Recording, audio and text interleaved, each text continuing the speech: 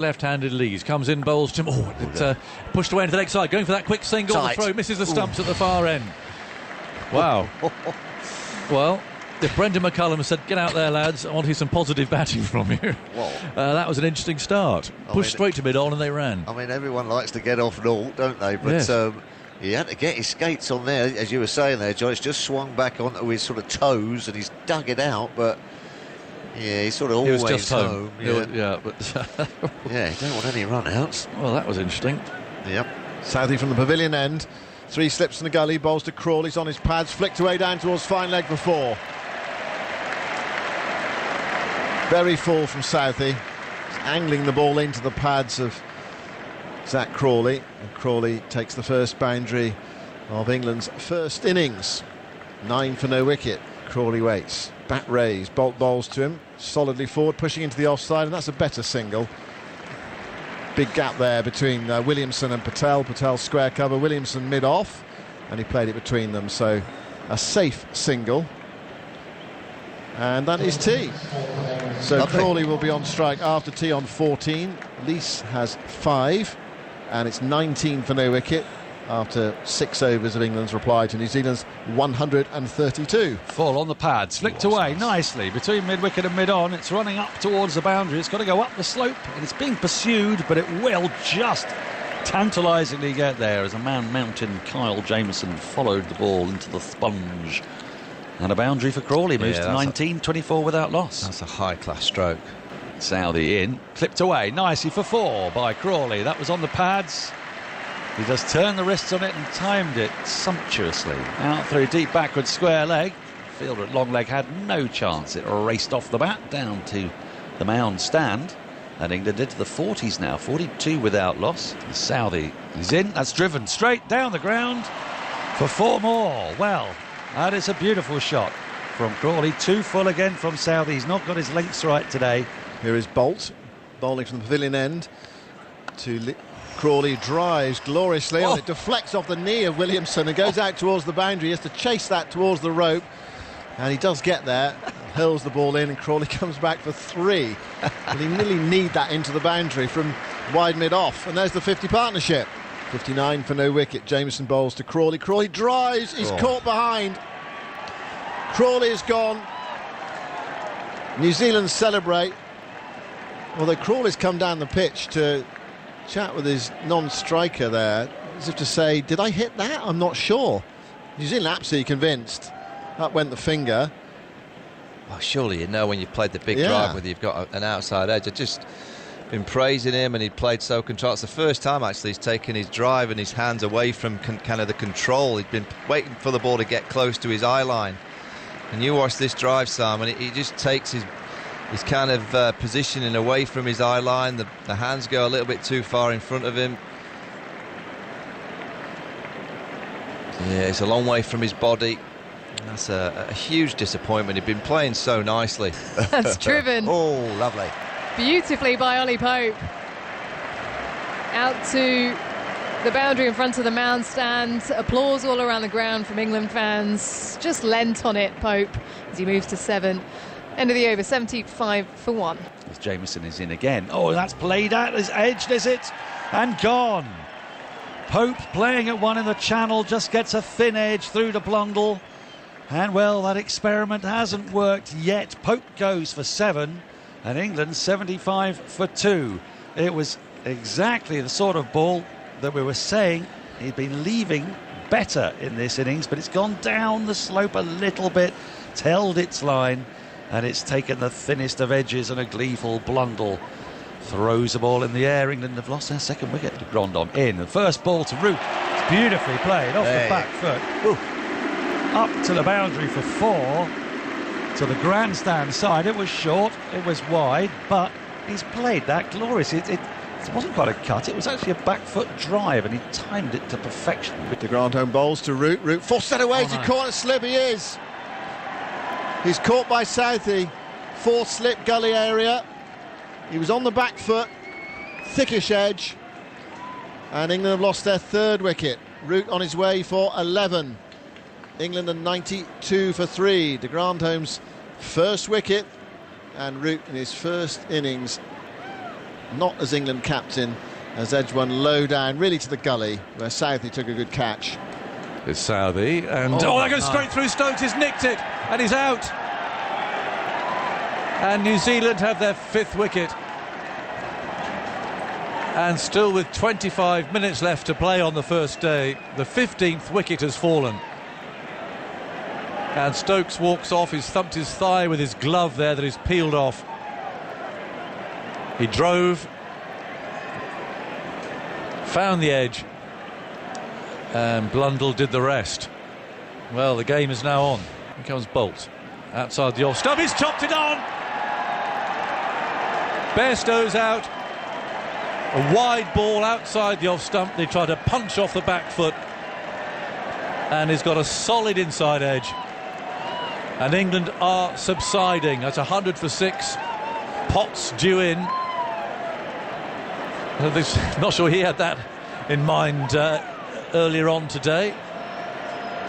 Another wicket goes down, the 16th of the day, on a pitch that doesn't look entirely blameless. It's done a bit, as you would hope the first day of a test match would do.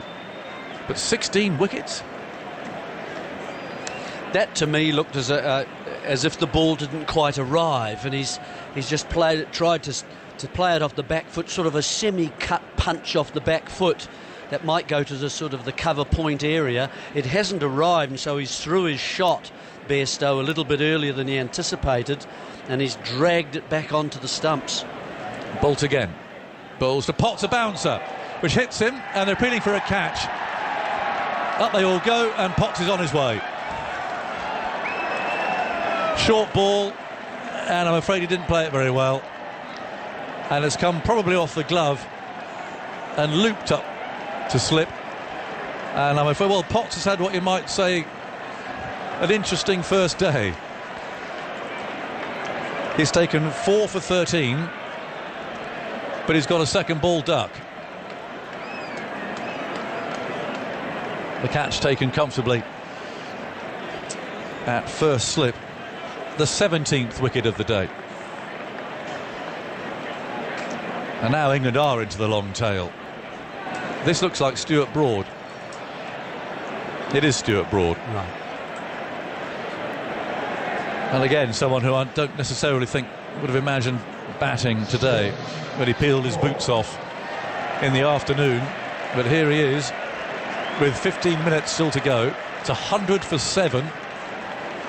That sinking feeling when, as a correspondent, you realise you've got a complete rewrite to do. My opening line was, like I said, what a wonderful day for England. England's opening day of their brand new chapter could hardly have gone better. That, I think, is now going to face some Tipex. Southey into Broad, thick inside edge, squirts it down to long leg for a single. 116 for 7. At the end of the over, there are 10 seconds left by my watch until it becomes 6:30. The umpire's walking quite slowly. 4, 3, 2, 1, and that is it. Close of play.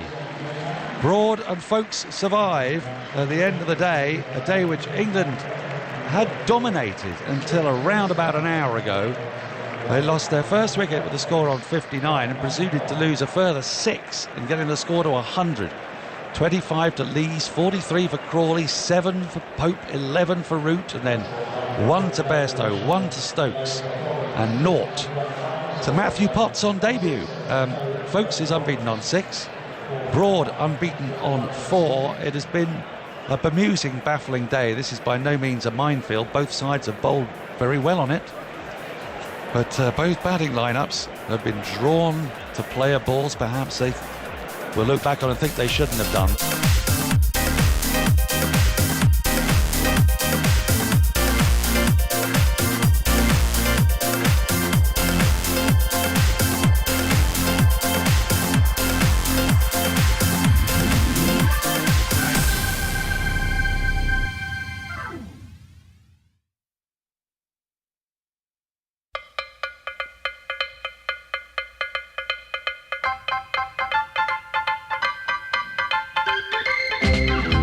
Potts bowls to the edge and taken by Folkes low down.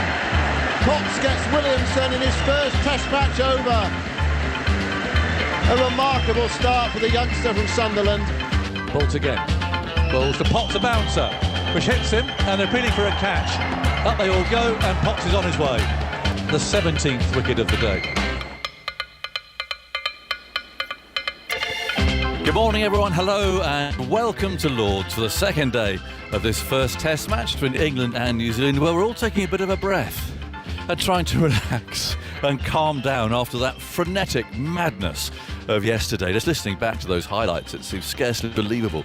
The 17 wickets had fallen. New Zealand were 45 for 7 at one stage there, and yet they, you feel, have got the upper hand in the match. Just England are 116 for 7, so they're still a little way behind. But what is going to happen today, I don't think any of us sitting up here with our window open on a warm day have really got any idea whatsoever. The crowd is gathering. I think they're making sure they're here early as well.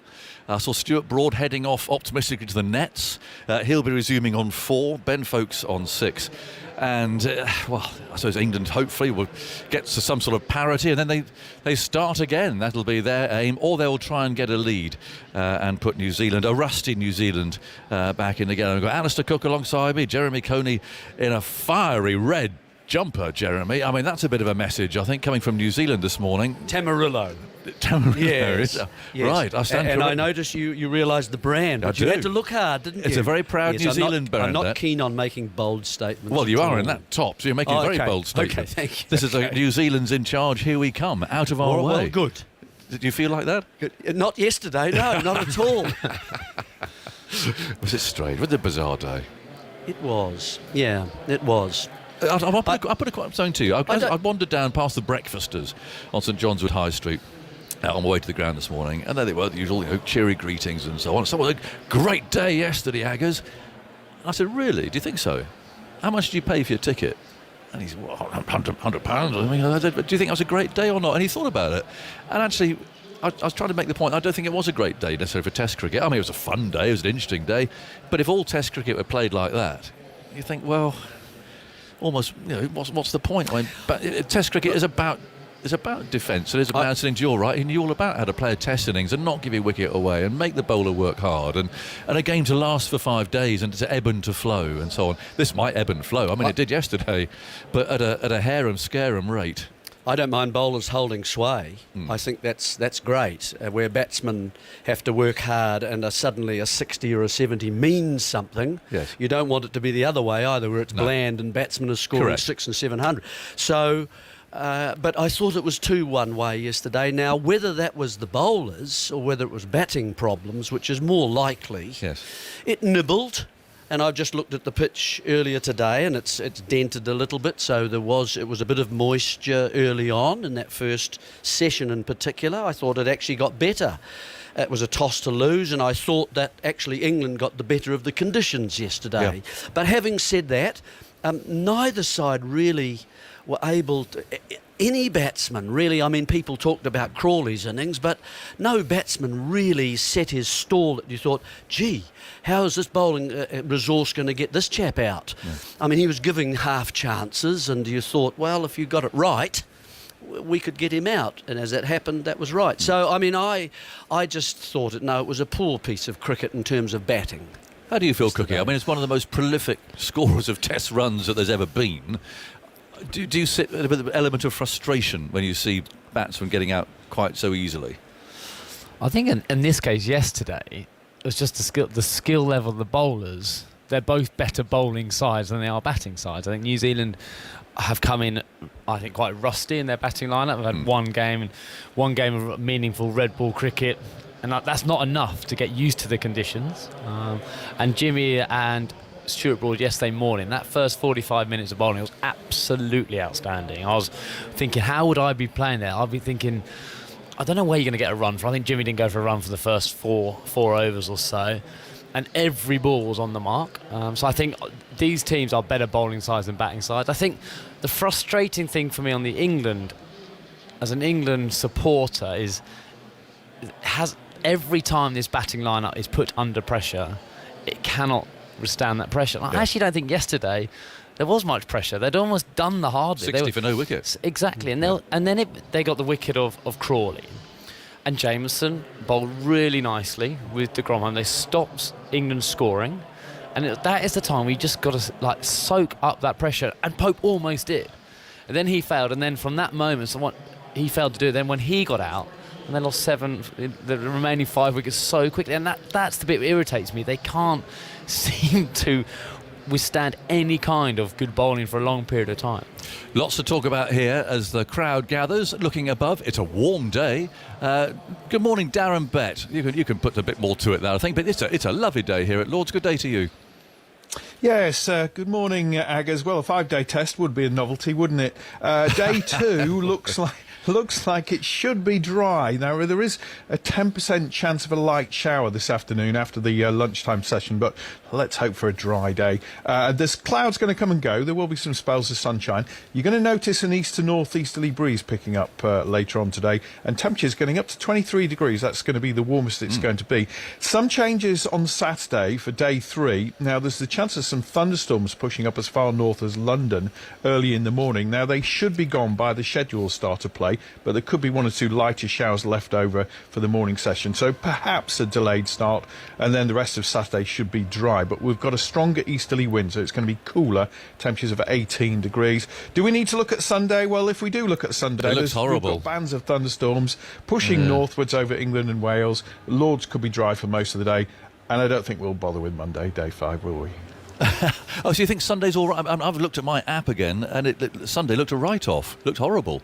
Well, it keeps changing. It keeps changing, Agus, to be honest with you. But if the timing's right, these bands of thunderstorms are going to move up early in the morning, then clear away, and for a good part of Sunday, it may well be dry, if we need Sunday, of course. That is good. And one thing, Darren, a northeasterly wind here is great news because we can have our window open. Oh, and good. when you open the door, the papers don't blow everywhere. When you get a normal southwesterly, we can't have our window open. So actually, we like a northeasterly. Well, it's nice. well, I thought you were going to tell me it's a bit smelly in there or something. You need the windows open. Well, it does. It's nice to have it open. Thanks, Darren, for that, and cheering us up for Sunday, because I didn't like the look at that at all. Anyway, Darren, we'll talk to you during the summer. Thanks very much indeed. Now, it was an eventful day all round yesterday, but particularly Matthew Potts. He was out at second ball last night after earlier taking 4 wickets, including Kane Williamson in his first over in Test cricket. He's been speaking to Alison Mitchell. I was trying to translate what I've been doing for Durham really well, which has been hitting the pitch hard with the wobble seam and the occasional ball with a bit of swing on. And I just tried to put it in a good area really hard with a bit of pace behind it and looked for a false shot really. Just happened that wobble kind of nipped away and it was a nice ball, and Folksy with the gloves took a brilliant catch. Drawing upon your own experience, you've also got a lot of experience in this England dressing room as well. Have you drawn upon the likes of Stuart Broad and James Anderson as well? Yeah, I mean, they've been great to kind of have chats around bowling with. They've obviously got their own plans that they like to go with, but just having those kind of guys around you to ping a few ideas across just to keep you going. I mean, you look around and you've got nearly 1,200 Test wickets around there. So, yeah, it's great to pick the brains of them, and it's been very, very beneficial for me in the training days as well, just to kind of watch how they go about their business and what they kind of look to do bowling at batsmen. So, yeah, it's been very good to be able to pick the brains of them. There was a bit of concern when you didn't finish that last over and Stokes picked up. What had happened? Yeah, it was just a little bit of cramp in the left calf. It's probably best not to try, and with them having them 9 down, it's probably not worth kind of pushing through them. I mean, I told Stokes I can keep going, but yeah, he pulled me off, and it was probably the right decision, I think. Just probably the nerves getting to the body. We kind of have the nerves affecting how the muscles feel, being switched on permanently. Besides feeling calm and composed, the body probably was on high alert still. So yeah, it was just a little bit of cramp, and we'll be fine tomorrow. Tell us what is being said in the dressing room post-play, because I imagine it's a little bit different than it was when you all walked off for New Zealand or 132 all out. No, it's actually pretty much the same. Right. We still have a great opportunity to win a game of cricket here. We're still very much in the contest here, if not ahead of the contest. You know, we can get 30-40 run lead, and we've shown that runs are crucial on a pitch like this. If you put the ball in a good area, it's actually hard to score runs. So yeah, we're still in the contest here, and we believe in the dressing room that we can win a game of Test cricket. What's going to be required for batters to stay at the crease, given the way we've seen the ball move? I think having an intent to score is going to be key. I think when you look to score, you might get more opportunities. If you look to just hang in there and just survive, I think there's probably a ball with your name on it. And personally wise for you today, did you have family and friends here to enjoy the occasion with you? Yeah, I did. I have my mum, dad and sister and partner here, which was great to have them. They've been sat down at the bench to see the cap presentation, which I'm sure they'll treasure that moment, and as do I. I mean, I had a tear in my eye getting the cap. Kind of fighting back the emotion, really. What did Steve Harmison have to say to you? Yeah, look, it was a great cap presentation. Look, it's the best thing that can happen in a cricket career. This is the pinnacle of cricket, at the home of cricket. What more could you want? And look, I'll wear that cap with pride whenever I have the opportunity to put it on. And when I put that on, I have a great sense of pride. There's Matthew Potts. He's a confident young man, isn't he? Talking to Alison Mitchell. And still insisting that England could win this test. And of course they can. They're 16 runs behind at 116 for 7.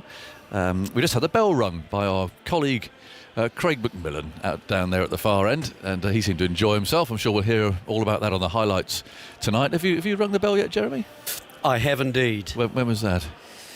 I think... last time you were here? Yeah, I think it was actually. I think, yes, I did it to the Beethoven Fifths. That... Ding, ding, ding, ding. Oh, you did one of those? Yes, I gave it the... You would bring winning, yeah. You would introduce the classical side to it, I would. wouldn't you? Now, what's going to happen today? I mean, Brendan McCullum, crikey, how's he going to reflect on his first day? I mean, he's quite a phlegmatic sort of fellow, isn't he? I mean, as an individual, he's not necessarily quite as highly charged as when he batted. I mean, he's quite a laid-back bloke, but I wonder how he would sit back and reflect on his first day on the job. Well, maybe the size of the task came into the back of his mind. Look, I think he would be phlegmatic is a good description of the way Brendan would take that. There's no point. What else can he do? Well, some might throw things and shout. No, and I don't think that's exactly what you don't do. You know, and a little word here and there, perhaps. Yeah. But, yeah, it's a starting time for him, isn't it? I think he'll just work quietly with them and see how it goes, and keep encouraging them to play as well as they can. Yes. What else can you do as a coach? You don't want to be really reading the riot act every day and be up and down. There's enough of that reading the papers. Yes. So you kind of calm things down and keep going. That's what players want. Yes, indeed. And I want to have Ben Stokes feels. Cooker, you've been there. England captain. It's your first match. What a day that would have been. We're pretty worn out, I think. Absolutely, and the difference he'd have felt as a captain, making all the decisions. And I think last night he would have realised how tiring it is. Yes. And it's that constant, all the time thinking about decisions, all the extra little bit. And it's not just the one day, it's just every single moment of your time you'd be thinking about. Now, he'd probably been, if he wasn't captain, he'd be quite happy to relax for thinking, well, I know I've got a massive part to play with the ball. You know, when he bowls, but as a captain, he's thinking, right, what we do if we're doing this? All those little decisions. But do you know what? I thought he in the field yesterday when Southey and de Gronholm and Jameson were knocking around the park a bit, he looked like he had clear plans of the bowlers. So I thought he had a pretty good day in the field yesterday. England just now have got all the stuff about the collapse, all the stuff about what they're going to do in the future has to be forgotten. And again, we spoke about it yesterday, what they're going to do today. How many runs can they get? What little gritty partnership can these two find? This is actually a Stuart Broad situation, and I'm thinking. Well, I was going to ask you that. I mean, gritty partnership, or do you want to go out there and play some shots? Well, he will play some shots, yes. But if I was like with Broady now, it'd be like, can you get 10 today? As in, like, can you get that partnership to 10? If you get that partnership to 10, can you get to 15? And he'll like this situation. He likes situations where I don't think he'll like the ball around his low goals from Bolt, but I think he'll like the situation in terms of he can have a little impact here. You know, if they get a 40-50 run lead, that could be absolute gold dust in a low-scoring game if the pitch behaves like it did yesterday. The one little bit, I've got is what that heavy roller will do to those dents. Will it flatten it out as it can do? Germany doesn't think those dents stays, but we'll see. And so little damage can do things all throughout the match from now on. Thanks, you two. We'll catch up with you during the course of the day, of course. And we're about ready for the first ball. Crowd not fully gathered, but certainly the majority are here. Our window's open. It's a lovely day. It's warm. And who knows? Following yesterday, well, there might be no wickets fall today. I mean, that's what Test cricket is, isn't it? I think that's unlikely. But there is absolutely no way that you can predict what is going to happen in a Test match, and that's the beauty of it. Tuffers has got his shades on. Morning, Tuffers. Morning. It is quite fairly bright. Yes, but, it's trying to break through. Yes, morning, John. Morning, everyone. What's in store today? Well, wow, yes, chaos, wasn't it, yesterday? I don't know. I mean, who says Test match cricket isn't exciting? Wow. Yeah. Amazing. So Trent Bolt's going to bowl the first ball of the day. He's bowling to Broad. There is a short leg. You'll have noticed that. There's also a man out at deep square leg, but he might take the short ball on. In comes Bolt, and he bowls a short ball fired down the leg side, and it's coming for 4. 4 byes. The signal there the wicketkeeper hates to see, because I don't see how he could possibly have laid a glove on that. Fired wide down the leg side. The intent was there from Bolt, but the direction was certainly missing. And poor old Blundell stood there, just watching it sail down way past him and into the boundary. They don't like those byes being sort of awarded against them if you're as a keeper, don't you? You try and keep a blank sheet, but Broad's got a big smile on his face. Good luck stopping that. The intent was there from Bolt. He runs in smoothly and bowls, and Broad's behind it, steering the ball away to backward point. They take a single. He will score quickly. Oh yes. He will press on. And that brings Ben Foakes down on strike, so England now only 11 behind after just 2 balls of the day's played. You can hear that lovely sound from Lords, helped by that window fully open up here. We are very lucky to have this. You gaze down the pavilion in the distance. Nice breeze. It's lovely. Just coming in. Yes, beautiful. Lovely. It was interesting listening to you there just before the game started there, Aggers, about Brendan McCullum. He'll be very level. Yes. Well, you know him very well, yes, don't you? I do. Well, we're going to be talking to you at lunchtime about that. All sorts of bizarre things you've done with Brendan, haven't you? Yes. Thrown yourselves out of aeroplanes. Yes, and bungee jumps. Yeah, well, I want to hear all sorts. I want to hear all about that. So that's at lunch today. We're going to be getting to know Brendan McCullum a bit. With me? With you. Oh, no one told me that. Whoa. Oh, I look forward to Dust down some stories. Here comes Bolt, wide of the off stump, and the right-handed Foakes allows that to go by. There's 3 slips, a point, mid-off, mid-on. There is a short mid-wicket there, deliberately placed, square leg, and a fine leg. And another thing that you were just mentioning, talking to Cookie about what will Ben Stokes be feeling. He'll be thinking, I've got to go out and do it all again. Crikey, give me a bit of time off. Well, yeah, we bowled them out for 130 and we're struggling to get a lead. I was going to ask Cookie if there had been time. I mean, is there ever a time where you can take that heavy coat off of captaincy and just put it on one side? Here's Foakes allowing that to go through outside the off stump. We'll ask him that sometime. Well, about 300 for 1, perhaps. Yes, you might just have a little relax during a game. I was classically let down last night again. I mean, Cookie's a bad one for this. Yeah, go out tonight. I'll give you a ring. Yeah. And then you get a message saying, "Where are you? I've been trying to ring you." And you look at your phone. It's not rung once. No, not rung at all. He's actually found a better option. Oh no, that's what happens. He's not one of those. He is. In comes Bolt, left arm over, and Foakes is forward, a defensive stroke, which is blazing to the onside, shaking his head. Not a single missed call. Just that one message. Where are you, mate? Yes. It sounds all very friendly. Why? What did you end up doing then yesterday? Well, I went back to the hotel and got myself prepared. Yes. And I took my wisdom into the bar and read a few detailed records. You bumped into someone in the bar, didn't you? Well, I'll tell you who I did meet in the bar. Yes. Which is interesting. You do meet lots of. Well. Yeah, when you're let down by your friends and colleagues, in goes Bolt outside the off stump, keeps a little bit low, and that's gathered by Blundell, and there's no run. I actually chanced upon the ICC corruption officers for this game. What, did he follow you back? Well, I'd hope he didn't.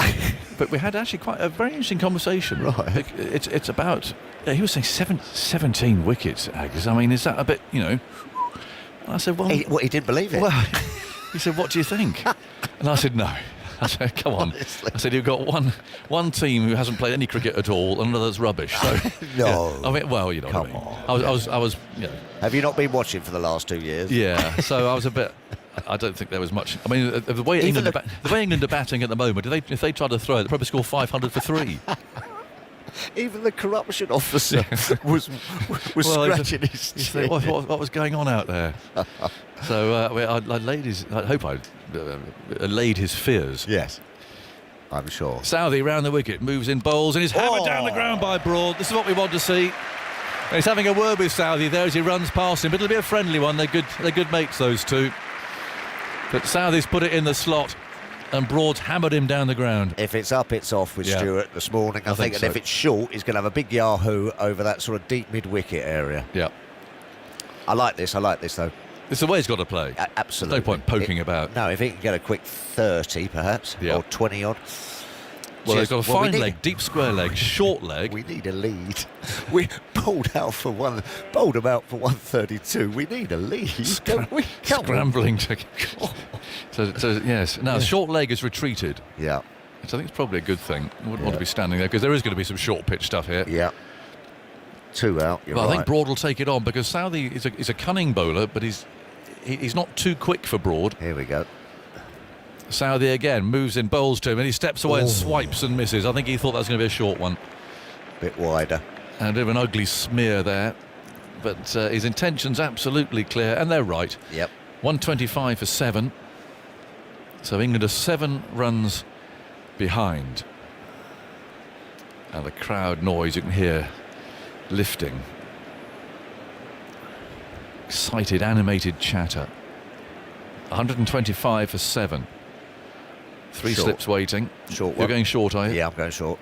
Southey from round the wicket, runs in, bowls. Trim's pitched up, he's bowled him.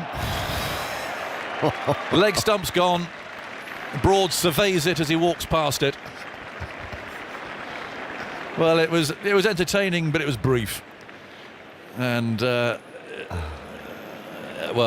think up here we said, look, this is probably the best way for Broad to play, but that was a bit of a hack, if I'm honest. Yeah, good delivery round the wicket, just pitched on middle stump, nipped down the hill, hit leg stump. Yeah, giving himself some room. Stuart Broad just missed it.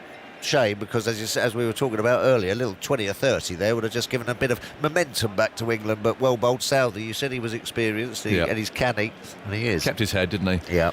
Well, we've had to wait, 9 balls for a wicket today? Yes, that's right. Morning, Andy Zoltzman. I think you ran out of ink yesterday in your score sheets. Yes, there were some pens on fire yesterday. Pens on fire. Any particular coloured pen was on fire yesterday? Do you have any particular code for one that was... Yeah, what colour's your wicket? I used black dots for wickets. Oh, nice. I did a new Sharpie today. Yes. 17 wickets in the day. As I mentioned yesterday, it's the joint third most on day one of a Lord's Test.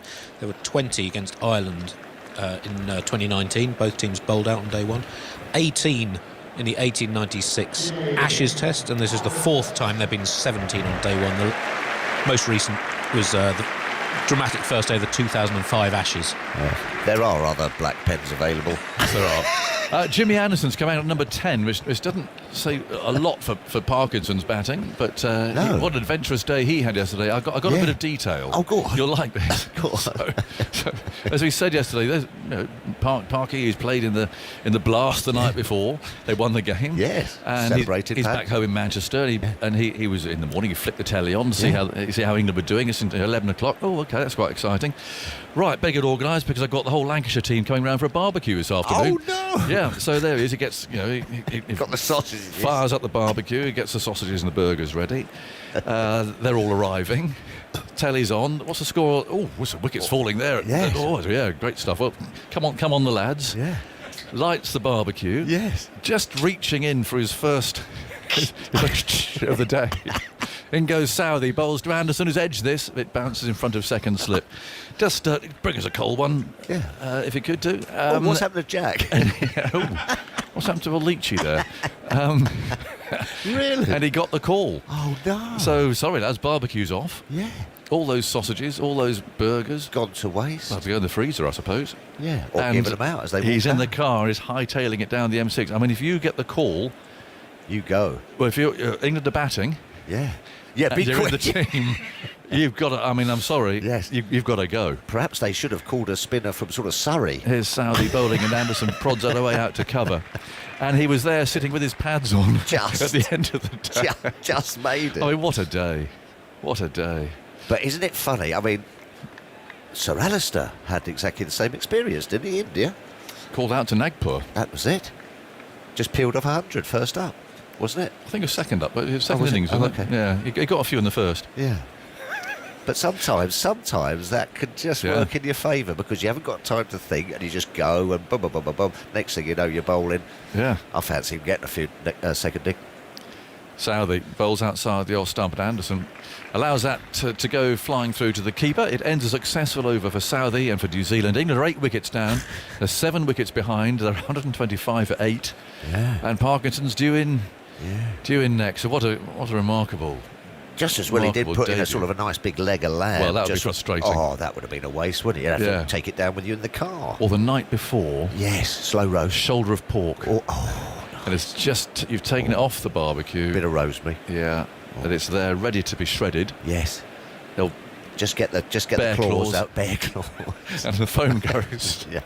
Might not have answered it. You're playing. What would have happened if he didn't answer the call? I don't know. Yeah, he just went, oh no, I'm not answering, I'm having a barbecue. There's something else has to be cleared up actually on my conversations last night, and that is when the substitutes are nominated. We were told yesterday that you can just bring one out of the hat at the moment. But I was told last night from within the camp that you have to nominate before the match. Oh, okay.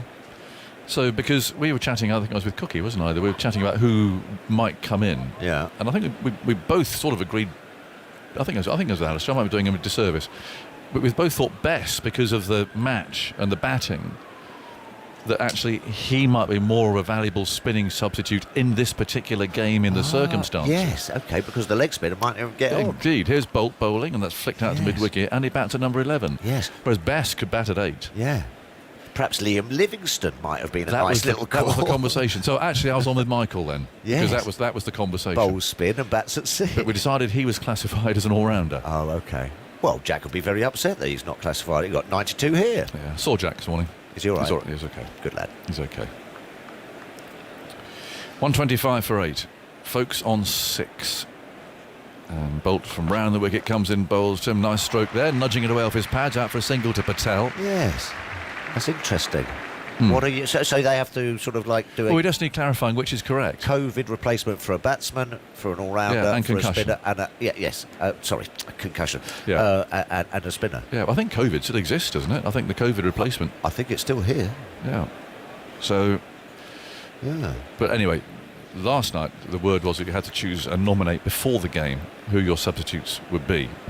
I guess because of that situation where you might, if you're the home team, you do have an advantage in being able to say, well, actually, in that situation, perhaps you go for the batting spinner rather than the wrist spinner, in which the scene, we haven't seen an over of spin bowled yet. Yeah. Here's Bolt, and Anderson is up on his toes playing that to mid-wicket. I get exactly what you mean. Low-scoring game. You want the batting spinner. Yeah. If they would have got 500, perhaps go Get to the wrist leg. spinner on. Yeah. Oh, I like your thinking. Well, devious, John. Devious. Well, you see, looking for a loophole always. Well, I might be completely wrong. It might be that you can nominate when you like, but it is quite interesting. It's different from home from away, isn't it? When you've only got a squad of 16 or something. Your options are very limited, aren't they, compared to the home team. Here's Bolt, and Anderson plays that firmly, but it's fielded by the short leg fielder with the helmet on there. Well, of course, in the good old days, it would have just been, sorry, you can't have a replacement, can you? Well, you wouldn't have had a test, I don't suppose. No. That's where things have changed. Yes, for the better. They are now tested for concussion, which they never were. I was on the MCC ground staff, I think, here when Keith Clark, who was on the MCC YCs, came on and kept wicket for a wicket keeper who got injured. Bolt, another short ball, but Anderson plays it comfortably enough. Well, that was a long for time short leg. ago. It would have been. I don't remember that. Yes, no, absolutely. That would have been late 80s. Right. Yes, and that was one of the first times when they asked the opposition, listen, the keeper's broken his thumb or something, can we, get a replacement wicketkeeper? And they said, yeah, absolutely. And that was one of the first times when that sort of rule started to happen, yeah. Because Bob Taylor was called out of the... Yes, he was having lunch. He was having lunch in a box. Here comes Bolt, and that's pushed away for a single by Anderson. He's away, he's off the mark. And the crowd like that. And he's kept the strike too, has he? I think he has. Yes, that's every run vital. That was early 80s, I think. Yeah, it was almost like, mid 80s. 86, I think. 86 against New Zealand. Yes, Jeremy was playing for New Zealand in that game. Is there a keeper in the house? Yeah, so he was in the house, and then they summoned Bobby Parks from Hampshire, who then kept as substitute. But he never actually played in a... And I tell you, that was the game I'm thinking about. And Keith Clark, who we were doing the covers and selling the scorecards, he went out and did a couple of overs until... So Bob got ready. Bob got his pipes out. Went over and got his boots. I wonder whose clothes he did wear. I don't know. What a keeper, though. Oh, yes. He would have done all right. He would. He would have caught it. So Parks, that didn't count as a test match then. Southey bowls a short ball and Anderson stands up, steers him away. There'll be 2 here. Down to third man. And England moved to 129 for 8. So is this classed as a cap for... Yes. Yes. Because Leach was withdrawn. Right. And so Parkinson comes into the game, as it were. And gets a as test a fully cap. fledged, yes, he can... Because Bobby Parks couldn't have batted, could he? And Bob Taylor couldn't have batted. So that's the difference. Yes. Whereas now you can come in and play a full part. Yes, even though not selected, because the rugby boys always say that, if you're on the bench and come on, that's not really a cap. Right. But they are given a cap. Southey bowls, Anderson works him off his pads. I tell you what, he's playing like Brian Lara out there at the moment. Hello, careful. BC Lara shouts come out. He's playing beautifully. And Southey's having a word with him. Look at this. It'll be a friendly word. He's a very personable man, Tim Southey. Yeah. And these all go back a long way, of course, together, starting their careers at about the same sort of a time. So did you see Parkinson get his cap this morning? No, that is rather odd. I received a message to say that he's been given it. Yeah. But it wasn't... On the M25. It's a very strange debut, this, all round. Instant services. A very strange debut. Because normally it's the moment you're in the huddle. Of course. And one of your heroes presents you with your cap. Steve Harmison gave it to Matthew Potts yesterday. They might have called on me, Spinner. They might. Southey on his way, bowls, and Folks, who hasn't seen much of the bowling so far, plays out to cover. Yes, they might have looked round. Yeah. Oh, crikey. Okay, Who have we got? Well, there's no one else. No. But anyway, so again, it is a very odd debut. This when you do question of sport anymore, sadly, Tuffers, but it could be a question of sport type question. Who? For this debut. Yes. It started over a lit barbecue in Manchester. Because that's when he officially became part of the team, wasn't it? Who made his debut for England while lighting a barbecue in Manchester? In goes Southey, bowls outside the off stump, and there's no stroke from Folks. I'm not sure whether if I was Parkinson, I'm sure he's absolutely delighted to be playing and involved, of course, but I think that's a bit of a false debut for me. Which is rather the way that because he didn't have a huddle for his cap, and I don't know why not, because I had a huddle this morning. Yeah. So he was given it in the dressing room by the spin coach Jeetan Patel. Oh, there you go. They sort of slung it across the room. Well, there you are, mate. Yeah, you might be needing that. But they'd have had a huddle. They have one every day, don't they? All get together. Yeah, it's strange. Yeah. Intriguing. Never seen that before. First day of Test cricket, yet again. I'm surprised. Yeah. 130 for 8. They're trying to keep Folks on strike. Now he's edged it, though, to slip. And Folks is out. The second wicket for England this morning. We've had about 17 minutes so far. And now is the moment when Matt Parkinson will appear. Yes. And play a full part in the match. Poor shot. Another wicket. It was a bit... do you think he's looking for a single? Perhaps. Just looking at dab it down to third. And he just going to run it away, wasn't he? And keep the strike, I think. But anyway, he just nibbled that outside the off stump. It's another wicket. And England are still behind at the moment. Two behind. Here, where's Parky? Well, come on, here we go. They've got a great cheer. I mean, for goodness sake, this is the most unusual Test debut there can ever have been. Yeah. So we're waiting. I reckon this is the first, Andy, isn't it? Or has this happened before? Someone being... A debut as a sub. Yeah. We looked at this yesterday. I think he's the third player. There was a player from Zondo of South Africa. Here he comes. He's in the gloom of the long room at the moment. Coming down the steps. The members there are starting to give him some applause. Come on. He's reached the bottom of the stairs and here he comes. And he's going to step over the boundary edge. And here's Matthew Parkinson making his Test debut in the most unusual of circumstances. And good luck to him.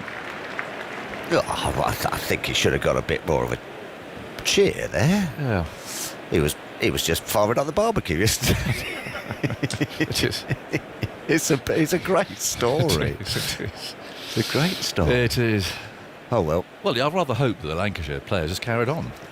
Yes, leave the keys. Yes. Lock up when you go out and just turn the gas off. And, lock the door and there we go. I'll see you in a couple of days. Or even less the way that's going. He was bowling this morning. I didn't see him heading for the nets with a bat in his hand. No. He's taking guard. Jimmy Anderson's come down. Of course, you'll know him very well. Lancashire teammate. First baller. And let's see how he goes. There's a leg slip, short leg, 3 slips. And here's Parkinson's first ball in Test cricket. Southey's on his way. He's there. He bowls through. He plays a very nice, almost studious forward defensive shot, which is fielded by Southey. Well done. England are 2 behind. It's 130 for 9. The game rattles along. Tuffers, more thoughts from you. And then for the first time today, it'll be Simon Mann. Well, that looked very solid. Well pitched up. A little bit disappointed with that shot from Folkes. Just a sort of a good length, slightly wide. Away swinger by Southey, and as you say, perhaps looking to rotate the strike, but just had another flick and another edge, which seems to have been the pattern of play so far this Test match. Simon. Good morning, Tuffers. Morning. It doesn't feel as if New Zealand have had to do that much to get England out, does Not it? really. Bowl them out. Yeah. Broadie had a swipe. Right, here's Bolt going into bowl to Anderson. Anderson fiddles with that one just outside the off stump, beats the edge, and goes through to Blundell. Just looking at the 2 batters out there, their first-class averages. Oh yes, come on. Parkinson 9.3. Oh, decent. 0. No, not too bad. And Jimmy 9.48. Oh, it's a lot. So that's presumably why he came at number 10 by a point. I'm not batting below Parky. Took the responsibility. It's not a great England tail, though, is it? No. Bolt bowls to Anderson. Anderson beaten. That's another good one from Bolt, right in that channel outside the off stump. Anderson felt he had to play. Well, we didn't see much of Potts, did we? I think he had a little bit. Andy, what's Potts' batting? Oh, he's taking his earphones off. Look, he's not listening. He's not listening. Andy, put your earphones back on. What's Potts' batting average? 17. Oh, is it? Oh, yeah. I need a few more than that coming in. 9. No, 8. Yes. Bolt tries again. Bowls to Jimmy Anderson. Gives him the charge, and Anderson scuffs it away towards mid-on, and there's no run. He's giving himself some room there, and Bolt served it up, and Anderson got enough bat on it. I thought for a moment he was going to be castled by that delivery, but he played it to mid-on. Anderson so far has blocked, pushed, played very responsibly, but he tried to smash that, tried to smash England into the lead. Yeah. 130 for 9. Psychological, I think, just to get past the 1-3-2. I think that's what England will be looking at. Well, can they do it? 3 slips in the gully and a short leg. Bolt bowls to Anderson, and Anderson fiddles that one outside the off stump and misses it, or the gropes actually rather than the fiddle, that one. And Bolt, undemonstrative, turns and walks quickly back to his mark.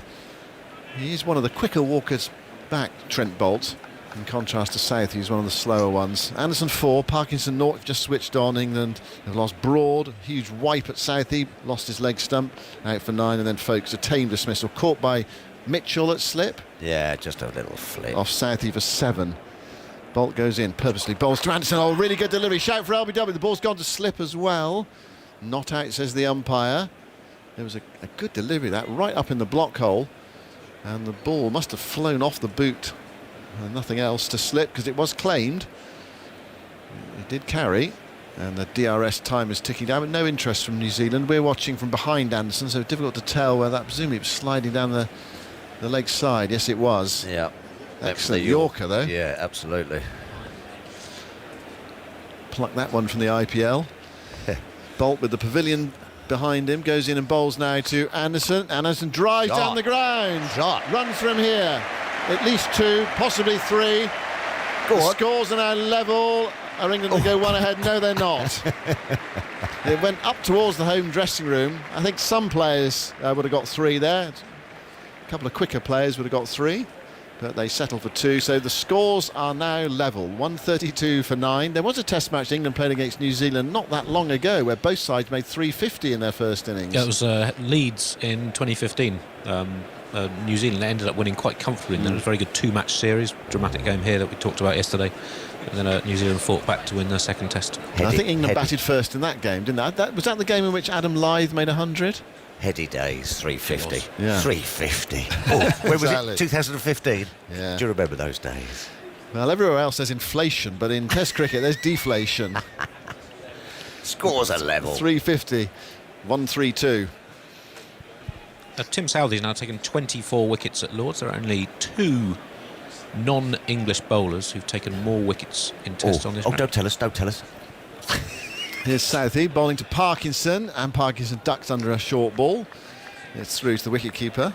McGrath is one. Yep, 26 wickets. What was the question, sorry? 11.5 in 3 tests. Go on, Andy.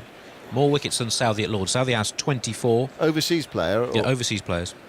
So Southey and McGrath. Yeah, one other.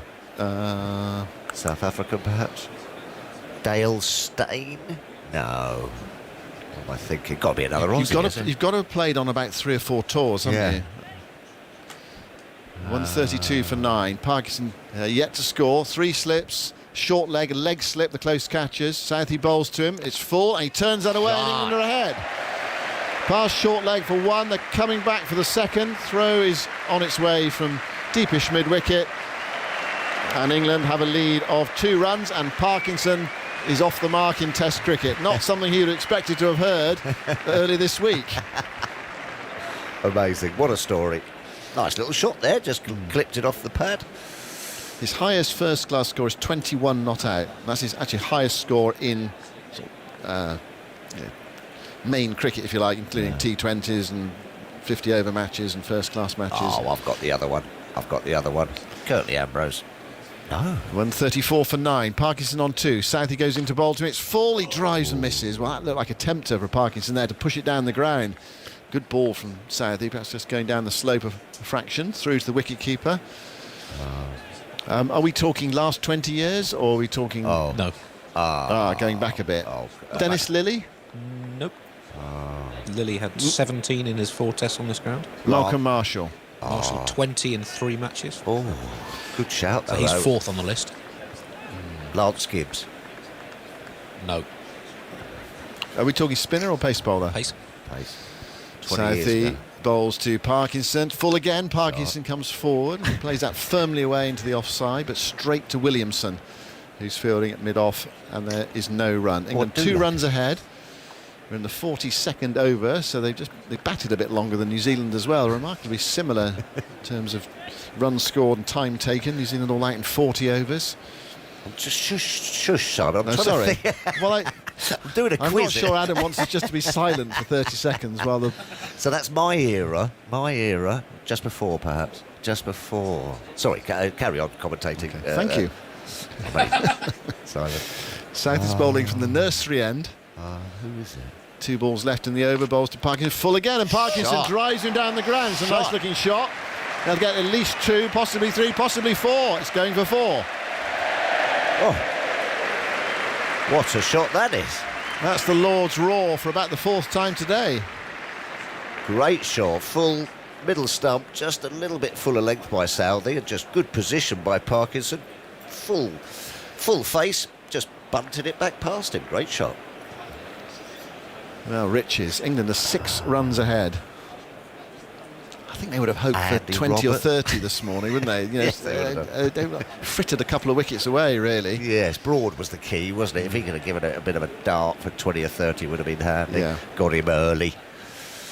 Parkinson on 6, Anderson on 6. Southey goes in wide of the crease. Bowls to Parkinson, who pushes this through the vacant mid-on area. There'll be 2 more here. Ambling back for the second. Young is after it from mid-wicket. Go on, Andy. Sorry, Jameson's after it from mid-wicket. Tell us. Put me out of my misery, because I'm interrupting Simon here. Richard Hadley. Oh, of course. Oh, yeah. Oh, damn it, blast. 26 wickets in his 4 tests. McGrath 26 in 3, average 11. Southey has 24. This is his 5th match on this ground. Decent. Yeah, that's a lot of tours, isn't it? For how old Southey now? He must be cracking on 32, 33. Is he still only that? Started very young. He was a teenager 33. when he made his debut. Yes, that's 33 right. he is. It's 140 for 9. England 8 runs ahead. And those 8 runs all from the bat of Parkinson. Fascinating to see him bowl later. Yeah, we might not if he got something to bowl at. Here's Bolt bowling to Anderson. Anderson blocks that almost French cricket style there, right back in his crease. Looks pretty 2 flat feet now. together. Well, this is it, Looks isn't it? pretty flat now. This is it. Kane Williamson 100. Oh dear. Well, in a way, England will be hoping that Parkinson doesn't have to bowl, because that means they'll be whipping through them. Absolutely. With their 4 pace bowlers. But there's nothing like seeing a leg spinner, Yes. a decent leg spinner bowl. Anderson on 6. Bolt rushing into Bolton. Anderson gives him the charge and heaves it straight to mid-on again. And there is no run. Bolt following him. Yeah. Almost in IPL mode there, actually, rather than aiming for the stumps perhaps. You might have cleaned Anderson up there. Anderson got a toe ender on that and it went out towards mid-on. 140 for 9. Overcast, Lords, but clouds are high. Bright morning. Bolt bowls to Anderson. He's up on his toes to a short ball and manages to deflect it away and keep it down. Patel comes in from backward point to pick up. And there is no run. Well, the game is just bounding along, racing along. Runs and wickets this morning in half an hour's play. England have scored 24 in half an hour and lost 2 wickets. New Zealand looking to polish it off.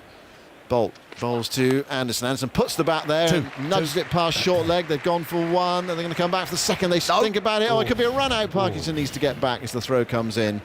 He does so just in time. Jimmy was coming for the second there at the non-striker's end. Parkinson began to respond and then they realised it would have been a complete waste of time. It is a genuine mode of dismissal, isn't it? It is, yeah. For 10 and 11. Mind you, it was for England's number 1 and 2 yesterday as well. Oh, well, yes. Lee's looked harum-scarum. It was almost running halfway down the pitch every sort of delivery he faced. Strange dismissal, that, wasn't it? What was it? I mean, I can understand his thinking, but by coming down the wicket and being so far over to on the offside, it almost takes away a scoring shot on the offside, like a cut or a drive, doesn't it? The only way you can score is by sort of shoveling it leg side. And then Southey bowls him a straight one. And often if you get the ball just on your pads, you sometimes, you're trying to follow it and you miss the clip, don't you? It goes down the leg side. Because you roll your wrists and sometimes it just rushes onto you. Strange dismissal. Parkinson on 8. Bolt bowls to edge. Corner slip. England are all out. 141 all out. Safely pouched by Mitchell at first slip. And New Zealand have polished England off. England do have a small lead of 9 runs. and the game just keeps progressing. It does. England all out in 42.5 overs. Wow. Unbelievable, as you say, a small lead, having bowled New Zealand out from 132. I must admit, I thought I'd be saying, oh, well, England have cruised nicely to sort of 280, 300, but I should have known better. And another disappointing display with the bat from England. Crawley did all right, didn't he? But then sort of succumbed to his usual way, nicking off, and then it was just been a procession, really. What was it? 8 for 49, England lost overall. 8 for 49. They were 92 for 2. Yeah, things were looking rosy. Yeah, I felt actually that route dismissal was the key yesterday. I mean, he's obviously England's best player, and it just opened the way. He lifted New Zealand as well. I'm not going to blame Joe Root, though. No, I'm just saying that was the wicket that seemed to just turn the tide. Oh, absolutely, just gave it. And I think Jameson's sort of little spell, which just then sort of restricted England scoring-wise, and he got those couple of good wickets, didn't he? I think that was the tide as well. But you're right. I think Joe Root's dismissal just gave New Zealand that belief. You know, come on, boys, we can try and do this. And they've nearly got a lead after being bowled out for 130. Well, they've nearly got a lead from being 45 for 7. I mean, what? Yeah. What? Yeah, so there we go. So both first innings have finished. England 141 all out. Parkinson caught Mitchell, bowled Bolt for 8 last man out. Anderson was 7 not out. Broad was bowled by Southey for 9. And Folkes was caught by Mitchell off Southey for 7. England 59 for no wicket, 92 for 2, 141 all out. Jameson 7 overs, 3 maidens, 2 for 20. De Grantham 8 overs, 2 maidens, 1 for 34, 24. Bolt 13.5 overs, 4 maidens, 3 for 21. Do you want my glasses? Southey 14 overs, 3 maidens, 4 for 55. Apologies, I've left my glasses next door, so I'm struggling to read Andy's score sheet. Just making it up, really, aren't you? Yeah. Divide it by 4. Anyway, it wasn't very good, was it? No, I think that's it as well. England bowled well yesterday morning, didn't they? A tentative New Zealand batting line, not much confidence, but I just felt England's batting has been really tame and almost so easy just to sort of push the door open. Yeah. I don't know why, I don't know why I didn't think, I didn't know why it was always going to be like that. I mean, I've been saying this for a long time. As you say, we bowled about for 130. Come on now, someone's going to get a 70 or 80. Put a couple of partnerships together, get yourself up to 300, bang, right in the game. I don't know why I thought it was going to be any other way. Because you're an optimist. Well, I am, perhaps. But I mean, as you say, same old a bit, wasn't it? Definitely. So the ground staff are out there. The heavy roller is on. England used the heavy roller after the New Zealand first innings as well. I mean, in theory, quite good bowling conditions. I mentioned it is overcast. It was very sunny in London this morning. It has clouded over. And you heard earlier, if you were with us before play, that just the possibility of an odd shower this afternoon. A decent-sized crowd in for this second day. And where is this game going to go? We've had 3 wickets already this morning. You can see those on the website and app, and all the play that we do get today you can catch up with on the highlights show tonight on BBC Two at 7 o'clock. I'm not sure I had time to fit it all in yesterday. There was so much going on. Michael Vaughan alongside me. How did they fit it all in, Michael? I honestly do not know. I was out and about. Didn't have time to catch up on the highlights show, but one thing's for sure is it's now just a one innings game. Who's got the capability, the mentality to play an innings for the team? You fancy that New Zealand won't bat like they did yesterday. It was just doing a little bit in the morning. They just looked a bit rusty to me, New Zealand. And I can't think that they'll bat in the same kind of fashion in the second innings. It might be a little bit harder for England. Yeah. One player now, if they get one player to 100, if one individual sticks their hand up and gets 100, you'd fancy New Zealand to get at least 250, 300, and then it'll be down to England to try and chase it. But I always think in these tight one-inning game scenarios, it's great as a player because you just know you can make a massive difference. You can be that one individual that takes your team over the line to victory. Parkinson obviously will be having his first ball. Yeah, what do you expect from him? A lot of people who've been out there said it's quite dry, but we're only on the second day, aren't we? No, I don't think he's going to get too much out of this surface yet. We're into the first session on day 2, so there's no footholds for him to aim into. I must admit, I was quietly surprised with his batting. They all tell me he's a complete rabbit. I looked at his stance; it looked quite neutral and orthodox. He played a beautiful on drive, probably the best shot of the innings. So I'm not saying he's going to be a number 8 or number 9, but I was quietly surprised that he was a bit better than I thought he was going to be. So at least there's something there for England to work with down at number 10 or 11. He might be one of those players that can hang around a bit. Stuart Broad's out there with his headband having a bowl, and can that senior pair just produce what they did yesterday morning? You could easily see New Zealand 20 for 2 or 3 again because of that top order's in no kind of form because they haven't playing any kind of red ball cricket. But you'd have to fancy, if you're looking at both batting lineups, and what they've been through over the last 2 years, 3 years in Test match cricket, this New Zealand batting lineup has had more consistent days where they've got bigger scores. And this England batting lineup, once again, from 59 for naught to be bowled out for, what were they in the end, 141? 141, yeah. So 59, 41, so basically they're 82 all out. 59 for naught. As a former England captain, someone who played very successfully at this level, when you look at that, I think I was talking to one or two of my journalistic colleagues earlier, and they were saying, there was a sort of feeling yesterday of like, oh well, sort of like shrugging the shoulders. But actually, was it pathetic yesterday? Yep. Yeah, it's just not good enough. You can make all the excuses in the world. You can say red ball reset. You can, give the a new era a chance. But these are the same players. These are a brand new group of players. And my worry is that once you've been a part of a group of people that have done something so consistently on a regular basis, that it'll continue to happen. You know, it's like a disease in the dressing room that you just can't get rid of. And every time you lose a wicket, you know, there's that kind of feeling, will another one follow and another one, because we've done it so consistently over the last couple of years where, you know, collapses have come from nowhere. You know, and on a pitch yesterday, if you analyse every single dismissal, let's go through every dismissal. You know, so Zach Crawley was the first to go a big drive, so it wasn't a good delivery. Alex Lees' technique was all over the place, just a straight ball, he misses LBW. Ollie Pope, probably a channel ball that he could have left, so it's not a great delivery. Joe Root played a poor shot. Johnny Bairstow just tried to swing at one. He's still in India playing the IPL. Ben Stokes played a big drive.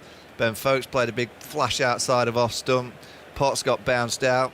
Stuart Broad tried to launch one down St John's Wood High Street. Jimmy Anderson 7 not out, and Parkinson, you know, you can't really look down the bottom end, but you look at the top 7, there's not been one great delivery.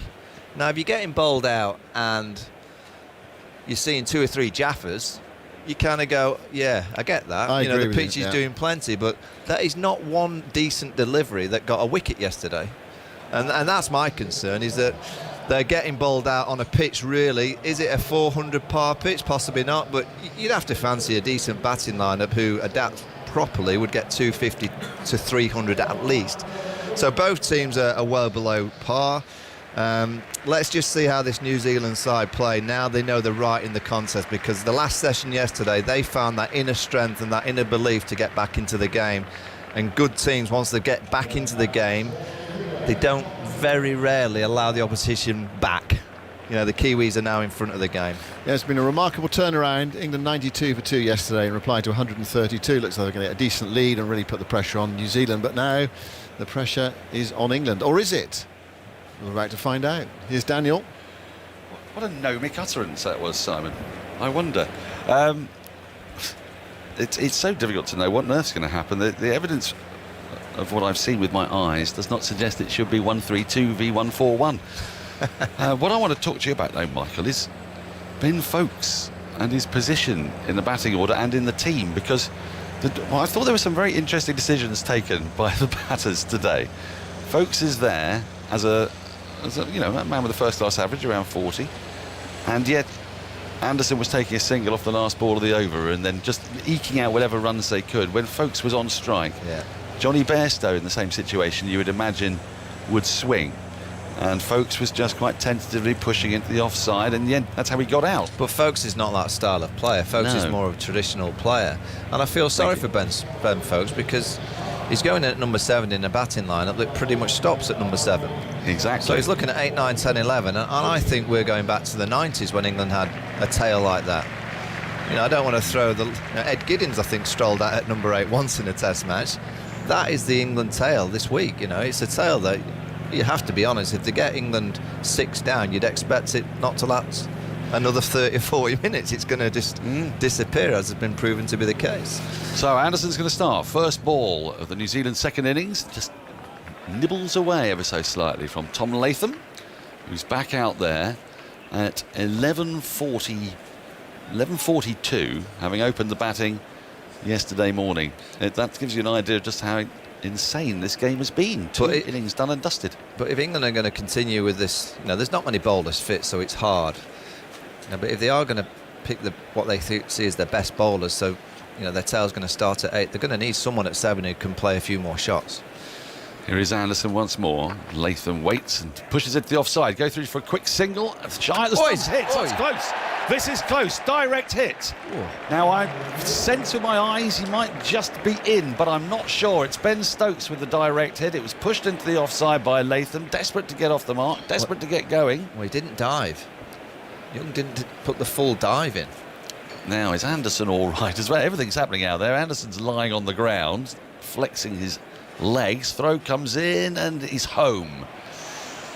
Right, Young is home, but not by far. It was a good piece of fielding from Stokes. It was a risky run, but he did get home by about a yard, maybe 2 feet or so. So New Zealand are underway, and Tom Latham is underway. Dramatic start. The clouds, they're not brooding, they're not sort of heavy or rain-bearing, but they give a slightly sepulchral feel to Lord's today. There's a bit of a breeze, flags are fluttering, crowd is definitely in, and there's that thrum of anticipation. 4 slips Backward point, mid-off, mid-on. And about 5 yards in front of square on the leg side and a long leg as Anderson's in. First time to Will Young. And Young shoulders arms at a wide, shortish ball outside the off stump. And lets it float through, really, to Ben Foakes. Getting back to Foakes' issue, I take your point, absolutely, that he's not helped by having a very strong tail. But it makes you wonder how sustainable that's going to be if he's going to be at 7. I mean, we're always talking about changes in the England team. It seems so unfair on Foakes, who's fielded, who's kept very well. But are they going to be sort of forced to go back to Bairstow with the gloves at 7? Anderson is in, and Young's turned round slightly by this full ball, which he pushes at, and it takes a thick outside half of the bat, squirts down into the gully region where what you could fields. What you could do is understand the situation that you found yourselves in with this team, and just potentially put Bairstow to 7 to bat at 7 because of the manner of which he bats, and just put Foakes to 5, who plays in a more traditional sense. Just change the order around. Maybe. I mean, I think that's something in Test cricket that you could probably do to manoeuvre the game. Just work out. Anderson in, pavilion end, forward comes Young in watchful defence on the front foot, pushes into the offside. Very rarely happens, does it, when the batting order just subtly changes in Test cricket because of the situation. In T20 cricket, it changes all the time, doesn't it? Matchups and. Just wonder if it's just something that England may look at in the second. If it is a case of a chase on, you want someone who can really shepherd the tail potentially towards the back end. Bairstow would be better at that, and potentially Ben Foakes. Well, that's my thinking. Yeah. Here's Anderson. And Young, is wrapped on a bit of body and pad as he comes forward slightly tentatively to that delivery. End of the first over. New Zealand 1 without loss. Andy Zaltzman. I've got some stats on the extraordinary game we've seen so far. Both teams bowled out for under 150.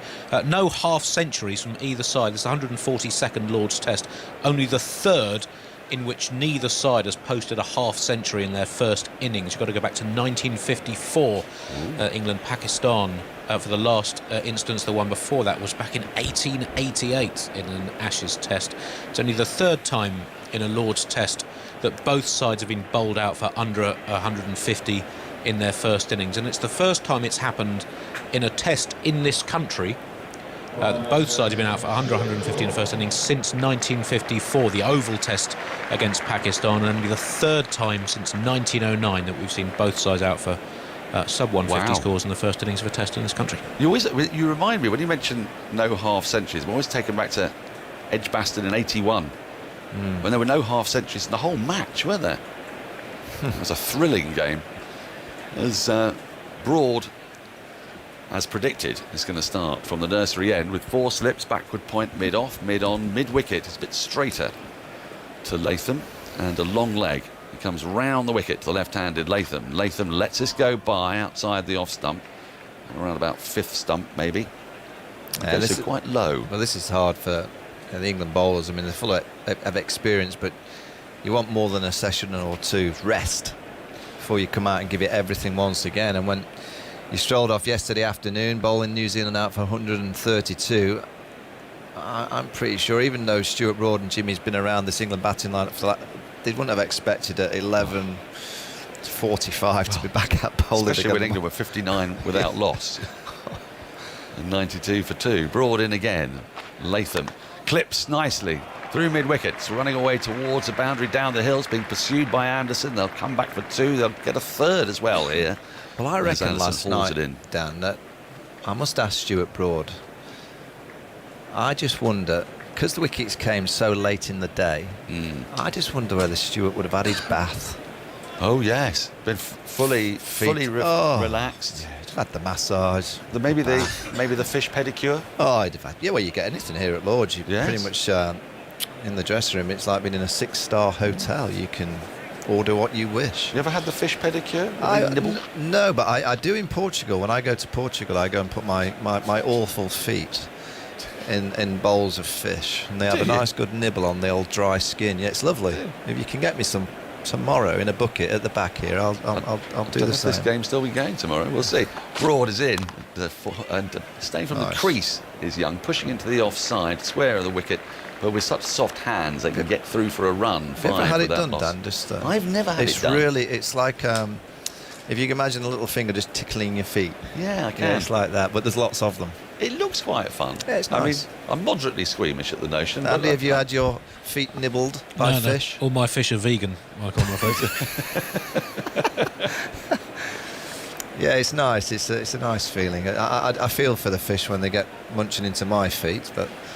Broad in now to Latham, who lets this go by through to the keeper. There's no run. I'm just going to set the hairs running on something that Michael's just said there about second innings wickets, really, for Anderson and Broad, because last year it was quite the feature, wasn't it? And I don't know for how long it's been that way. It was certainly a feature we picked up on Anderson over the last sort of 3 or 4 years. You could have a few good innings in Australia, I think, but I'll get the latest numbers out. There's a few more stats from the first innings I'll come to after this ball.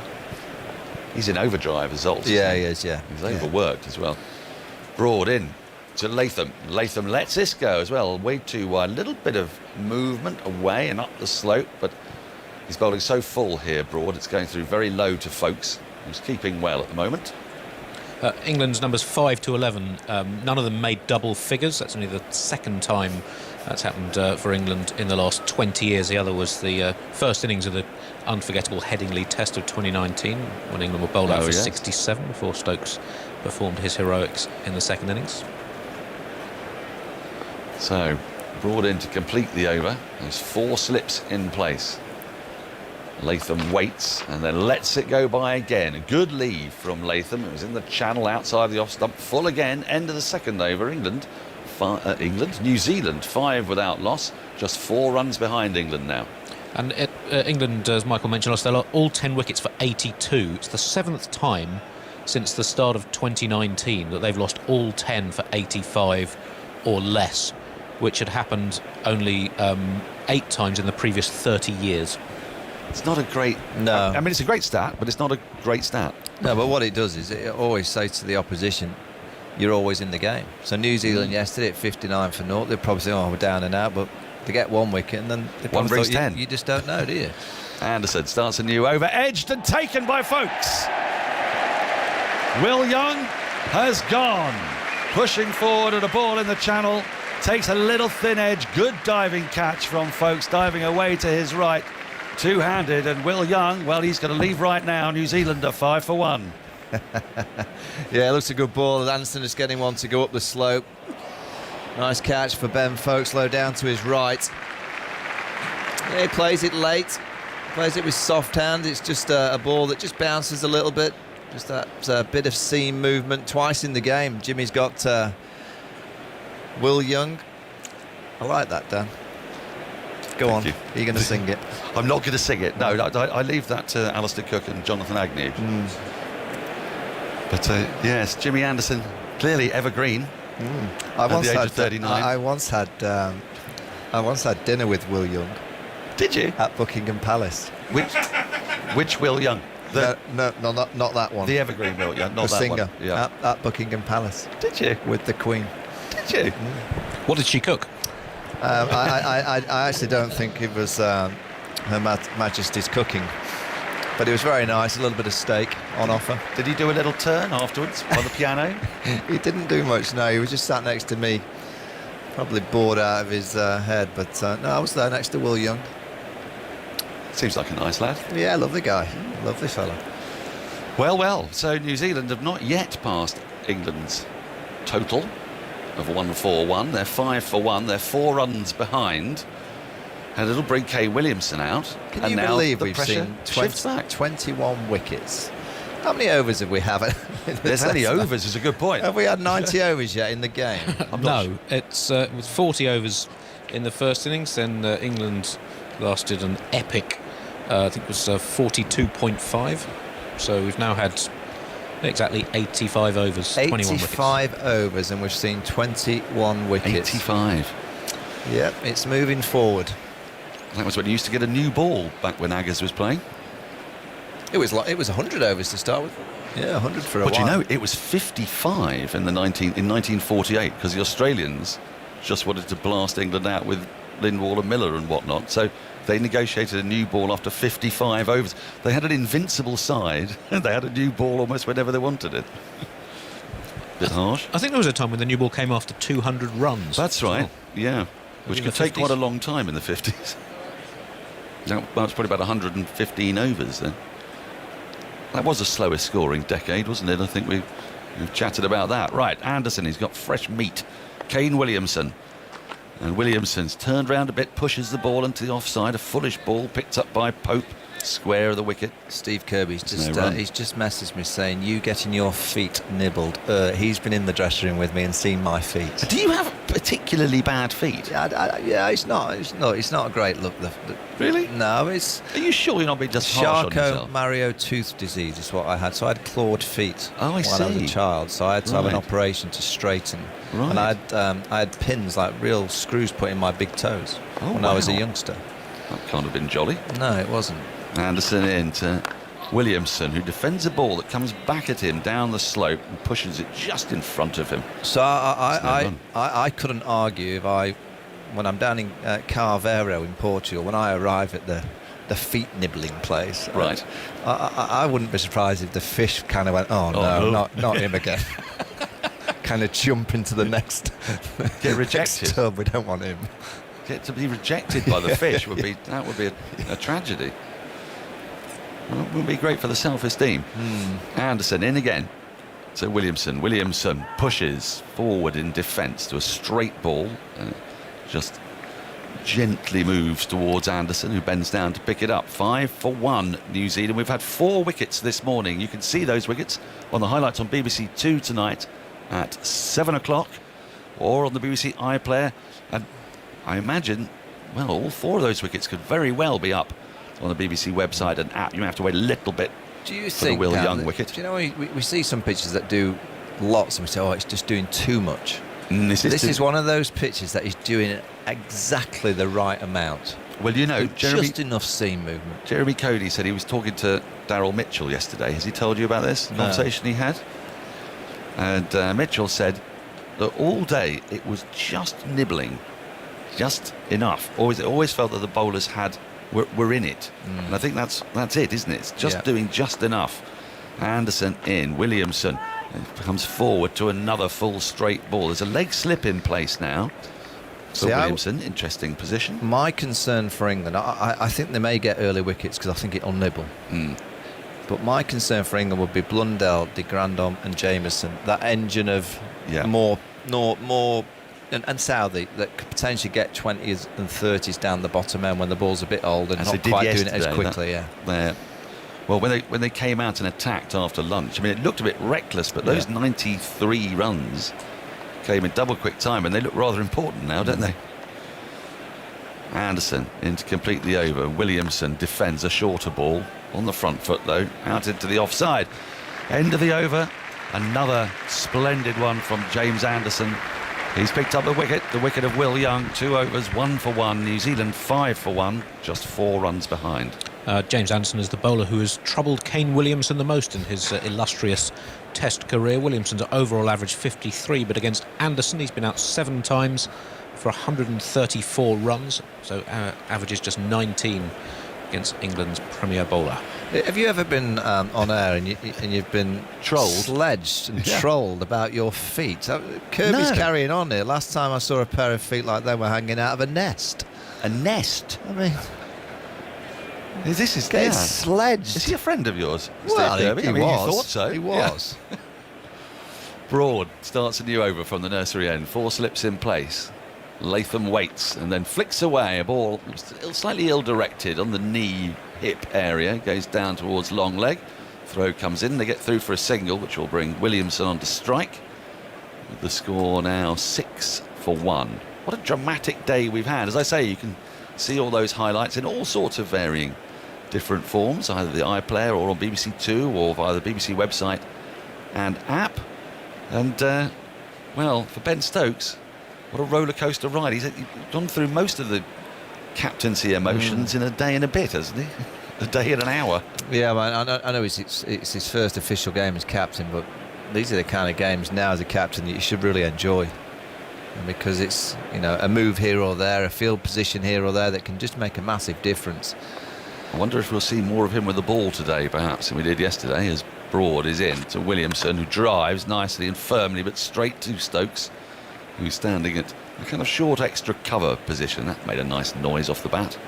Do you think it's the kind of pitch that may get better?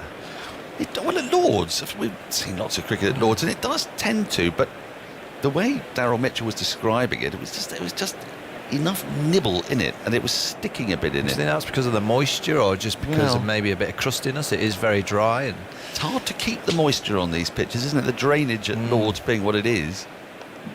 I mean, it's a very dry looking pitch. I'll ask you about that after this ball, because I think you've been to see it, haven't you? Broad into Williamson, who comes forward in slightly tentative defence to a ball that just comes back into him, pushes back up the wicket. There's no run. What does it look like? Well, I was on it yesterday. I didn't arrive early enough this morning. The allotted slot at 9:10 till brutal, that, isn't it? 9:30 to come and have a look at the pitch. Yes, that's I all got that you've WhatsApp, got. but I thought, how dare you come on after that? Thanks, but no thanks. I'll ask someone who's up earlier than me. Well, you just look at the footholds and the follow-through. There's not a great deal there. It is Broad. Williamson lets this go by. Slightly exaggerated knee bend as he lets it go through to Folks. Quite low, shin height. And no usually run. when pitches are really, really dry, you see more of a prominent kind of foothold or two in the follow-throughs earlier.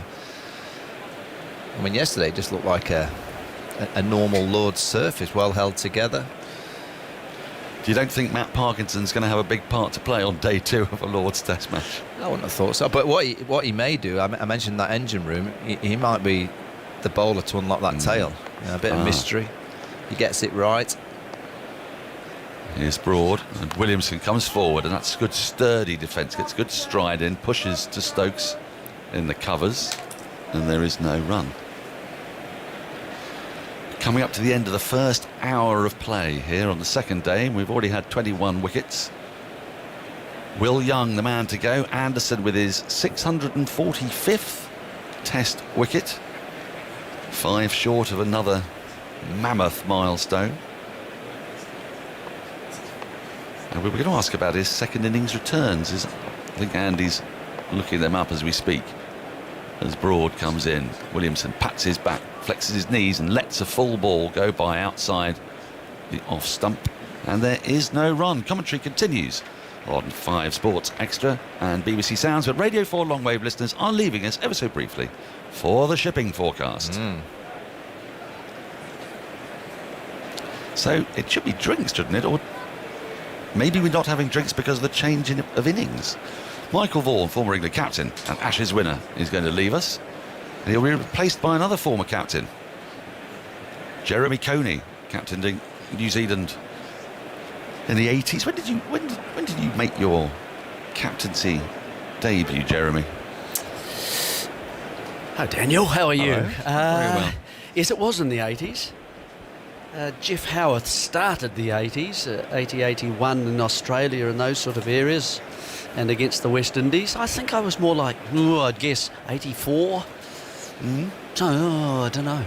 It was against Pakistan, I think. There are very different characters in this box. When Geoffrey Boycott was here, he could tell you exactly how he got out in a match against Kent in 1964. Anderson is in, wide of the off stump, through to the keeper, and there is no run. It's unusual to make a change mid-over, but Isha has rushed especially from box to box.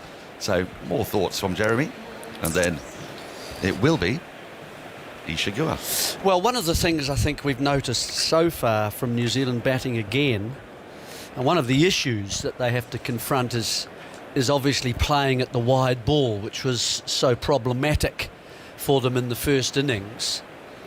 One of the things, because of the numbers in the cordons, there are more gaps for singles. As Anderson comes in to Latham on the back foot, defending Matt down the pitch. No run. So some quick singles, and we saw even in the short partnership between the openers, 2 or 3 little short singles taken by the openers, and then you can also see Williamson looking for that as well.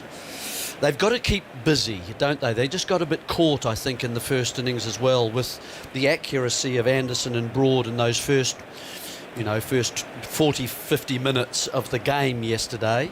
So that's one thing we've noticed. As Anderson has passed the stumps to Latham again, covering the top of off, back down the ground. No run. Good morning to you, by the way. Hello, Jeremy. Isha, how are you? Very well, thank you. It's an afternoon or a morning? Oh, well, it is afternoon. It's past 12, a technical isn't it? question. Yeah, that's true. But this is a technical game. I thought you'd cope with that. I thought I'd colour coordinate with you in red today. Yes. Tomato or I thought Tamarillo, but no, but this is not too dark. This is too dark. Yours more, yours is red. Bright. Yeah. Bright red, yeah. The colour of that microphone cover there. Yeah, that's right.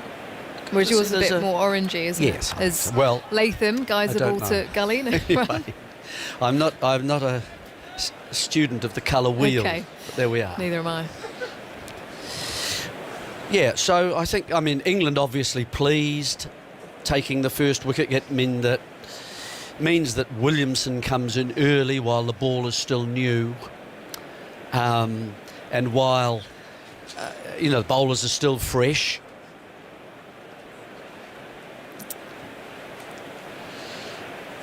Welcome back to listeners as Anderson bowls in the channel to Latham, who shoulders arms, lets it go through. 6 for 1 then, New Zealand trailing by 3 with one more ball left of the 5th. James Anderson having removed Will Young already, so he's up to 5 wickets now in the match. Yep, just a little edge from sort of the shoulder of the bat of Will Young as he just pushed forward a little, tried to have soft hands. It only just carried to Foakes, didn't it? Foakes seems to be a keeper that likes to take the ball low.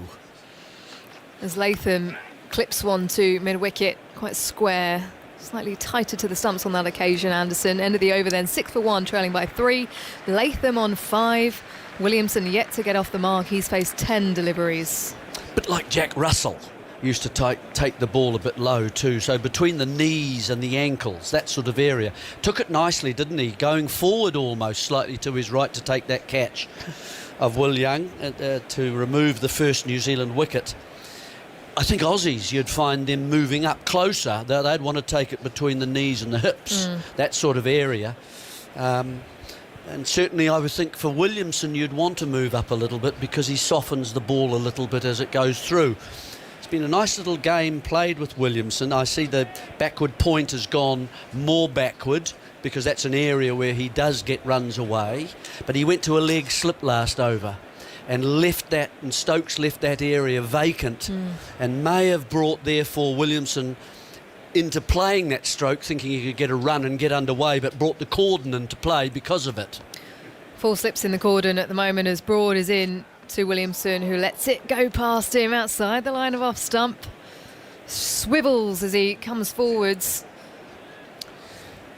I mean, this is a pretty desperate little situation for both. Well, not for both, so more for New Zealand, obviously, because you're holding the bat.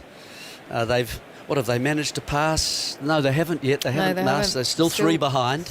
Yep, at this stage. Williamson hoping for some sun to come out, I would think, and just reduce any movement that sometimes cloud cover can do in England.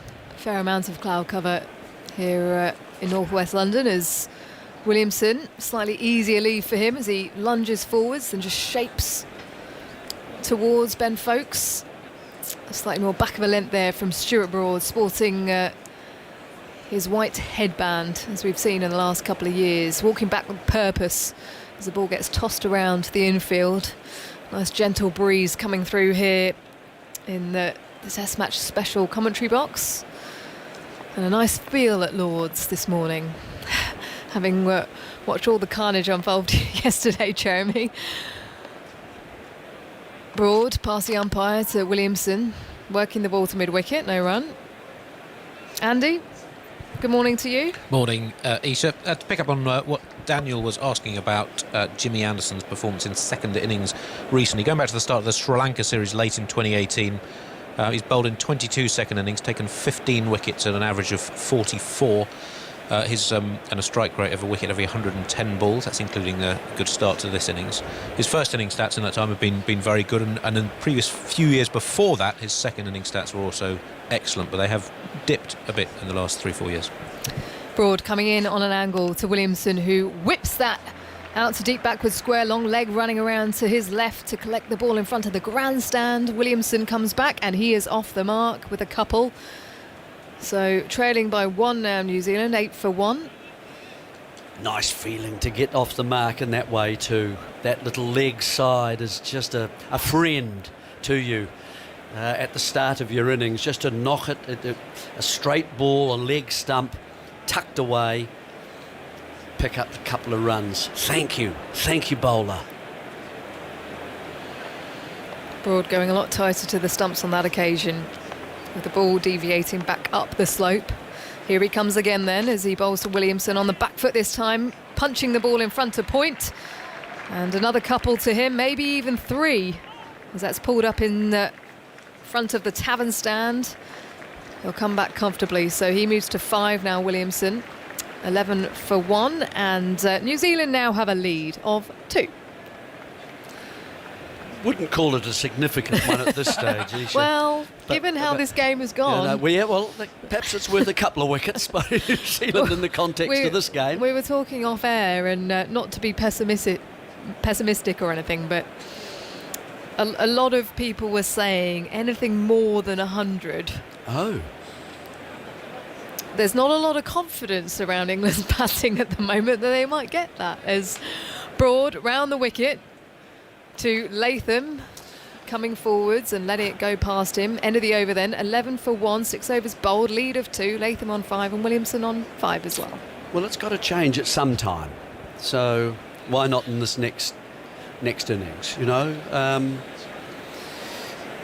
I mean, as far as New Zealand are concerned now, with the emphasis on them to get these runs, this is important, these two at the crease currently. I mean, Latham is a sturdy, solid New Zealand opener. Well, I don't know what he's averaging. He'd be in the 40s, I would think. That's 41. He has a much better record against the lower ranked sides. Quite unusually big gap. Obviously, you can see it to an extent with players, but he has scored a lot of runs against the lower ranked sides and struggled more against the top team. Is his record though overall the best of any opener in the last few years, or who's competing with him? How far back are we going? Let's say 2 years. 2 years. I'll dig around. Okay. I know Karunaratne of Sri Lanka has been pretty consistent over that time. I'll see who else is up there. Leg gully in position for Kane Williamson, with 3 slips in a gully in position. See, there's the field I've just described. Leg slip in, and no one behind point to try and encourage the shot there square. James Anderson bowling from the pavilion end. He comes into Williamson, who's guiding the ball, defending it to the offside. Thinks about setting off, but then decides against it, with Ben Stokes steaming in towards him. No run. Yeah, that's a nice little triangle, that, isn't it? That of Williamson and Anderson and Stokes. Stokes quick. He's already hit the stumps once underarming, hasn't he, in this innings? Young was home, but he knows with that gap there, New Zealand will be looking for a single. Anderson passes the stumps to Williamson, who pats the ball back down the pitch, looking to shape up to drive it, but just held in the wicket a fraction. No run, as Anderson stops it with his right hand and tosses the ball to Ben Stokes, who's now shining the ball ferociously on his right thigh. Stuart Broad positioned familiarly at mid-on with his brimmed hat as Anderson turns to face us. Packed out pavilion at the other end of the ground. Plenty of members on pews as Anderson comes in on an angle to Williamson, who lets it go in the channel. Get up to much last night, Jeremy? No, I got down to a lot in my bed by myself, and there we are. Sorry, I didn't need that last little parenthetical phrase, did I? I don't know. I don't know where that came from, everybody. And it's a general apology from the Antipodes. And so... you were talking about crosswords, of course, weren't you? Was I? Yeah, crosswords and Sudoku reading. No, just to. I'm sort of still in the lag of the jet. Williamson on the back foot and guiding the ball to mid-wicket, no run. We'll move on. let's do that, yes. I've got an answer about the Oh, thank you, openers. well done. Come and save us. Since the start of the 2020 English season, there hasn't been a huge amount of Test cricket around the world. Latham's averaging 37. Of openers who played 10 or more innings in that time, that's the 8th best average. Karunaratne is indeed top, averaging 56. Going back a little further, Latham had a few really good years before that. Good diversion, Andy. Anderson is in to Williamson, who guiding the ball to Gully, falls in front of that man there. Didn't Latham have a really good sort of 2000 and was it 19, 18, somewhere around there? And it's been more lean since a little. Yes, that's right. I mean, looking back to the start of the 2017 English season, so basically the last five and a bit years of Test cricket, 25 openers have batted 20 or more times. Latham's average over that period 44, and that has dipped, as we mentioned, the last couple of years. That's the 5th best. Rohit Sharma leads the way, averaging 55 from 30 innings. Abid Ali of Pakistan, David Warner, who's been very inconsistent, had some big seasons at home, and then Karunaratne, and then Latham in 5th. Williamson bat hovering, driving beautifully back down the ground. A lovely length delivery for him to just lean into past Ben Stokes out towards the pavilion, and he picks up 4. That was a delightful stroke. Williamson to 9, 15 for 1 after 7 overs of this 3rd innings, and a lead of 6 now. Just a reminder that tomorrow is Shane Warne Day. The team behind the Tailenders podcast on BBC Sounds want you to try and bowl a ball like Shane on the anniversary of his ball of the century. You can do it in whatever form of cricket you are playing tomorrow, but get it filmed and put it on social media with the hashtag Shane Warne Day. Now, Greg James was with us yesterday. Felix Wise, of course, part of the Tailenders, James Anderson and Machin Tendulkar. And Greg yesterday was explaining that actually it doesn't have to be in a cricket match for the first ball. It could be on a train. If you're there with some fruit maybe in one of the aisles at Tesco's, as Stuart Broad bowls to Tom Latham, who's forward and defending. This is public disorder you're talking about. You are. This is anarchy happening in the fruit aisle. There are other supermarkets available, of People course. Andy. hurling bread rolls down trains. I know. With drift and spin. Carnage. Exactly. You can get a lot of drift with an orange. You'll find. Can you indeed? I was not expecting to hear those words today, Yusuf. That's right. It's all in the number of dimples striking. that are in the fruit that you're using. Didn't our intrepid leader face Shane Warne? In fact, Adam Mountford, didn't he once face it? Latham drives, and it catches the bottom part of the bat and heads out to in front of point as they come through for 1, 16 for 1 lead is 7, Latham to 6. He did. It was during the lockdown summer of 2020 when all the media were staying on the ground together, and we played in the evening after play. We'd play a bit of cricket on the concourse. Oh, Warne would have been here commentating. Yes, so he bowled one ball at Adam Mountford, who creamed him through the covers for a glorious. Not fall. that he tells anyone about that. No, on a daily basis. Never. Oh, he intimated a pull stroke there to me, but yes, so that was the obviously intent. Yeah. He just got a little bit early. Oh, that's right. Sorry. He drove Wasim Akram for 4. Happy birthday to him, by the way. And pulled Shane Warne for 6. Goodness. As Williamson is defending the ball to the leg side, bowling sort of that middle and an off-stump line. Stuart Broad shaping in up the slope, no run. It was a good batting track, though, wasn't it? It was concrete, yeah. Oh, right. Well, it's a flat road. It's a late play for a middle-order position. Yeah, that was a fun evening when we were all in the bubble, trying to find ways to amuse ourselves. The great man will be missed. A wonderful moment yesterday after 23 overs. The crowd stood up here at Lord's and clapped for 23 seconds as Broad is bowling to Williamson, who lets that one go through to Ben Foakes. But yeah, send in your videos. The wackier, the better. We talked yesterday about Shane Warne and his ability to simplify the game, Jeremy. I think he was one of the best in broadcast at just making it easy to understand to the masses. And he used to talk about leg spin and the action of leg spin, a bit like opening a door, so turning a doorknob. Yep. Oh, he loved talking about the game. He did. And especially the art of leg spin is Broaders in, good length to Williamson, who's tucking away to the leg side. Just a dab, really, as he'll come through. Matt Parkinson at square leg coming in to field the ball. So Williamson moves to 10, lead of 8-17 for One New Zealand. Well, we talk a lot about sort of individual matchups and how good Broad has been, particularly around the wicket to left-handers. Tom Latham has really struggled against Broad in his Test career. It's the 16th innings in which he's faced Broad. Broad's got him out in 8 of those, conceding just 124 runs. So Latham averages just 15 when facing Stuart Broad. Breeze getting up here at Lord's. Stuart Broad revealing his ankle strapping, his left trousers, as he's now pounding in, bowling round the wicket to Latham, who's clipping the ball to a wideish mid-on. No run at the end of the over. 17 for 1 then. 8 overs have been bowled of this third innings. Can you believe, on day 2 already? A lead of 8. Latham 6, Williamson 10. A few more words from you, Jeremy. And then it will be Simon Mann.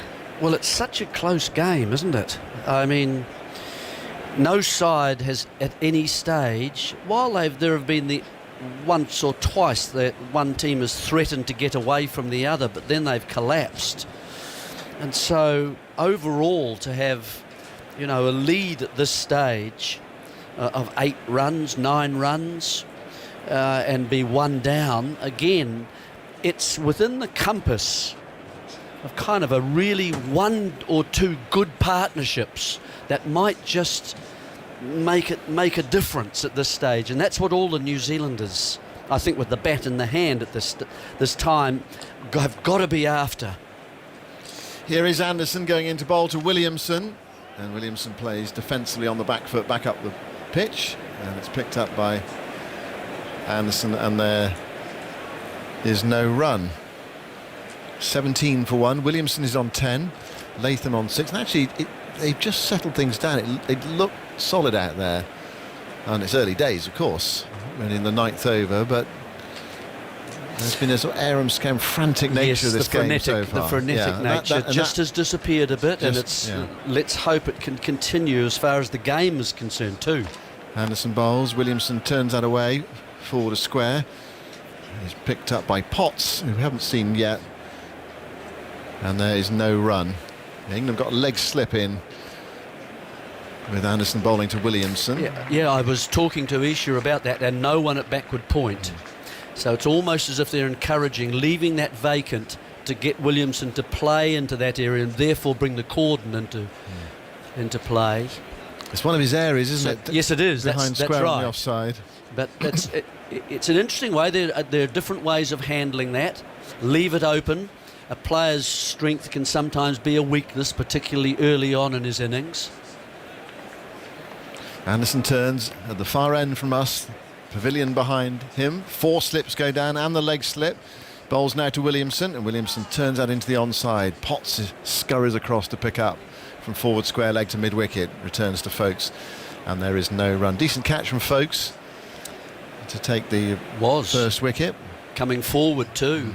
And he does like it low. I was explaining that as well. He's one of those keepers who likes, so he takes further distance, in other words, from the stumps. I would have thought with Williamson you might just come up a pace, actually, the way he plays. Because he plays with soft hands. Absolutely. Back with Anderson. Past the umpire now to bowl to New Zealand's captain outside the off stump. Williamson lifts the bat and lets it go through to Folkes, whose catch was, I think, a lot better than his shot. He had a chance No today. argument there. No argument there. He had a chance today, didn't he? Just to... He was set up a little bit. Did you see the 2 from wider? It was the 3rd ball that got him, and it sort of started that first line and then moved away, and he just sort of followed it almost hypnotically with his hands. He was actually really the pivot of this morning. Yes, he was. Yeah, he was the one who could have done something. As Anderson goes in and bowls to Williamson, he plays it back down the pitch, and Anderson bends down to pick up, and there's no run because his place in the side is an interesting one, really. You know, in an ordinary team, can you have? Well, I mean, it's the debate, isn't it? I mean, one option would be to go Bairstow back taking the gloves. Yes. And back or to Butler. 7, or Butler. Yeah. And then do you bring someone like This Brook has in been a at 5? conundrum for some time for England, hasn't it? Yeah. I've seen teams actually come out for England, they've got 3 keepers in them. Yeah. But he is a good keeper. Anderson bowls and Williamson plays defensively, again with soft hands, running it into the offside to Pope, who steps forward from 4 slip to pick up. There's no run. It's the end of Anderson's over. 5 overs, 2 maidens, 1 for 5. New Zealand 17 for 1. England took a first innings lead of 9. Williamson has 10 and Latham has 6. Now, actually, one thing about folks is watching him in the Caribbean is I was going to ask you that. He didn't keep didn't as, work as no. well as I think a lot of people hoped. Were you there? No, I watched nearly every ball on the television, but he Right. didn't keep that. He was okay, but there were a few that went away, and quite a few that he dived for and missed, and you expect him to do better. I think that was the point. So he didn't totally advance his cause with the gloves, but we know he's a good keeper, and he's got a very good, solid first-class batting average, and he's got 100 in Test cricket already, albeit in Sri Lanka. Very different conditions. Right, here we go. Matthew Potts, who after the last ball he bowled in this match, he walked off with what we feared was a calf strain, but was actually cramp, and here he is now. Right arm round the wicket to bowl his first ball in his second innings to Latham, who carves it away, and it's gone for 4. Bit short and wide, and Latham is a good player, very experienced Test match cricketer with a good record. Punched that up the hill, up towards the grandstand, which is very well populated. 4 more. That was a bad ball, though. It'll be interesting to see what sort of length Potts operates from. His natural run-in and delivery looks to me as if he's one of those bowlers. He reminds me of Boland a lot. That running, strong chest. Goes in now to bowl to Latham. It's a bit fuller, and it goes through low as well. And something you noticed yesterday, a bit of variable bounce in this pitch. And I just think of the 3 bowlers we've seen so far, he may want to operate from a slightly shorter distance. Shorter distance to the batsman. And whether that gives them enough time to see the ball, I don't know yet, because he looks just a little bit quicker than the other 2, Broad and Anderson. So got a bouncy run, open-chested, curves that one back in to Latham, who let it go, and again we see prodigious swing, sort of quite late on after the ball has been bowled, so almost past the stumps. It really did swing, and folks had to be sharp away to his right-hand side to prevent that going for 4 byes. And it wasn't that far away from off stump with the angle as well. Right arm round the wicket to the left-hander. I asked Daryl Mitchell about facing Potts yesterday, and he said, he just seems to hit the seam so often. He said, and just move it slightly all the time. Goes in now to bowl to Latham outside the off stump. That one goes through die straight. No stroke from Latham. New Zealand 21 for 1. But if inching ahead. Yeah, if New Zealand can get in here, Simon, and these 2 would be 2 of the 3 probably that you would like, to be those people. Conway being the Conway, other. yes. Yeah. Then we've got a good game, I think, on our hands. Potts bowling from the nursery end. Bowls to Latham, a bit fuller, a bit of nip there. Struck high up on the pad. Goes down into the gully region.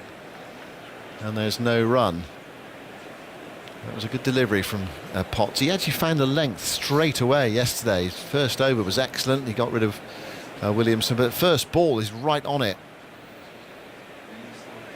He's had such a good season, confident, and he seems like a player with confidence as well. He doesn't seem to lack it. He turns down beneath us and bowls to Latham. Fuller. Latham blocks it, head right over it, playing it towards Stokes, and comes in from extra cover stroke mid-off, picks it up, and that's the end of Potts' first over in the second innings, 1 over for 4. That bad ball really, bit of a loosener, short wide, crashed away by Latham, who is on 10. Williamson's on 10. We've had 4 more wickets this morning. England bowled out for 141, with Southey taking 4 for 55. And Bolt 3 for 21 from 13.5 overs. The man we thought wouldn't play and was playing in the IPL final on Sunday. Basically stepping off the plane straight into Test match action. It's going to be Anderson to continue. His 6th over. 1 for 5. He's still got that leg slip in. Alex Lees at leg slip. 4 slips and a leg slip. And then mid-on, mid-off, forward square leg, and Parkinson down there at final. It looks like there might be someone moving in the pavilion at the moment. All this sight screen is not quite in the right place. Williamson happy now, settles over his bat, tapping at the crease. Anderson bowls to him, edged, and goes through the slip cordon. Was that catchable? I think it bounced just in front of Crawley at second slip. It's gone to the deep third boundary for 4. Only a replay will tell us whether that carried or not. I got the impression it might just have carried, but no, maybe not. Maybe that the way he cushions the ball, I think... Half volley, just on the half volley, a really difficult one. Well, Crawley went a little bit late, didn't he? So it's a... I think that has carried. It's he's got a nipper to it, could but he he got wasn't his hand down. underneath it, do you think? He wasn't down. The other thing is that Crawley does, if you look at his position as a keeper, as a second slipper. Anderson bowls to Williamson, who pushes that away into the offside for a single, square with the wicket. Stokes goes after it. Williamson gets a single and gets off strike. Couple of points. Wide base. He's a tall man. Wide base. That makes movement quickly more difficult. You want to be shoulder width apart if you can, not too wide. Secondly, hands on the knees.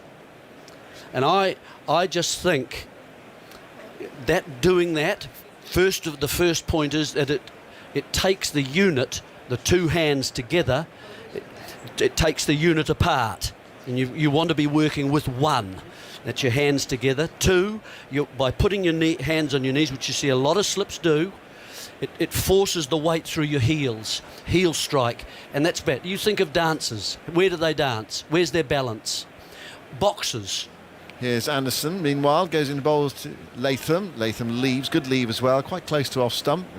Latham lined it up nicely. Boxers always on the balls of the feet, same in slips. You have got to prepare yourself for a very quick, athletic movement. You don't get too many in the day, and that's what makes it very hard. Yesterday, in a way, was quite easy because the edges were coming. There was always interest for the cordon. But you see, look at the legs at the moment, quite wide apart. Yeah. Difficult to get down to those low catches. Anderson bowls to Latham. Latham lets that one go. It curves down the hill, taken by the wicketkeeper in front of Root at first slip. I was at second slip as well. And you're tall as well. I'm tall as well, and I had to work against that that wide base to get those, because New Zealand's another place, not big bounce, rather like this.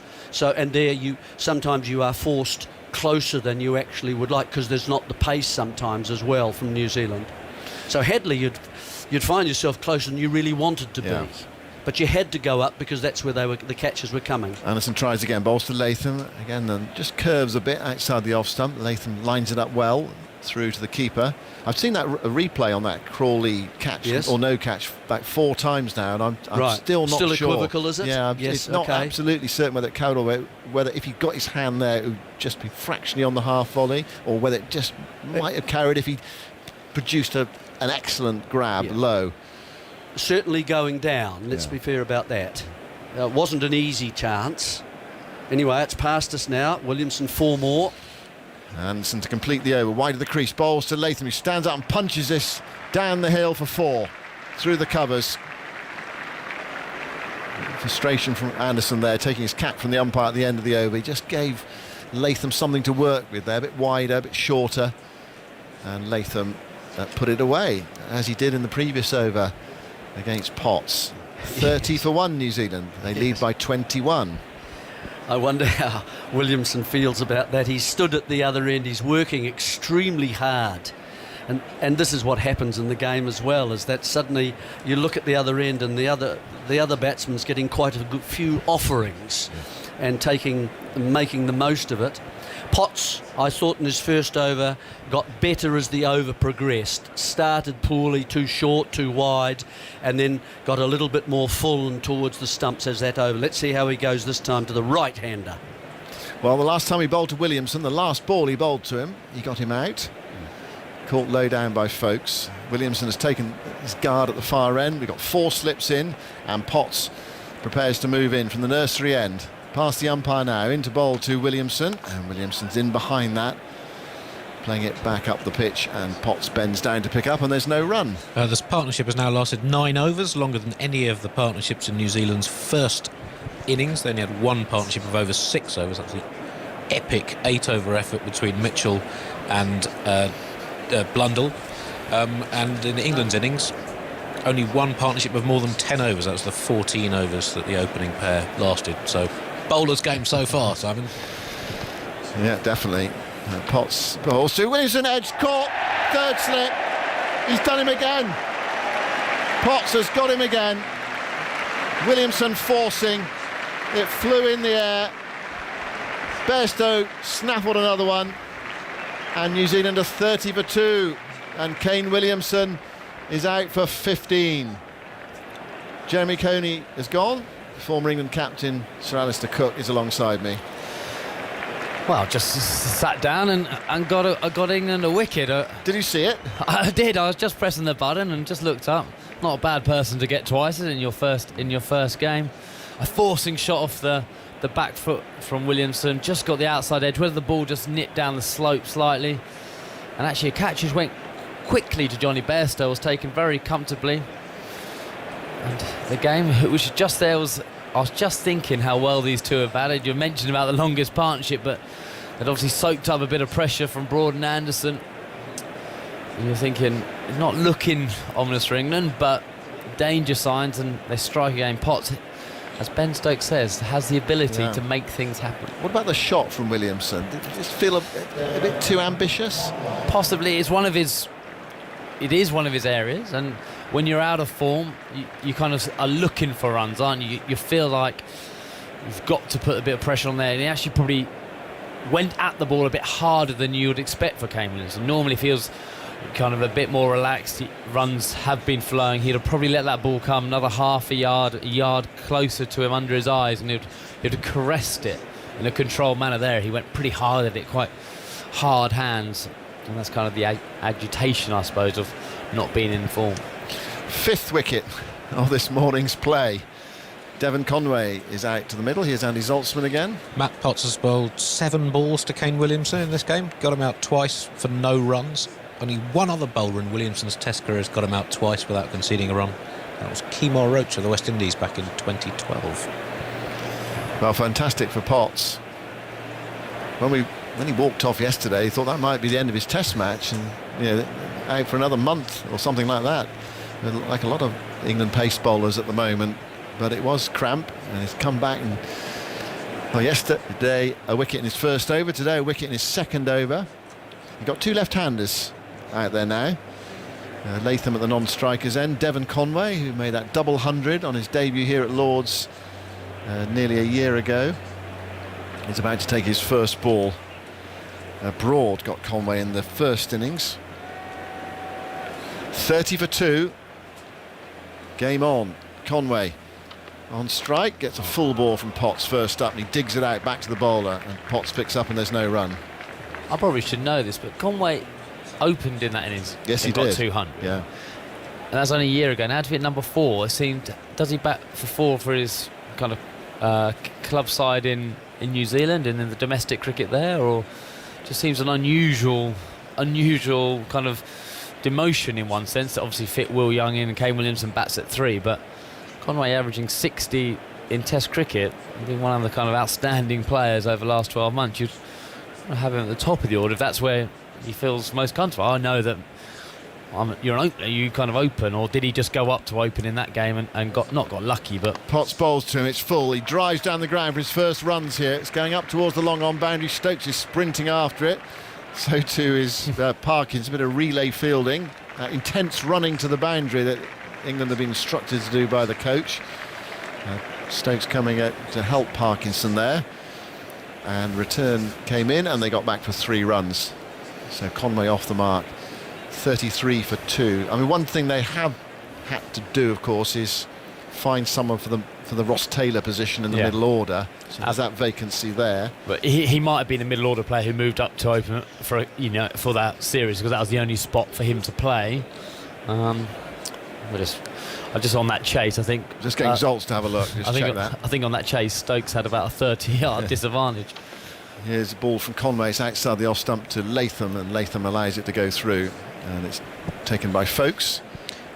Devon Conway hadn't previously batted in Test cricket at 4. He did bat at 4 early in his first-class career when he was still based in South Africa, since moving to New Zealand. So his last innings at 4, other than one when he was batting 3 in the game and played at 4 in the second innings due to a night watchman being used, not since 2015 has he been selected as a number 4 in first-class cricket. Yeah.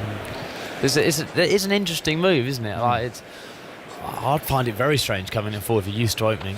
Potts bowls, angled away by Latham, thickish outside edge, but he played it quite soft hands down into the backward point region. There's no run, another successful over for Matthew Potts, who's enjoyed a very good start with the ball to his Test career. He's got Williamson out twice, 5 wickets in the match already. 33 for 2 New Zealand. Latham has 14, Conway has 3. A bit more from you, Alistair, and then you'll be joined by Jonathan Agnew until the lunch interval. Yeah, as an opener, you know what you're getting yourself in for. A new ball every time. There's not that waiting around in the changing room. When are you going to bat with your pads on? Is there going to be a partnership, not partnership? It's a very strange, very different actually. Sometimes when there's 3 or 4 overs to go at the end of the day, you'd like to bat in the middle order as an opener, but actually that certainty of what you're going to face certainly made my mind very clear, and I found it easy. So it'll be interesting to almost talk to Conway and see how he's feeling batting up 4. Well, New Zealand under real pressure here, and we'll talk, Cookie, about this 3rd innings, because so many Test matches, it seems, are often lost by the team batting in this 3rd innings when they begin more or less on parity. Yeah. They can be tentative, overcautious, get themselves out. And New Zealand, they lead by only 24. They're 2 wickets down. And they've got Broad switching ends from the pavilion end now and bowls, and Conway shuffles forward and plays down to mid-on. But it's true, isn't it? Yes. I guess as a batsman, when you come out, you've almost got to put the situation completely out of your head, haven't you, and just play. Well, that is one way. I think you'd hope New Zealand would have had a discussion, actually. How are we going to play in the 3rd innings? As you said, the game is it's right in the balance. You can play one or 2 ways. You can be very positively, or you can do what New Zealand do here, are trying to soak up the pressure, as you probably would against Broad and Anderson. They don't give you very many freebies. Broad again with his bandana bowls, and that's nicely played. Flicked away nonchalantly by Conway up to mid-on. And Anderson fields. You'd want a clear message, because the worst thing you'd want to do at the end of today as a New Zealand side was sat back and said, if only we would have done this. Did we sit in and suddenly they find themselves 50 for 4, or worse, because they were trying to grind the situation up. I remember against Australia, I think it was at Cardiff in our first game. It might have been Trevor Bayliss' first game as coach, and I think we got 450 first innings, and I think Australia maybe got 350. And he came in with the tricky, as well, I was getting my pads on, he addressed the side and said, lads, it's about how many runs we score, not how long we bat. Broad from round the wicket. Oh, he's felt at that. Oh, just a whisker away from giving Stuart Broad his first wicket of the day. Bit of luck there for Conway. Full ball. Stuart Broad's angle away towards the slips. He's got the slope working in that favour now. One of Conway's shots, but as you said, he was reaching for it. It's a very wide ball. But just going back on that, the draw's out of the game. We knew there was too much time, like it is in this game, but he said, I'd rather us get bowled out in 60 overs than bat for 80 overs. It's all about runs, and that made every batsman very clear on how they want to play, and that clarity made sure we didn't mess up the 3rd innings. Broad again in the sunshine, bowls to Conway, who's forward, prodding into the offside, going through for a quick single. Pope picks that up. Conway moves to 4. You just do feel New Zealand are being squeezed here at the moment. They've got shot players to come, of course, people who should play strokes when they come in. I think if you're New Zealand against this kind of bowling, the Australian bowling attack in 2015 is a bit more aggressive with Stark. You know, he's an attacking bowler. He gives you options to score, but obviously he bowls some absolute jaffers. These two in particular, Broad and Anderson, are that are so relentless on their line and length that if you attack them, you're kind of playing into their hands, aren't you? New Zealand are thinking, if we're batting after 2 with some wickets in hand. Broad again, bowls Latham this time, covers up. It's quite a Latham situation, this. He's quite happy playing in this mode. Yeah, the ball's soft, and James Anderson and Stuart Broad are into their 15th, 16th over. Remember, they bowled in the first innings as well. The Gromhone, that kind of situation is made from, isn't it? He could put the game to bed. England chasing, well, I don't know what England want to chase, but that's obviously the tactic that these kind of New Zealand have gone for. But if England can get 2 more before lunch, lead of only 20 odd. 34 for 2. Latham on 14. Here's Broad round the wicket from the pavilion end. He bowls to him wide of the off stump, and Latham patiently allows that to go by with a belated swish of the bat. It ends the over. There's 15 minutes to go until lunch, and it brings Parkinson into play too. And I wonder how Stokes, if England are out in the field for some time, would turn to him. And his first Test match, bowling wrist spin, low scoring game. Yeah, all of that. It's very interesting. I think you'd like to give him a bowl before lunch, wouldn't you? Just get him. I think just get him into the game. It's been such a strange 24 hours for him, and all that time he's been drinks, carrier, all the tours he's been on and not been selected at all. Actually get out there. I would bowl. I would worth that risk. That one over, not a risk. I'd get him into the game. You just never know. They wouldn't. I doubt many of these New Zealanders would have faced him.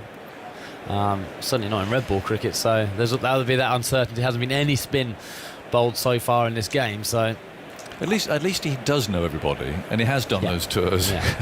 He's not just been plucked from total obscurity. Now Potts from round the wicket runs in, bowls to Conway, inside edge as he comes forward. Off goes Parkinson, chasing after that from mid on to mid wicket. There's a big gap there, and it's one more to New Zealand. The old Darren Patterson when he's introducing himself on the morning of that Headingley Test match. Good day, everyone. Well, I didn't recognise him. I hadn't played against him. No, it was very strange, that one. No, at least Parkinson does know everybody, and he has toured with everybody, and he's had time in the team. Who's bowled at them all in the nets, and they all know him.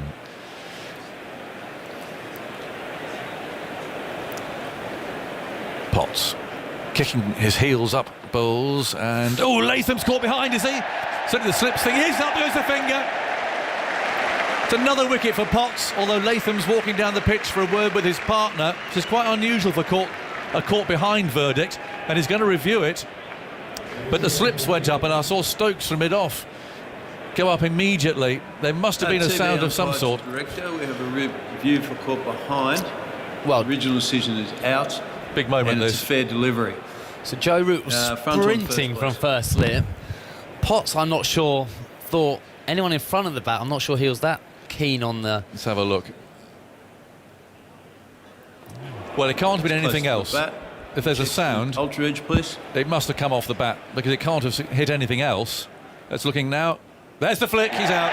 He's out. Go back on field. Strange review, that. Stick with your original decision. Signal now. Rod Tucker puts his finger up. It's another wicket for Potts. What a debut he's enjoying. That was just what they call a channel ball, really. Just in that area, round about the off stump. Folkes didn't appeal. Root was up, Crawley's up in the slip court. Folkes, actually, I saw a shot of him there looking completely bemused. Was it because it hit that kind of the back half of his edge? That's really strange. It's so strange because, but Latham did do the guilty look behind as the ball went, looked behind. So he looked, so it felt, and then if you haven't hit it, you are reviewing straight away, aren't you? As a batsman, there you are. He walked down, took 10 seconds to talk to Conway, but Folkes just took it as if... Really odd, that, because Folkes, even when they were running up to celebrate, he's just looking, saying, what's going on? So there must be no deviation at all. Rooty absolutely adamant, wasn't he? He was sprinting towards towards Potts. I haven't seen Potts' reaction, whether he thought. We'll have another look, but that's a big wicket because Latham, as we were saying, does like to hang around. He's quite happy, soaking up all that pressure that there is in this innings now. And it's another wicket for Potts. And that's the top order, all back in the pavilion without any damage and actually no positive intent. So, they'll sit there going, "God, if I just." Runs at an absolute premium, trying to put a bit of pressure back on the bowlers. Well, what New Zealand have now are batsmen who like to play positively, and that's kind of the resilience, if you like. The resilient three have gone, and we now have batsmen who like to play shots. But dare they? Here's the replay we're watching, and it's not going to see Potts from here. We're going to see Folkes again, though, who just gathered that, and he looks around a bit surprised to see what's going on, and so he's still in to peel. And Latham saying, "I'm not sure I hit that."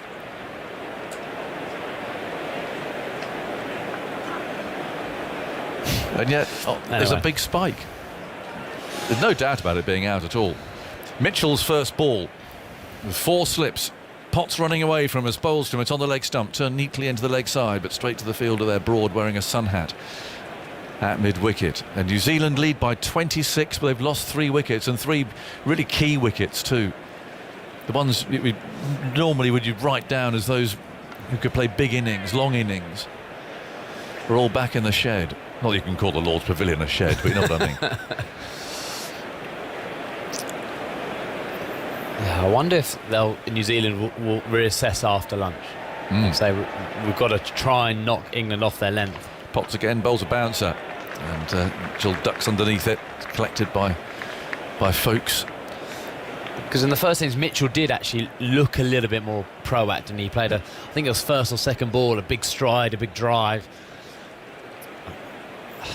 But it's a compelling cricket, isn't it? It could be a chase of 150 Aggers.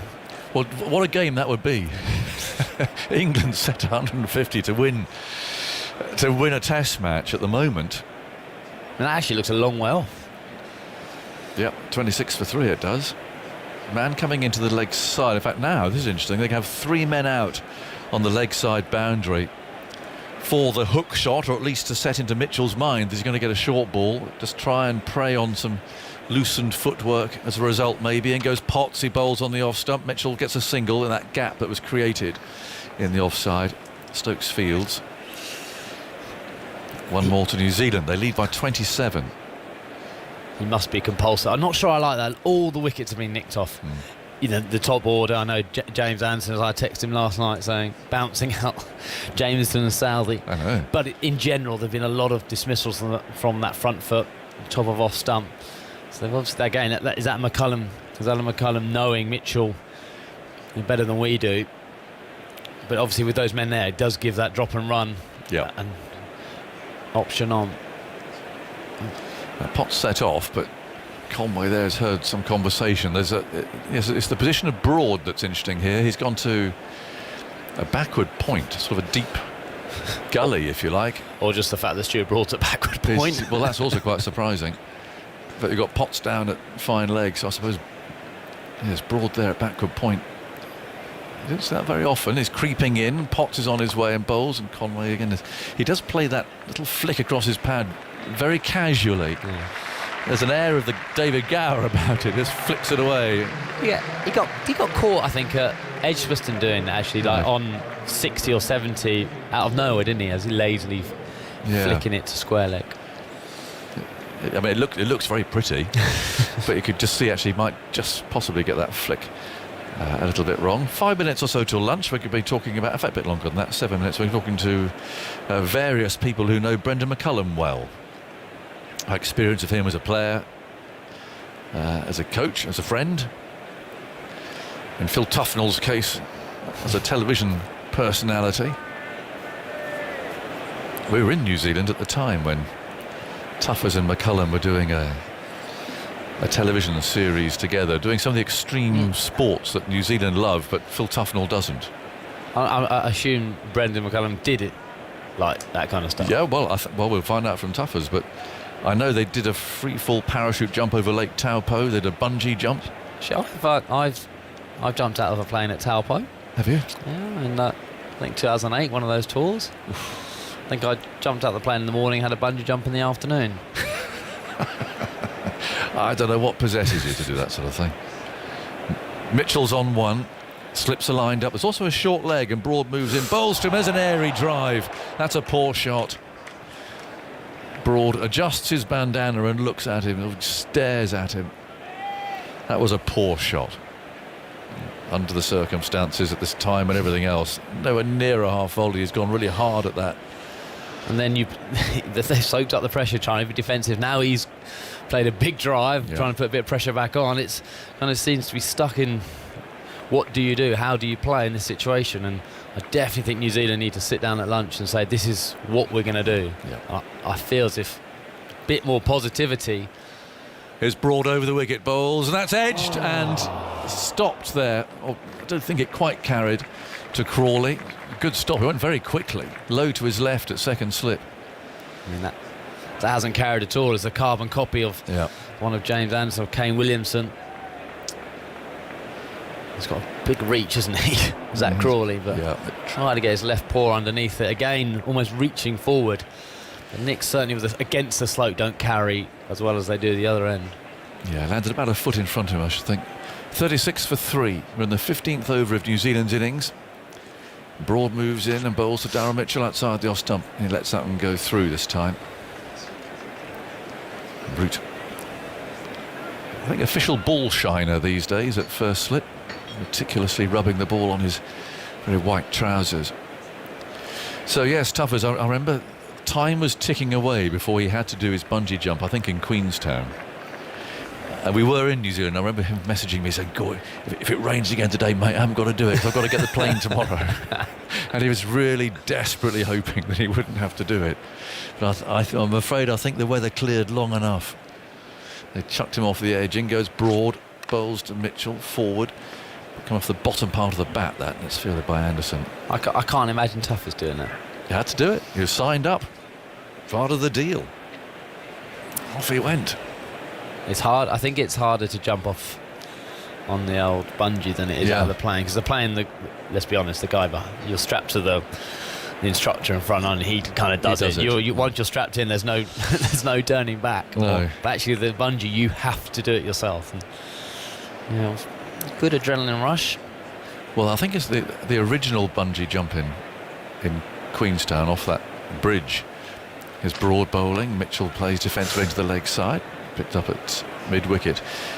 There's the platform, and then there's a gorge to the left of the platform, and then there's actually just on a sort of a cliff top but level with the platform, it's a nice little restaurant. You can sit there and supping coffee and sledge the person who comes creeping out onto the platform. You're like, get on with it. They're looking down like that.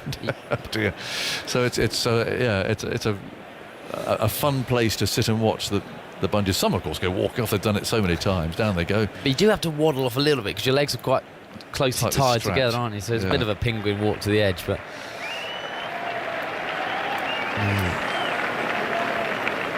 Big Bloys seem really high when they've done it. Here's Broad bowling outside the off stump, and Mitchell allows it to go through. 36 for 3. I'll have one over before the interval. I mean, a proper adrenaline rush. So we, in the last tour in New Zealand, when Andy Flower's coach, said we weren't allowed to bungee jump for whatever reason, whether it hurt your back or anything, but we were allowed to canyon swing. So we went I think there was 10 of us going off a canyon swing, and there's different methods you can do. So you can just jump off, or you can. What's the difference between that? So it's not vertical. Yeah, so it's more. It is actually you jump off, you get that free fall. I think it was off 90 odd metres or 80 odd metres, but then the swing kind of catches you, and you kind of do a big swing through the canyon. So there's different methods. I remember Johnny Bairstow getting a little bike and down a slide, and he cycled off, and our physio leant back on a chair, and he went off that way. It was brilliant afternoon.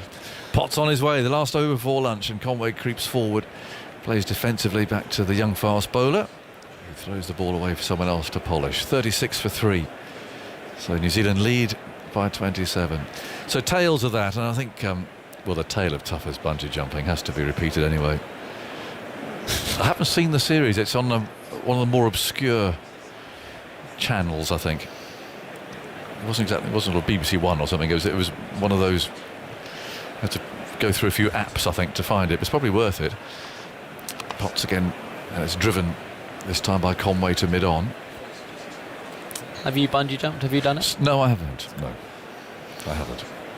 Jumped out of your little plane? No, I haven't done that either, because I don't think the dog would be very thankful.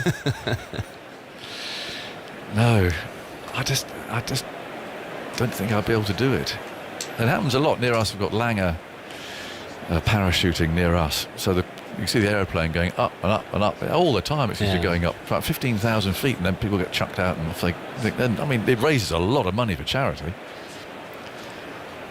Potts bowls very full. Oh, there's an inside edge. The ball creeps past Conway's stumps. False shot. He gets a single though down to fine leg. Anderson throws the ball back again. 36 for 3. I'm talking about near us at Dunstable Downs is the gliding club. Oh, right. And you see over the downs the gliders, and that looks quite entertaining. The way they kind of get kind of catapulted up. Oh yes, they get launched. Yeah, launched. And I mean, I think that must take. And then I suppose that must be surreal. And an absolute calm. There's not engine noise there, and you're. Yeah. They're horrible to see, I can tell you that. When you're bombing along at 150 miles an hour. You've just got a glider by its own business. They are really hard to see. Because they go up into the cloud. They're quite hard to see which direction they're going in as well, because they're such huge long wings. 37 for 3 is the score. As Potts on his way, bowls short, and Mitchell just sways out of the way, dips at the knee. There's still those 3 men out in the leg side there. He's not going to be tempted by anything now, at least, as the clock ticks past 1 o'clock up there, all Father Time. He's not watching the cricket at the moment. He's looking away to the east, which is surprising because the cricket's enthralling, but at the moment he's not interested. His sickle on his back. 37 for 3.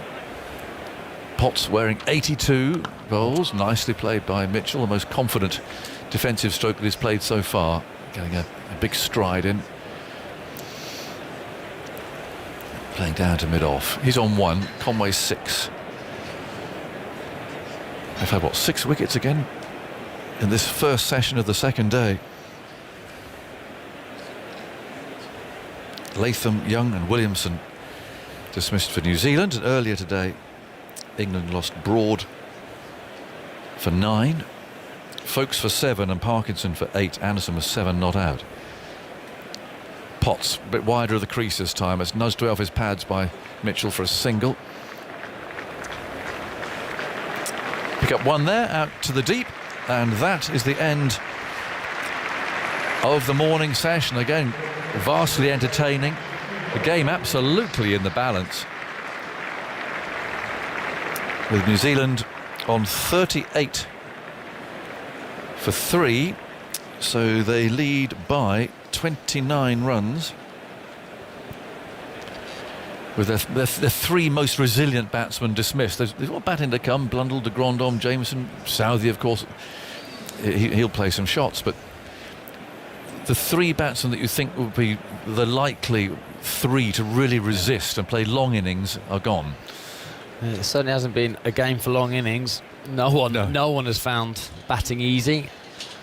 There's 2 key wickets for England. Conway, you feel, with his class.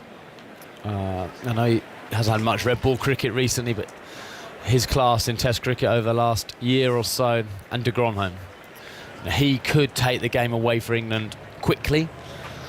You'll give England a chance, there's no doubt about it. The ball's nipping around, you're playing big shots, it's only giving him a chance, but they're the wickets. I think Stokes and the England team will be looking for a 60 or 70 you feel could win the game for New Zealand.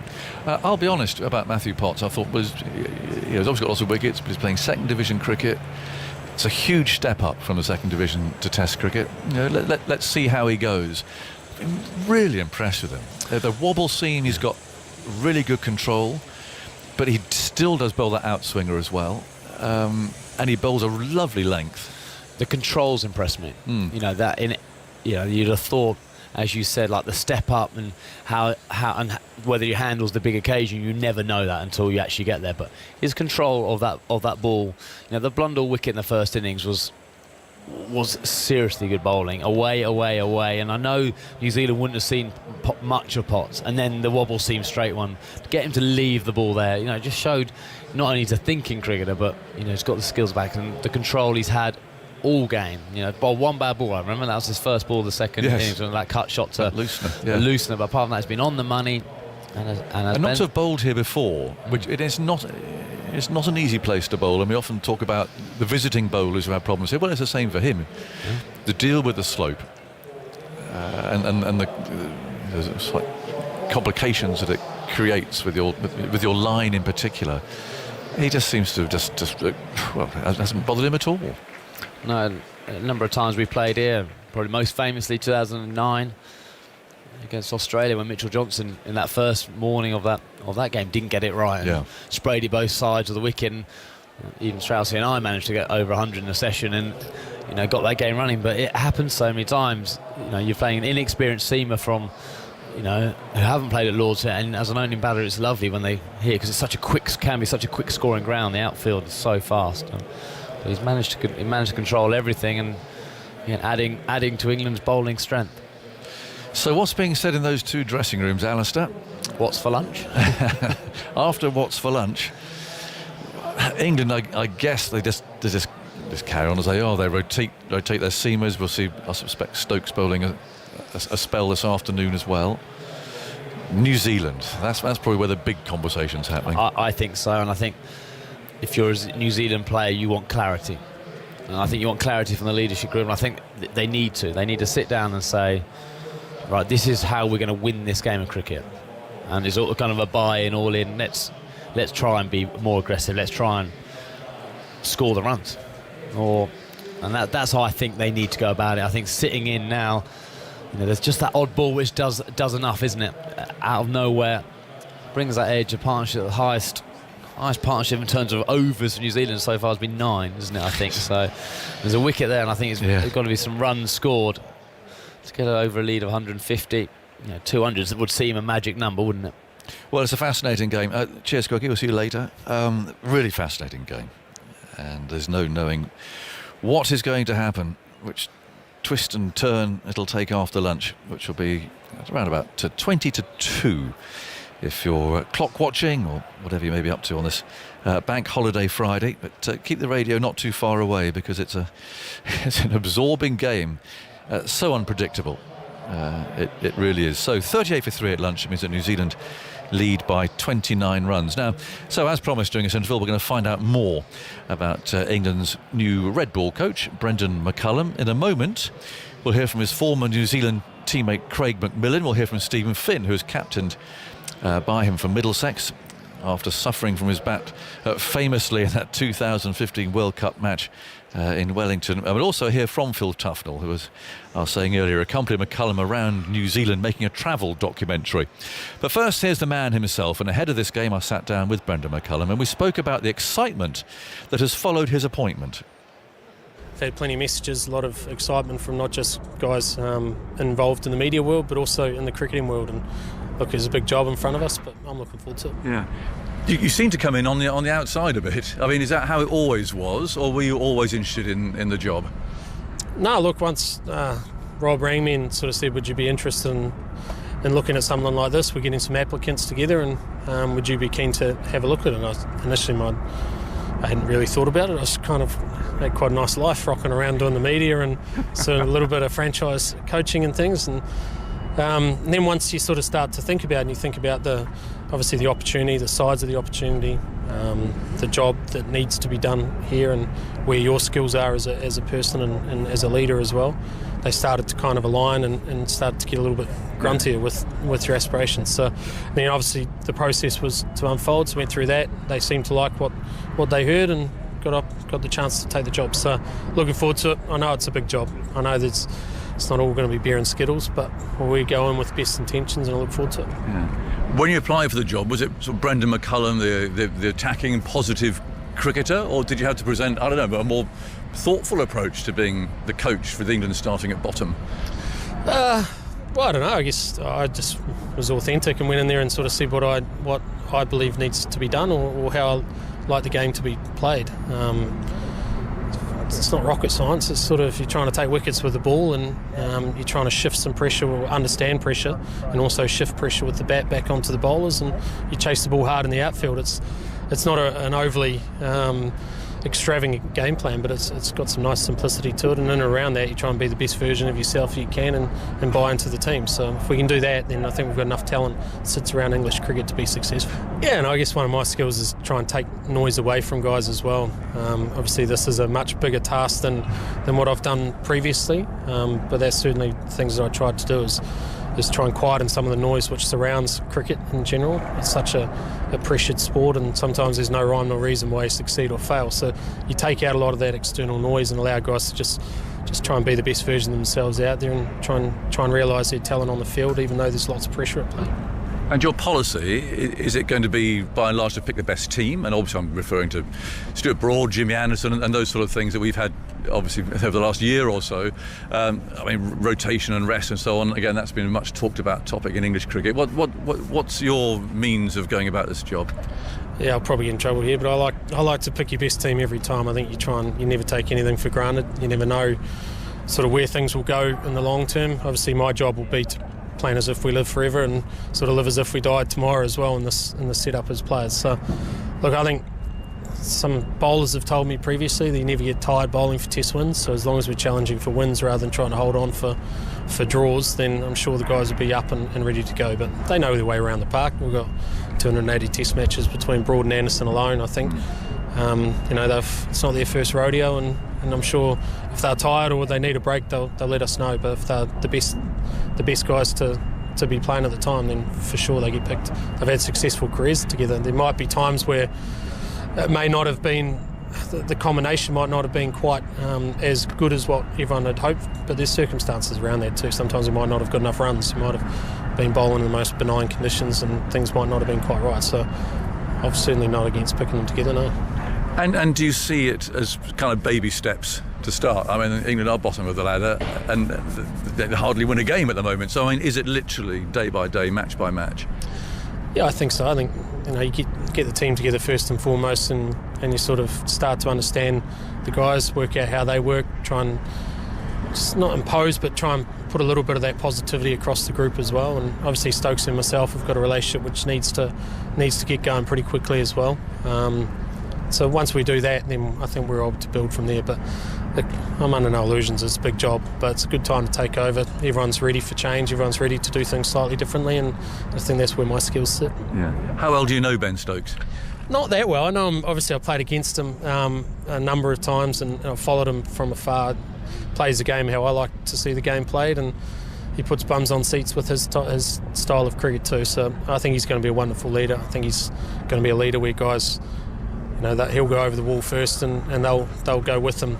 My job will be to make sure that we're consistent with what we're doing in behind the scenes, and we've still got enough of a leadership layer around him as well to ensure that the younger guys are able to go at the same pace that he wants to go. Yeah. And how? I mean, do you need to protect Ben Stokes? We talk about Botham and Flintoff and the impact that captaincy had on the way that they played the game and their form.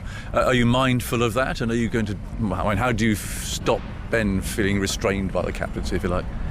Yeah, I guess that's something we'll have to wait and see. He might fly. He might grab the captaincy and just go to a whole new level again, and that's my mentality, is until we know, we don't really know. So we'll just play what we see and play what we feel in that moment, and I'm sure the relationship between Stokes and I will really flourish, and we'll be able to identify if there is any times like that it might need some assistance from some of his leaders around him. Yeah. I mean, you do appear to be the same sort of mindset, be very positive and so on. I mean, is that always going to be right, or will there be times you think where you could go flying off the edge? Yeah, I guess we'll find out soon enough. I think, very different. I'm very different as a coach to what I was as a player, I think. In what way? Well, I like to try and allow guys to get to where they need to, and to realise their potential, rather than trying to get them to play like I played the game. I'd never want someone to do that. That comes with an immense amount of disappointment at times. So for me, it's and just success too. Success at times, but it's not for everyone, that style. And I think as a coach, your job is to try and understand everyone's games, understand what motivates them, get to know them as people, get to know what their aspirations are in the game and how they like to play cricket as well, and try and piece all of those together for one common goal. Apart from the way you batted, I think you also won an awful amount of respect for the way that you played the game, the way that you expected your team to play the game, as well. The spirit of the game, this sort of undefined, atmosphere, if you like, environment that people who play the game do understand. Are you going to be keen that England play in that way? Yeah, absolutely. I don't see the need to play any other way, to be honest. I think there's a mutual respect which should be across all teams. You still play the game hard on the field, but there's certain lines that you don't need to cross as well, and there'll be times where that will be a challenge, no doubt. But look, hopefully the guys are so invested in the England side and trying to achieve our goals that we don't get too bothered by the external stuff such as that. Lovely irony that you're playing New Zealand first, isn't it? I mean, how are you going to front up? Well, I don't have to do too much, really. I just sort of sit back and try and take some pressure off the guys, and obviously I've got some knowledge of the New Zealand side. I've got a lot of friends in that side, and we've been on a lot of great journeys together, and not just as a player or as their captain, but also as a friend and as a mentor of them beyond my playing career. So that, no doubt there's going to be some difficult emotions to deal with there, but I've got a job to do here for England as well, and you can park those kind of allegiances and just go out there and do the best job you can. Well, that's Brendan McCullum speaking to me ahead of this Test match. We can find out more about the man himself from his former New Zealand teammate Craig McMillan, who played in McCullum's first Test and coached him during his time as New Zealand's batting coach. And Craig told me about the first time he came across McCullum. A long time ago, we were playing a domestic competition in New Zealand, and this young kid had rocked up, actually, because I was sponsored by Gunnar Moore, the bat company, and he was sponsored by them as well, and they'd sort of, I think they'd been told to go and have a look at a couple of my bats. So we were sort of halfway through a game, and then this young punk just rocked up with bleached hair and spiked up hair and a bit of attitude and a bit of sass, and all of a sudden he's looking at my bats and my bag, and it's like, who the hell are you? Where have you come from? And so it was like, that was sort of my first impression of him. He was... what sort of age would he have been then? He would have been probably 18, 19. Right. Yeah, he was young. But there was always something about him. You knew that he was going to be a good player. Remember that first tour back to Australia in 2002 where he got thrown into the New Zealand side for a one-day part of an Australian trip, which is always difficult. It's a difficult tour, and he really struggled just getting used to the intensity of international cricket. But one of the things that stood out for me, Eggers, was one of the first net sessions we had with the New Zealand boys. So there's this young guy, this young punk in the New Zealand team who played all the shots, looked pretty suave.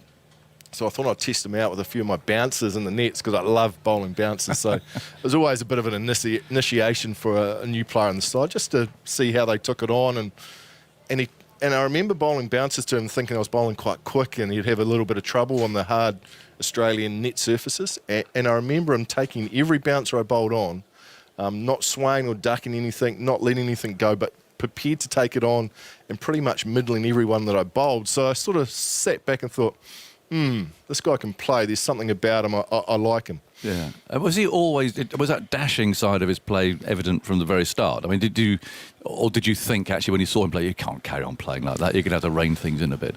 Well, you always think that, but there's some players that can just, and are generally at their best when they play like that. I think by and large throughout his career he stayed true to that mantra. There was times where he probably doubted himself, especially in Test cricket, I think, because in white ball cricket he had a free licence, especially at the top of the order for New Zealand, to go out and be expressive and play that McCullum style.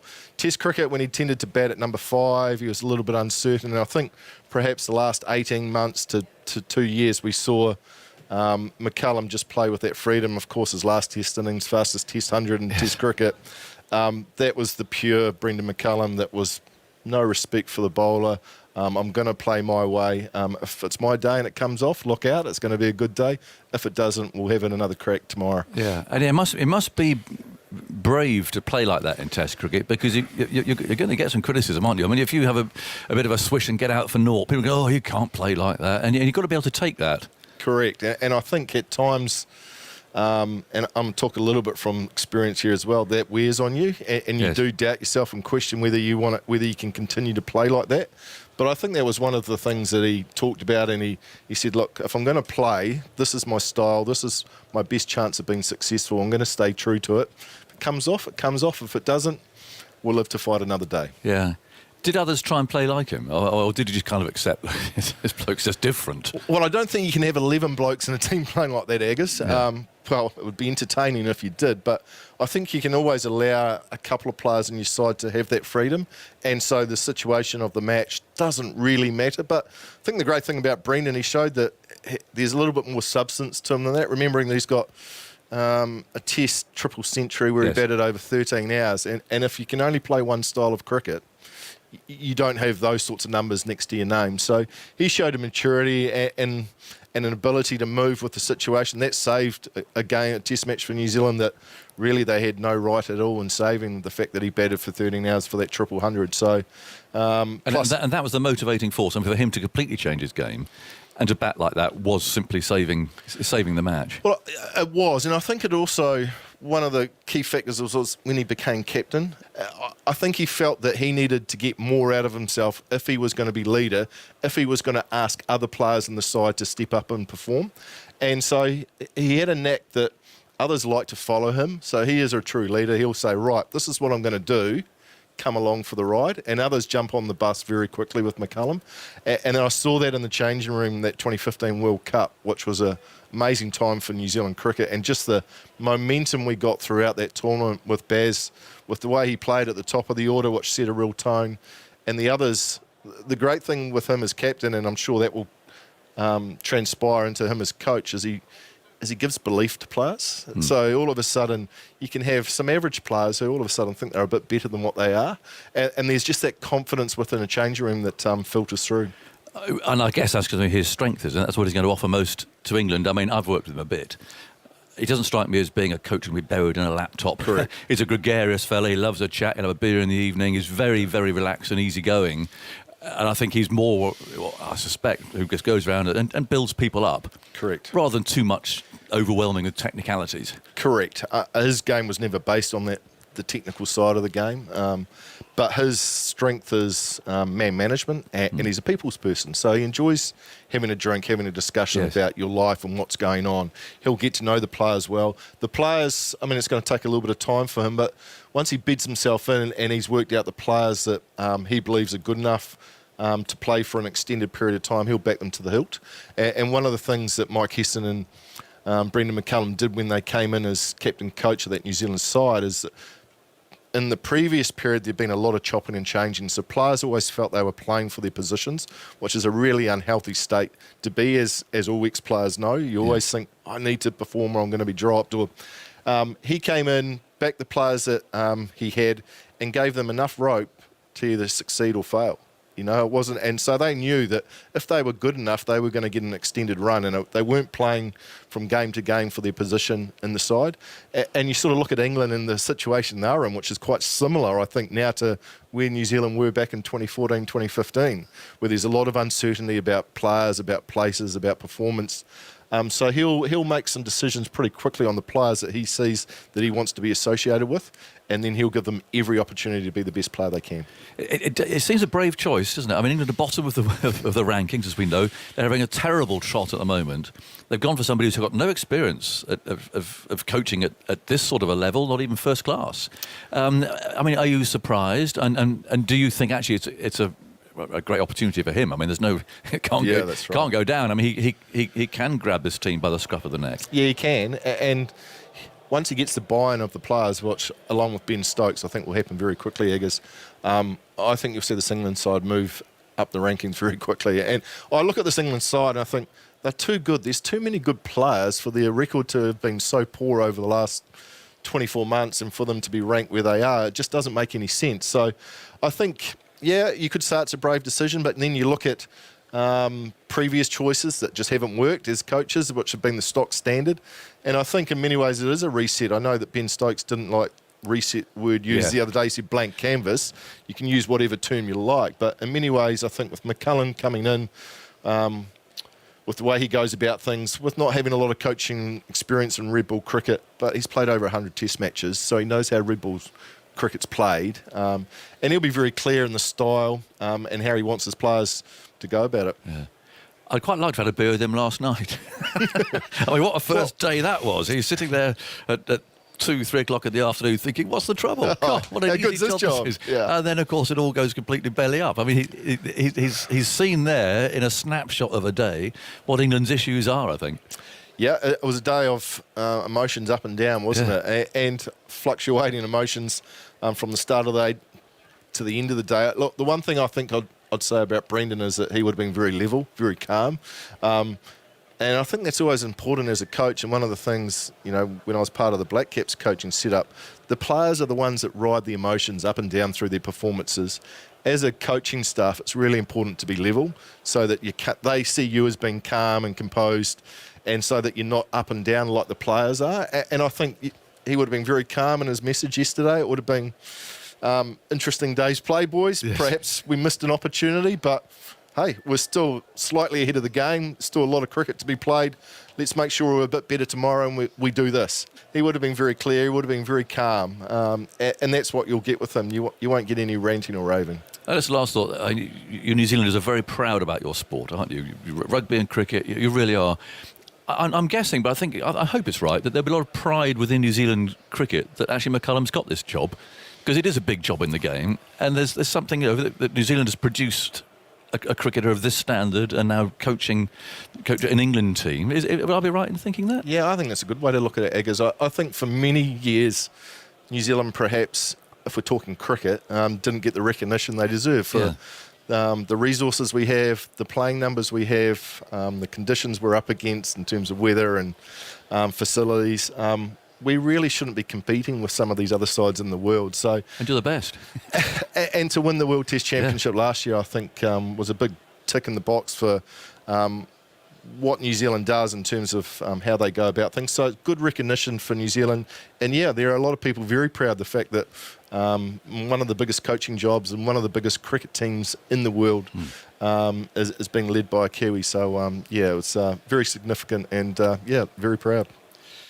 Well, that was Craig McMillan, who you can see on our TV highlights on BBC Two and on the iPlayer later on. Now, Stephen Finn is on the line from Sussex. He's playing a blast game later. And, Finn's experience both playing against and under Brendan McCullum. In the 2015 World Cup, McCullum, of course, hit that 18-ball half-century. It's the fastest ever in World Cup history. And he helped himself to 4 successive sixes off poor old Stephen, but he had much happier memories of playing under McCullum at Middlesex and became friends joining him at the races, amongst other things, apparently. Well, and Stephen, thank you for joining us, by the way.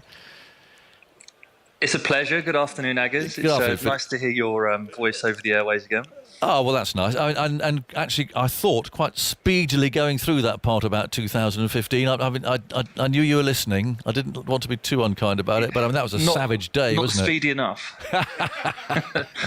not speedy enough, I'm afraid. Yeah, it was savage. I think that was the day, and I think Owen Morgan has referenced it in his captaincy and when he's spoken, that was the day where we really realised how far behind the rest of the world we were, and there's no doubt that Brendan McCullum was the pioneer of that, and he's paved the way for the way that 50-over cricket is played today, and the way that England play their cricket as well. And it's great to have him inside the camp now to be able to try and assert himself on Test match cricket. Small boundaries there, of course. So we want to make that point. But I wonder, how did you feel running in and bowling to him? I mean, he's not a big man by any means, but I mean, he's such an intimidating presence at the crease. Well, you just knew that he was never going to take a backward step. And I think that in the past, especially when you're looking at the English team playing, you'd think someone would hit a 6 and then the next ball would be nudged out to deep square leg for a 1. But he was always looking, even though they were chasing a small target, he would never take a backward step. And sometimes you'd get the better of him, as I like to remember those days where I did get the better of him. But yes.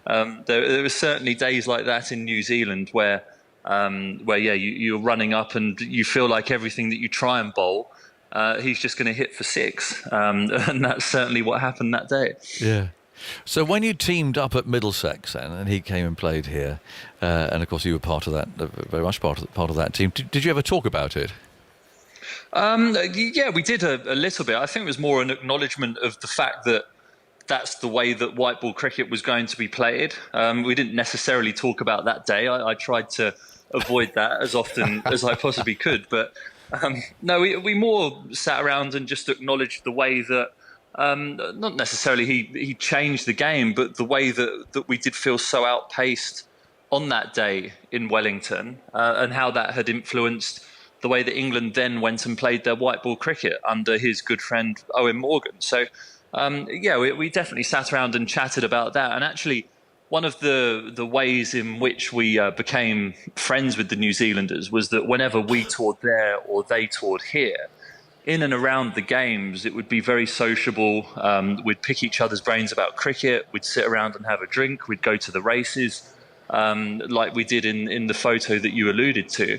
But then the second that you stepped over the line, you knew that it was going to be incredibly competitive, and no one was going to be anyone's friend on the field. But you did know that afterwards you would sit around and have a beer and discuss what had gone on. And I think that it's that approach to cricket that Brendan McCullum will bring to this England Test match team, which I think will stand them in very good stead.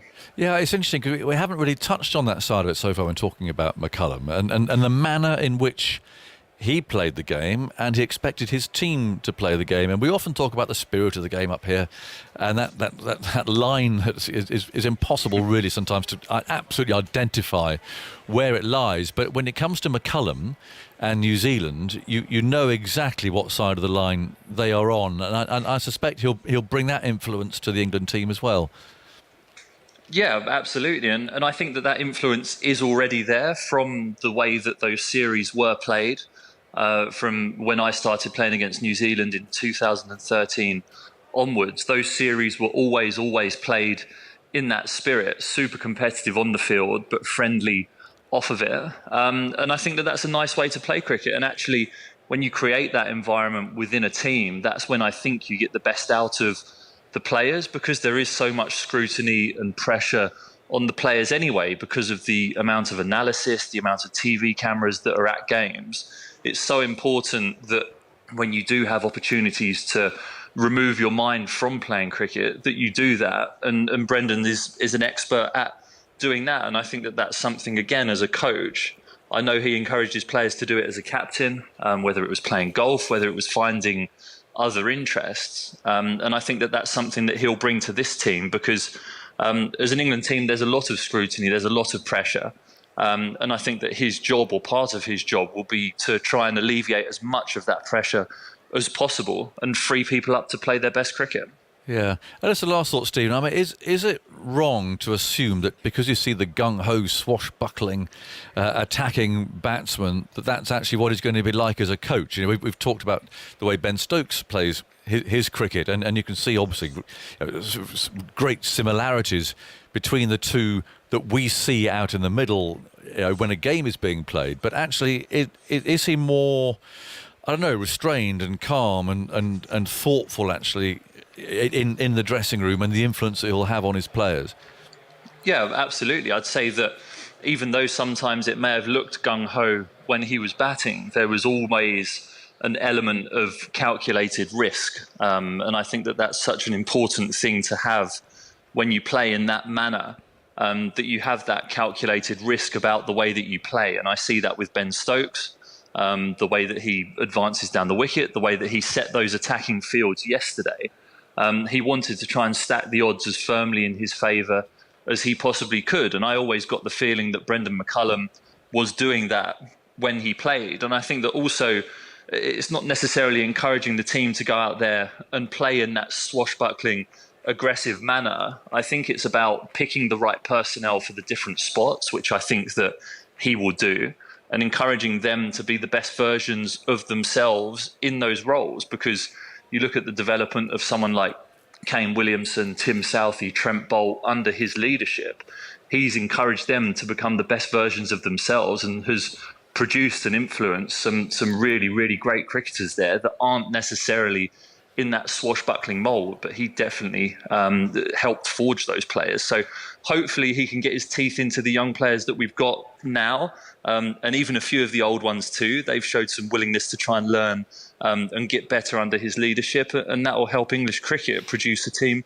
that everyone can be proud of, like New Zealand were of the team that he ran and captained. Good luck in the blast tonight, Finney. Are you loose? Thank you. Hopefully not 4 sixes in a row tonight. Well, I'll be watching, so I hope so. We'll be keeping up. You're the senior pro down there, aren't you, by years? Yes, you reminded me that again. I felt young all winter when I was hanging out with you and Simon and everyone, and now I've come here and I'm feeling old again. It's not great. I need to get back in that commentary box. You do. Well, you're always very welcome. Good luck tonight, Finney. Thank you very much. Nice to speak to you. Cheers. Bye, Stephen. There we go. Lining up for the blast. Oh, dear. Yeah, get loose. Yeah, there we go. It'll be the resumption of play here fairly soon, by the way. I'll just give a little resume because we haven't mentioned it for a while. At lunch, New Zealand are 38 for 3 in the second innings. They lead by 29. So it really is the game alive. And we're talking about Brendan McCullum, of course. We concentrated mainly on Ben Stokes yesterday at lunchtime, but today the new coach. Now, Tuffers, who's beside me, who made a TV series with Brendan called This Could Go Anywhere. Yes. And it did. It's described as, quotes, an exhilarating road trip to explore New Zealand's most picturesque golf courses. Yes. Close quotes. I didn't know you were a golfer. Well, no, nor did I. And I wasn't very good at it, but what a touch that was. 4 weeks. We went just before COVID. Yes. I went down then, I got the call, would you like to come down to New Zealand, play some golf on these fabulous, amazing golf courses, drink some lovely wine, which of course is made down there, try all this wonderful food and everything from New Zealand, and Brendan McCullum is going to take you around. And I went, absolutely.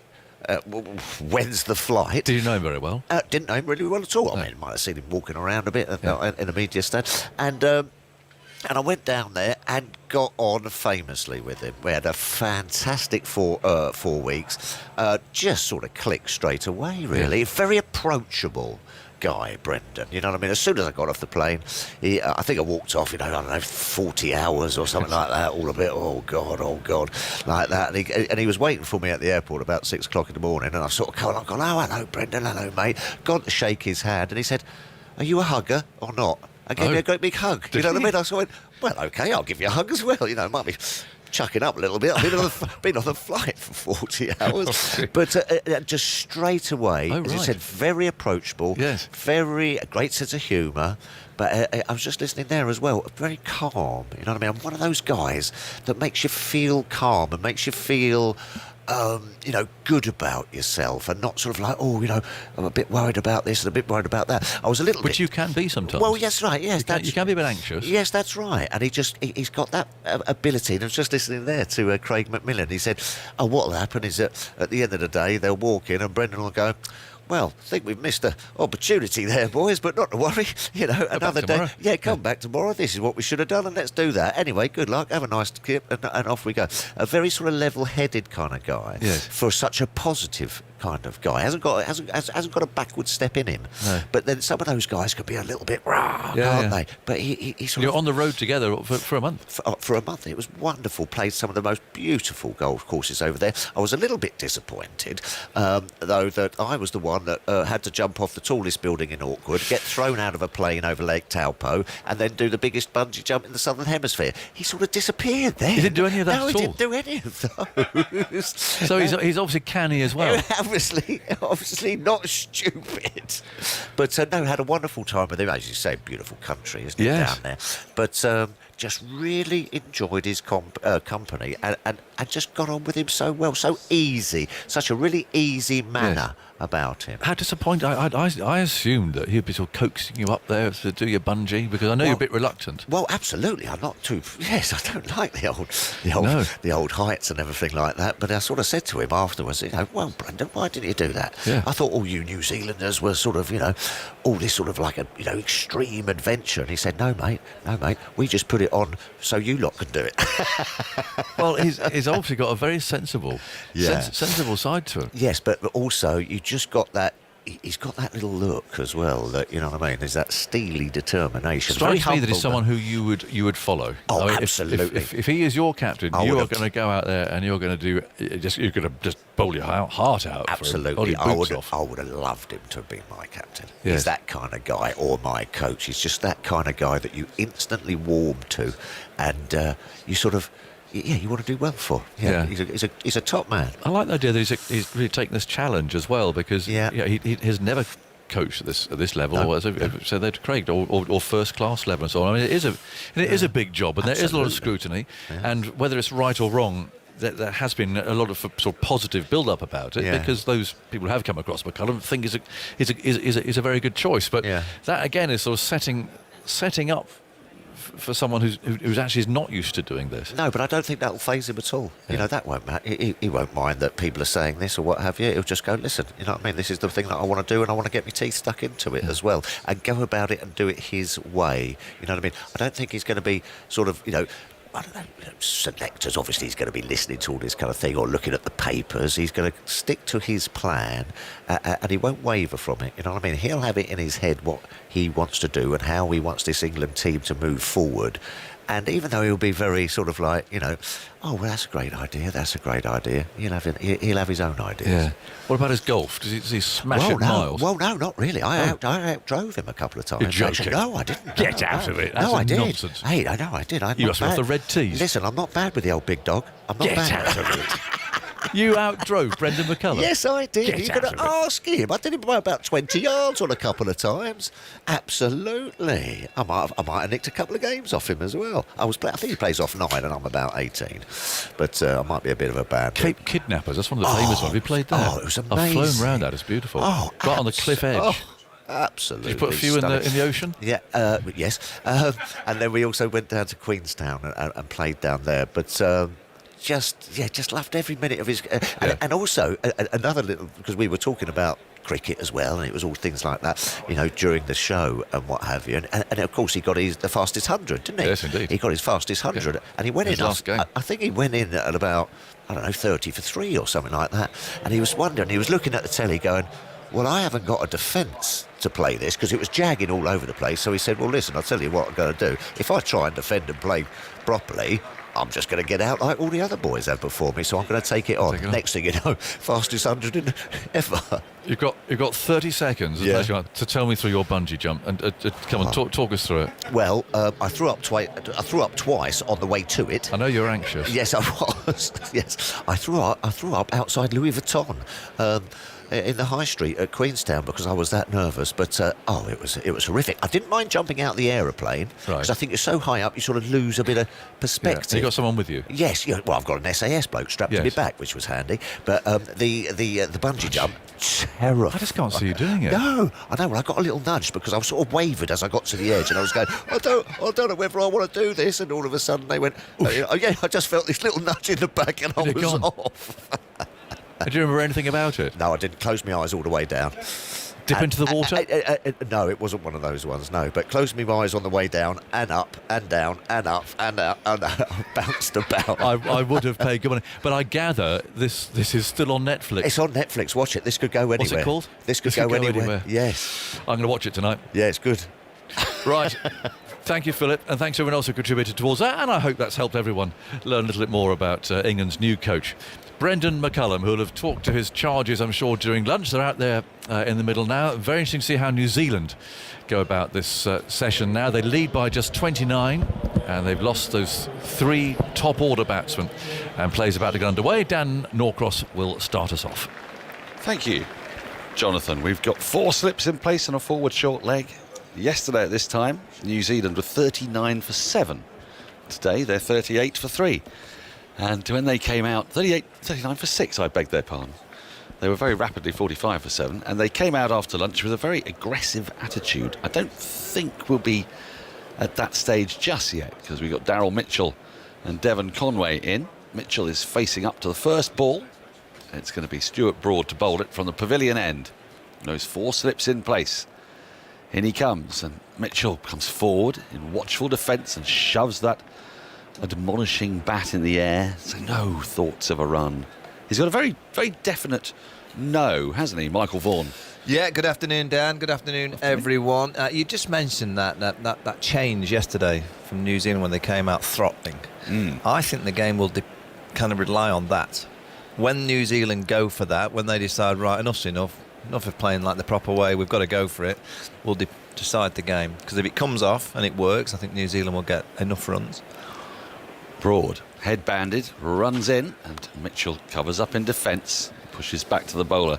It's different already from the first over after lunch yesterday. By this stage, Kyle Jamieson had already tried to smear the ball over point, hadn't he? And then he played a pull, and then he got caught down at long leg. It was all very, very frenetic. But I guess they'll still believe these two. They can build an innings, build a partnership. I mean, the biggest partnership of the match, is that still England's first wicket partnership of 59? As Broad runs into Mitchell.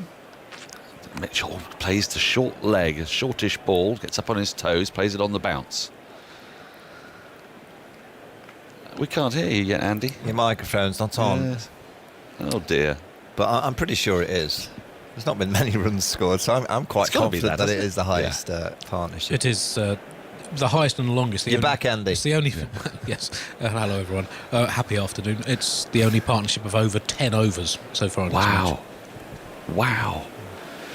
It's been a very extraordinary game, really, so far. It's not a pitch that's demonic, but there's enough in it as Broad is in. Mitchell drives into the covers. Oh, and he beats Stokes, who's at short extra cover. It's not going to get anywhere near the boundary, but they will get through for a single, which will bring the left-handed Devon Conway on to strike. It's not very rarely in Test cricket that you kind of go, OK, let's have a look at the batting lineups, and you see from 7 to 11 for New Zealand, de Grandhomme, Jamieson, Bolt, Southey, Patel, and you think, they could get 100 between them. And then you look at England's Folkes, Potts, Parkinson, Broad, Anderson, you think, realistically, it was a no ball as well, was it? It was a no ball, just signalled by umpire Andy Zoltzman. Yeah, so in the box. The tails could be the story of this game. Well, I'm very pleased you said that, Michael, because there was a stat I read about, it might have been about 5 or 10 years ago, that the winning county in the county championship 10 times out of 11 years was the side that had the highest average after the fall of their 5th wicket. As Broad runs in, the left-handed Conway, who lets this go by, a late decision to leave, a little flick of the wrists, and that sets the ball come down the slope into Folkes' gloves. And it doesn't at all surprise me because, batting sides tend to cancel each other out, don't they? I mean, not entirely. You get the very great batting sides. But as a general rule, at that level, there's not a huge amount to choose between them. But what bowlers can contribute with the bat makes a massive difference to a side's total. And it actually renders me even more irked by the fact that someone like Stuart Broad comes out and swings. And you think, if he could bat a bit longer. Broad in, Conway drives firmly straight back past the bowler for 4. That is a beautiful shot. Broad dived at it, tried to get a hand on it, couldn't, and it has sped to the boundary. That has gone as straight can be. It just missed the stumps at the non-striker's end and has ended up directly behind the stumps. That's just that's a shot that, the batter's playing well, perfect balance, allowing the ball to come, but when you see a ball go so quickly down the ground, it is a pitch that you can wait for that ball, wait for that moment and that right delivery to hit. I think if you look at a lot of the dismissals, they've not been willing to be patient enough to wait for that delivery. Broad in, how will he respond? Oh, the ball just shapes away again. Down the slope into Folkes. No run, 5 from the over, 44 for 3, 6 with the no ball. 5 off the bat, 10 to Conway, 3 to Mitchell. We've seen some batters in this game show patience for a while. So Tom Latham was leaving it really well, wasn't he, at the start of his innings? But then he gets out. It's I don't know. It's one of those pitches, Dan. I think the coach or the team think you're never in on it. And once you think you're in on it and you start trying to be really expansive, you're probably going to offer an opportunity. There's 2 ways of playing on a pitch like this: really patient and wait and hold your defence and wait for that one right under your eye line that Conway's just had. Or you play the Jamieson Southey way, which is right, OK, get the left leg out of the way and just launch.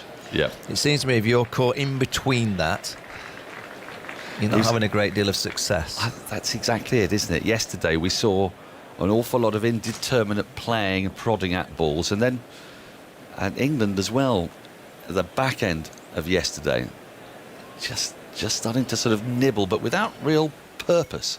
Potts starts up from the nursery end and bowls a ball that comes up the slope slightly, but is well left by Daryl Mitchell. He has 3 from 17. He doesn't strike me as of the New Zealand batters. You can sort of see him leaving for a while here.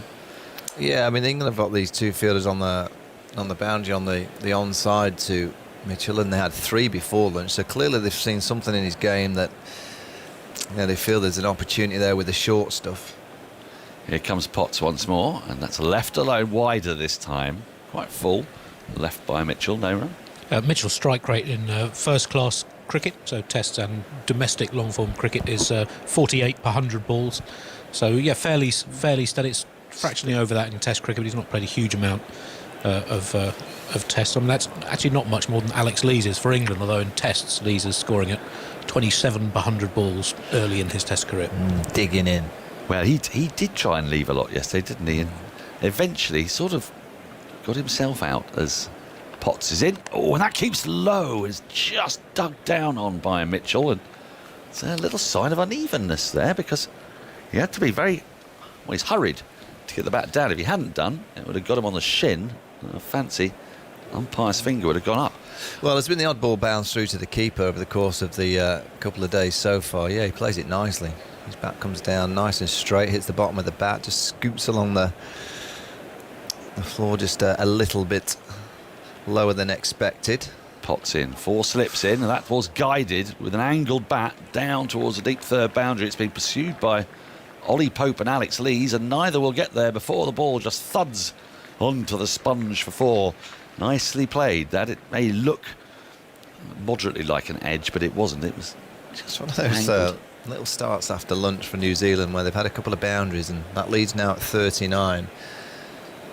There's a feeling like every time the ball goes to the boundary and a partnership gets to 10 to 20, you think, oh, I know, we're in trouble. Yeah, we're in trouble here. Well, I think I was commentating elsewhere and said I think that there's a bit of pressure on England now, and immediately Kane Williamson got out. So every time that happens, the wicket seems to fall. Potts in, driven nicely to the right of extra cover. It's running up towards the boundary. 2 fielders once more in pursuit. One of them, Matt Parkinson, is going to get there with an extravagant dive and a bit of a knee divot into the turf, and Stokes tidies up, but not before they've come back for 3. That's the 50 up, 51 for 3. But we're seeing a surface that's just offering a little bit of seam movement. There's not a great deal of swing through the air, but there is certainly kind of movement off the surface, so it's not easy for batting, but surely we're going to see someone from New Zealand get a 50. Well, a partnership, not asking it for seems 100. to me. I'm not saying, look, but just get a 50. If someone gets a 50, well, they're going to offer England at least a chase of 150 plus. Well, Mitchell and Conway are both now in double figures. Andy's got the family coming tomorrow. He needs it to go into Saturday. Oh, have you? Potts in, round the wickets to the left-handed Conway, who defends late off the front foot to Stokes at short extra cover. That's the end of the over. An expensive one, rare expensive one from Potts. He has 2 for 18. New Zealand 51 for 3. Conway and Mitchell both have 10. Andy? Yeah, just a little more on the brevity of the first innings here. 82.5 overs for the 2 innings combined. There have been over 500 tests in England. Only 4 have had shorter combined first innings. One of them was in 1888, one was in 1907, and the other 2 were in 2019. The Ireland test on this ground, and then the Leeds test that became known as the Stokes match against Australia later. So, yes, we've seen 3 of the shortest 5 combined first innings in tests in England within the last 4 summers. And there was a 112-year gap between that 1907 and 2019. Broad starts a new over, and Mitchell's beaten on the outside edge. A glorious ball, beautiful ball. Just whispered past the outside edge. I really like this field that Ben Stokes has got set to Mitchell Stewart. He's got everything covered. He's got the slips for the outside edge. He's coming in quite tight himself at mid-off, so he's there for the quick single. He can create a run-out opportunity. He's got a short leg for one that nips back, inside edge onto the thigh pad. He's got a mid-wicket. He's got a mid-on. So he's got pretty much everything covered. So all that offside from quite wide-ish mid-off is available to Mitchell. Sort of offering, is it? Yeah, but he's got all the catches in the right position. In rushes Broad. Mitchell leaves alone a ball. A bit wider this time of the off stump. Didn't really move at all. And I always think that position there at mid-wicket is such an important one when any bowler's bowling from the pavilion end and the right-hander's batting at the nursery stand end, because the ball just generally just kind of comes down the slope more consistently, and you get so many kind of forward defence inside edge, it just trickles to mid-wicket and you get a quick single. So he's got the fielders in just the right positions to say to him, if you get the outside edge, we've got that covered inside edge, we've got that covered, and also it's very difficult for him to get off strike. Broad runs in once more. Mitchell defends. Foolish ball into the offside. I'm sorry, makes me laugh somewhat, the way in which he says no. It's the most mannered no in world cricket. It's a little bit Marnus Labas Chachne with the bat flying up in the air, but it's very determined. There can be no ambiguity about this. He's also got a little thing he does before he starts, which I'll come to after this ball, the way he approaches his stance. As Broad runs in from the pavilion end, those 4 slips in place waiting, and Mitchell leaves alone outside the off stump, came back down the slope a touch. Yes, as he goes for his little walk. Now, you were with me yesterday when Trent Boult was doing some of the most extraordinary well, he had a sort of odyssey around the entire square, didn't he? He was back and forth and what have you. And here we go. He's now going to place his back foot. The back foot is going to go on the crease, and then his front foot is going to lean back on it. He lifts the bat with his right hand in the air and waits for a while, and then looks right down, crouches right over, taps the crease twice. Has quite an open stance, shoulder pointing towards mid-on. As Broad runs in, and Mitchell comes forward, pushes into the offside. Again, straight to Stokes. Again, that bat comes flying up in the air from his left hand. No run. So the only single available really is if he can get it square of the wicket on the offside and just push it hard enough so 4-slip can't nip across and intercept. So there's a single there and there's one down to fine leg. That's pretty much it. And you see how tight Stokes is coming at mid-off. He's almost a short extra cover by the time the ball's delivered. So he's saying to Mitchell, you've got no chance of getting a single, really. Yeah, unless he angles the bat, which is perilous. As Broad runs in, and Mitchell drives straight to Anderson at mid-on along the ground. End of a maiden over. 51 for 3. Broad has none for 19. Mitchell and Conway both have 10. The sun is out. It's not the first session. There was that little bit of Lord's gloom, slightly sepulchral, slightly sort of oppressive, slightly suggestive of a bit of swing movement. Although the sort of stats, you see the stats of today's morning session. I think the swing was down by 0.5 degrees from yesterday. Yeah, 1.4 yesterday and 0.9 today.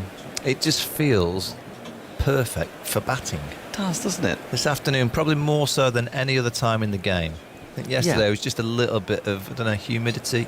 Yes. A bit of moisture around. Today it just feels perfect, particularly since lunchtime. Potts round the wicket to Conway, who defends around his front pad and pushes it into the onside to Anderson, who's close in at short mid-wicket. That's another position you like, the left-hand, is it for that? Yeah, just down the slope. That, down the slope, bit of nudge. I also think they fancy Conway just flicking one in the air to Jimmy Anderson at that short mid-wicket, but you can see backward point 10 yards behind square.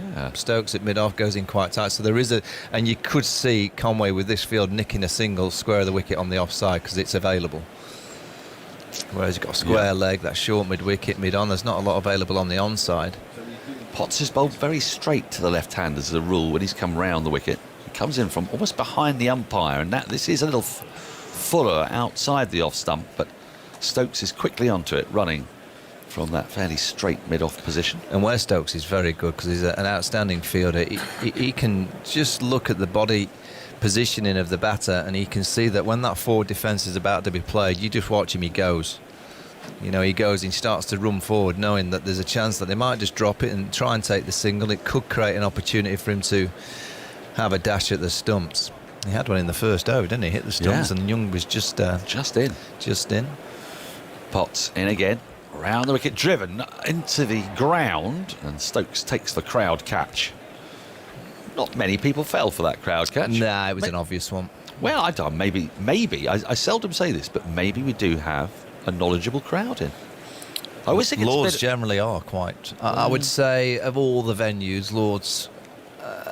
If you were having a quiz team, you'd want to probably pick some of your. You pick a Lords. Your team from If the you're Lords go crowd. Ground against ground. I wouldn't necessarily be picking too many from some of the others up north, if you know what I mean. Well, I allow you to say that. Potts is in wide of the off stump, tempting Conway, but he does not get drawn to it. I feel like general knowledge. What do you go, Lords? I ought to stand up for the oval, really. Over Lords, would you? I think I probably couldn't. No, you go Lords as your first pick. If you're in a draft system and you had first picks, Lords would be the first pick. First pick for knowledgeable Who would be the last? Which ground would be the last pick? That depends what time of day you're picking it. Well, let's go for after tea. Let's go after tea. There's a few grounds that are dropping down. Here comes Potts, and Conway defends, gets a thick inside edge on that, but square leg had gone back the ball before, out to the boundary, and as a result, square leg was free. He could get through for a single. 52 for 3, Conway to 11. One ball left in this Potts over. The first over since lunch. We had 3 wickets fall, 3 New Zealand wickets fall in the first session, and 3 English wickets, so 6 wickets in the first session, all of which you can see on BBC 2 at 7 o'clock, or on the BBC iPlayer, sport website and app. Sorry, Andy. The 2 morning sessions combined have totalled in 46.5 overs, 12 wickets for 102 runs. Wow. Yeah, a lot of those have been top order batters, haven't they? About 9 of them.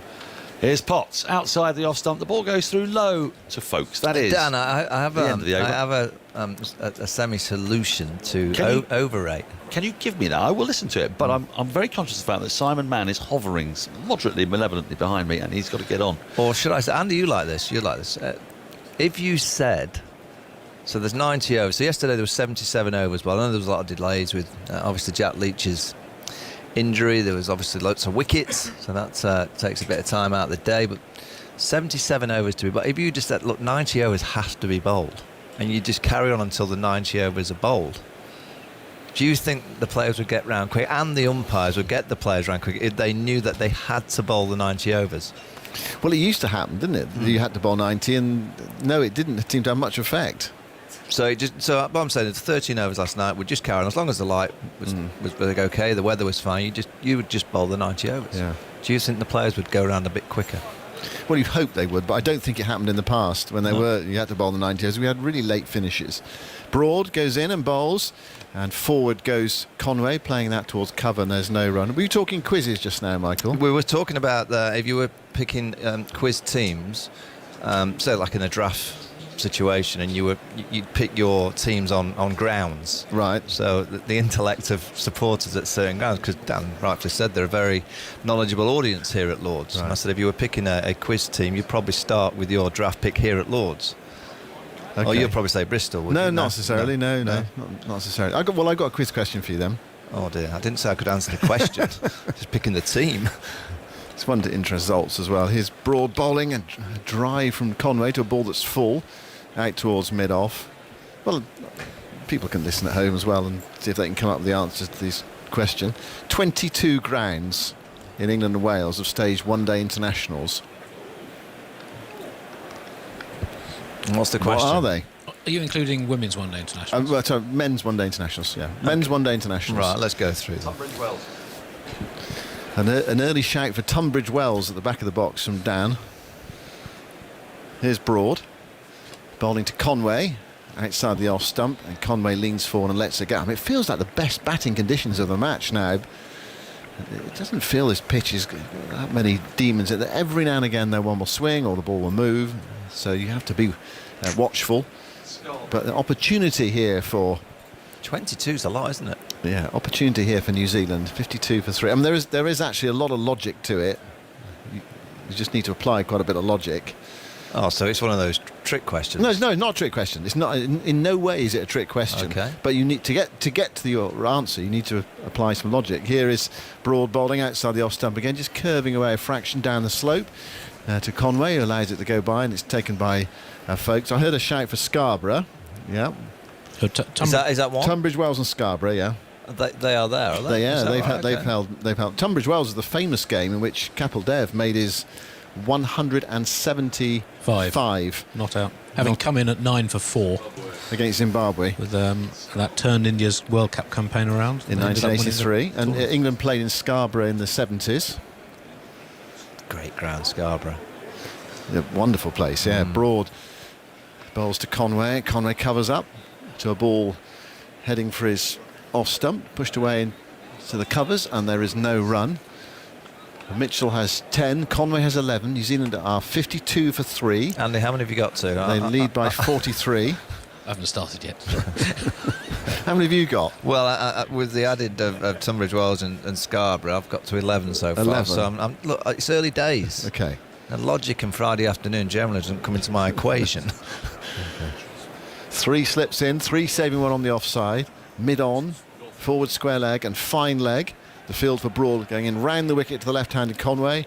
Conway gets a straight ball, he props forward, defends it back down the pitch. Is this an England international or just an international? Men's one-day internationals. Oh, right, so we're talking World Cups now, aren't we? Yeah. There we are. England and Wales, yeah? Yeah, England and Wales. Yeah. Kerry Thomas on Twitter's gone for Uxbridge. I don't know. I can't remember there being one in Uxbridge. But Jason Fage has gone for Derby World Cup, and he is correct because I was at a World Cup match in Derby involving, I think, New Zealand and Pakistan. I remember commentating with Imran Khan. Uxbridge. I was once 3 minutes late to a 9:30 meet for the Yorkshire second 11, and Kevin Sharp, the captain, gave me the most almighty rollicking and moved me down the order because I was late. Here's Potts bowling, turned away by Mitchell, down towards fine leg, down towards the Warner stand, goes through for a single. Agger's gone for Leicester in the back of the box. Northampton, sorry. Well, Leicester's definitely there. World Cup game. Yeah. Yeah.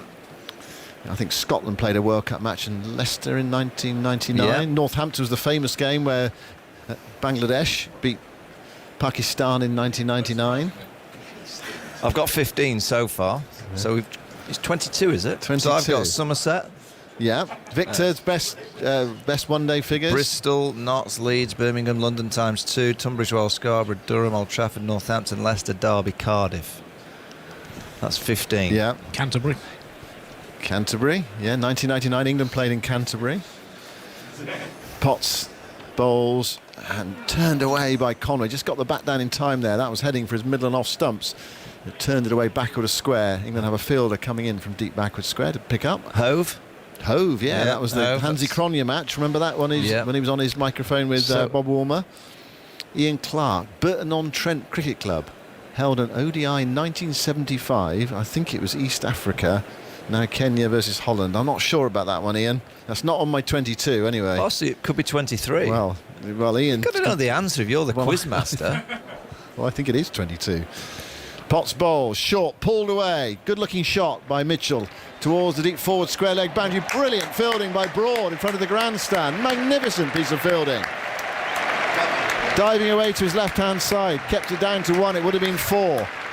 Cat-like from Broad. Well, that's incredible. He's got up and he can't believe he's just produced that. Running to his left, his hat came off. Full-scale football-style keeper dive. And usually when you make such a dive, it kind of ricochets out the hand, but he gets it straight into the hands as well. Yeah, let's go. Yeah, both hands at the same time, like jumps onto it, roly-poly, hat off, headband showing, throw over the top of the stumps. Perfect. Potts bowls. And Conway there tries to force that through the offside, hits it hard into the ground. It runs behind him and goes past the stumps. It's picked up by Bairstow coming in from the slip cordon, and there is no run. Now Andy on Twitter has gone for Swansea 1975. Is that one of them? He would be right. I'm not sure the year, but it was definitely in the 70s. Yeah. Swansea. Yeah, Swansea. The Mumble. Is it the Mumbles? Yeah. Mile? Jason Fage has gone for Titwood in Glasgow. England and Wales. This is not Scotland. Here is Potts bowling, turned away by Conway, 4 to square for a single. Score moves on to 56 for 3. New Zealand are 47 runs ahead on this second afternoon. Rupert Barnes, New Road, Worcester. Yep. Worcestershire, yeah. Good shout. Good shout. Yeah, Swansea, I'm pretty sure there is a Mumble, I think it's called the Mumble Mile, where there's a mile, and it's a bit of a pub crawl, Simon. Yeah. Back in the day, you'd have been all over that. Yeah, you know me, Michael. Yeah, I'm sure it's called the Mumble Mile. Had a few afternoons. Well, there was a one-day international in Swansea, yeah. Potts bowls, forward goes Mitchell, plays up to mid-on, and there's no run. I've got 19 so far. Not Harrogate. No, not Cardigan Bay. We had Bristol, yeah. We had Bristol, yeah. Yeah, we've got Bristol. John H. Chelmsford. Blackpool is my obscure Chelmsford. shout. Chelmsford, Chelmsford, yeah, good shout. Yeah. That's the end of the over, by the way. 56 for 3, Mitchell 12, Conway 13. So we've got to 20. There must be a couple of grounds, or like the Burton-on-Trent style grounds, no? Well, let's have a look what we got from Charles Sturge. All 18 main county grounds hosted a World Cup game in 1999. So that was the logic I was trying to lead, the path of logic I was trying to lead you down. So all first-class grounds have staged a one-day international. All 18. Yeah. So then you've got Swansea 19. Yeah. Tunbridge Wells 20. Scarborough 21. But what is the 22nd ground that staged a one-day international? This is dramatic. Phil's got the answer. Go on, Phil. Arundel. No, sir. See you, Phil. Thanks for popping in. 56 for 3. Broad is moving in to bowl to Conway. And Conway tries to take the bat away there, gets some bat on it, and it goes down along the ground to third slip, where it's stopped by Bairstow. Bradford. And there's no run. It is not Bradford. No. Bramall Lane hosted a test match in Sheffield in 1902. Not an international one day. I'll give you a clue, Michael. Okay. Some counties don't play on the same ground as they used to. Southampton. So Southampton down at the... Southampton is the 22nd. Yes. Yeah, the old Southampton county ground. What a ground. They used to do amazing strawberries and ice cream there. Yeah. In plastic pint tubs. Broad bowls. Forward goes Conway, playing that towards extra cover. It's intercepted before it gets to Anderson. And there is no run. 56 for 3. I played against Robin Smith there at the old ground, and you'd always arrive at say 9:15, and you'd park up, and there were squash courts on the right where you'd have your lunch, and the nets, and Robin Smith was always in the nets on the machine with his dad every morning, smashing them through point, just smashing them through the net, hitting all the cars. No, every morning Robin Smith and his dad in the nets. Yeah, there's a great atmosphere in that old ground down there at Southampton. Quite close to the city centre, not right in it. Here's Broad bowling, big drive unfurled by Conway, half stopped in the covers by Pope. Pushes it up towards Anderson, and there's no run. Good afternoon, Arundel.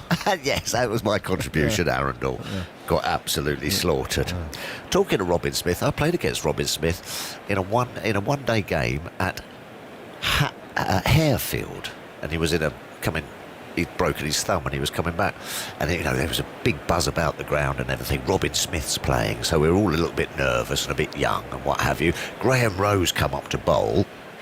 Broad in his white headband goes steaming in to bowl to Conway outside the off stump, no stroke, through to Folkes. Graham Rose came in to bowled him short and wide on off stump, to which Judgy has absolutely smacked it, and it went to the boundary and knocked a fence down. To which we all stand there in the field and went, oh my God.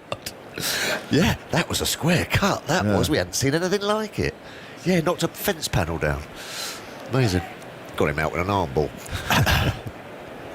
We're about 30. I knew there must have been a Tufnell end to that story. Of course. Yeah. Well, I like the quiz, though. Conway 13, Mitchell 12, 56 for 3. Broad balls down the leg side. The Bill catch behind. He's got him. Strangle. On the pull. What a strangle. Conway looking to pull Broad through backwards square leg. Got something on it. Taken by Folkes. And New Zealand are 56 for 4. And Conway was looking solid. He cannot believe it. Has to drag himself away. Out for 13. Broad gets his first wicket. And the wickets continue to fall one way or another. And that was sort of another, really. An unexpected way to get a wicket. Yeah, huge wicket for England. It had just gone to sleep a little bit, hadn't it? Just gone a bit quiet. And New Zealand were just putting together a partnership, and we know Devon Conway can really occupy the crease, and very, very difficult to get out. Got a double 100 here, didn't he? But I'm saying that's a strangle down the leg side there. Gone for the pull, just followed it round. Well pouched by folks down the leg side. Just what England needed. Gets them back into the game. Well, really in the game. Lead by 47 only now, New Zealand. Yeah, 47 for 4 effectively. And they're 4 top players out. Yeah. And 3 of them high-class players as well, Latham, Williamson and Conway. So a lot to do for Mitchell, for Blundell. And then the lower order, de Grandhomme, Jameson, Southey, Patel and Bolt. I imagine there'll be a few shots played down there. There were yesterday. Yeah. England not far away from getting into that lower order. But you're right, the game it looked quite solid, didn't it? Nothing was happening, and perfect batting conditions. And that was a nothing wicket, really. You were talking about all these different crowds. It was just gone to sleep. It was just a Friday quiz to get everyone thinking and engaged. A little bit of Test cricket broke out, didn't it? It was just about getting in and developing. Didn't last very long. No, it didn't. No, but it was just developing a partnership. Isn't it funny? It's just sometimes you need that little bit of luck. And Stuart Broad he makes things happen out of nothing. Yeah, that partnership lasted a massive 9 overs. Well, there you go. No wonder everyone went to sleep. It's New Zealand's longest partnership of the match so far. 9.3 overs. I mean, wow. So the 4th time Broad has got Conway out in tests. First time? 4th. Oh, 4th. Well, he doesn't mind a left-hander, does he? Oh, Stuart. Indeed not. They're just sorting out the sight screen in the pavilion for the right-handed Blundell. Broad is coming over the wicket, and England are fiddling around with their field. They're swapping fielders. Was it an under edge or a glove? A glove, I think. Oh, was it? Yeah. It's come out 4 times in 6 innings for just 67 runs. No other bowler has got Conway out more than once in his brief Test career so far. Ben Stokes has gone into leg slip for Blundell, so he swapped over with Potts. Potts has gone to Stokes' position at extra cover. England really on the tack here. 6 close catches, Broad bowled. Blundell down the leg side, no. Ooh. He went to turn it away. I'm just waiting for folks who dived across the take to throw that ball in the air, but that time there wasn't a glove on it. And actually, sometimes down the leg side doesn't always have to be a strangle. Sometimes it's sort of into the ribs, yes, and you're fending it a bit. But yeah, absolutely. That was more of a fend from Blundell, a reaction. Yeah. Whereas the Mitchell one, he went for the full-blooded pull shot. Yeah, Conway. Conway, yeah, went for a full-blooded pull shot, as you were, not Mitchell. Mitchell's still there on 12, 56 for 4. Well, and also, as you say, you had Ben Stokes at leg slip as well. Absolutely. So that's kind of you come in you're first bowling ball for it a bit. Yeah, exactly. Yeah. How many times do you see it go down there? I mean, I wonder if you just sort of decided to change it up a little bit and start with 2 leg slips. Here's Potts bowling. Forward goes Mitchell, turns that forward a square for 1. Broad rushes in, his hat falls off. Sends in the return to the base of the stumps. Yeah, don't miss that. That was straight. Yeah. Just playing across the line a bit there, Mitchell. 1 more run to him. He goes to 13. New Zealand to 57 for 4. Just a little thought in the back of my mind there. Did Broad benefit from his own piece of fielding? Well, it just woke everyone up a bit, didn't it? Did it get... I'm just trying to think who was... played the shot out to Broad that would have been 4. And it was only 1. Probably did, yeah. Anyway, it was one of those things that happens in cricket. A short ball down the leg side. Mitchell probably thought he should hit it before. Yeah. Gloved it through. Not a dismissal. Batters like that. Now for Blundell, there is Broad at backwards square leg. So they've got some sort of plan here, haven't they, for Blundell? Okay, not the leg slip in, but they've got Broad lurking. Folks has got something in his eye. Root's trying to...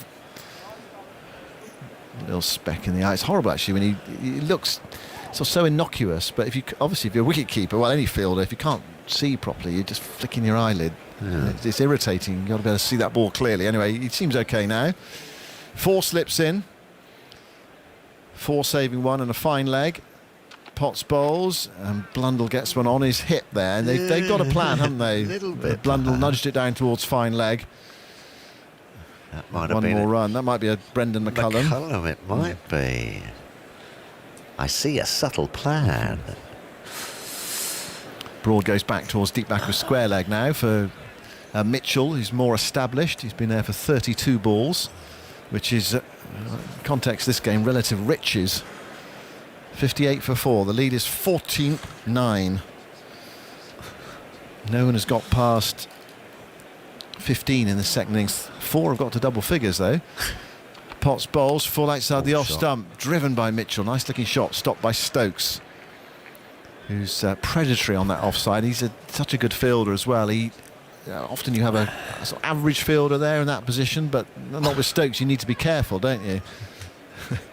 Did you field at mid-off, Thomas? Yes, I did. Sometimes, yes. Well, you didn't always. I'd like to think I made it my own. Not every fielder there was average. Some were below average. Mid-on third I used to field. Potts outside the off stump, tempter for Mitchell. Mitchell not to be tempted, lets it go. Goes through low. Might have even got to Folkes on the second bounce there.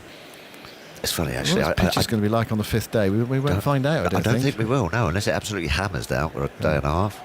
Yeah, I did find myself at Old Trafford against Australia at cover point. Did you? Yes. That's a bit worrying. It was a bit worrying, and as Mark Taylor, it just reminds me actually, because I saw Mark Taylor down the box there, he sort of walked out and started laughing. Potts bowls. Mitchell defends towards cover, and there's no run. We did sort of laugh. He sort of went, "Oh, good day, Tuffers. Cover point." So I went, "Yes, I'm absolutely like a coiled spring." And he sort of chuckled. They had a good way of doing that, the Aussies. He was a very decent man. Well, he's a very decent man, Mark Taylor, isn't he? Yeah, very good. Yeah, very good. Good player, good captain, very good captain. Yeah, good slipper. Yeah, nice to see you. Mitchell waits, bat raise, 13 not out, 3 slips for him. Potts bowls, full, driven, straight to cover to Pope, who picks it up and whips it into the wicket-keeper. Folks, it's the end of Potts is over, so he's 8 overs, 2 for 25. Yeah. It's 58 for 4, something from Zoltz, and then it will be Isha. New Zealand's top 4 out in both innings without anyone passing 15. It's only the second time in England's Test history they've got the opposition top 4 out in both innings without anyone getting more than 15. Wow. And the other was in 1888 at the SCG. Oh, wow. There you go. So I've just come in on this. So this is England against New Zealand? Yes, that's England in all England Test cricket. That is the game. Top 4 out for 15 or less. Have you not been here for the last day and a half? It's happened so quickly, I've just forgotten. Yeah, blinking, you'd miss it. So this is England against all opposition. Yeah, top 4 out in both innings, no one getting past 15. It's only the second time ever they've done it. Wow. Yeah. What's the Scream if you want to go faster. Yes, I know. Well, we just had a little bit of sort of calm there, didn't we, before Conway got strangled Well, it was down the a leg proper side. strangle as well. Here comes Broad again from the pavilion end, bowling to Blundell, who lets one go outside the off stump. 3 slips in a gully in position. There's a man at short leg, a leg gully. Mid-off, mid-on, and Matt Parkinson parked down in front of the mound stand at fine leg. I wonder... as a spinner on debut, what's the stage of the game you like to come in? Well, I always... Lead of 49. If you're Ben Stokes, when are you thinking of giving Parkinson an opportunity? Well, not for a while. I'm going to get every... Broad bowls to Blundell, who's coming forwards and defending back down the pitch. I'm going to try and wring every ounce of energy out of my seamers. Okay. I think... So you're not just going to try and get him into the game a little bit, maybe? No, it's too much sort of knife edge. You bowl him 2 overs and they get 20 off of them. All of a sudden that pressure's released and they get themselves going again. So perhaps a bit after tea, perhaps, but no, I think you keep bashing away.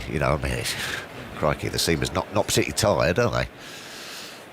Here comes Broad past the stumps to Blundell, who's covering his off stump. Raising arms through to the keeper. Not tired, but they haven't done a lot of bowling. They bowled about 130 in the first. But they have got like 8 Test matches this summer. No, I'm joking. I'm not saying that the seamers are tired. It's more at what point do you get someone on debut who's chomping at the bit to get into the game. I know what you mean, but I just think you've got to keep hammering away with your seamers. That's what's got you the wickets. Blundell open stance. Struck on the pad, but I think a bit of bat involved onto the pad in front of him. Angled into that middle stump from Broad, looking to use that slope into the right-hander. Short leg in play, but it goes to ground. We were discussing that we think there's a subtle plan going on to... what's his name? Tom Blundell. Tom Blundell, thank you. They're targeting that leg side. When he first came in, there was a leg slip, and now they've got that sort of, not a leg gully, but a deepish leg gully. I think they might just be fancying him clipping off his legs. Well, he's standing on leg stump at the moment, open, that right shoulder coming through as Broad is bowling to Blundell, who comes across and defends on the front foot, but it sort of hits the bat and heads towards short leg on the bounce. So lead of 49 here, New Zealand. 4 wickets have fallen already. We do think it's going to go into tomorrow. Yeah, Test match cricket. Hold on to your hats, hasn't it? It's been very, very interesting. I wouldn't mind seeing a little partnership just develop, though, and a few nice off drives. Blundell again struck in front of the stumps on the pads, and that really could have gone anywhere. It pops up but falls in front of him. End of the over then, a probing one from Stuart Broad. 58 for 4 New Zealand. Mitchell 13, Blundell 1. It's 4 maidens in a row from Broad, including the wicket of Conway. Yes, there must be a stat about dot balls as well, creating wickets. I think there was somewhere lurking. Here comes the skipper. Ben Stokes is giving Matt Potts a rest. Yeah. And he's going to bring himself on from the nursery end, Ben Stokes, who cleaned things up yesterday when Potts picked up a cramp in his calf. It must have been a bad cramp to go off on your debut at, 4 for 13 with Trent Boult, number 11 at the crease. It must have been a serious bit of cramp. They would have had to carry me off. It is one of those, though, that when you've got cramp in your calf and you're trying to bowl, you're worried that you're just going to tear something. Here comes Stokes bowling now to Mitchell, who's coming forwards and defending. Good length delivery from the skipper. No run. Well, that could have been the opportunity to perhaps, as we were discussing earlier, get the leggy on, but I think the skipper's gone, no, I'm your man.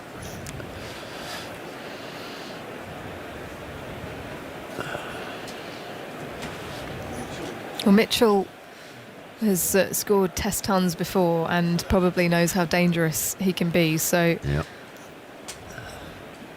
Stokes past the stumps to Mitchell, who's turning the ball to the leg side to the square leg umpire as Stokes comes across to collect the ball. They usher through for a single. Lead of 50 now for New Zealand, 59 for 4, Mitchell to 14. Lovely afternoon now, isn't it? Lovely afternoon, gentle breeze blowing across the ground. Nice and warm. Slightly cooler than yesterday, though, I reckon. Lots of cloud cover here at Lord's. People have returned to their seats after the lunch break, feeling relaxed as Stokes pushing through. Bowls now to Blundell again, trying to work the ball leg side, and if there was a short leg there, they might be in the game. No, I think there might be just a little plan. Say Stuart Broad's come up, I think, to sort of like just behind square, saving one. Perhaps that's a little thing that McCullum might have brought to the equation. They definitely seem to be sort of targeting the stumps and the hip. Stokes running away from us. The nursery end to Blundell, who's clipping the ball now to that position at not deep backward, in front of the umpire. Stuart Broad there. No run. I like your shout there, Risha. If you're going to do that, why not get someone in there on a little clip, perhaps a little leg gully or even a short leg? It's definitely some kind of plan, I think, going on. Perhaps take a slip out or an extra cover. 3 slips in position as Blundell crouched down forwards and squirting the ball to a wideish extra to his left. Much fuller on that occasion from Ben Stokes. He has this natural ability, doesn't he? The ball angling into the right-hander, but the assistance of the slope to go away from Blundell, that comes very naturally to Ben because of the way his arm comes over the top.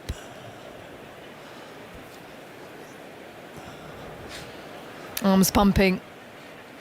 Flashes of yellow from his sole as he bowls to Blundell, who's backing across and defending back down the pitch. Get up to much last night, Tuffers? No, quiet night. Quiet night, didn't get back till late. Watched a little bit of the Jubilee on the telly. Yep. Yeah, glass of wine. Streets were packed yesterday. Yeah, everyone out enjoying themselves. Why not? Long weekend. Stokes into Blundell, who's driving, and Shot. this time with plenty of conviction as it heads out to the boundary at deep cover. And he'll pick up his first 4, moves to 5, a lead of 55-64 for New Zealand. Yeah, just a little bit too full there. Oh, I think that's a... What's happened there? No ball. Yeah, no ball as well. Retrospective no ball. It's the second one of the over. Actually, the second ball was a no ball as well. Yeah, just probing a little bit too full from Ben Stokes and a bit of width as well. Trying to find that outside edge with a bit of swing. Oh, it's a big no ball. A couple of inches. So has to hand his cap back and re-bowl this final ball. Here comes Stokes again, past the stumps. Blundell this time on the back foot and patting the ball back down the pitch. Good length delivery, rising delivery from Ben Stokes, 85 miles an hour. Oh, was from it? the skipper. Was it?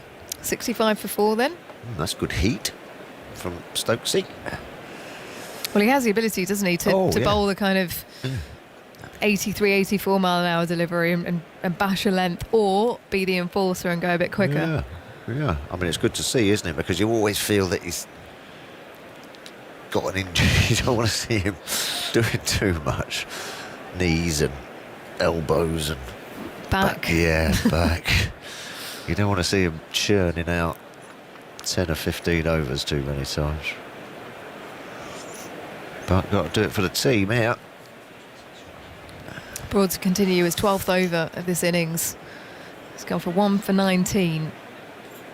So just going to change up the field. So 3 slips, and they're going to bring that man into point, sort of gully.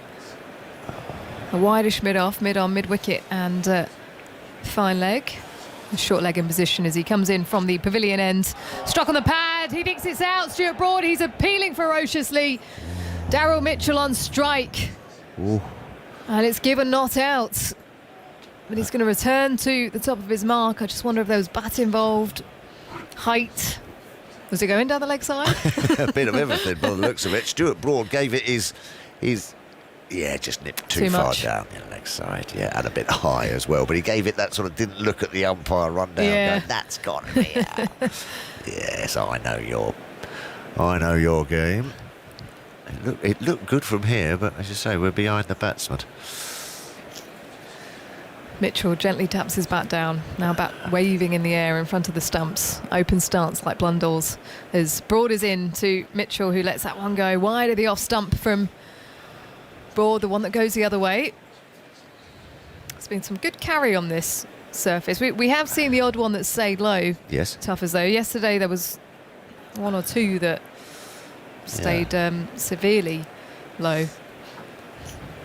It's just got enough in it to keep the bowlers interested, as the scores tell you. But I certainly wouldn't say it's a 130 and a 140 bowl out kind of pitch.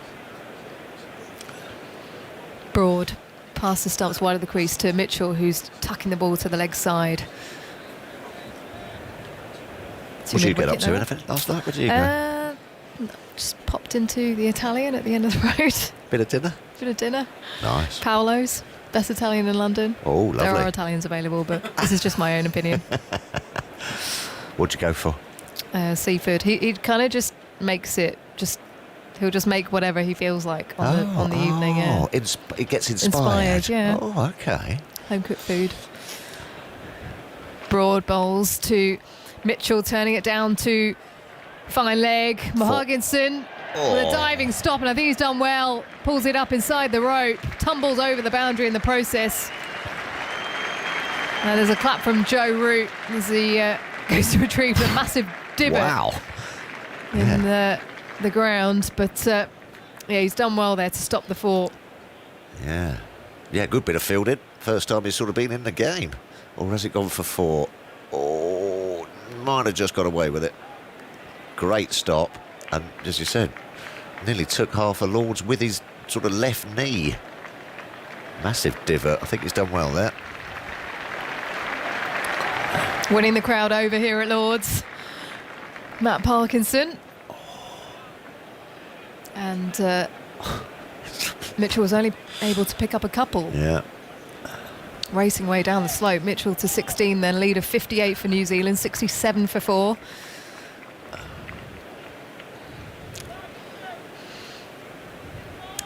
The good thing these days, they carry around 3 or 4 pairs of whites as broad bowls. A good net delivery to Mitchell, who's solid in events back down the track. No run.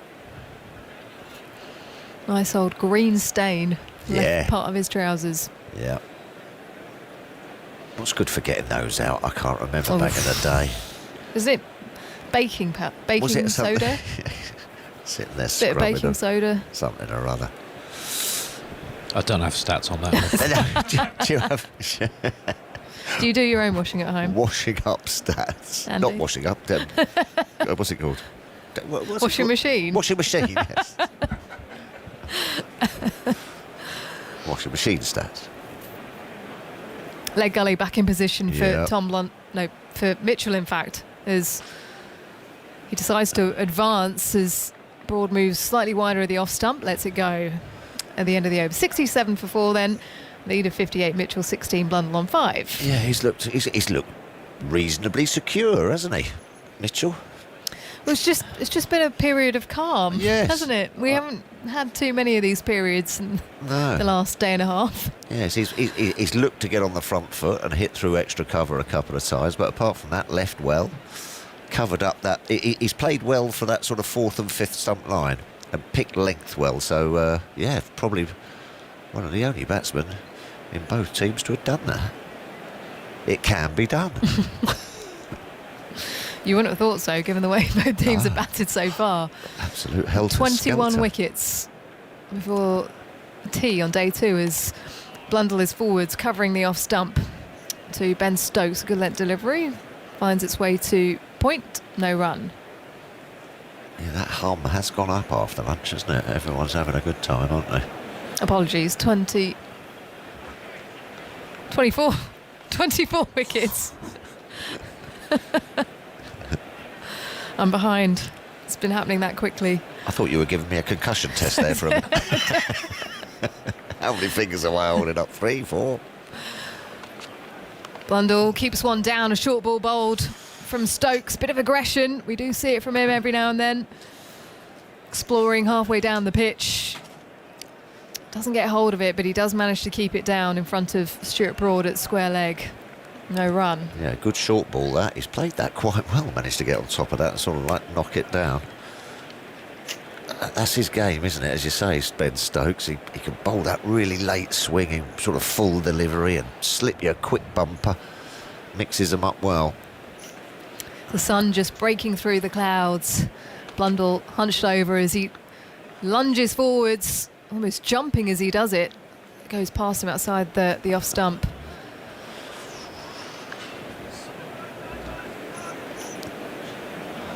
Joe Root at slip, giving the ball a vigorous shine. Did have a look at it. maybe 3 or 4 overs ago, and they have worked on the ball really well. Yeah.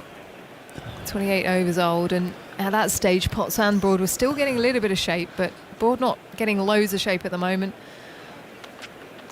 Stokes is that's hitting the pad again, just angled into the right-hander. Probably going down the leg side as there's a half appeal from behind the stumps.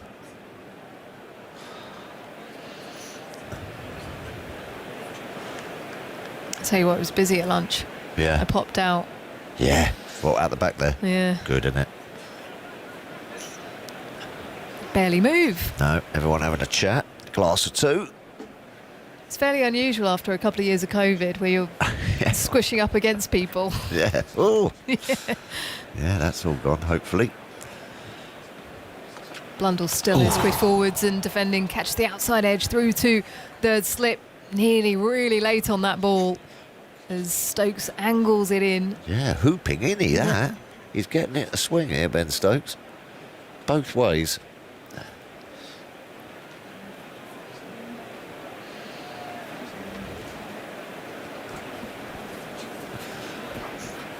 Natural shape from Ben Stokes as it comes up and over his head.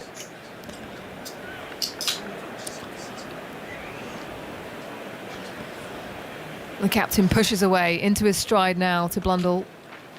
Down the leg side, nearly again, a strangle. Seen a couple of those today. Half appeal from Joe Root, but no interest from anyone else. Ben Stokes turns to retrieve his cap at the end of the over. 67 for 4, lead of 58, Mitchell 16, Blundell 5. What were you doing down there, Risha? Just wandering about, getting the Atmos? Yeah, a bit of Atmos. Oh, yeah? Pop in to see a couple of people. Nice. I haven't explored the Harris Garden yet on the other side of the ground. Where I there's know. usually a bit of movement after tea. No, it's very beguiling, isn't it? But it's a long Yes. way away. You'd Oh. get mobbed if you went over there. Wow. You wouldn't come back. No, perhaps not. Not a bad way to go. Drowning in champagne. Change of bowling from the pavilion end. The master of swing is back. Yeah.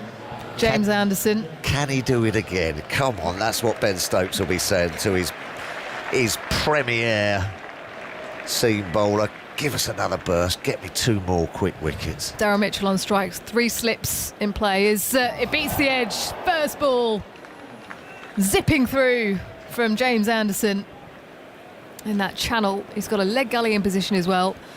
Yeah. Bright sunshine here at Lord's. Not overcast conditions, but he was able to get a bit of movement there. Stuart Broad spell, 2 overs before lunch, 6 since lunch, and all 1 for 9 with 5 maidens. Yeah. Good stuff.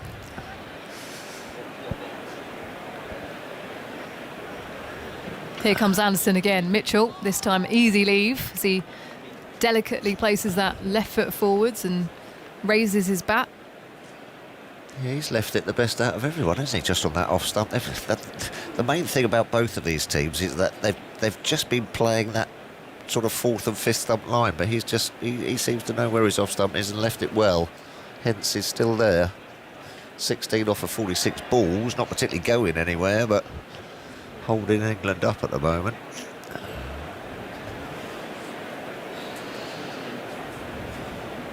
Bat still. Up and down for Darren Mitchell, who guides the ball into the cover region. Or trickle away in front of point as he comes through for 1, moves to 17, lead of 59. Gentle hands as he played that ball. Yes, quiet hands. Just let the ball come onto him and just knocked it away. It's an interesting movement, isn't it? Because he's sort of still in his crease and then it's almost like a bob before he plays the ball. Up and down.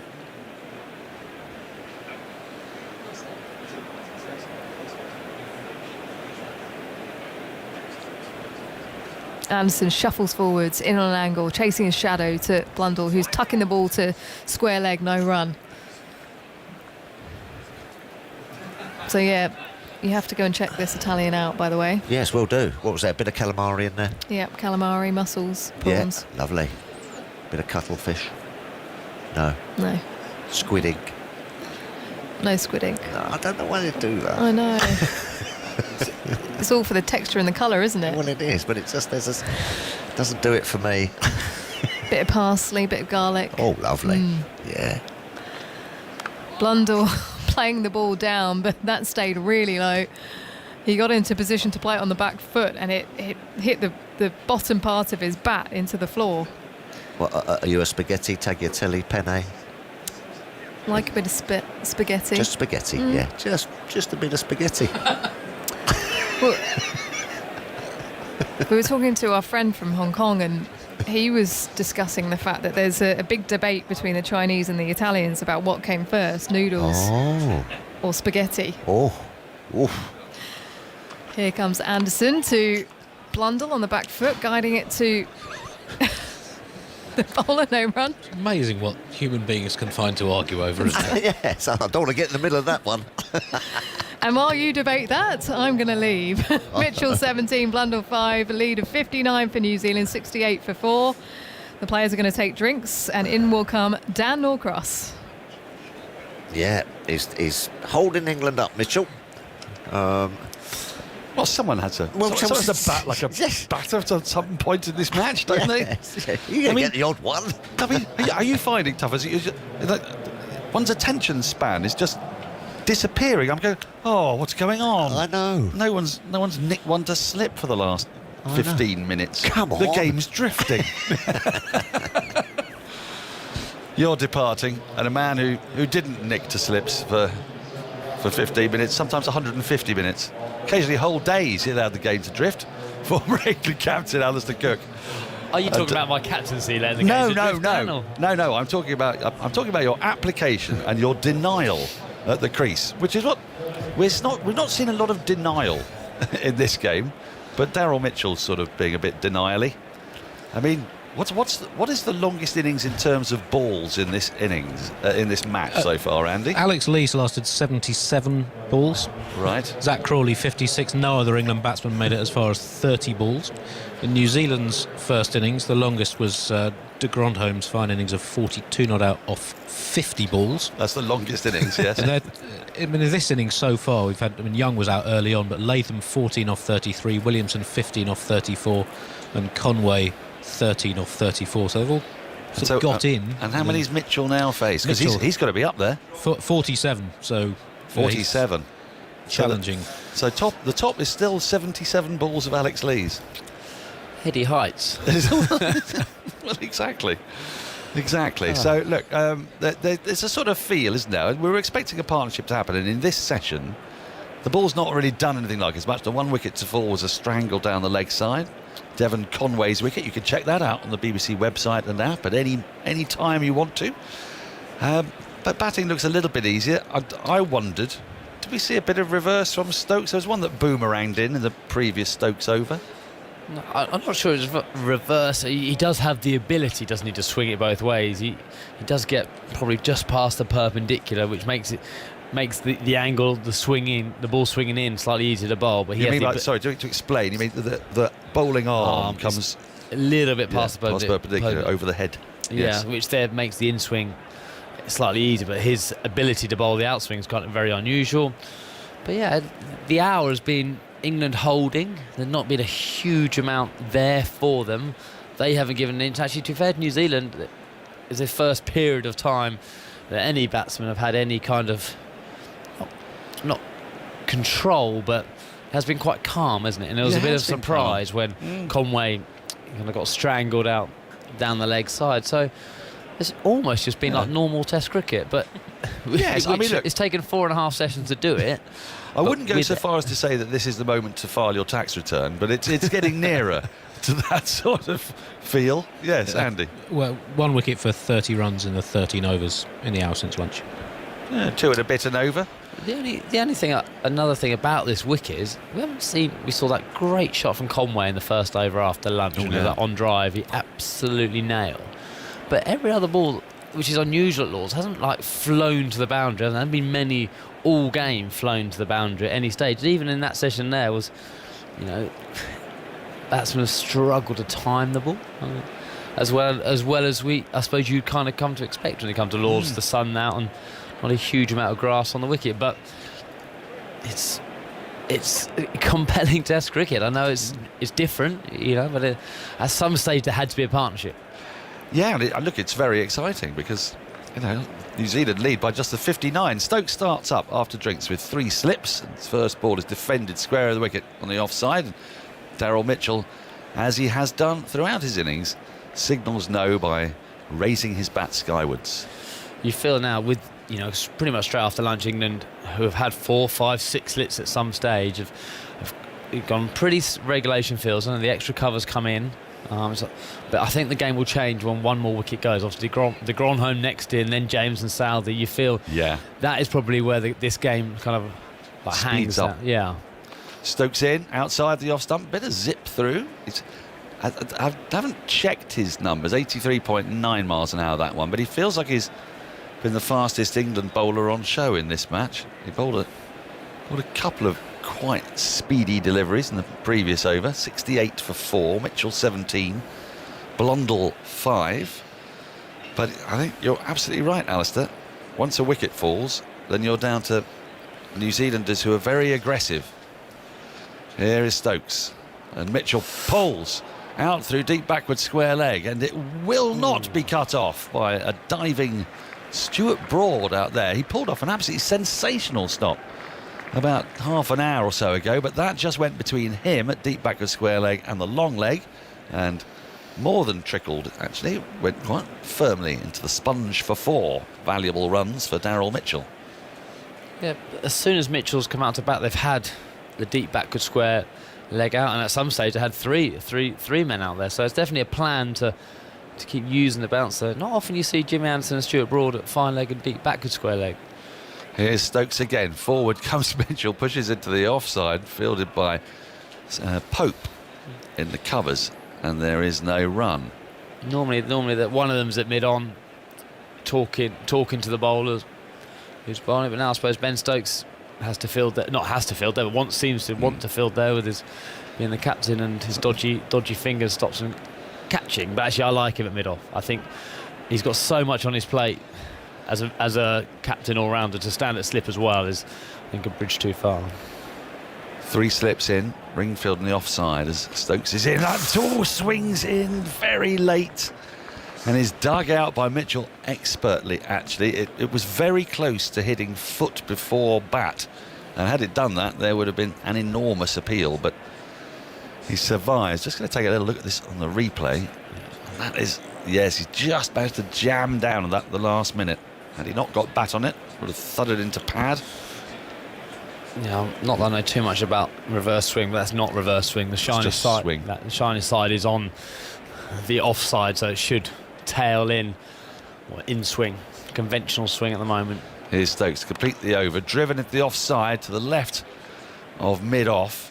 Potts has to take a couple of steps to his left. As a result, he can get through for a single. Mitchell moves to 22, 73 for 4 at the end of the over. He'll keep strike. Blundell has 5. Were you one of those? Are you one of these people with freakishly good eyesight? When you were batting, were you able to see which side the swing was on? No, I actually struggled to do that. I could see the seam position. I could see the angle of the seam, but I didn't really look for that. I kind of confused myself if I was looking for that. Even when the ball was reversing, people like someone like, if you're batting with Kevin Peterson, he could see that and he wanted to know that.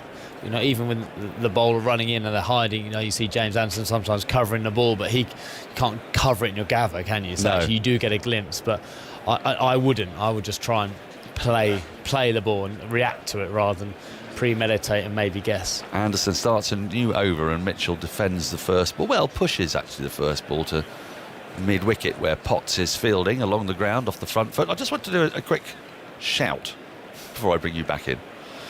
So Steve Morgan has got in touch with me, who's a journalist, cricket journalist, who does quite a lot of work with England's learning disabled and deaf teams, because they are en route down under to contest their Ashes, starting on the 8th of June, their time. The games will be streamed for those who would like to watch that. Anderson is in. Oh, big thick edge. flies past third slip. A diving Bairstow can't get a hand on it. It was a loose shot from Mitchell out of nowhere. Suddenly looking to drive. I think driving much straighter than that, and they've got a thick edge that fair flew past Bairstow. Couldn't get a hand on it. There wasn't a chance. But suddenly he's gone for like a big lofted on drive almost, and the ball's flown down to the boundary in exactly the opposite direction for 4. I had to check the replay because when I was watching from here, I was like, he has tried to hit that over the top, over mid-on. And that's exactly what he did. And it did go in the air, but it flew over third slip. Anderson again, he's gone again. He's driven again at one outside the off stump and hit fresh air this time. That might even have gone between bat and pad. Need to see that in the replay, but it was close, not far from off stump, not far from the edge of Mitchell's bat, and he's suddenly been transformed. No, it was outside edge, but this time he was trying to hit a lofted drive over mid-off. Not sure that's best pleased James Anderson, and it has come from nowhere. He's been so controlled. And Tom Blundell just walked down. Not sure what he has said to him there. What are you doing, buddy? I don't think he'll be doing it this ball. Anderson in, and instead a much more controlled flick into the onside, just pushing that to the right of Broad, who dives in it and stops it, but can't prevent the single. 78 for 4, Mitchell to 27. Aren't batters curious characters? You think you know a man by watching him play the way he does, and then suddenly flings himself at the ball with gay abandon. Old school rush of blood, I think you'd have to describe that. And just did 2 of them for Two good of measure. them, one after the other. Normally after the rush of blood, isn't there the sort of the chat? There is the chat, and I think the safest place for him now. Anderson in to Blundell, who defends a shorter ball into the onside. Potts fields, and there's no run. Is down the non-striker's end, where he can just have 2 balls to himself. Leave the little bloke on his shoulder alone now. He can go back in his box. Did your bloke on your shoulder? Adam Hollyoake once told me he gave his bloke on his shoulder a name. Yes, mine did have a name as well. Really? Yeah. Come on. Is it male or female? I'm not sure I'm allowed to say it on air. Oh, really? Is it quite a rude name? Right. Anderson is in, and that's played away from the body. A shorter ball guided to backward point where Lees does the fielding, and there's no run. That completes the over. A strange one from Mitchell's point of view, and from Anderson, who looks rather perplexed. 78 for 4, Blundell 5, Mitchell 27. I've just checked with Adam. Oh, yeah, so it's his fault now. Yeah. No, and he said possibly not, but I could get a shameless plug if you want to buy my book. You can read. Oh, it's in the book, right? It's not that rude. It's perfectly, but it's. But yes, I had to be careful. Yeah, he was the bloke on my shoulder who. More of the self-doubt he was. He was the bloke, oh, this guy's all over you if you're bowling, or I don't feel like scoring runs today. All that kind of the negative thoughts in your mind, which is just what happens when your brain's put under pressure. Some people react in different ways, and that was my way of reacting, was the negative side. So there's always that constant battle with him. Stokes starts up again, new over, firm push off the front foot by Mitchell up to mid-off. But nice, that's a much better shot from Mitchell. There's no run. But I didn't often have the bloke on my shoulder saying I'm going to hit James Anderson over mid-on for 1 bounce 4 or 6 in a test match when we're 78 for 4. That bloke wasn't there. No, if he was there, it certainly wasn't manifested in the way you played. No. We didn't see that too often. He wasn't telling me to do that. No, right. Stokes in again, 3 slips in place, and Mitchell drives nicely through the cover, through extra cover, to the right of extra cover, left of mid-off, and it's going to be hauled back in about 10 yards inside the boundary by Potts as the ball is going down the slope towards the mound stand. They get 2 more. Mitchell now back in good working order, 80 for 4. So you're getting sledged by an imaginary person on your shoulder. Yeah, he's not imaginary, he's there. Oh, okay. Hold on, this is getting a bit surreal now. But you do have a lot of alone time, don't you, when you're batting out there? It's a lot of just you and Andy and I, and less than you, because we didn't spend as long batting. But yes, I know exactly what you mean. Stokes in once more. Mitchell pushes again into the covers, and he gets it again to the left of Potts at mid-off with no timing off the front foot, but does get a run. 81 for 4. So was that the things you sort of found most difficult about batting for long periods? The fact that you are in your own head? I think the thing I found most difficult is when if you're in one of those long innings, it happens so easily. Time kind of just happened. That's drinks break. That's been an hour. That's when I knew I was in some good working order, my rhythm of batting. The bit I found really hard was when that rhythm wasn't there and I wasn't in sync. That's when you started listening to the bloke. That's when batting for an hour felt almost nigh on impossible. Stokes is in, and Blundell goes across his stumps and pushes into the onside, the right of mid-on. In a quite nice controlled fashion, goes through for a busy run. 82 for 4, Blundell to 6. But that's you're the only person thinking it. Because someone here who's watching Blundell or Mitchell bat here, they're mid-conversation just like we are, and they're kind of oblivious to that kind of anxiety going on into the batsman's mind. And what made Mitchell there going to think, I'm going to blast James Anderson straight? I just don't know, but that's what happens. There's kind of like the madness of the game. But if you're sitting there watching, he's batted beautifully, just keep doing the same thing over and over again. Here's Stokes, that swings in, is flicked away, out through mid-wicket for 4, square leg really for 4. He got that very square, and Stuart Broad is down at deep backward square, and that was a beautifully timed, crisp little flick that went right along the ground up to the grandstand for 4 more. And these are dangerous moments for England because a partnership is developing. We've mentioned it a few times, keep thinking one's developing and then it ends, but just at the moment some runs are coming as well. They've had successive 9-over partnerships now, New Zealand, which in the context of this game was epic. That it is epic. Stokes in, firmly driven down the grounds, authentic off drive for 4. Beautiful shot, a little bit over pitched from Stokes perhaps, but suddenly Mitchell's raced to 38 from 62, scores 90 for 4 after 32 overs. 12 runs from that over, and Mitchell, as you say, 38 from 62, has scored 21 from his last 13 balls. I'm going to take a break. We're going to bring back Jonathan Agnew after more thoughts from Alistair Cook, as New Zealand are just putting together a slightly worrying partnership for England. In the last couple of balls, I've been saying how hard it's been to seem to time the ball on this wicket. And those 2 shots are gloriously timed, but a big moment in the game, which I probably shouldn't call, because when Parky listens to us again, he'll rather let Jonathan Agnew call this monumental moment. Yeah, it is, and it's a really interesting call, this, isn't it? A nervous debutant bowling his wrist spin, waited a long time for this. But yet it's such a tight game with runs at such a premium. It might tempt, Mitchell in particular, to do something rash and get a wicket. Yeah, I think a good call, actually. Yeah. I was a little bit surprised he's not bowling from this end. With the slope, he's not a big turner of the ball in general.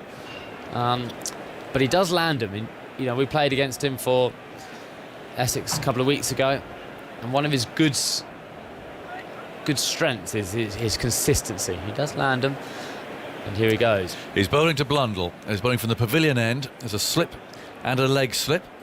Parkinson's first ball. He bustles in and bowls a quite low action, and Blundell plays him carefully into the offside. Ball trickles away, and that's a perfectly good first ball in Test cricket. He's got a huge smile on his face, which he often wears, actually. Very cheerful character. Comes again, fair head, bowls, he's down the pitch, and that's the sort of mistake we're talking about. Blundell there came out of his crease. He'll be tempted too to have a go at the debutant, not let him settle into his stride at all, but he came dancing out of his crease there, and it was a really messy shot in the end, inside edge into his pad. Parkinson again. Bowls, and this time it's played more easily, firmly into the offside by Blundell. You can feel the crowd just getting more engaged now. Yeah. There's a big moment in the game. Parkinson on for his first, but I like how mid-on and mid-off are up. It could have been easily tempted to push one of them back straight away. He bowls again, and once more Blundell takes that pace down the pitch, but this time it's a more controlled defensive stroke that Folkes is able to pick up. There's a man on the deep point boundary just to cover the short ball that he might bowl. A deep square leg, otherwise everyone's up, and there are 2 men catching. 90 for 4, they lead by 81. Parkinson spins himself a catch. And umpire Tucker there has sent him back for some reason. He's going back to go and try again. And Blundell swings his bat, now he's over it. Swing of the arm from Parkinson, and he bowls on the leg stumps, turned away into the leg side. The chase there for the man running back from short leg, who's Pope. And they take one. So 91 for 4. New Zealand lead by 81 runs. And now, will Mitchell be tempted? I'm not sure straight away. He's obviously bowled. I wondered why he's bowling that end, but Parkinson's a big drifter of the ball, and after the wind will aid that drift. He's slow in the air, so you feel like you can get down to him, but he does hold his length very well. Roots at slip. Parkinson again. Bowls outside the off stump. A little bit of turn there, but it was quite wide, and Mitchell wasn't interested. And there's Matthew Parkinson's first over in Test cricket. Perfectly respectable it was too. 91 for 4. So New Zealand lead by 82 runs. Parkinson has a fine record in first-class cricket so far. Hasn't played a huge amount. This is his 38th match. All the previous 37 have been for Lancashire. Taken 126 wickets at an average of 23.8, which is pretty good for a spinner. Extremely good for a wrist spinner. This season, 24 wickets in 5 games, average 25. So he's coming in with good form over a couple of seasons. He missed out in 2020 because of COVID, then didn't play in the Bob Willis Trophy, but had a good season last year and started this season very well as well. Yeah. And we've seen some brilliant dismissals on YouTube and so on, where he's spun the ball prodigiously. Anderson's changed ends. He's coming on from the nursery end, having bowled exclusively from the pavilion end so far in this match. 3 slips waiting.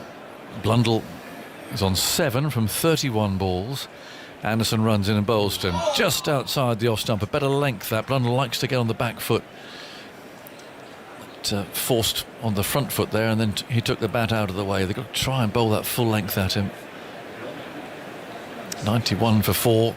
Crowd sitting back patiently. There are no teas approaching, or at least it's over half an hour from now.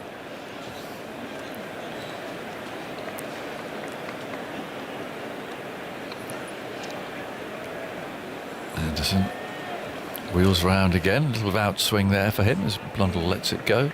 Saw a shot of the president's box here a few moments ago. 1 or 2 familiar faces in there. Jim Carter, for once enjoying a drink rather than serving them. Jim Broadbent, saw sitting in there as well. I'm not sure I've seen him at cricket before. And nicest of all, Judy Martin Jenkins. Wife, of course, of Christopher, a friend of ours. Wonderful commentator, writer. Here's Anderson bowling. That's tucked away into mid-wicket. They'll want 2. Broad's giving chase towards that president's box over to our right-hand side. And 2 runs it is, so 93 for 4. The lead up to 84. And Jim Carter, of course, I think he's chairman of Hampstead Cricket Club. He and his wife Imelda Staunton run that. He loves his cricket. He's also a member of the Magic Circle. He does lots of card tricks and magic tricks and so on. Does he? 93 for 4. There's Anderson bowling outside the off stumps, punched away from short of a length out to cover. We're at a party the other day, and there was a magician for the kids. Did he work some of the tricks out or not? Well, he had an elastic band which he snapped in half and put back together again, and he was telling the kids that you had to do a knot to put it back together on. Then I had my 8-year-old Elsie was then trying to practice for about half an hour. It was great. It was great to watch. Yeah. Anderson bowls full, swinging and pushed away off the front foot. The ball running down the slope is pursued by Stokes. Going to be 2 more. But not great to explain. When she said she couldn't do it after half an hour, how do I do it, Daddy? And I was like... Right. Did you know how to do it? No. Not at all. No. It was great. It was a very simple trick. Yeah. We had them all, about 10 kids all around, just engrossed in this rubber band. Then he all gave about 3 or 4 of the slightly older ones this rubber band. And they spent half an hour trying to put it back together. Well, how do we do it, Daddy? There you go. Knock. It just magically attaches itself. Anderson wider of the crease this time. Blundell's across in front of his stumps, and he's taken on Broad there at mid-on and wins the contest too. So 96 for 4, a profitable over that, actually. It was 5, the last 5 overs since Drinks have brought 28 runs. The 13 overs before Drinks just 30. Yeah, just starting to press on a little bit. They've got de Grandhomme to come in next. You can see him sitting there in the New Zealand dressing room through those double doors that open up. It's a huge brooding figure there, Colin de Grandhomme. But in isolation, England are still in. You'd feel if this was just a normal game of Test cricket at Lord's, nothing's been normal about this game. That they're 4 down, only leading by 80, and you'd feel comfortable. Get a couple more wickets here. Yep. 100. Parkinson on his way. Oh, he's down the pitch and drives. Oh, I think if I were de Grandhomme, I'm a bit anxious looking at this. In fact, he's up on his feet, look. He's touching his toes, he's loosening up. I think he believes he could be in at any minute. Watching Blundell play this. Charging down the pitch.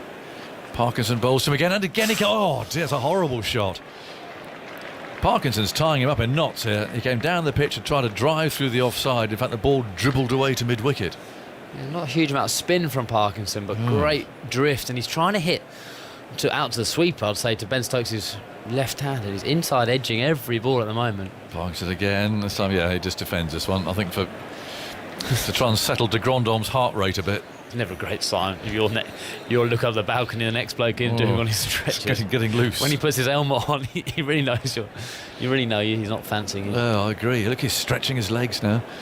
Parkinson bowls it down the pitch. He comes and drives again. It's not a particularly controlled looking drive. Broad walks in from mid-off to pick the ball up. Well, everyone's on tenterhooks here. Grandhomme's pacing around there in the dressing room. Now he settles down on his stool again. It's Parkinson, a couple of strides, bustles in and bowls a short ball, which is pulled away out towards deep square leg. Take one out to the fielder in the deep. Just another thing about Parkinson's bowling. He has a decent economy rate, 2.6 overall, and since the start of last season, 2.3. It's very tidy for a leg spinner. I love a wrist spinner who smiles at you all the time as well. It must be really aggravating.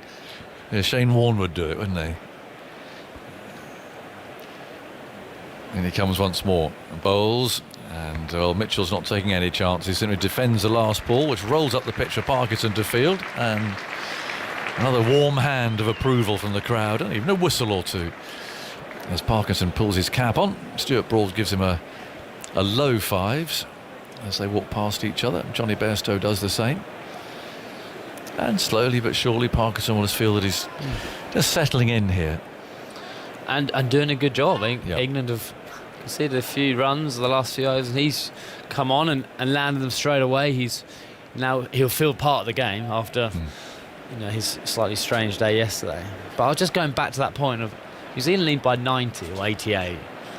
If you'd just come in the first time you'd watched the last 20 minutes, it looks a traditional Lord's wicket, doesn't it? The sun's out, there's not a huge amount happening, it's slightly oldish ball, so England would feel like they're still on top in this game if it wasn't for the fragility of their batting, knowing what could happen. But there are runs to be had here if you're prepared to work for them.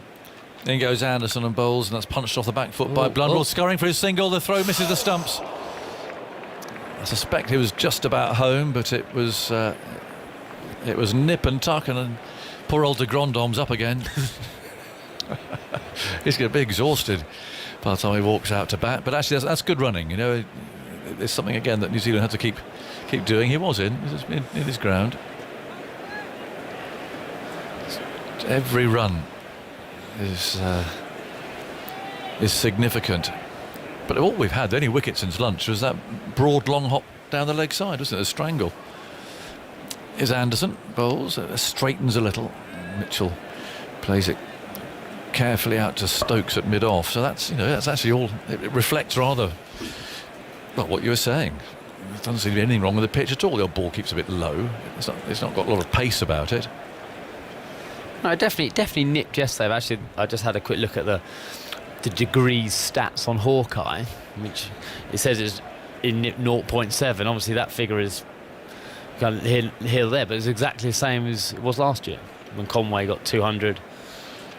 He goes wide of the crease, Anderson. Mitchell defends a full-length ball on the off stump.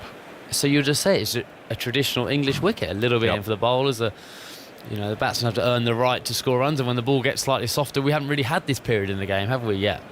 With batsmen in, with the ball starting to get slightly softer, and bowlers into their third and fourth spells. And, if New Zealand 98 for 4, it's only the 35th over. And if you start to get the 60th over, that's when run scoring can become, it does become easier. And we just haven't got to that stage in the game. Both first innings were far too short to allow that. Anderson bowls on the off stump, nicely played by Mitchell again defensively. And there's no run, so there's 45 overs to go after this. I don't think we're going to get them all in again, Aggers. No, probably won't. But I'm thinking in terms of workload, there's still a good couple of spells for all of the seamers to go through yet. And they haven't had much of a rest, of course, from... Well, they weren't exactly exertions yesterday, but even so, they still bowled yesterday. 3 slips waiting. Anderson over the wicket bowls. Oh, he's got the outside edge, but it's gone safely.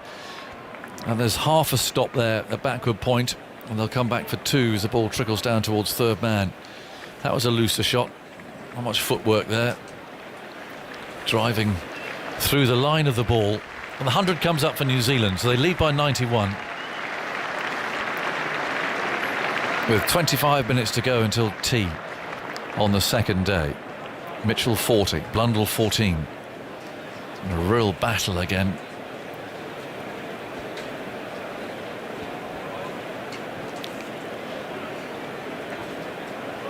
Anderson polishes the ball again. Mitchell waits, is on 40. Anderson bowls to him, trying to bowl into those pads. It's played down to mid-off where Stokes field. So it's the end of the over. 100 for 4, Mitchell 40. And Blundell has 14 on a warm afternoon. Breeze just picking up a little. The pennant on top of the grandstand. Actually rather contradicting old Father Time, who's still resolutely pointing towards the northeast.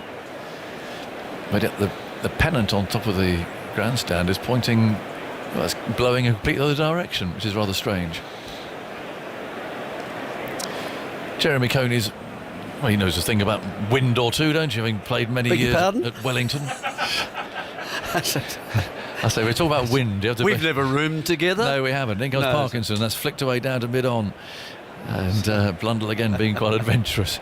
And there's From Wellington anyway. I'm just You're right. very cautious when I talk about wind to a New Zealander, because until you've been to Basin Reserve and experienced proper wind, then we have no business even mentioning wind, really, do we? Here's Parkinson bowling on the leg stump, turned away for a single by Blundell. And the lead goes to 92, and that is a proper wind. Oh, that is serious. You actually, Eggers, at the moment look as if you've bowled up into that wind too. It's something I never did, sadly. No. I bet you had to. Oh, yes. I can't see you earning the right to come downwind too often. Not at all. Not at all. 101 for 4. And here comes Parkinson. Bowls, played away down to mid-on. And there's no run. Greg Barclay, the RCC chairman, is a guest at tea. And he'll be coming in. Simon Mann's going to grill him. Lots of things going on in ICC land at the moment. The future of Test cricket, of course. New Zealander. He is indeed. Yes, he is. Parkinson again, and it's hit hard back at him.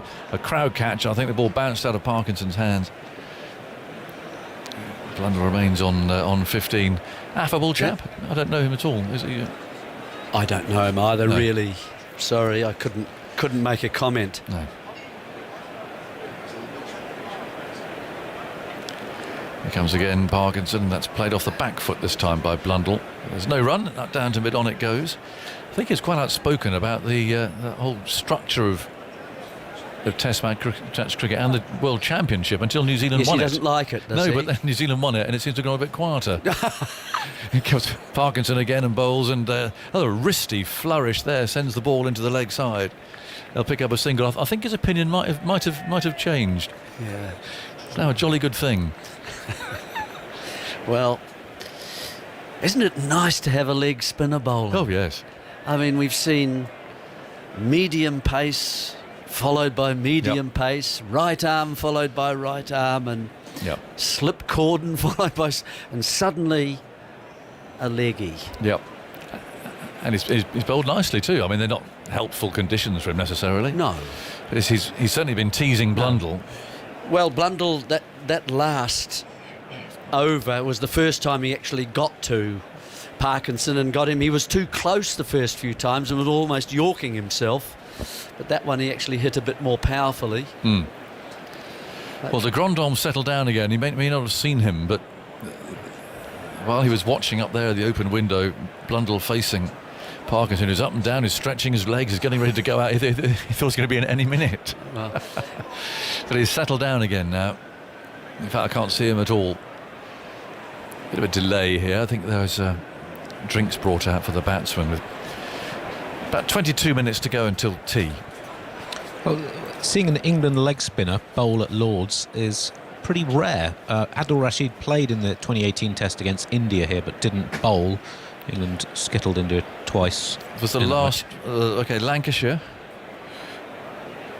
played one test, in goes Anderson and bowls, and that's turned away out towards square leg. They take one, they think about the second. They do come back for the second. Played only one test. Chris Schofield played two tests. But the test he played at Lord's, he didn't bowl in that either. That was against Zimbabwe in 2000. Right. Joe Denley bowled a couple of overs in the 2019 Ashes test, but to get a specialist England leg spinner bowling at Lord's, you've got to go back to Ian Salisbury in 1996 against Pakistan. Schofield not bowl at all. Not in his first test. He did bowl in his second test. I remember him playing, but... he got a 50, I think. Yeah. 105 for 4. Anderson runs up, bowls outside the off stump. It's punched off the back foot. This is where Blundell likes it, and its ball's running down the slope, pursued there, and one of those familiar dives and clawing the ball back. Means it doesn't go for 4, but they have 2. Has it been a happy hunting ground? Not so much for English spinners, but even any spinner. I mean, Warne. Has Warne got 5 wickets here? Is he on a board up there at the moment? His name? I don't a think 5-wicket bag? I don't think he has. He had some forfers. He had 8 in the match in 93, but 4 in each innings. Right. Yasir Shah in 2016 took 10 wickets in the match. Oh, OK. What about Murali? The ball has spun here quite a lot over the last few years. I mean, surprisingly amount. Anderson bowls to Blundell, hit on the pad. It just got his bat down in time, actually. That's picked up at mid-wicket. It has turned quite prodigiously here. Has it? Yeah, it has. Rather more than you'd expect. Moeen Ali had a 10-wicket test against South Africa in 2018 as well. Yeah, you never have thought that. No. And largely people believe, because of the sand-based outfield that drains everything so fast, it's actually draining water out of the square as well, and so it's been very dry. Anderson bowls on off stump. He's trying to drag Blundell forward. You'd think that would help. Here's a good question from Oliver Jones, which I can't answer, Oliver, but actually this has been doing the rounds, this particular question. And given that he was actually, as we know, lighting the barbecue in Manchester when he got the call yesterday, Oliver Jones says, has Parkinson been issued with his own trousers? Or is he borrowing someone else's, as they look rather big, and the shirt, and all of those things? So you wonder if they are actually his, or they have been borrowed from somewhere. Anderson bowls, and that's played back at him by Blundell, because he wasn't in the squad, so there were no reasons for him to have the new branding, the advertising, and so on.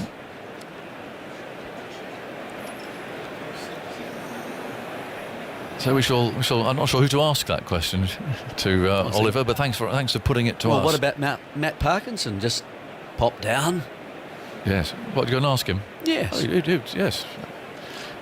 Anderson bowls one down the leg side. Is put away in his direction, actually, down there, scuttling round in those oversized trousers, and takes the ball with him into the boundary as he dives. So they are quite voluminous, I must say. 111 for 4 is the score, with 20 minutes to go till tea. So New Zealand lead by 102 now. Mitchell 41, Blundell 24, Jeremy Coney, and Simon Mann will take us to the interval. Well, This is a very useful partnership for New Zealand, isn't it? It's the sort of partnership they've been hoping for really right throughout the match so far. Conway has been the man dismissed in this particular session. Kind of a nothing shot from a nothing delivery, frankly, and yet meant so much. Cricket can do that. But since then, Mitchell has played... he's played some nice strokes. I think he likes to drive. As you can see, he likes to get onto the front foot. He tucks it quite nicely away. He likes the pull stroke. And he's been quite well supported by Blundell as well. So, partnership, what, I would guess nearly 50? Just past 50. The second two in that over brought up the 50 partnership. Just the second of the match. Also now at 15 overs and a ball. It's the longest partnership of the match so far. And Mitchell is threatening to become this match's leading scorer individually, and he goes down and clubs a full toss down the ground from Parkinson. He actually made it into a full toss. It's not gone for 4. He's not hit that particularly cleanly. They only got 1, actually. It must have gone high in the air. I must say I lost the flight of it. He came down the pitch and Parkinson bowled it quite wide. It was a full toss, hit high in the air out towards long on, and it was stopped inside the rope. The mid-on fielder is quite deep. I think it's Anderson down there. It really was tossed up. It was like a baseball shot. Toe ender from Mitchell. That was the problem there. He got around the toe end of the bat. Takes him to 42. And here is Parkinson bowling to Blundell. Blundell's forward, playing that away quietly into the offside. Foakes comes from behind the stumps to pick up, and there's no run. So Mitchell's gone level with de Grande home. He made 42 not out in the first innings. Leading run scorer in the match so far, Crawley with 43. No half centuries so far, which is not particularly surprising when you consider 1-3-2 plays 1-4-1. Parkinson bowls, flicked away firmly off the back foot by Blundell to mid-wicket. There's no run. Jeremy asked about the records of leading spinners at Lords. Warden, although without a 5-foot, did have a good record here. Parkinson spins himself a catch, bowls to Blundell. Blundell down the pitch, covering up there, playing it back to the bowler, and there's no run. 4 tests, 19 wickets at an average of 19. Murali only played 1 test here, took 3 quite expensive wickets. Kumble 12 in 3, average over 40. Mushtaq Ahmed did well here in a couple of tests for Pakistan in the 90s, bowling leg spin. Parkinson bowls, forward goes Blundell, turned away into the onside, and might have been the googly that. Here's Pope running from leg slip out towards backwards square leg. I remember Yasir Shah taking some wickets in a game here not so long ago.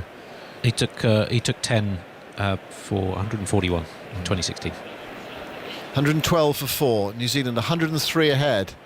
Parkinson bowls to Blundell, who flicks that away wristily past the leg slip. He's going to get at least 2 here down towards fine leg. They come back for the second. Mitchell's hunting a third. He's on his way. Throw comes in a bit wide to Foakes, who picks it up and then shapes the throw at the non-striker's end, but Blundell is home there as well. So 3 more. Parkinson has bowled 4 overs and taken no wicket for 9. 115 for 4. Mitchell 42, Blundell 27. We've got 15 minutes to go until tea. Greg Barclay, the ICC chair, is coming in at tea to speak to us. I've been very interested. I mean, he's a slow leg spinner. He's not one of these quick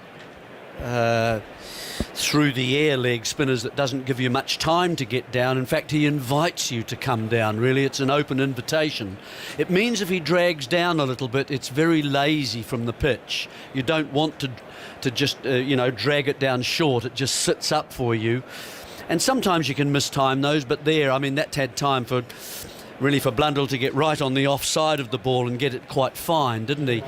So he's an interesting leg spinner. Certainly the batsmen are quite interested. He gets it up and down, there's no doubt about that. But whether he quickens up, we'll see. He's bowling, of course, against the slope at the moment. Potts is into the attack, bowls outside the off stump. Blundell chases it, misses it, goes through very low. Perhaps on the second bounce to Foakes, it takes a glove off, actually looks at his fingers. It might have caught him on the end of the fingers there. Awkward one for the keeper. No run. 115 for 4. I think it's been one of the conversations about Parkinson. He does bowl very slow. Therefore, is he going to be quite hittable? Well, we'll see, of course. At the moment, the New Zealanders are taking a little bit of extra care. I'm not sure he's bowling quite from the right end yet. Potts bowls. Blundell's in behind that, playing away towards extra cover, and there's no run, 115 for 4. Maybe the question is, you wouldn't ask Parkinson. What you'd say is, which end do I want my seamers to bowl from? It's day 2 after all, and there have been lots of wickets taken by seamers so far. So probably they want to sort that question out first, and then Parkinson, you're the other. Yeah, because that's a leg break. I could understand that if that's what they were thinking. Yeah, you think leg break bowl, he's got to spin it up the slope. Yeah, well, that's right. Potts bowls to Blundell. Blundell turns it into the onside towards Broad, wearing his sun hat on what's a cloudy afternoon now at Lord's. But the cloud is high. There's a bit of blue sky up there, but not much. A breeze, a gentle breeze. And a really interesting test match developing here. New Zealand fighting hard, 115 for 4. Not much has happened this afternoon. Occasional one's gone past the outside edge. Just that soft wicket, really, Devon Conway, as Jeremy was explaining since lunch. Potts bowls outside the off stump. Blundell leans forward and leaves. And this partnership has just perhaps put the conditions and the pitch in context. I mean, it hasn't felt like a 132 versus 141 pitch, really. No, but this session, the middle session, has seemed to be the one where batting has been easiest in the test match, it seems to me. If you think back to yesterday, I think there was some hitting by the New Zealanders, and then that opening partnership for England. Potts bowls full outside the off stump. Again, it goes through quite low. Blundell leaves it. I mean, yesterday we had 7 for 45, and then we had 146 for 3, and then we had 7 for 41. Oh. Well, so in terms of the sessions specifically, so it was the passages of play rather than the specific sessions. 39 for 6 up to lunch, 112 for 4, the end of the New Zealand innings, the start of England in the second session, and 97 for 7 in the third session, and 63 for 6 in the first session today. Just 1 wicket since lunch. Potts bowls, and Blundell looks to leave there. The ball hits the bat and goes down into the gully, and there's no run. That's the end of Potts' over. 9 overs. 2 for 25. New Zealand 115 for 4. They were 9 behind on first innings, so their lead is 106. I mean, normally what happens first day, wickets fall, pitch eases out, and then runs are scored and wickets fall less regularly. But we suddenly had this sort of spurt of runs in the middle part of the day, and then there's a cluster at the end, wasn't there? Yeah, there was. Quite unusual, really. Yep. But it's continued this morning as well, hasn't it? Yeah, with those 6 wickets before lunch, but just the one this afternoon. So New Zealand, they've reached the 40-over mark. After 40 overs in their first innings, they were all out. 115 for 4. Parkinson is going to continue from the pavilion end, and he's going to be bowling to Mitchell. Roots in there at slip. There's a short leg fielder and a short extra cover fielder. 2 men back, deep back with square leg and deep cover. Parkinson tosses that right up. Mitchell drives too firmly to get a single there. It went very quickly to deepish mid-off. And there is no run. Bairstow's out there at mid-off. 115 for 4. Parkinson bowls to Mitchell, who tries to slog that down the ground and drags it up towards deepish mid-on to Anderson, gets a single. Real intent in that shot, but he didn't do quite what he was intending. Both batsmen are interested in coming down, which is good, I think. If you're good enough then as a bowler, if he can actually get it to drop, a top spinner, so it actually drops him in a much more steeper angle, you can beat the bat. And if it actually goes into both right-handed batsmen, into them and then turn away. Not a lot of turn for him yet, it seems. Parkinson bowls very wide to Blundell, who drills this through extra cover for 4. Whether he just sensed he was coming there down the pitch, I don't know, but it was very wide. And it was a low full toss, and it was dealt with by Blundell. Expertly creamed that away through extra cover. Takes him to 30. No, I think that it just came out wrong, didn't it? Yes, it did. That's his worst ball so far. Yeah. But that's okay. You can live with that. Back with Parkinson, 120 for 4 with that boundary. Leg slip in for Blundell. Parkinson bowls. Blundell's back and dragging it into the onside. Just keep a bit low there. He got the bat down just in time on the pull. Ball rolls out towards Zach Crawley, who's fielding on the deep forward square leg boundary. Single. Blundell to 32. New Zealand's score goes to 121 for 4.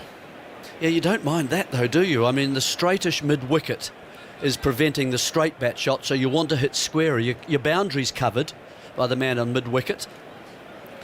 Parkinson bowls to Mitchell. Mitchell's forward, playing it back down the pitch. Parkinson picks up, and there is no run. I like the depth of mid-off and mid-on, though. I mean, really, that's almost saving the single. Certainly mid-offers, as he did earlier in this over. Well, if they're taking it on, they're hitting it hard. Exactly. Gets there quickly. Parkinson to Mitchell. Attempted diving save at straight mid-wicket. Just puts them off from going for a single there. Goes up to deepish mid-on. Anderson had time to run in. But shadow dive almost from Potts. Just kept them at home in case he was going to stop it. He did not. But no matter, a dot ball to end the over. 121 for 4. Blundell 32, Mitchell 43. These two coming together at 56 for 4 when Conway was caught by Folkes down the leg side off a short ball from Broad off the glove, out for 13. Williamson, Potts got him again. Caught by Bairstow at third slip, forcing. Young early on was caught by Folkes off Anderson for 1, and Latham was caught by Folkes off Potts for 14. At last, some batting resistance in this game. I mean, it looks solid out there at the moment from these two.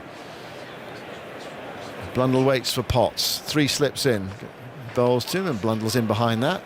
Playing to the left of Anderson in the covers. And there is no run. So far in the game, there's not been that sense of permanence out there from the batters, but there has been this afternoon, and I think we've been saying it throughout that the pitch is, well there's a bit of swing, there's a bit of movement. It's not been a really devilish surface, not by any means. Not devilish, no. Another slope to deal with as well, that can discombobulate some players. Here's Potts bowling, full outside the off stump. No stroke from Blundell. Through low to Folkes. I'm interested in this little battle because, of course, Potts dismissed Blundell, didn't he? Not playing a shot, and he got slightly wide on the crease to Blundell and angled it back in, and then it nipped even further, and so he was embarrassed somewhat, I think, when the off stump went out of the ground. So he's getting quite well across here, and Potts is just sort of tempting him a bit. What's he batting on? It looks like he's batting on off stump. Yeah. Potts bowls to him, and he covers up there. That was the one angled in. Potts and Blundell covered it and played defensively away on to the onside.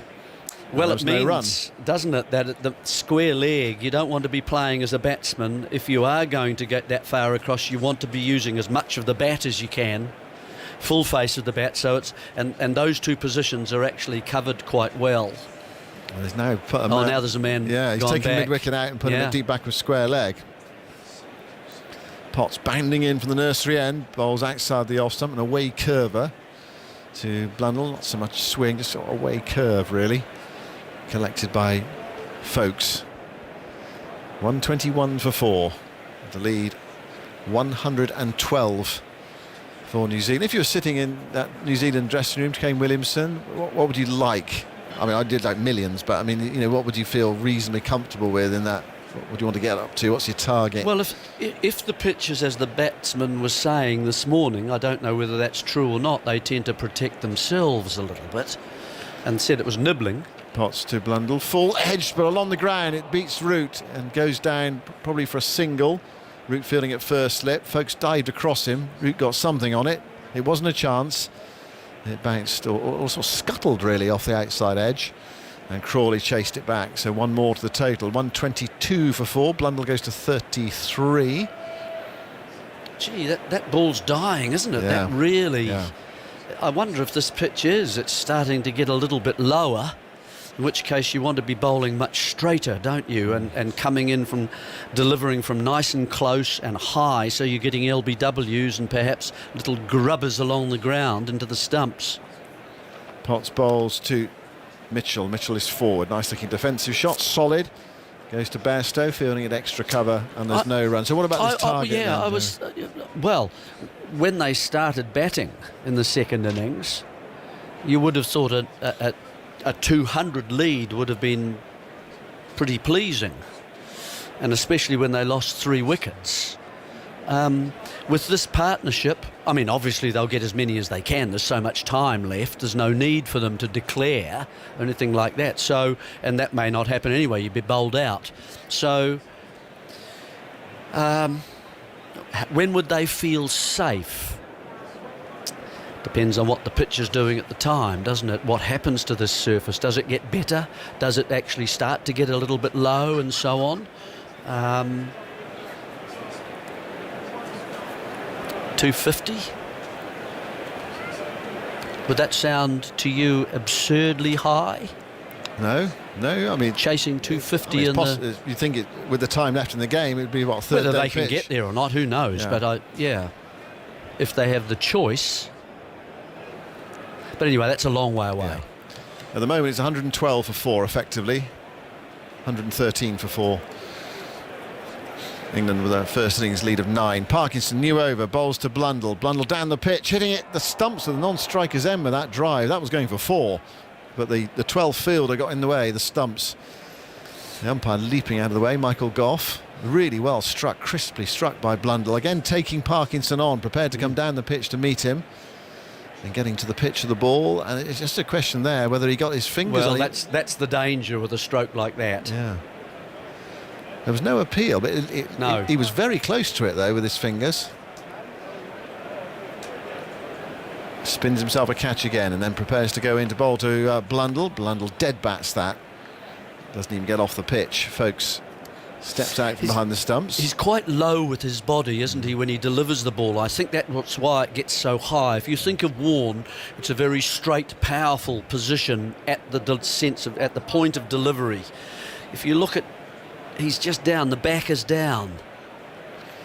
Parkinson to Blundell. Blundell comes to meet him again, but this time dead bats it up the pitch. He doesn't play an attacking shot. I mean, what would Parkinson be, do we think? Have you got any measurements on Parkinson, Andy?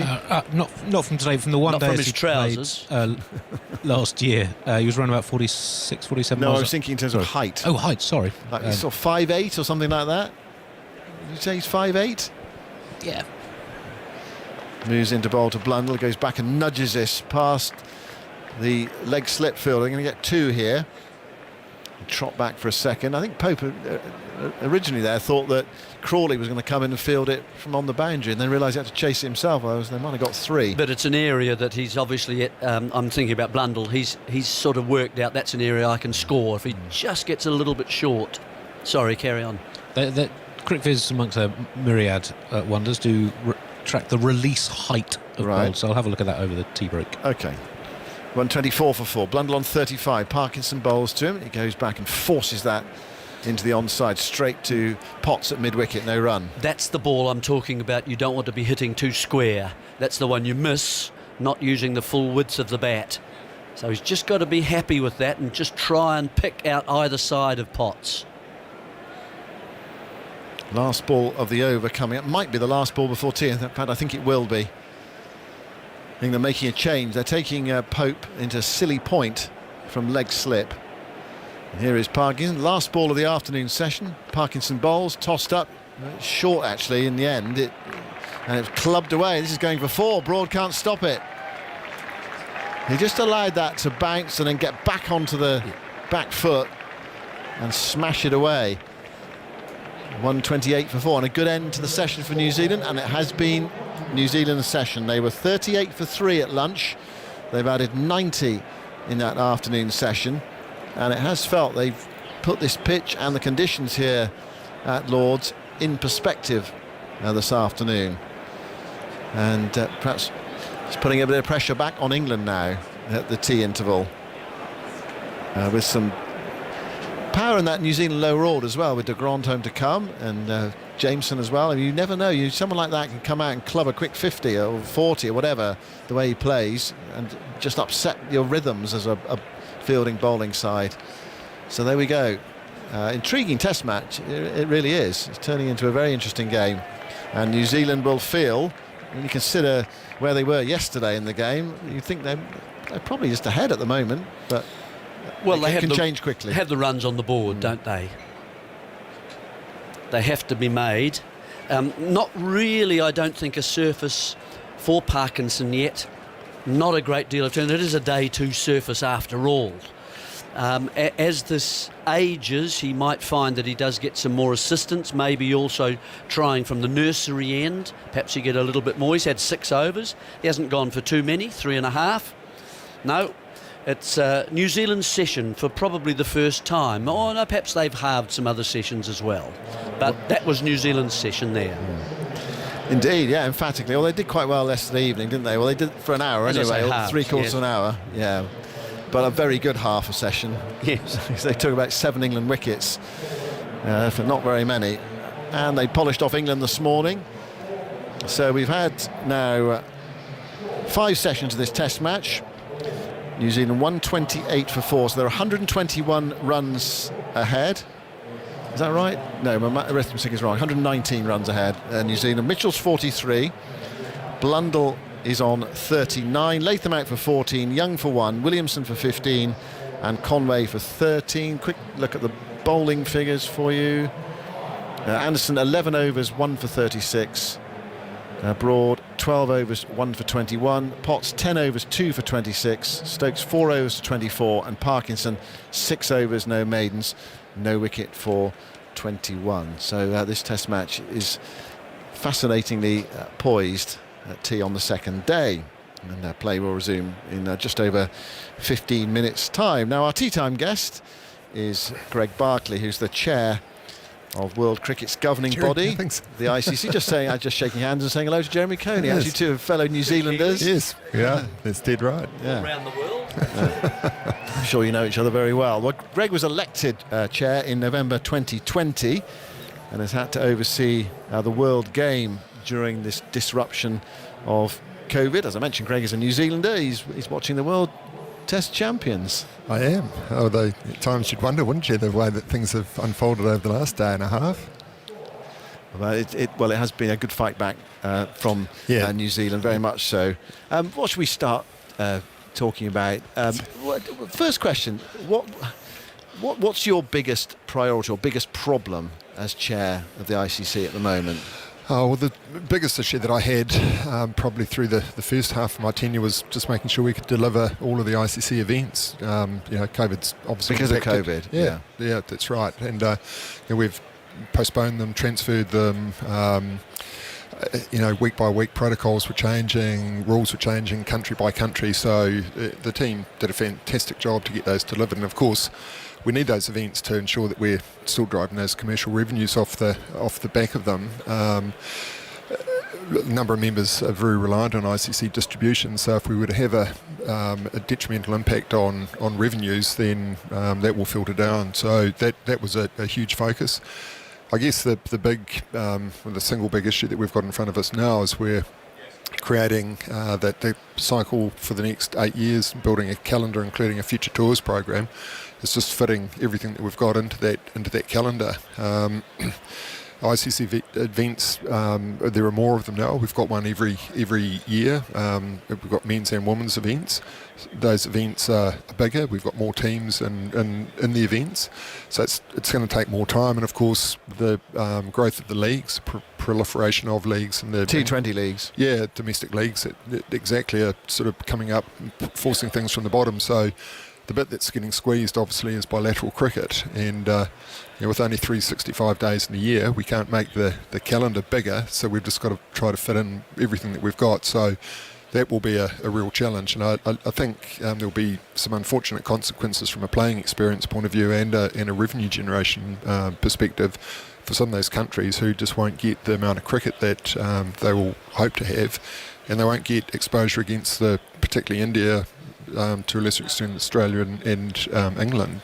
So I think we will see a squeeze there. Yeah. So, and there's nothing you can do about that. It's simple logistics. Something like the IPL. I mean, that's extended this year, wasn't it? So a bigger window which prevents international cricket being played. Well, it doesn't stop international cricket being played, but it probably does effectively. Yes. Yeah. There's not a lot that we can do about it. I mean, obviously the domestic leagues are the sovereign domain of each of the member countries. If they choose to build a domestic league, then and they can attract players to it, that's a right that they have. It's say the members wanted more and bigger ICC events. So really the consequence and the challenge for them is to make sure that they can get bilateral cricket sitting in there, which it is going to be difficult. So can the ICC say to the BCCI, I mean, sort of BCCI in a way makes up the ICC, doesn't it? It's all part of the ICC, because you're all sort of an amalgamation of all your members, aren't you, really? Yeah, we're a member representative body, that's right. But can you make representation of BCCI and say, actually, look, we don't want the IPL to be any bigger, or we don't want there to be two IPLs? I mean, the IPL is very successful, it makes a lot of money, they've added a couple of teams, a lot more matches, which means that it takes longer. Can you say to them, look, this is detrimental to the rest of the world game? Well, we can have those conversations. Ultimately, India will decide how big they want to make what is, as I said, a domestic competition for them. I think it's slightly, maybe off question here, but we've also got to recognise that India, they play more international cricket than any other country in the world. They're the team that you want to play against if you're a member country, because you're generating that much more revenue, and you're getting that much more exposure from playing India. So they're, like all of these things, they're a trade-off. So I think we need to accept that the IPL is going to be what it's going to be, and it does give a lot of opportunity to, first of all, players, but also coaches, umpires, commentators. So it's, whilst it is getting bigger and it's going to create issues around that calendar, I think we accept that it's there. It's there to stay. Yeah. And it's a pretty special competition too. Yeah. Well, we've been covering it on the BBC as well over the last couple of months. What about it's this sort of perennial question really about the future of Test match cricket. I mean, where do you see it in? Okay, we can see it in 1 or 2 years' time. Where do you see it in 10, 15 years' time? Still very much an integral part of the program. To me, Test cricket men's Test cricket is something that represents the legacy and the history of the game. It's what makes the game in many respects unique, and we'd never want to lose that at all. We're fortunate in some respects that we've got other forms of the game that can help us sustain, particularly financially, Test cricket, because Test cricket is, with the exception maybe of 1 or 2 series, is effectively loss-making for member boards. But the players will tell you it's the ultimate test of cricket. They want to play it. Fans, I know that we would say that, crowds aren't turning up, but I think that it's still consumed to a reasonable degree by cricket fans. Maybe they're not sitting in front of a screen all day, but they are coming in and out and they are following it. And I think now that we've got the Test Match Championship, you've driven some relevancy back into Test cricket. The Tests mean something now. So 10, 15 years' time, absolutely, I still see Test cricket being there. It may well be that there's less Test cricket. Some countries will just have to make room and play less Test cricket. Maybe some of those countries will have totally different squads, long-form and short-form squads, and we can see that happening already. But I think also some of the smaller full members, given that it's only full members that are playing Test cricket, we'll have to accept that from a resourcing point of view that they're just not going to be able to play the Test cricket, the amount of Test cricket that they wanted to. So I think we'll see a lessening maybe of that, 4 or 5 Tests a year maybe. Whereas England and Australia, India will still, I think they'll be playing Test cricket like they are now. It's only one man's opinion, but I think that's how we'll see it play out. What about women's Test cricket? Do you see that happening more? I think no member of the current New Zealand women's side has actually played a Test, for example. No, I think Katie Martin, who's just retired, was the last player to play a Test back in 2003. If you look at strategically the way that cricket's going, there's no doubt that white ball cricket, short form cricket is the way of the future. That's the game that's sought after by fans. It's where the broadcasters are putting their resource. It's what's driving the money. Therefore, I think that as the countries are developing women's cricket, we will see it heading off in that short form. To play Test cricket, you've got to have structures domestically that enable you to play long form cricket, and they don't really exist in any of the countries at the moment. So I can't really see women's Test cricket or long form cricket evolving at any particular speed at all. That's not to say that those countries that choose to play Test cricket, a la Australia and England, or to provide that to the women can't do so. But I don't see it as being a part of the landscape moving forward to any real extent at all. And do you support, for those who want to play Test cricket, women's Test cricket, do you support 5 days as opposed to 4? I'm feeling Heather Knight, for example, is one of those who's saying, we need 5 days, 4 days isn't always enough. Yeah, I think that most of the people that are looking at it seriously would say that 5 days is required. I mean, whether tests go 5 days or not, I don't know, but Test cricket at the moment is a 5-day competition or 5-day contest. So absolutely, if they're going to play it, my personal view is that yes, they should have the 5 days available to play it in. Just talking about the women's game, if Afghanistan don't have a women's side, can they still be a full ICC member? Well, they are a full ICC member at the moment, and I think the bit that's forgotten here is that when they were granted full member status in 2017, it was done on the basis that they were provided an exemption because they weren't compliant due to the lack of progress around their women's game. So nothing's really changed. It's a difficult, obviously, moral and geopolitical issue for us to work through, but the position of the ICC at the moment is that we're better to continue to support them as a full member and hope that they can continue their progress. I mean, if you look at the men's game, obviously 2001 they had come from nowhere and became a really well-performing associate, made full member status, as I say, in 2017. If they can pick that, and the people involved in cricket assure me that they're doing everything they can to get the women's game better established in Afghanistan. I mean, what's happened hopefully is something of a blip in that process. But some of the other full member countries have, they've had a slow sort of progress toward integrating a women's game as well. So I think let's give it time, see what happens. The only thing I would say is that we do have a working group alongside the board that is monitoring the situation in Afghanistan. So at the moment, it's situation normal. We will continue to support them as a full member, but if things were to change, then we would look back and maybe decide things differently. But that is the position at the moment. Commonwealth Games this summer, cricket is in there. It's exciting, isn't it? Yeah. Well, so what does that mean, do you think, for the potential for cricket to be in the Olympic Games? Is that something you're pushing for? Yes, yep, very much so. That's and what does that look like? Well, I think it would almost certainly be T20. I think one of the criteria to fulfil Olympic qualification is that you have to play the form of the game is at a world level, world championship. So obviously T10 or whatever wouldn't meet that criteria.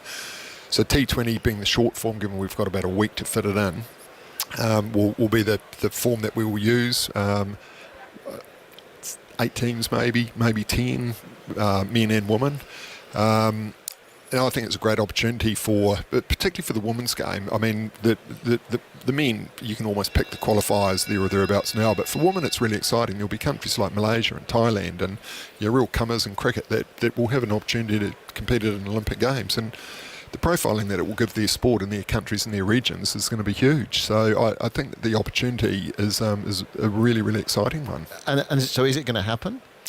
Well, we've done everything we can at our end, so the decision, as I understand it, gets made in the next few weeks as to whether it goes through as one of the selected sports. So fingers crossed, as I say, we've done everything we can in terms of putting our case forward. The decision's made out of the IOC and the local organising committee in the coming weeks, so we'll find out. Okay, so watch this space on that one. Well, yeah. that is interesting, that is exciting. Just on the World Test Championship, where's the final going to be? Lords, isn't it? Well, I think that it's scheduled for Lords, but fine. Okay, okay. Yeah. Yeah, that was always the intention. It's June, so that rules out a number of other venues, and we've got to get some certainty around where it's hosted. We're out of COVID now, so subject to arrangements being made and it being able to be hosted out of Lords, I think that's the intention. So next summer at Lords? Yes. Yeah. Okay, fine.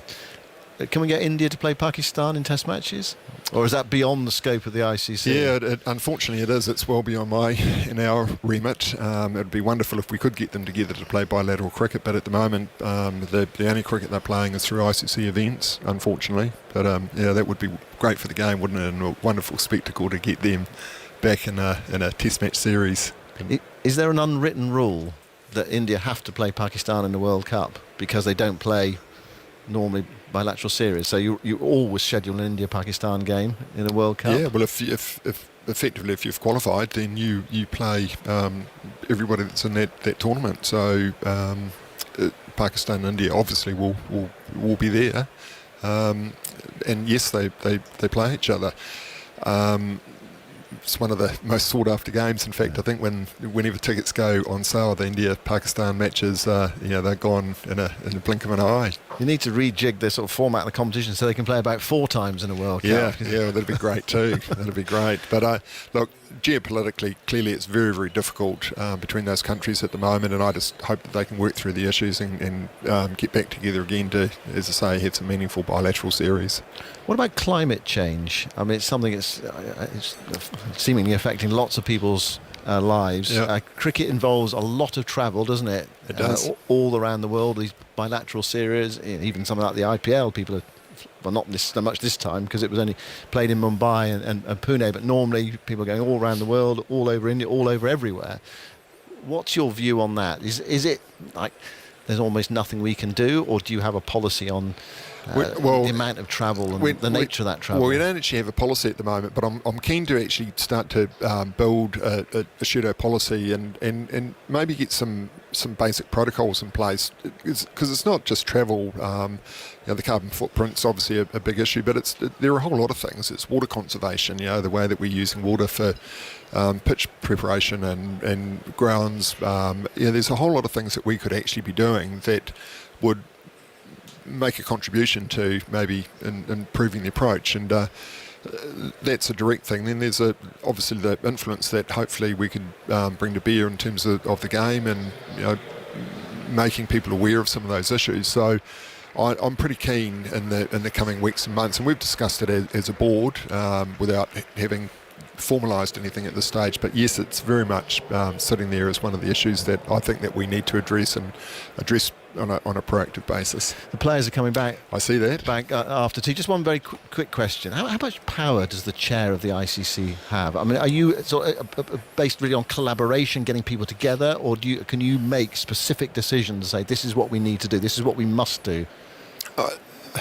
Look, my approach, and I'm a Kiwi, is that I'm just part of a team, and it is collaborative, and we've got to take into account everyone's views and think about their requirements. But having said that, I understand I've got a leadership role, and I think that I can cajole and influence in areas where I think that we can make change or bring influence to bear. So it's like all these things, it's just a bit of a balancing act. I'll try to push where I think we need to, but I want to bring everybody with me as well. So I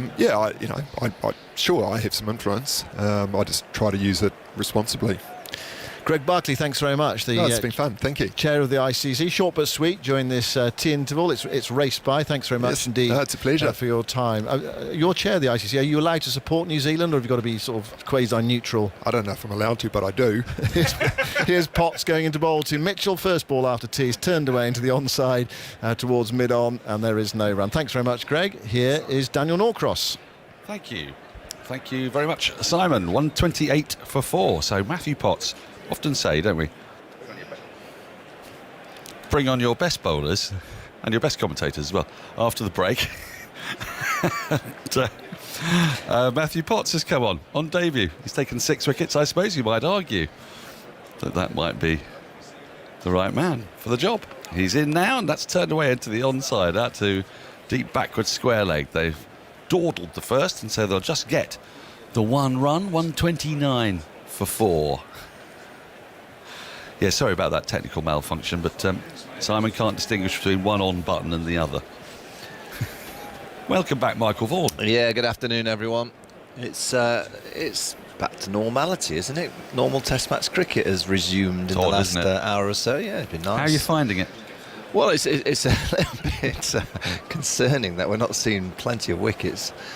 They've played well. They've played with nice control. Potts in, left alone, but that was quite close to off stump, shouldering arms quite flamboyantly as Blundell. I was told, by the way, the pronunciation of Blundell by Craig McMillan, who's on our TV highlights show on BBC Two at 7 o'clock, the former New Zealand batter, and he told me to remember it as the second syllable is as in Simon Dool, so Blundell. Oh, Blundell. Blundell. Well, he's playing nicely. He's moved to 39. We're in great danger of an individual player getting a 50 here. It could happen. Mitchell's top scorer of the match now, isn't he, with 44, as Potts is in, and Blundell gets a thick edge and it squirts out through deep third past the third slip and down to the boundary for 4. There is no one out there. It was wide and he went after it, but it went along the ground. It didn't fly through the air, but a loose shot perhaps might give a little bit of encouragement to Potts. It was very full. It was there to go after. Well, it's just told you in the last hour or so, if you earn the right to be there when the ball gets a bit older and the bowlers have to come for their second and third spell, you can cash in a bit. Yeah, Potts is into his 11th over here. He's in now, short, and that's pulled away through square leg. That'll be 4 more. So Potts there, 2 full the previous delivery, 2 short on this occasion. And Blundell was not going to miss out on that. He moves to 47. He's now the top scorer in the match. Yeah, this is the problem with England in this match now, that the engine room for New Zealand will score de Grandon to come, Jamieson, Southey, ball old. They've still got 36.3 overs till that second new ball. And I think New Zealand will just manoeuvre the gear into maybe third. Right. Maybe fourth. 137 for 4. Potts in, and Blundell defends from the crease and just plops the ball down in front of himself. Potts picks up, end of the over, 44 gone, the first over after the tea break. 137 for 4, Mitchell 44, Blundell 47, Andy Zaltzman. But New Zealand accelerated significantly in the second hour of the afternoon session. They scored 30 from 13 overs in the first hour with 1 wicket, then 60 from 14, going over 4 and over. And Blundell, having got to 7 from 33 balls, has since made another 40 from 49. Thank you. We've got some cricket news has just been announced. I might be able to fit some of this in before Stuart Broad takes over from Matt Parkinson at the pavilion end. Scottish men's cricket captain Carl Kurtzer has announced he's stepping down as captain after today's ICC Cricket World Cup fixture in Texas against the UAE. Today's match will be Carl's 110th as captain and 214th appearance for Scotland, making him Scotland's 3rd most capped player in history. He scored Scotland's first ever World Cup century, has had more ODI runs for Scotland than any other player, more wins than any other Scottish captain, and captained his country to qualify for the Super 12s in the 2021 T20 World Cup.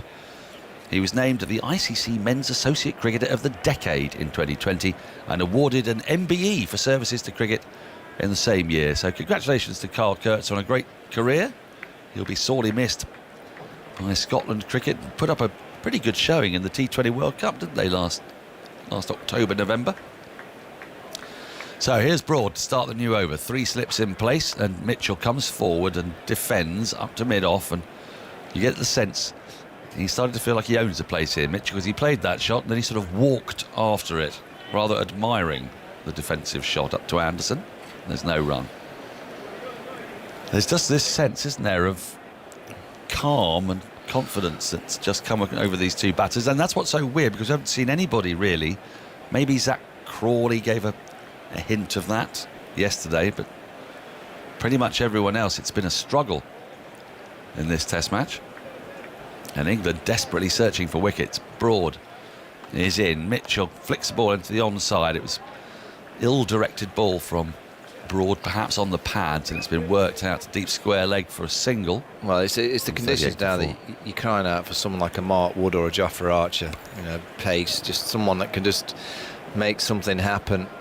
At the minute it's playing like a normal Lord's pitch. It's quite flat, there's no lateral movement, doesn't look to be seaming too much, so you're really bowling for either a mistake, so you're bowling dots to try and force the error, or you want that one bowler that can just do something extraordinary. Blundell on strike again as Broad comes in the bowl to him, and he plays slightly away from his body to a shorter ball, pushes into the offside, but he can't beat the fielder. Andy, I think your family going to see some cricket tomorrow. I think they'll be celebrating. Are they all partnership? All coming down? Well, wife and 2 children? Yes. Yes, I mean, I didn't mean... extended family. Yeah, third cousins. I wasn't imagining that. Entire Zaltzman stand. Whole area of the Edridge. It'd be very distinctive, though. I think we'd recognise the Zaltzman stand. Yeah. Mid on, mid off, mid wicket, square leg, 3 slips. Broad in, driving is Blundell, and he's going to beat the field this time. Lees is chasing after it. They'll get 1. Blundell thought of a second, but Mitchell had no interest. 1 more to the total, 139 for 4. Blundell to 48, tantalisingly close to a half century. Just look at the speeds of the bowlers in the match so far. Parkinson averaged 46 miles an hour, so as we're talking about, very slow for a spinner. But all the seamers exclude. Yeah, then it goes to time. I can't remember the exact time. It's every few minutes, or every minute you lose a point. After that, something like that, I think. He's allowed 2 delays to the match, is what he's allowed, to leave the court and change. He could change quickly within the 90-second changeover. 15 all, as Nadal is up 2-1, and Zverev is defending on a backhand side, a shot that he does so well. And it's an error from Nadal. And again, he broke in the first game, and then the next game he hit quite a lot of unforced errors to get broken back, and then it was an epic game just then, and a couple of errors here. It's a little up and down. Well, it was very scrappy in the first set. As I keep reading on Twitter, it was daylight robbery that he even won that first set from Nadal.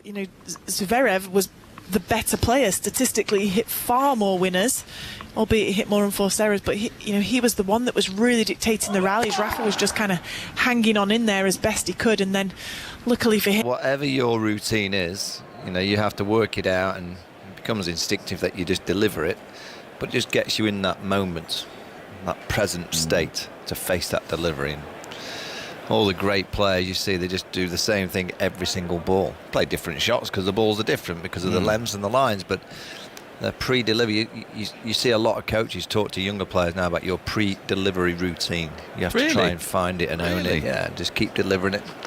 Potts in, punched off the back foot into the covers. Good diving half stop, prevents a run. Ollie Pope there. Yeah, moving from point. The art of batting for hours and hours is actually not the hours and hours. It's that the moment, few seconds that you have for every single delivery, and then you've got time away from that moment where the best players have a way of just switching off slightly, and then they get back into the moment. It's right, okay, concentration time. Deliver your routine. Here's Potts with 3 slips into Blundell outside the off stump through to the keeper, and there's no run. What's your pre-delivery routine, Andy, when you bat? Oh, I thought you meant when I'm scoring. Well, I suppose when you're scoring, what do you do when you score? Into a higher spiritual plane.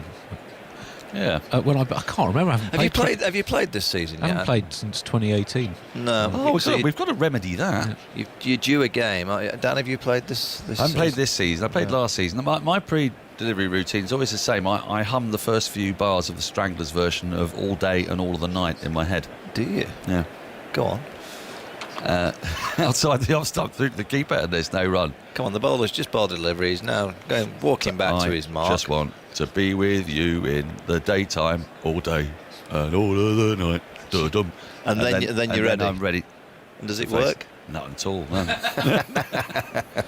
I mean, look, it's hard to know. I might do even worse if I didn't do that. I like it. Well, Carlisle Best, you mean Carlisle Best? Yes, he used to commentate, didn't he? Yeah. Yes, I heard that. As Potts is in, defended from the crease, back up the wicket, there's no run. Yeah, I heard he used to say things like, and here comes England's flamehead fast bowler Bob Willis, and Best has crunched him through the covers for 4, the crowd rise. he's actually saying perfection by Best. Perfection by Best. Marvellous. Absolutely marvellous. Yes, I haven't thought to do that. I might try that. But I'd be very self-critical a lot of the time. I think, what sort of a shot was that from Norcross? Potts in. Oh, playing and missing at that. Really close. That was in the channel. That was an indeterminate prod. We haven't seen one of those for a while. And Blundell just got drawn to a ball he didn't need to play at.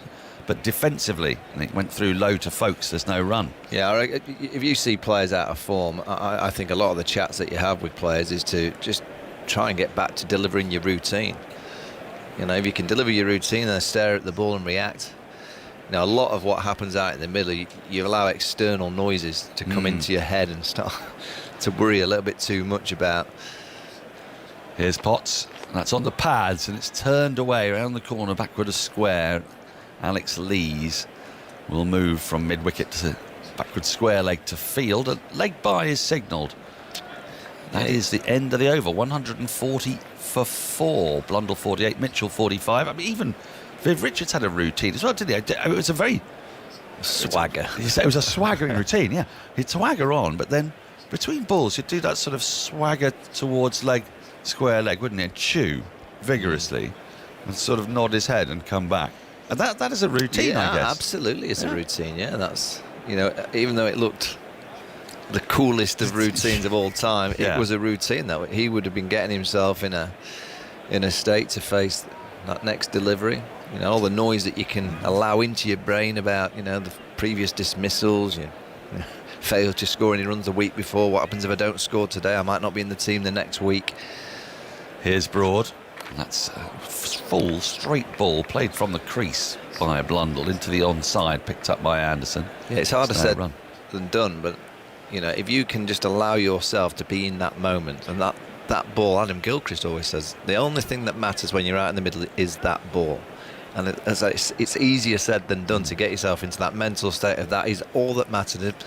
If you can get yourself into that position by your routine, there's a better chance that you'll play better against that delivery. You've got all this external noise affecting you. Well, you're going to find that delivery a bit harder to face. Broad runs in. Blundell defends again. Not much foot movement from the crease into the offside. It's picked up and covers by Lees. No run. So what was yours? I'm trying to think. You know, watching you back. I used to just walk to square leg, come back, take my kind of scratch the guard, and then put my right foot on a position that I'd kind of decided upon. A bit like Mitchell's doing in a sense. And then look up, and then I was in an awful state and an awful kind of mental kind of technical position in the West Indies at Headingley. Broad in again, a bit shorter this time, defended into the offside up to mid-off. There's no run. Yeah, and I've written about it and spoken about it a few times, and I was really struggling to kind of just stay in that moment, so I decided to start marking myself out of 10 for every delivery that I face. Yeah, just try and help, just stay here. I'm going to mark myself technically and mentally out of 10. Oh, I started low for a first 15, I mean, awful first 15 or 20 runs, edging it all. I think I got dropped at third slip. But you get 10 for a good leave, though. You give yourself 10 for a good but if I was in a nice mental state and technically left it nicely. Broad in, forward in immaculate defence is Blundell, pushing to Lees again in the covers, and again there's no run. Because I think you can actually have a negative leave and a positive leave. Oh, tell me. So a positive, when you get yourself in a real nice base to potentially, if the ball was in your zone, you'd be able to play the shot, but it's not quite there, but you're in a nice strong base of a position, you let the ball go through, and that's a positive leave. And then there's those kind of leaves that you don't move your feet in, you're kind of wobbling all over the place, no base whatsoever to play the stroke. That's when you kind of look at a player and go, yeah, the bowler's either done you or your mind's not quite on that moment. Broad runs in from the pavilion end. Blundell defends again on the front foot. Doesn't get a big stride in, and just the ball rolls into the onside to short mid-wicket. No run again. Yeah, so somehow trying to find your zen of the here and now. Chris Tavare used to have a really long walk. He used to walk almost to the umpire, square leg umpire, and back, didn't he? I often wonder whether that was just to get away from the fielders. Just get away. And kind of just run away. To a degree, I don't know. Here comes Broad. Blundell again is defending, but this time a thick inside edge squirts to backward square leg, where Pope does the fielding, and there's no run once more. Maiden over. 140 for 4. Blundell 48 from 96. It's both the highest score and the most number of balls faced by anyone in this match so far. And Daryl Mitchell is 45. Yeah, the partnership is now 84 from 24 overs, the longest partnership before this. Indeed, the only partnership over 10 overs was England's 14 over opening stand. The game's entered a new phase. It has entered a new phase, very much so. What did you make of Matt Parkinson's six overs before tea? Yeah, it was okay. I mean, the obvious first observation is slow. Quite slow, and nice to see a spin bowler giving it a bit of flight. Yeah. On a surface like this, you probably want it just to be a little bit quicker. You know, he didn't look phased. I didn't think he looked scared of the situation, the moment. Big crowd here at Lord's. Potts is in. It's defended on the front foot by Mitchell. Back up the wicket, the bowler. So do bowlers have the same processes, do you think, as batters for each ball? I mean, Mordy Morkel did, didn't he? Well, he did this 360-degree turn.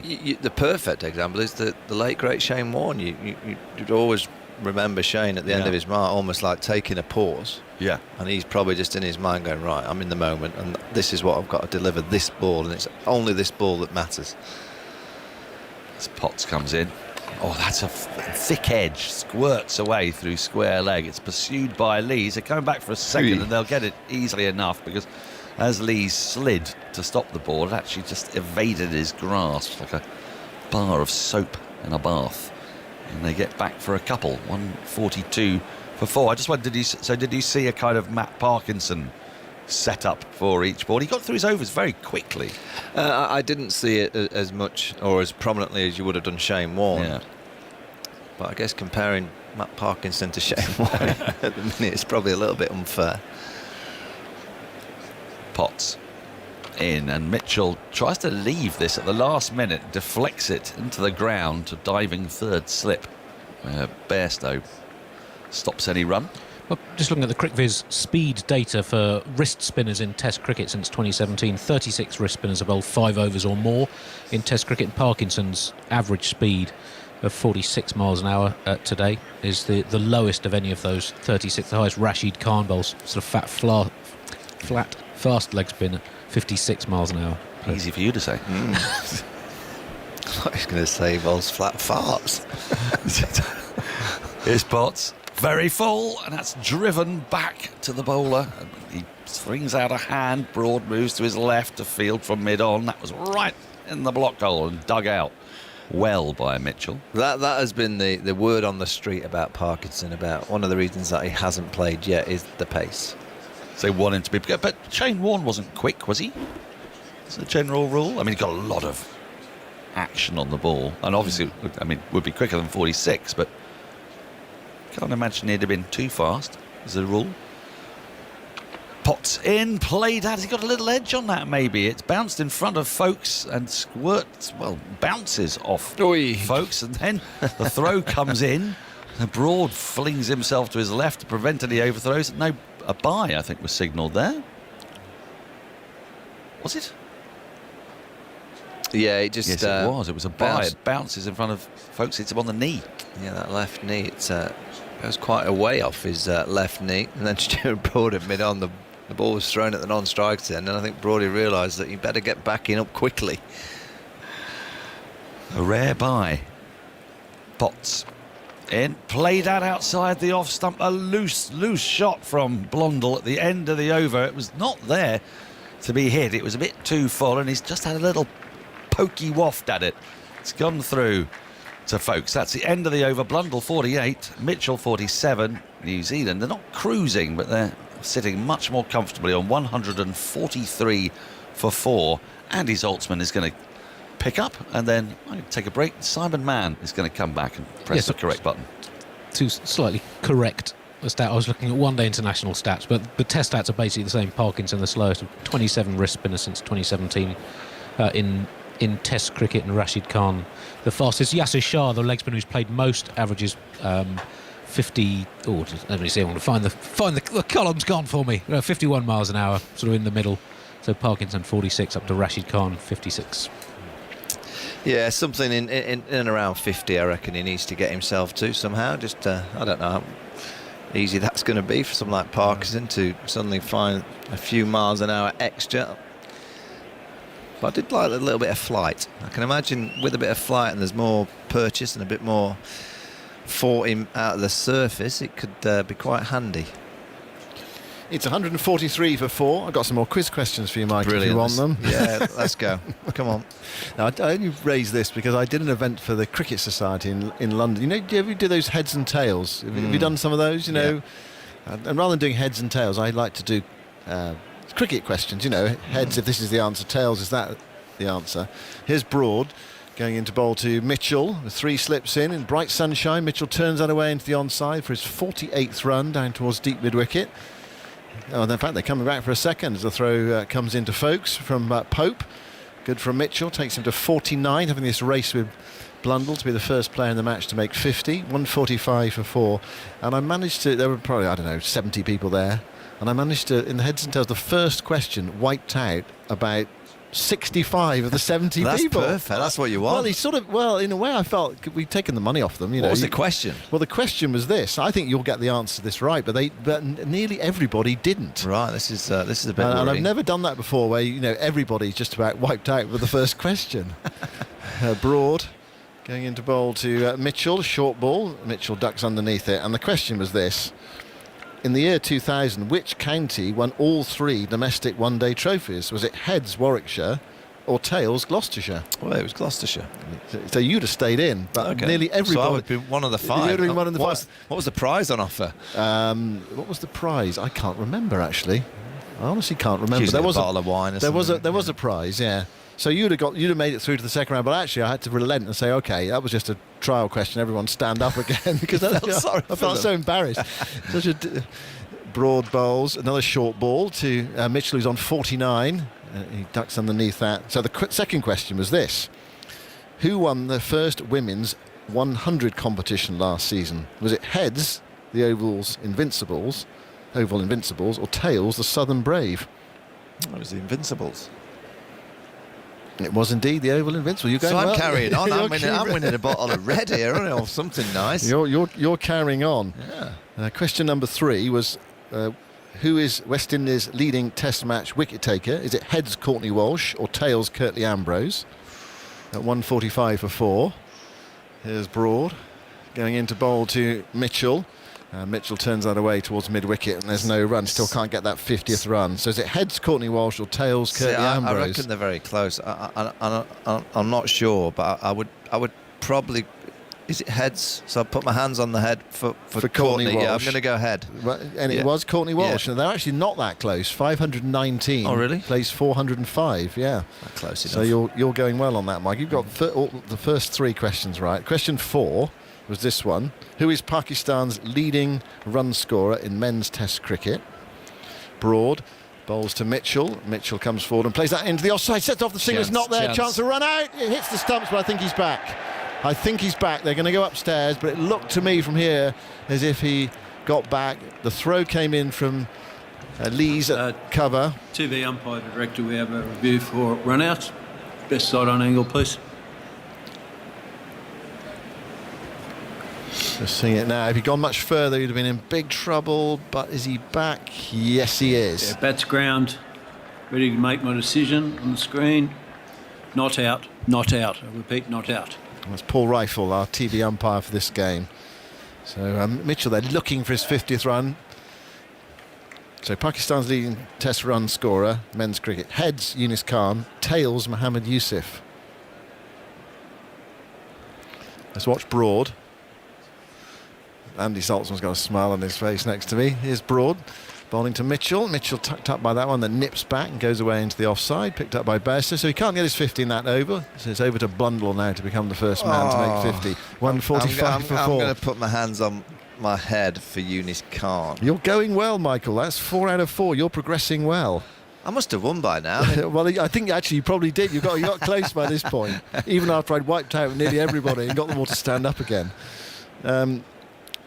And actually, those 2 questions, the Courtney Walsh question and the Yunis Khan question, I got wrong in a quiz that was held here at Lord's for spinal injuries. I went to a charity function, a very good charity for spinal injuries, and I got them wrong. I had to sit down. What's the next one? So you're doing well. Oh, you like this? And you're into it, aren't you? I'm getting a few right. Potts goes into Blundell. And Blundell is beaten. There's a good delivery from Potts right in that corridor. Moving away a fraction. Goes down the slope. Taken by wicket-keeper Folkes. Jimmy Anderson went past Glenn McGrath as the leading fast-bowling men's wicket-taker against heads India, tails Pakistan. So when he broke Glenn McGrath's record for a leading men's test wicket-taker, who did he take that wicket against? Was it heads India, tails Pakistan? Was it at the Ageas Bowl? No, it was at the Oval.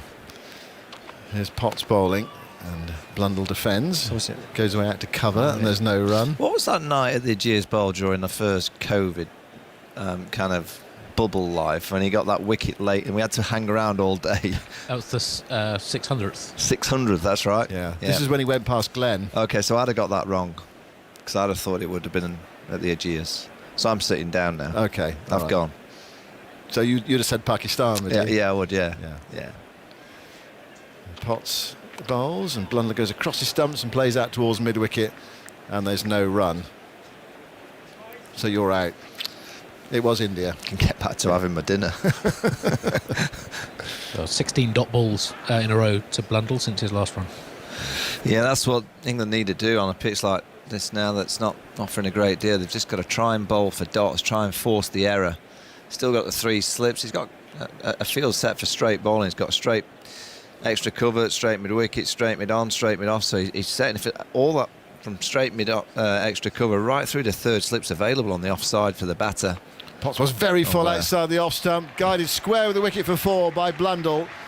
First half century in the match. Beautiful shot as well. Okay, it was full and wide. Didn't try to hit it too hard. He guided it square with the wicket, almost like Ian Bell actually, the sort of shot Ian Bell would have played. Well played, Blundell. 52 from 101 balls. Yeah, I've seen Ian Bell the last couple of days. He's been in and around the hotel working for the PCA this week. Yeah, nicely played. He's played with great control. Nice confidence about the way that he's been batting. That was a gift, wasn't it, with that field that's set him in. It's the one ball you just cannot bowl. Nice juicy half volley wide of off stump. Blundell 52, 149 for 4. Potts bowls, and Blundell plays defensively into the onside up towards Broad at mid-on, and there's no run. 7 fours in Blundell's half centuries. He said reached from 101 balls. It's his 7th score of 50 or more in Test cricket. 2 centuries, one in his first Test, one in his third since when his form has dipped a little. This is his first 50 against England in his 2nd Test against them. Yeah, well, he's sort of playing the BJ Watling role, and not so long ago, not quite the last time I saw Watling play against England in a Test match. Potts bowls outside the off stump, and there's nothing from Blundell this time through to the wicketkeeper Folkes, because he made that double 100 in Mount Maunganui and batted for 11 hours. And New Zealand doing well here. They're just beginning to creep ahead in this game.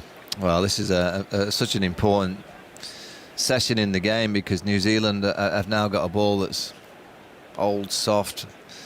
The seam will have gone. Pitch is playing pure. England side, I know it's only 2 days into the series, but you always feel a little bit more jaded. Back into the field, you were fielding yesterday. And this is the session, really, that New Zealand may just feel that they could just start to go up in the gears. Knowing full well tomorrow they come back, it won't be too many overs before that second new ball. So you might as well, I'm not saying really attack, but if you can really maximise this session and be a bit more aggressive with a jaded England attack. Broad bowls a bouncer to Mitchell, who stays on 49. Yeah, and an older ball. That's what really good teams do, don't they? They earn the right. And then when they get that right, they go, thank you very much. We'll just capitalise on that. De Grandhomme, Jameson, Southey to come. It's that engine room that I look at and think, on this kind of wicket, on a low-scoring week, you need an engine room. You need a bit of a power. The way they played yesterday, actually, after lunch, was a sign of a really good side. We're not going to be out here for a long time, so we might as well just get as many as we can quickly and then get the ball in hand. Broad to Mitchell. Mitchell's forward. He wants that single. He can't get it there. Short of a mid-off. And there's no run. 149 for 4. But what England should be really analysing in the way that these two have played is that it has got easier. You know, if you're willing to graft and just hang in there, you know, and get the bowlers into their second spell, their third spell, ask a few questions of the captain. You know, as the ball gets older, it's bound to not do as much, or if it does anything, it's not going to do it as quickly. Bit of old-fashioned normal test match cricket. You earn the right to score runs. Broad banding in, bowls to Mitchell outside the off stump. Mitchell leaves through to Folkes. I think we both felt, didn't we, that England's batting effort was a bit feeble, really. It was poor. It was poor. I mean, there wasn't one dismissal that you'd say, yeah, OK. Now and again, you get a ball that you just can't do anything about. I don't think any of that top 7 can really look themselves in the mirror and say, you know, I got a ball I couldn't do anything with. Fram emails. I interviewed Greg Barclay, chair of the ICC at T, and he says, I found the interview concerning.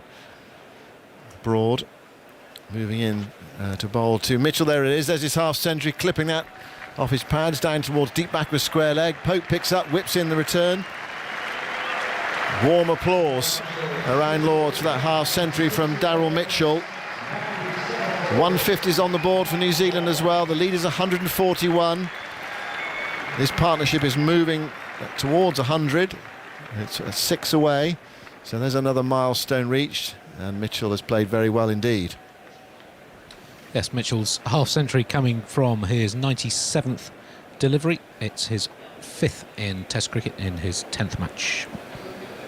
Broad now to bowl to Blundell. England needing a wicket. Broad bowls outside the off stump. Blundell leaves. One of those, he's turned into a century. That was 102 not out against Pakistan. Just back to that Greg Barclay interview. Greg Barclay, the chair of the ICC, and Fran says the emphasis throughout was on revenue and money. No thought given to the standard of the competition or the quality of the product. He openly admitted trying to squeeze in as much cricket as possible to maximise money, and he said men's Test cricket will be reduced with priority given to shorter forms of the game and domestic competitions. Inability to do anything about IPL expansion.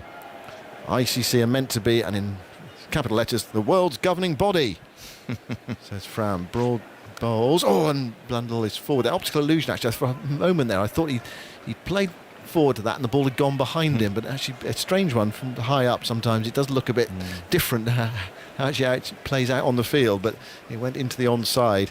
I like that email. But from Greg's perspective, he hasn't lied, has he? No. Because let's be honest, we've known for a long time it's been about money, so he's not lying.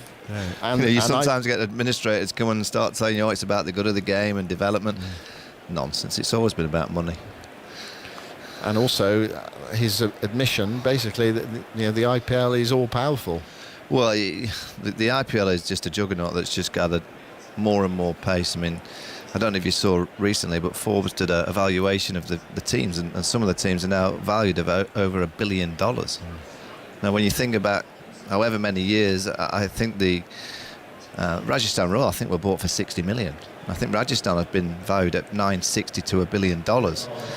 So it's not going to get any less. 2 new teams this year. I'm sure they'll say there'll be no more. I wouldn't be surprised in our lifetime, within the next 10 or 15 years, there are a lot more IPL teams, and there's 2 leagues. Yeah. And it just becomes bigger and bigger because, you know, the TV deal, I believe, is just about to be done, and they're talking billions of dollars for the television. You know, and yeah, the cricket diehard fan who's just purely about, you know, enjoying the game and loving the game, making sure the game's looked after correctly. You know, you've got very successful, prominent business people involved now that will want value for their money, and value for their money might be more games of IPL cricket to maximise their brand. Well, and they look at something like the English Premier League and they say, well, hold on a second, you play 9-10 months of the year, and we're restricted to 2 months of the year. So why Rajasthan Royals or KKR and, you know, the Ambani family who own the Mumbai, why are they buying other franchises around the world in the CPL? I believe that they're bidding for teams in the UAE League as well. That's going to happen in the early year of January, February next year. So they're buying these franchises to try and control the 12-month period. Anderson into the attack now. Bowls to Mitchell, who covers up to ball just outside the off stump. Plays it away towards cover, and there's no run. So I can't remember the lady. Was it a lady? Fram. Fram. F-R-A-M. Yeah, well, it's a good email and a great observation, but, you know, at least Greg told the truth. he said that what we all think and know, that it is about the money.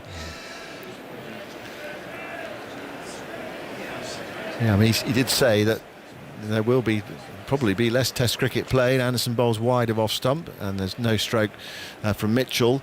Those of you who didn't hear the interview, you can go to BBC Sounds. You can listen again actually on BBC Sounds and go back, scroll back, and you can hear it. But he said England, Australia, India will play a lot of international cricket, a lot of Test cricket, because the money's there to do so. You can hear it in the podcast tonight. Anderson bowls outside the off stump, goes through low bounce again, but wide of off stump. Nothing from Mitchell. But it is a concern if bosses of the game are not realising that sometimes you have to use the monetary value of what comes from white ball cricket to protect our greatest format. It can't be that everything that you're doing is purely about profits and making a huge amount of money. This is a format that I still feel there's a huge warmth for it globally. I still feel that Test match cricket is the format that people talk a lot about still. Anderson outside the off stump, Mitchell pushes it away towards cover, and there's no run. Well, he did make the point that although people don't necessarily turn up to Test cricket in their numbers, like they do at the IPL or whatever, that people do follow it, and they do, don't they? Yes. Put it on websites, again, TV, radio, whatever. My message streams to all the countries that don't get what we get in the UK, which is big crowds. Are we doing enough to promote it, and are we doing enough in terms of if you're not getting big crowds, let them come in for free? Because if you're making all the money from TV, why don't you let the audience in for free on the match? Mitchell outside the off stump. Mitchell lets it go. So open up the doors for cricket in parts of the world that necessarily don't get the huge crowds. Or, I personally think, take Test cricket to where people watch Test cricket. So why not play more Test cricket in the UK? Why don't we have more multilateral series here in the UK? We've got all the grounds, we've got a huge amount of cricket supporters in the UK, so why not play more cricket here and certainly the longer format, so people could actually go and watch different countries play against each other here in the UK. Anderson just outside the off stump to Mitchell. This time he doesn't play. End of the over. What he did confirm, 154, was that the World Test Championship final will be here at Lord's next summer. Great. In June next summer. You play someone like Bristol, Taunton, Hove. If you played any Test series there, New Zealand playing Bangladesh, I bet you get a great crowd for the week. People would go and watch that part of particularly down in Somerset. I'm sure you'll say the same in Bristol. Somerset, you can play any cricket down there and they will go and watch it. Small community, just love the game, love supporting the game. I suppose the bottom line is how much does it cost to put that game on, doesn't it?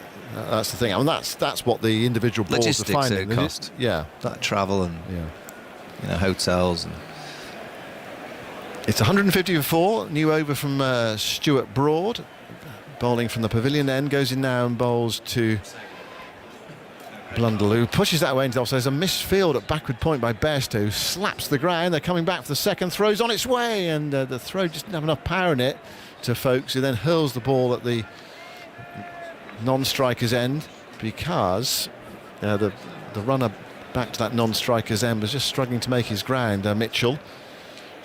And Blundell had to get his skates on there. He's stretching his hamstring or calf muscles. He really had to get the sprint on. It was a strange one. Misfield from Bairstow. Straightforward piece of fielding. And they thought they'd pinch 2. And both batters were actually, from a moment there, in danger of being run out. Not obviously you can only run out one, but first at one end and then the other. Anyway, they got home for 2. 152 for 4. Blundell on 54. Broad bowls to him. He turns that away busily, but straight to square leg. And there is no run. Broad at 82 miles per hour. He's in his 17th over. So he's kept on running in. He's 1 for 28. He's been economical. Just that one wicket strangled down the leg side of Devon Conway in that afternoon session. Conway out for 13. But the conditions, the pitch, everything just seems to have quietened down. And these two, I think, putting this pitch in context, it's not a bad Test pitch. Broad bowls, and Blundell tries to flick that away into the leg side, struck on the body, runs away into the offside. And there is no run. Lees coming in from cover to pick up. And these two on the verge of a century partnership now. They are 4 runs away from that. And New Zealand into this final session on the second day. I'm going to say third day for a moment there. It feels like the third day. We've had so much frantic action. Beginning to creep ahead in the game. England feeling the pressure. Nothing, a couple of quick wickets wouldn't change. Broad to Blundell. Blundell flicks that one away uppishly, but over square leg for 4. Down towards the mound stand. Races away. Nice looking shot off his pads.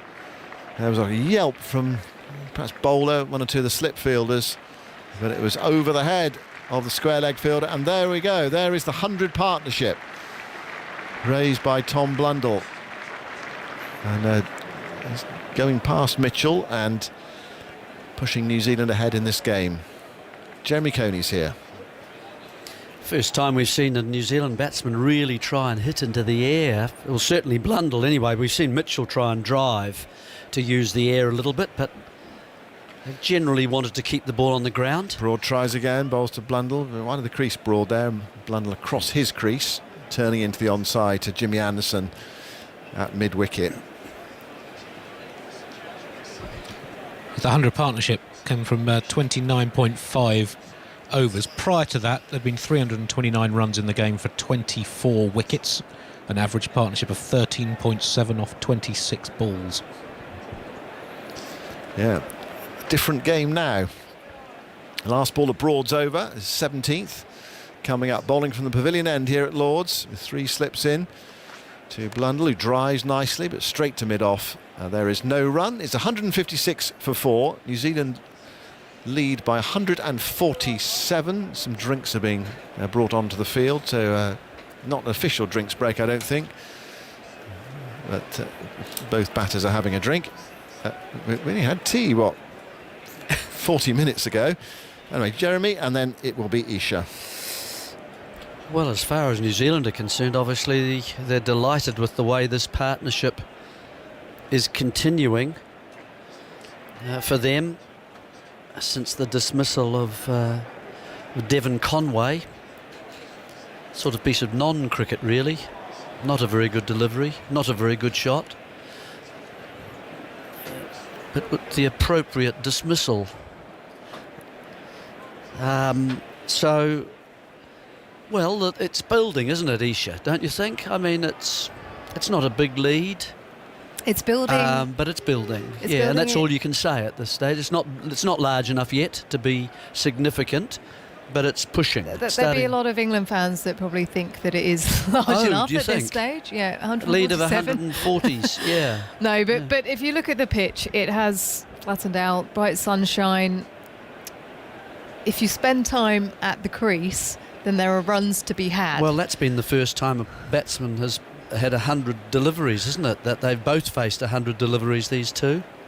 And Mitchell coming from the IPL, that's not a bad effort, really. You know, he's adapted quite quickly. Some of the others, of course, the higher order players with the newer ball, it's a bit harder. Anderson to continue from the nursery end, bowls to Mitchell wide of the off stump, down the slope, lets it go. 156 for 4 then New Zealand. The lead of 147, Mitchell 50 and Blundell on 58. The first sizable partnership of the game here on day 2 at Lord's. First test of the summer. And England now with some thinking to do. Well, there's been changes of ends, so Stokes has done that. He's kept his cordon in. Mitchell with a bob, beats the edge through to Folkes. A good delivery, just nips down the slope. And he was drawn into that stroke. So that would keep the bowlers interested, that sort of delivery, that there is perhaps still just a little bit of movement. Yeah, that's moved away just slightly from the right-handed Mitchell. Going past and carrying through this time. Seen a couple that actually haven't carried through to Folkes. He likes to stand deep anyway.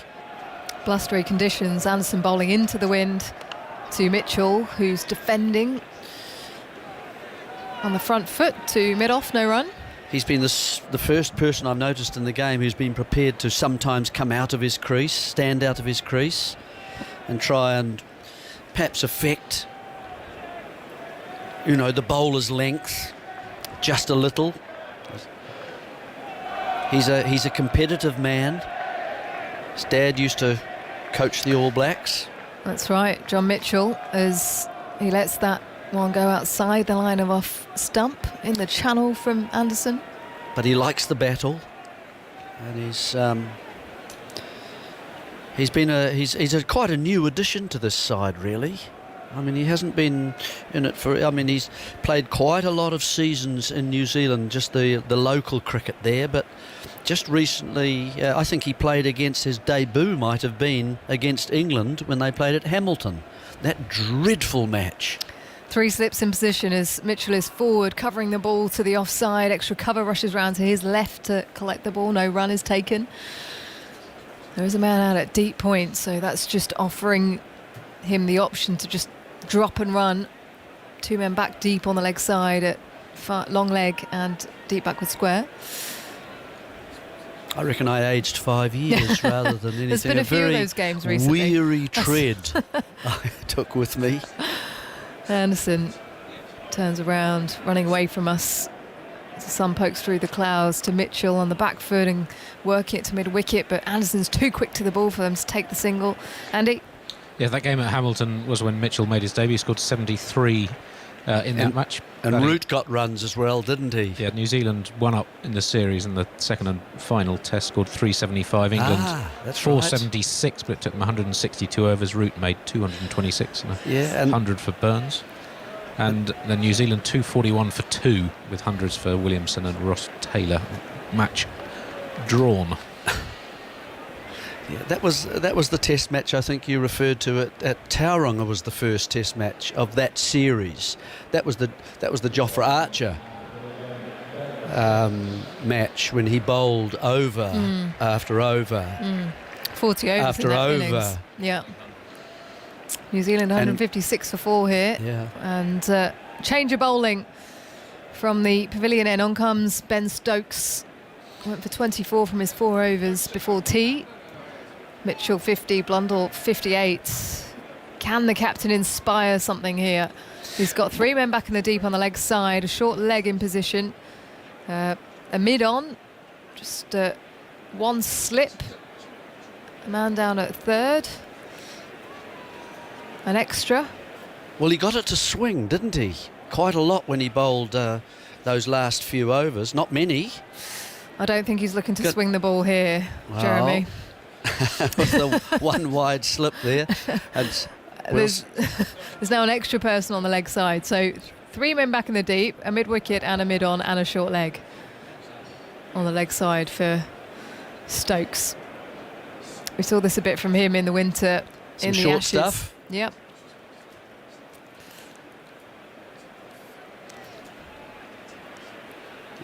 Just asking third to come a little bit finer.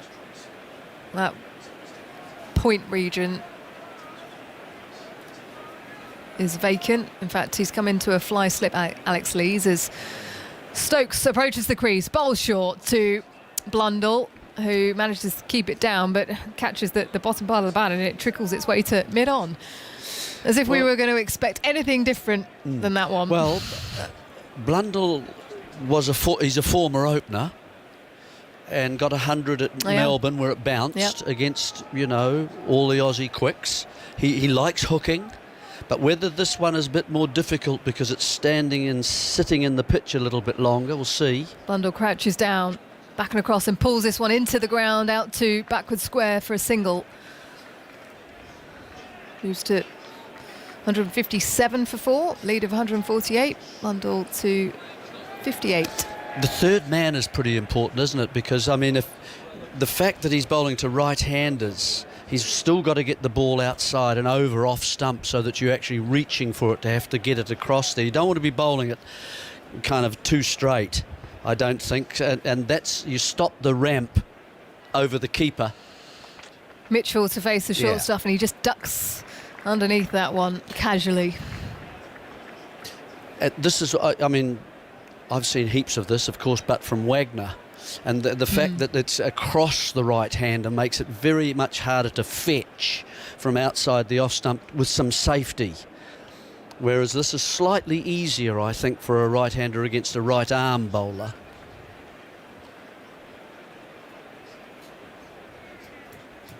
The slope coming in, Stokes exploring the middle of the pitch as he bowls short to Mitchell, who gets hold of that one, but it hits the short leg and bounces off him, ricochets over towards Jimmy Anderson at a sort of a mid-wicket, but back on the circle.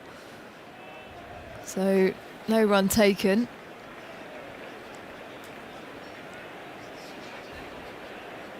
Hit Pope on the shoulder. That's a difficult place to be when you've got someone pulling and hooking. Well, he was lucky it was hit into the ground, so a lot of the friction, of course, went into the ground before it hit him. Here comes Stokes again, this time in the air, and just goes over the top of Stuart Broad, running back at mid-on. Completely miscued that one, Daryl Mitchell. As he picks up the one, moves to 51, hands on heads. Stokes with a grimace. 158 for 4. There was an opportunity there. Well done, Stokes. Induced an error by the New Zealand batsman that we haven't seen so far in this partnership, really. An ugly stroke from Mitchell. He better learn from it if he wants to continue his batting. Lucky. Same again, Jeremy. Yeah. Final ball of the over. He does indeed. This time Blundell pulls out to deep square in front of the umpire, and he'll take another single. Moves to 60 as the throw comes in. 159 for 4 then, New Zealand at the end of the over. Blundell on 60 and Mitchell on 51. Change of tack for the captain. I wonder if James Anderson will just stick to his approach of line and length. It takes it out of you, just having to get that height that's necessary to create the error. I mean, it's quite demanding physically, and that's what everyone sort of appreciates in New Zealand about someone like Wagner, really. He just keeps on going, and he has such industry about him. You know, never opens the bowling with a new ball. 10, 12 over spells. Blundell on 60, back and across and defending the ball to mid-on, no run. I mean, that takes a lot. And yeah, he's seriously impressive. Seen some unbelievable spells from him where he just keeps coming at you.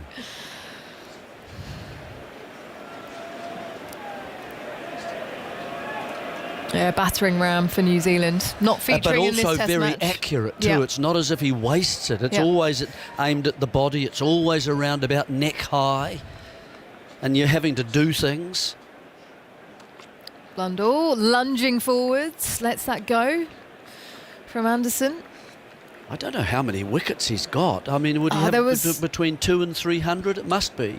Wagner, yes. I'll get his full stats. He's extraordinary the way that he's been able to just work himself into. No one else does it in the world. No. The last 2 or 3 years, I think he's been one of the best in terms of wicket taking. He tries differently over here, actually. Anderson past the stumps to Blundell, who leaves that one, lets it go. He hates this when you say, "Oh, you're just a one-trick pony, Neil. Come on." Well, he did last year. I remember he wasn't the enforcer as much. He was pitching it up and getting the ball right. swinging. He's looking to get the Duke's ball to swing, you see, and that's what he likes. He thinks that he's in a proper bowler. Are you surprised he didn't play in this test? A little bit.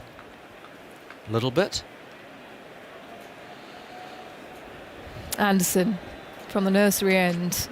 In swinger to Blundell. He manages to get back down in time as he guides it to mid-on, no run. So we are still seeing a little bit of shape on this ball. It's into the 56th over.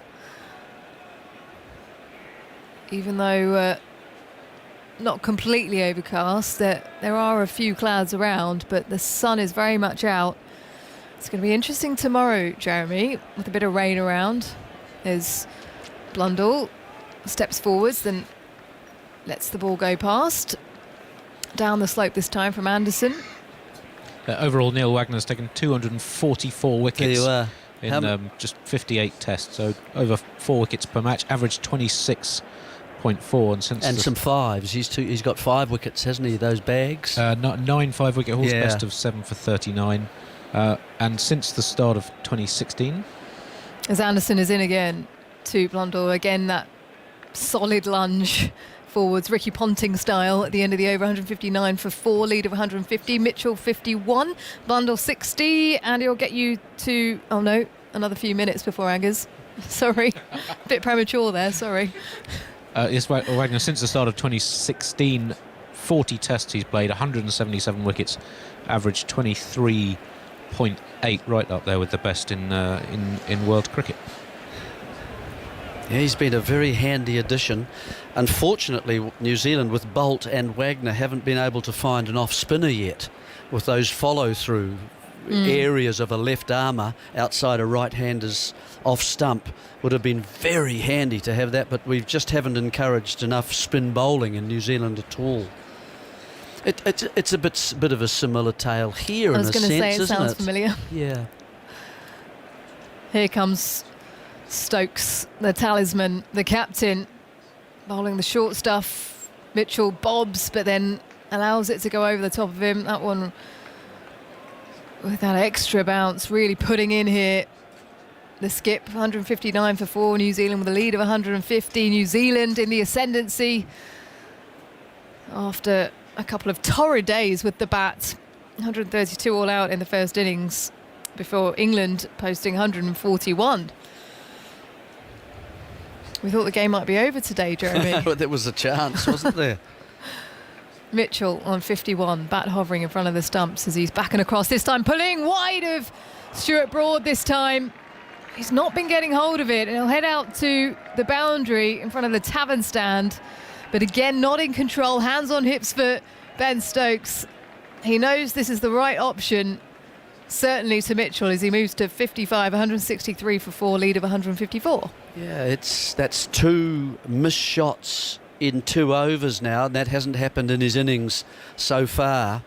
He didn't get far enough inside that, and again he's hit that a little straighter than he'd like. So yeah, two little, there's something encouraging for the bowler when you see that. Mid-off moving wider, 2 extra as Stokes passes stumps to Mitchell, who's pulling out to deep backward square, this time getting on top of it. He's had a bit of practice in the last couple of overs, moves to 56, 164 for 4, lead of 155.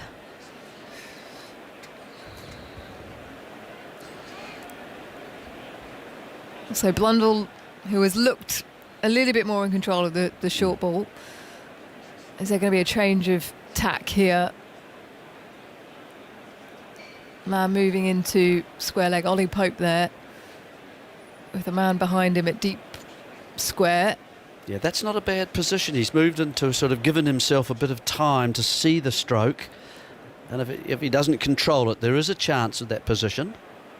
Blundell standing on a leg stump, calmly controls it down, swivels, pulls the ball out to deep backward square for 1. 165 for 4. Blundell to 61, lead of 156. It's a good option, I think, for someone like Mitchell. He won't like to let it go, for example. It's not manly, you see. And so he will want to actually get into these. He's probably disappointed he's got that he hasn't hit them powerfully. Mitchell again gets hold of this one, this time bisecting the 2 fielders, out on the boundary in front of the mound.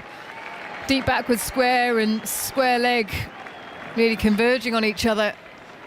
But it's well played as Mitchell moves to 60, 169 for 4, lead of 160. Maybe just something a bit different, potentially, rather than a short ball, every ball. You've got to be careful, don't you? One of the dangers of this is that you do get a few like that do bisect fielders, and suddenly the score is mounting quite quickly. Mitchell, similar approach to Blundell, standing on leg stump. This time he does duck underneath the ball. Heading over the off stump, another good delivery, good short one from Stokes really putting in lots of energy being used up. 169 for 4. Lead of 160. Mitchell 60. Blundell 61. A few words from you, Jeremy, and then it will be Aggers. The other aspect I suppose you could try, some on a pitch like this, which is looking pretty slow at the moment, and not really very responsive to seaming at this point either. Some of them keeping a little lower at the nursery end in particular, I think. Is maybe the slower bouncer sometimes. You just, if you want to try this and try and, buy a wicket, so to speak, I mean, that's another option for the captain. In goes Potts, and he bowls to Blundell. Gets into line, plays into the offside. There's a lot of red going, a lot of power red dressing going on in this commentary box. So Tuffers is going to join me in a minute. I mean, Isha's red top. Yes, that's not to be missed. Look at the red heels. The accessories too. Is there red accessories? Oh, well, very good. You've got your red top on. Yes. That's more for warmth. Warmth? It's a beautiful day. Oh. The Redskins are just having a photo. Don't worry, Aggers. In goes Anderson again. Bowls outside the off stump and is pushed away off that back foot again, trying to get Blundell forward, but he's so aggravated the way he just hangs back. And even good length balls is on the back foot. I think England missed the trick slightly with the field. See, he plays a square drive well, and they've had an extra cover and allowing a gap through to that point boundary, but they've got a man out at square third man now, so doing two jobs, if you like. 170 for 4, the lead's 161. Anderson runs in, bowls the in-swinger, and Mitchell's up to it defensively, pushes back to the bowler. He's on 60 from 118 balls. There's an outstanding partnership, this, the partnership of the match. And what it's doing, of course, is setting up a platform for the two big hitters, or potentially big hitters, coming in next. De Grandhomme and Jameson to do some damage. Bit of Southey as well, correct, Tuffers. I think we'll have to wear red tomorrow, by the way. I think we'll have to. Anderson bowls full, swinging away, driven to extra cover. Is it red day or something? There's no run. Well, no, it's just a bit of a statement red, isn't it? Is it? Well, I think so. Isn't it, Andy? Red? I think red's a bit of a statement. Yes, I heard that as you came in. What were you talking about? Well, there's a lot of red around. Power dressing in red. Okay. Yeah, first match back. Okay. Yeah. There is a thing, isn't it? If you paint the colour of your walls in certain colours, it dictates your mood, doesn't it? I think so. Anderson and brings Mitchell forward. Look at Andy's mic. Oh, he's very, very forceful. He's got a red muff on it. Pure aggression. Yes, I think if you paint your wall green, it sort of calms, and if you paint yellow, it's sunny and bright. And if you paint other people's walls, it really affects their mood, I found. Oh, it's been a bit slow, hasn't it? Well, it has. England have just gone off the boil here. Yeah. I think the ball's gone a bit soft. The pitch has gone flat. Crucial runs these. 161 is the lead. Anderson bowls outside the off stump, has driven beautifully into the offside, but very well stopped there by the skipper. Yeah, that's cover. That's the sort of bit of fielding that lifts you. That's right. Starting to flag a bit. And you see a field, let alone the captain, diving like that, one-handed, low to his right. In fact, he's peeling his cap off and he's marching off. He's going to bowl from the pavilion end as well. People moving around in the crowd, up and down, in and out, down there in the mound stand, side to side, all over the place. It's lovely, isn't it, watching a crowd? It is. And listening to a crowd. Yeah, they've been quite chatty today. Yeah, and you can tell the weather too by what they're wearing. Lots of pastels. Pastel colours. Yes, that's right. Short sleeves. Yeah, lots of pastels down there in the mound stand.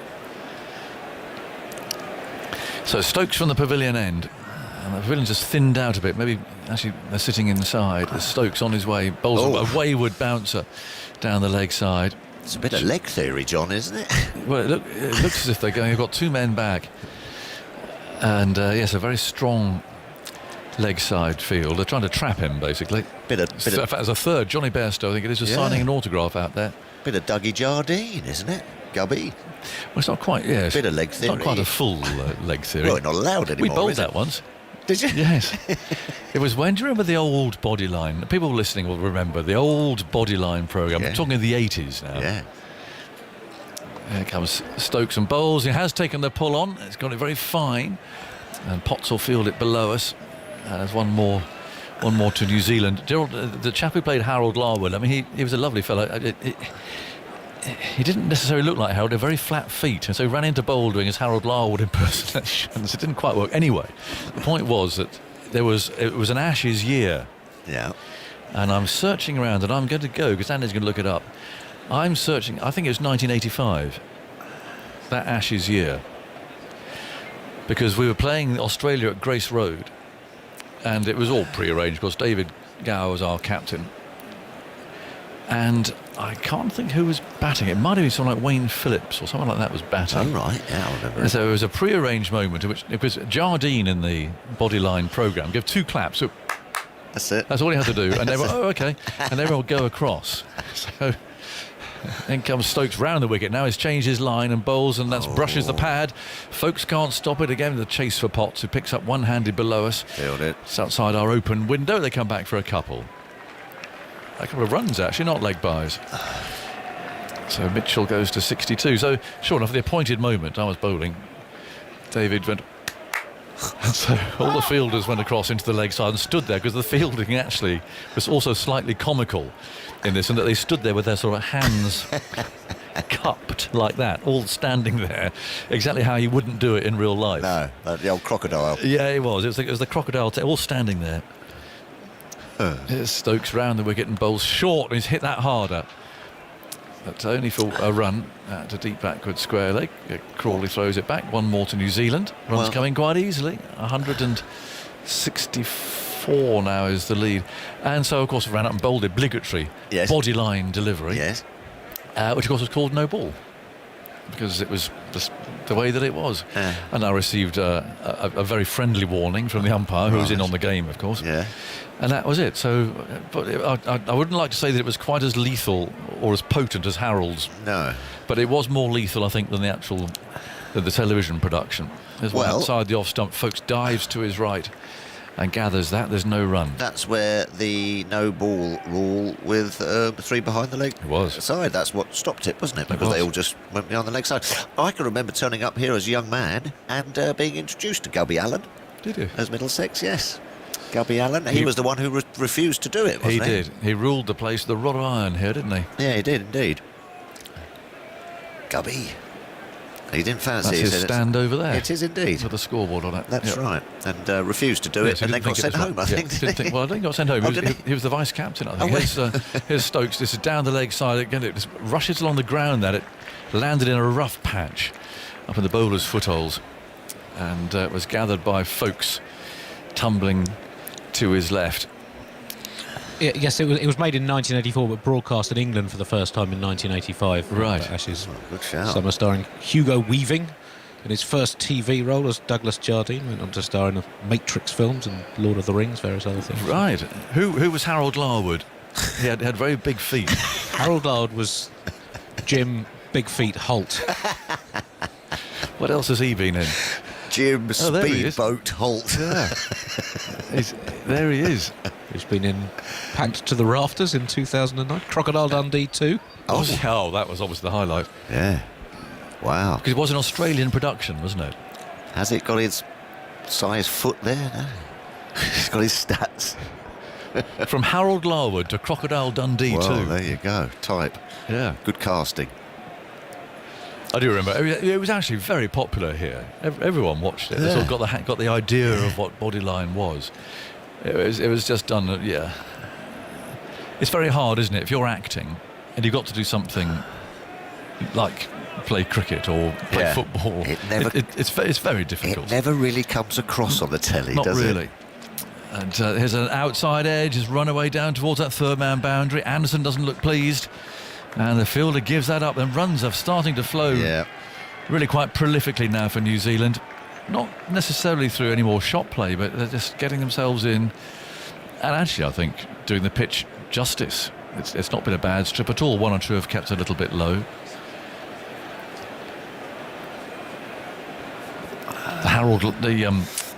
Dad's Army cricket match. Don't tell him your name, Pike. Do you remember that one? No, that wasn't in that episode. That wasn't it. Fred Truman was in it. Oh, was he? Anderson bowls on the off stump. I've seen him in... Mitchell defends and plays out to cover. I've seen him in Emmerdale as well. Was he in Emmerdale? I think he was, wasn't he, Fred Truman? I think he popped into the Woolpack. He was definitely in Dad's Was it Army. Beefy? Oh, Shane Warne appeared in Neighbours. Did he? He did. And Mike Whitney, left arm seamer. Did he? Mike Whitney did. Yeah. I appeared... I was in a soap. What was it called? It was on Channel 4 or 5 with Hale out of Hale and Pace. He was in it. Grange Hill. Family Affairs. That Anderson was it. bowls outside the off stump. and there's no stroke. Family Affairs. And I was very nervous. Yes, I was very nervous. And I went down there. And... I've never heard of this one, by the way. No, when was this on? It wasn't a belter. Right. It went for a couple of years. It went for a couple of years. And all I had to say was, my one line was, "Hi, my name's Phil Tufnell. I've come to judge the beauty contest." I had to walk into the pub. Yeah. And that's all I had to say. Anderson bowls the in-swing. Oh, that's beautifully played through straight mid-wicket by Mitchell. Long chase for Broad, looking a bit weary there. Those long legs striding out, and the ball's just going to beat him. Oh, up the hill he went and couldn't quite cut it off. And so I've got there very nervous and everything. I've gone up to sort of like the boss chap and I said, Yeah. you know, what's my inspiration? You know what I mean? And he just said, listen, just be yourself. He said, right. just be yourself. So I went, Because okay. you were being yourself, weren't Well, you? of course, yes. You were yourself. Yes, I was myself. Because you'd gone to judge the beauty contest. Yes, that's right. That's right. And so I said, okay. And I was on after lunch, and then it was my big sort of moment. Yeah. And it all sort Makeup. of... Yeah, oh, yes, everything like that. And they've sort of like... and then Wardrobe? yes. And hair, everything. And he's gone, right, and Q, and go Tuffers. Yeah. Like that. And I've walked in an absolute... Hang on. Anderson first bowls and it's driven out to mid-off and there's no run. So, right, so come on, you're walking. So I'm standing behind the sort of, I don't know, the fake sort of screen and everything like that, and go Tuffers. Yeah. Well, do you remember that advert, the Hofmeister bear? Oh, we sort of proud, yes, strutted on. Yes, Yeah. I walked in like that. Right. And before I could get my line out, it's gone, cut. And he's gone, is that how you usually walk, Phil? And I said, well, I don't know. Oh. I was just being myself. Anderson bowls very full, and now he's been driven straight down the ground, and poor old Broad's off again. He won't get this one. It's another boundary. Another boundary, and Ben Stokes won't like this. 186 for 4, the lead 177. So he said, cut. Yeah. Right, take 2. Everyone had to go back in their positions and everything. And then he's gone, you know, Q, Tuffers, go. And then I walked in sort of really stiff like that. And I didn't know how to walk. He said, how do you usually walk, Phil? I said, I don't really know. So what happened? I took about 3 cuts and then, you know, they just had to get on with it. And it was terrible. Did you look back at yourself? Yeah, it was horrible. Yeah, it was like Pinocchio. I was that wooden. Yes. What about the beauty contest? Well, no, I just went, hello, my name's Phil Tufnell. I've come to judge the beauty contest. It was terrible. Acting's quite difficult, you know. Even when you're acting as yourself. Exactly. It threw me. It is hard. Yes. I mean, you were just being yourself. Well, I know, it was you. But it kind of enveloped me with sort of. I just couldn't. All you had to say was your name. I know, and just be yourself. Anyway, wow. Little story. In comes Stokes, and he bowls, and that's fended away into the leg side. Actually, just wraps him on the glove there. And it's picked up at square leg, and there's no run. Rescue the situation. Yes, I was on a roll there. Yes. Yeah, Anderson bowled. There's 5 overs in the current spell, 3 maidens and an over that went for 1, but then 12 from that 5th over of the spell, including 3 boundaries, and Mitchell has hit 24 from his last 16 balls. Well, this is getting serious now from it an is. England perspective. The lead is 177. They've got 6 wickets left. And bear in mind they lost 3 quickly.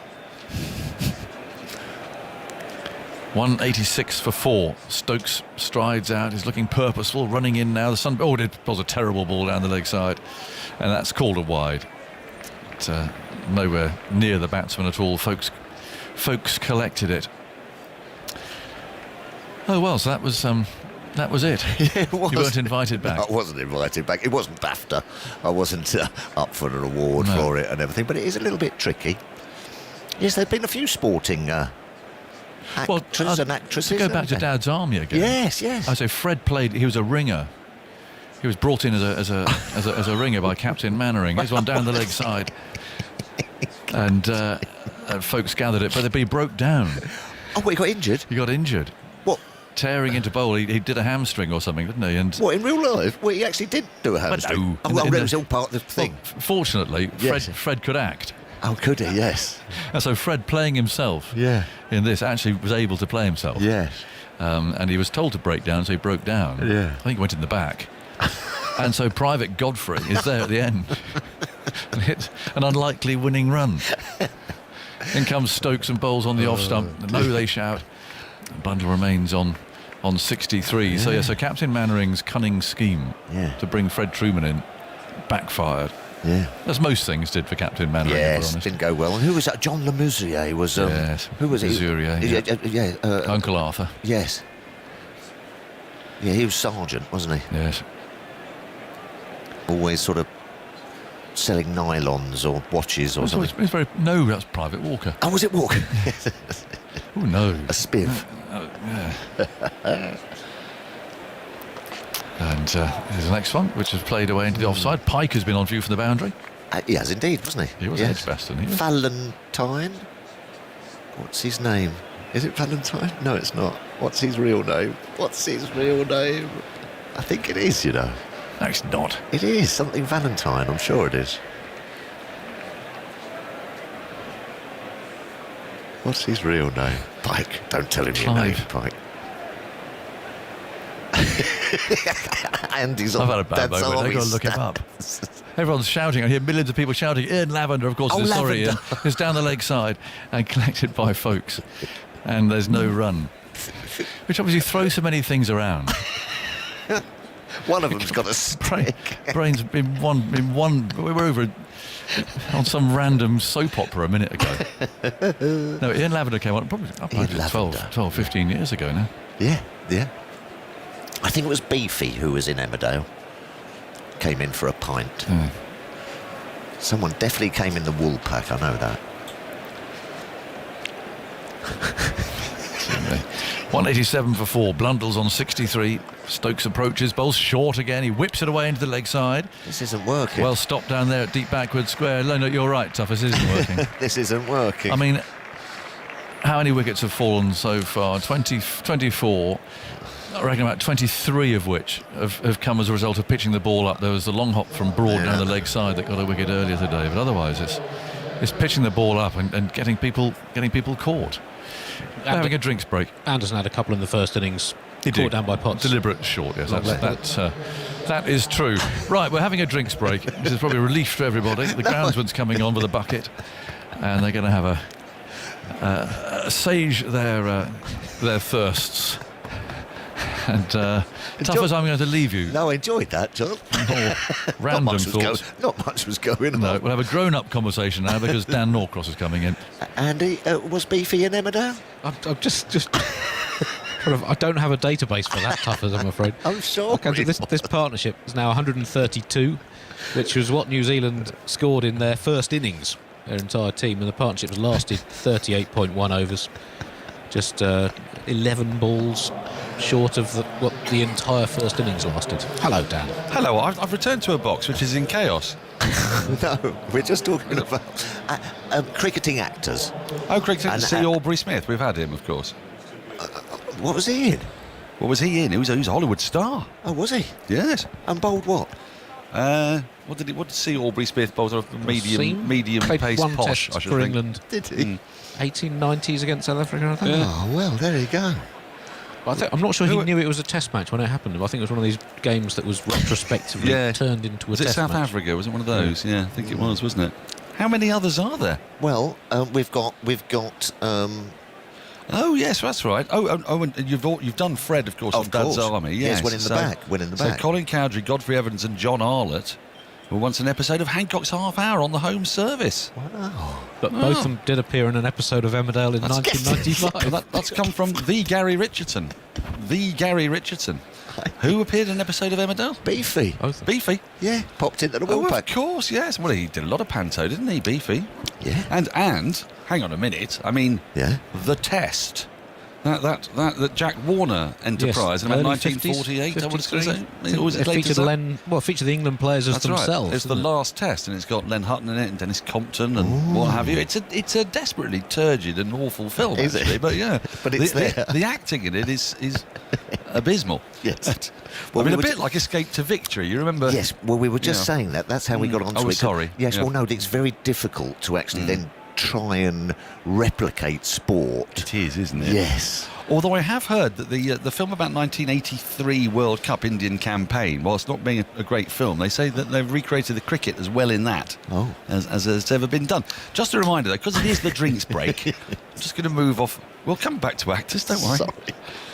Just a reminder, tomorrow is Shane Warne Day. Oh, yes. The team behind the Tailenders podcast on BBC Sounds want you to try and bowl a ball like Shane on the anniversary of his Ball of the Century. Cool. You do it, whatever form of cricket you're playing tomorrow, just get it filmed, put it on social media with the hashtag Shane Warne Day. I played in that game. Yes. Yeah. How did it make you feel when the opposing spinner had just done that? I'll tell you this. I played in that game, bowled pretty well. I think I got 2 for. I think I got 2 for. We bowled first, actually, and it was a bit tacky, and it turned a little bit. And so we didn't have any analysts or anything, and then we're sitting there having a shower and what have you, and it came on the telly, and everyone's going, "Yeah, lads, come on, and let's have a look at this Shane Warne. You know, haven't seen him before. He won't be much. Come on, leg spinner. Obviously going to bowl the odd bad ball like that." And then he bowled that ball to Gad. Can you imagine the panic? Silence. No, there was just silence. And then after about 2 minutes of jaws hitting the floor, Robin Smith has come up to me and gone, "Oi, Tuffers, what have you been doing for the last 2 years, mate?" And I knew it was up. I knew the game was up. It's a bit brutal. And also, that ball was his loosener. Effectively. Yeah. It was his first ball. It was his first ball, wasn't it? And it had such dip and light and then rip. A ball. What a ball. What a ball. What a fella as well. What a great man. He was a top man, Shane. He'll be missed. So get out there tomorrow and do whatever ball of the century. It doesn't have to be a leg break. It can be a leg cutter, it can be off cutter, bowl, whatever ball of the century you want to bowl. Ball of the century. Bowl the ball of the century tomorrow in honour of the great man, and send it hashtag Shane Warne Day on social media. Broad starts up after the drinks break, covering up in defence is Blundell into the onside. And there's no run. I'll give you the field because it's a bit more conventional than what we've been seeing. 2 slips, backward point, extra cover, mid-off, mid-on, mid-wicket, square leg. And a long leg. I just went to sample the atmosphere because I wondered how the natives of Lords would be taking to the angle of attack of Ben Stokes. Wasn't working, There was a lot of people shouting, "Pitch it up." I think you probably need to do that after you've changed the field, mind you. Yeah. But yes, they weren't happy with it. Broad is in, full outside the off stump through to the keeper, and there's no run. Not, I'm saying in any way that England's tactics should be determined by the bibulous entreaties of people in the Compton and Edrich stands at 5 o'clock on day 2. But, you know, there's a feeling you were not alone in wondering. Yeah. But, I mean, it did it produced 2 near chances early on. But you always just sort of get a feeling that that's sort of slightly throwing the towel in, don't you, a little bit? It's a bit soft ball. We've got nothing else to go to. Yeah, We've not seen any Root. We've not seen Parkinson since tea. Why not? Don't know. Broad in, full, driven off the inside half of the bat up to mid-on. A sprawling stop from Anderson, and there's no run. 188 for 4. I mean, this is when you do bowl your spinner, just to give your seamers a little bit of a breath. And also, you get through the overs a bit more quickly, and you've got a new ball first thing in the morning. Because obviously this one has gone a little bit. It's no use to man or beast. Blamongy, yes. Blamongy, yes. Well, there's 18 and a half overs before a new ball's available. And there's only an hour and a half left to bowl today, so wouldn't be a bad idea. Parkinson does bowl his overs very quickly. Yeah. I've noted. Broad in, driven sumptuously through backward point for 4. Yeah. Beautiful shot from Blundell. It was wide. It was a long half volley, yes, but he's crisply struck that down towards... I never get this right. The mound stand is the one with the hats on. Is that the Tavern Stand? Still the Tavern Stand. The Tavern Stand. Yeah, I remember playing there when it was no seats. Do you remember that? I do remember. Yeah. I remember many a... Somerset. La la la. Yeah. They always used to be in there in the one-day finals. Lord's finals. Yeah. Oh yes, always standing there. It was carnage there. It was carnage. All going on in there. Broad in, still got 2 slips. Blundell crouches and then lets go a ball outside the off stump. Shoulders, arms, bat and gloves a long way out of the way. 192 for 4. 1 ball left in the 62nd over. What a curious and unusual test match it's been. Yeah. A partnership now of 136. 24 wickets fell for what was it? 329. 329. Average partnership of 13.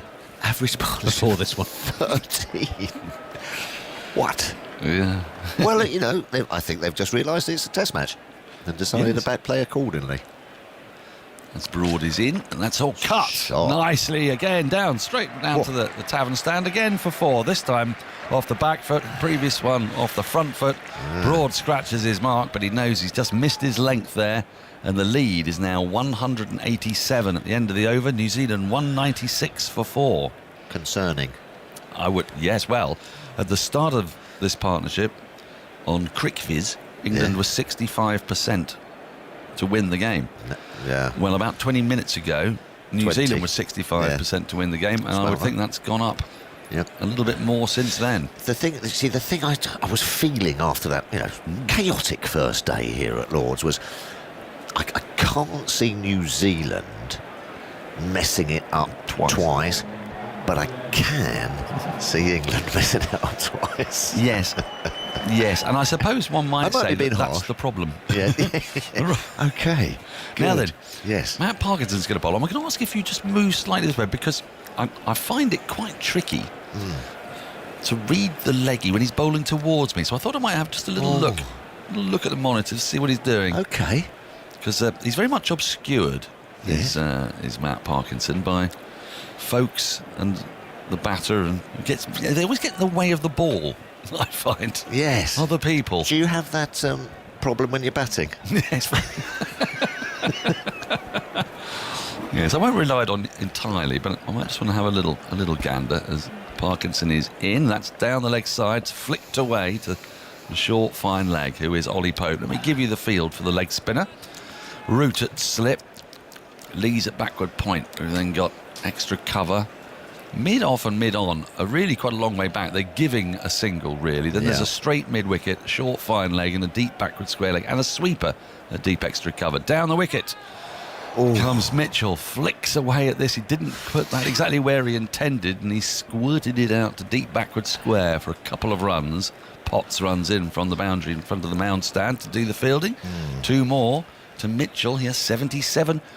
I do feel there's potential here for a couple of hundreds in this match, where we wondered if there was ever going to be a 50. These two are batting very, very well indeed. 198 for 4. Parkinson in again. Forward comes Mitchell. Solid defence. There's no run. I'd have been tempted, if I was Parkinson, to have a little go at the nursery end. I wondered. Just with that little bit of slope. No real discernible turn there. So just that slope might help him. He's in once more, and that's defended on the front foot. And again, not much in the way of turn. We're not seeing the ripping leggy yet. Now, we know that he can bowl it. Because social media has been awash with Matt Parkinson's versions of the ball of the century, and many of them stand up to scrutiny.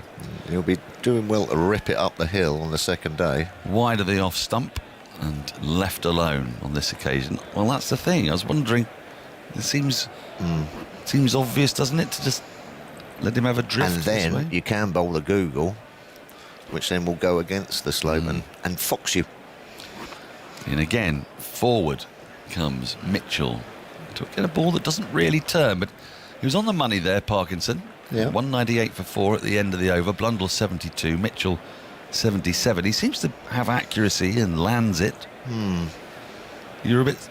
Well, no. You're just waiting. You're just waiting to see. Yeah, just waiting to see him get into his work a little bit. The late, great Shane Warne always said the first thing you do as a leg spinner in your first couple of overs is to make sure that you stay on.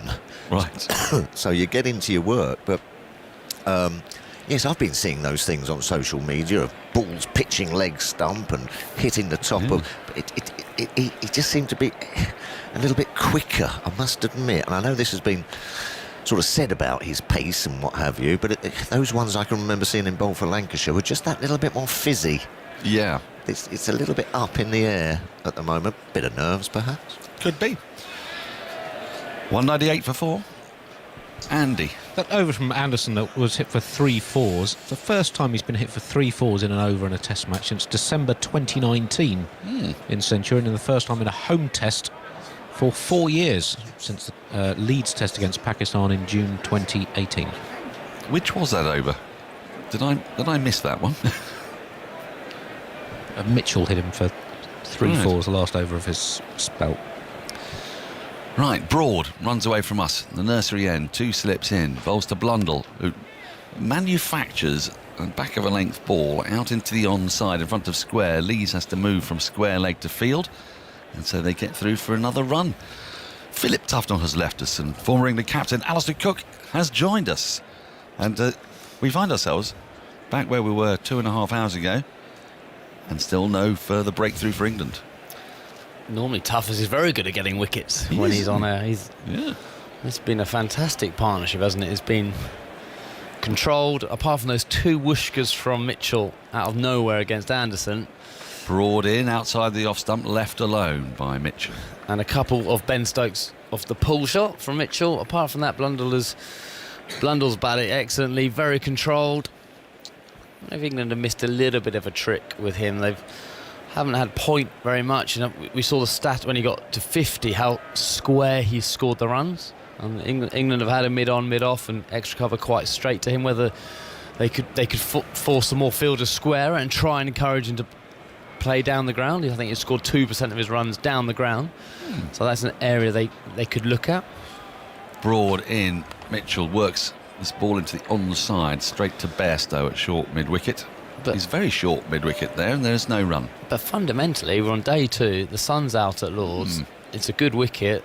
The ball's got soft, and as it does after 40, 50 overs, and it becomes a great place to bat at Lords. It's just in the first innings, no one was good enough to get past that, and when it did get slightly soft, the tail was in, and they were just having a slog. So it's been a good old-fashioned grind, really, from New Zealand, but they earned the right to put England under pressure with the ball. Broad in, wide of the off stump, and that ball passes through to the keeper. Folks, it's that time of day when we're getting swooping seagulls and pigeons now, and this window is very open, and I don't like their swoopings. You don't like the window being as wide, do you? I don't like the window, no. As you edge your back. I'm edging back a bit. I get somewhat vertiginous up here, you see. Pardon, what's that word? Vertiginous. I get a bit of vertigo. I feel slightly queasy and start imagining dreadful things, and then the seagulls swoop near me, and the whole thing is somewhat tension inducing. 199 for 4. You'll look after me though, won't you? I said I'd hold on to you. You'd hold on to me. I like the window open. I know you do. I know. I understand. Here is Broad, and Mitchell defends solidly off the front foot, and a lot of the twitches have gone from Mitchell's play now as he just pushes that to the onside. Is that something else that happens when you're in? We talked about Michael Vaughan talked about this, about your sort of pre-ball routine. When Mitchell started his innings, there was a lot more going on. Now there's a sort of easy, relaxed. He still goes through this business of placing his back foot on the crease and then just lifting the bat, but actually doesn't lift it for as long, and not quite as measured. It's almost like he owns the place now. He's feeling altogether more comfortable. Broad is into him, and he plays off the back foot from the crease, really. Pushes ball into the offside that was directed around about 4th or 5th stump. End of a pretty economical over there, just the one from it. 199 for 4. Blundell 73. Mitchell has 77. There are 16 overs to go before a new ball is available, and there are 17 overs to be bowled tonight, which won't happen, even though Parkinson being on, he does get through the overs quickly. He does really scurry through them, bowls them about, well, why don't we put the clock on him from the moment he bowls the first ball? I saw one of the quickest overs bowled ever at Hove. It's amazing what cricketers can do when they need to get the over rate up. Yeah. I think I saw one, and we put the clock on it at 45 seconds, which was impressive. Who was bowling? Can't remember now. It was a part-time off-spinner and was literally just pushed back to him, and away we went. So here we go as Parkinson comes in to bowl first ball of a new over. That's defended from the crease, back up the wicket to Parkinson, who will field off his own bowling. It started at precisely 17:36 this over. I think it depends how many runs he gets hit for, won't it? Well, yeah, there'll be a bit of that. He's in again, 4 or 5 paces, whirling arm, and forward comes Blundell, pushes the ball into the onside. Didn't quite mean it to go there. It's come off the inside half of the bat, and Folkes tidies up. Just keeping an eye out to see what turn he's extracting, and it's not a lot. It's sort of just coming straight on at the moment. Yeah, it's against the slope, isn't it? He's got the drift, the wind for the drift, but the slope against the spin. Down a wicket. Oh, down a wicket comes Blundell and hits the ball at Stokes. I think it was a bump ball. With the oohs and ahs you're hearing is because the crowd thought that went straight to Stokes, but Stokes is smiling. It was a bump ball, but it's been interesting to see when Blundell and Mitchell have come down the wicket, when there's been a bit more flight. There's no run. Down the wicket he comes again, and this time plays a beautiful crisp on drive right up to the members' pavilion. The ball thuds into the sponge. So that was a lovely shot. Little use of the feet, and then hit all along the ground. The 200 is up, 203 for 4. Both batters, Mitchell and Blundell, on 77. And there is warm and enthusiastic applause around the ground. 46 miles an hour. That if you can get down there, and quick feet, he does people a little bit in the air because it is so slow. You almost get there too early. He timed that beautifully and got it on the full toss. Nice Jimmy. Here he is again. Forward comes Blundell, pushes back up the wicket. There isn't a huge amount of turn at all, but you just wouldn't expect it on a day 2 Lord's wicket. It doesn't normally turn it. Might you be tempted to bring him? Tuffers was wondering about from this end, from the nursery end, with the slope. It's definitely worth a shout, isn't it? He's bowled. This is 8 from that end. Last ball of the over. Down the wicket comes Blundell, clips it straight to mid-on, where Anderson picks up, throws down the stumps, but Mitchell was home, and that over took 2 minutes and 10 seconds, despite the 4. So it shows you what is possible. It does, and he's bowled okay. He's bowled okay, isn't he? It's, I say, it is only day 2, so don't expect a huge amount of leg spinners, wrist spinners in general come into the game later on. End of day 3, 4, and it's only day 5. So there are no patches for him to bowl. There are no footmarks. There's nothing there for him, is there? It's about holding an end up, not going for too many runs. There's no left-hander at the moment that he might be able to bowl into those footmarks outside of left-handers. Apart from Patel, I think that's it, isn't it? I think that is it, yeah. So. I think we're done for lefties. Right, Broad, 2 slips in, 4 on the onside. As Mitchell defends solidly into the offside. And the ball is doing, at the moment, next to nothing. Well, nothing. Yeah, I was going to say next to nothing. You're right, Alistair, nothing. Absolutely nothing. It's the perfect time to bat. We thought there were various moments in this match when it would be the perfect time to bat, and we were proved wrong by the batters. But these two, Mitchell and Blundell, they are now making the best of the conditions, and England have got to hang in there. And well, I'd love a wicket or 2 tonight, but if not, then they've got to rely on the new ball tomorrow morning and going through New Zealand as they did in the first innings.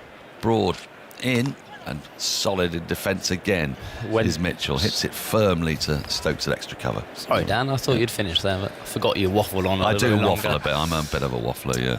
When do we start looking at Andy for biggest chases at Lords? Ooh, that kind of stuff. Now, is it now? Yeah, I think it's now. Or should I should have done it when you were off, like when you were in the little break, when you palm to me and say some few thoughts for Alistair Cook, and normally I'm like, I should have saved that for another 30 seconds. Yes, because Simon's coming in a minute. You need to have some thoughts, but maybe he'll get one up quickly for you.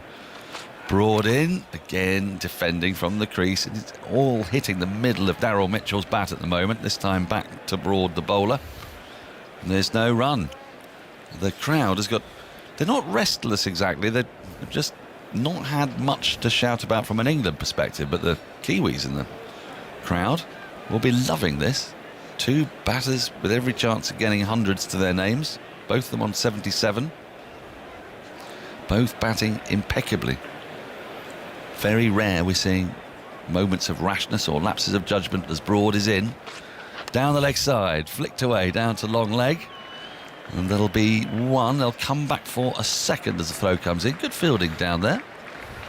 And is that Parkinson? It was. I thought you were trying the best for commentator's curse. I was. You were. Yeah, You were laying it on thick. Yeah. I mean, as we know, it doesn't work it for never oppositions. It works for England players, doesn't it? Beautifully. That's right. It's very one-eyed. It's very monocular. Andy. Well, the highest successful chase at this ground in Test cricket was in 1984. Oh, at the West Indies. Yes, where England famously declared 9 wickets down. Yes, David Gower was captain. Broad in, outside the off stump, goes through low to Folkes, who takes it well. That Gordon Greenwich 200. Yes, West Indies 344 for 1 from 66.1 overs, over 5 and over, one with about an hour to spare. In the game you played in Alistair at 2009, Australia were chasing over 500, got 406 all out. Was there any point in that game when you started to get worried in the field? No, I was absolutely calm throughout the whole experience. Not. But did we get that 2009? Did you say? Yes, 2009. Yeah. Clark and. You got 90 odd in that game. Yeah, no, Clark. Is it Clark and Haddon got a few? Broad in, forward in defence comes Mitchell. Plays to short mid-wicket. Bairstow does the fielding. I'll leave Alistair Cook and Andy Zaltzman to reminisce about the Lord's Test match of 2009. And next up will be Simon Mann. Yeah, Australia were chasing 522 in the 4th innings. Were 128 for 5 when Marcus North was out. Haddon joined Clark. He scored 80. Then Mitchell Johnson batting at 8 made 63. We're always in control, really. They got to 313 for 5 before Haddon was out. 356 for 6 before Flintoff got 5. Did England declare in that game, Zols? Because I remember, I think it rained. And you sort of felt you had to declare, and then it stopped, and suddenly there was loads of time left in the game. And it was, I mean, there was still stacks of time left when Australia were bowled out. So there was time to win the game. It wasn't that wasn't a problem. 205 for 4. Here's Parkinson going into bowl to Blundell. Blundell leans forward and pushes away into the offside. I just sort of shakes his head as if to say, I can't really remember. But I can't remember. I actually thought Dan was talking about a different game. Yeah, the 2015 when I was captain. No. Well, I think we won quite comfortably there. No, this is 2009. Yeah. No, that would. I mean, it was very unlikely, but at 300 off for 5, yeah, you thought, well, is it? Parkinson bowls and Blundell down the pitch, clips this away towards mid-wicket. It's a half stop from Pope. They might get 2. No, they don't. Just a single. But this is a really, well, there's already a dangerous partnership between these two, and they've worth 150 now. Just gone up on the big screen. 206 for 4. The lead is 197. Mitchell 79. Blundell 78. The two batters come down to meet each other in the middle of the pitch and punch gloves. And New Zealand building a strong position in the match. Nearly 200 in the bank, 6 wickets available. And a lot of time left in this game. Forget 2009. Here's Parkinson. Bowls to Mitchell. Mitchell turns that away for a single, forward a square. Out towards the boundary. They trot through, 207 for 4. The 150 partnership came out from 43.3 overs, so this partnership has now scored more runs and lasted longer than either complete first innings. Yeah. Well, excellent from these two. Blundell 78 faces Parkinson, and Parkinson is forward and there's no run. The other thing I remember about that 2009 game, which is a very niche memory, was I wasn't actually covering the game. I remember I was driving at the time. I remember England struggling to take wickets. I think Ricky Ponting was batting in that second innings. Here is Parkinson bowling, and down the pitch here goes Blundell, drives it up towards mid-on. There's no run. I remember switching the radio off. You know, sometimes you switch off, go away, and the wicket falls. And I remember a car coming the other way, and it was quite slow traffic on South Circular in London, and I saw someone in the car punch the air. And I thought, I wonder if that's a wicket. Here's Parkinson bowling. Forward goes Blundell, turning it into the onside towards mid-wicket, and there's no run. It's the end of the over, 207 for 4. And I quickly turned the radio back on, and Ponting was out. And it was indeed someone celebrating in their car, listening to Test Match Special, the fact that Ponting had just been dismissed. Always a good moment for an England fan, isn't it, Ponting getting in? Well, some famous moments. The Gary Pratt run out, 2005. in the run out of the Oval game, didn't he? Oh, did Andrew Flintoff run Ponting out, or did he in 2009 as well? Just when the partnership, I think England had a lot of runs. We had a lot of runs on the ball, but partnership between Ponting and Hussey, and he didn't. It started to get threatening, didn't it? I mean, I think they still need 550 or something, but as always, you can never rule out Ponting, Hussey, the great players they have. And then I think that run out got us on a bit of a roll, didn't we? And then Swanee took the last wicket, and Harmy got a few as well, didn't he? I think we won that night. Jonathan Trott's first Test match. Yeah, I saw him there drinking looked like a cup of tea, but I wonder if he was hiding something.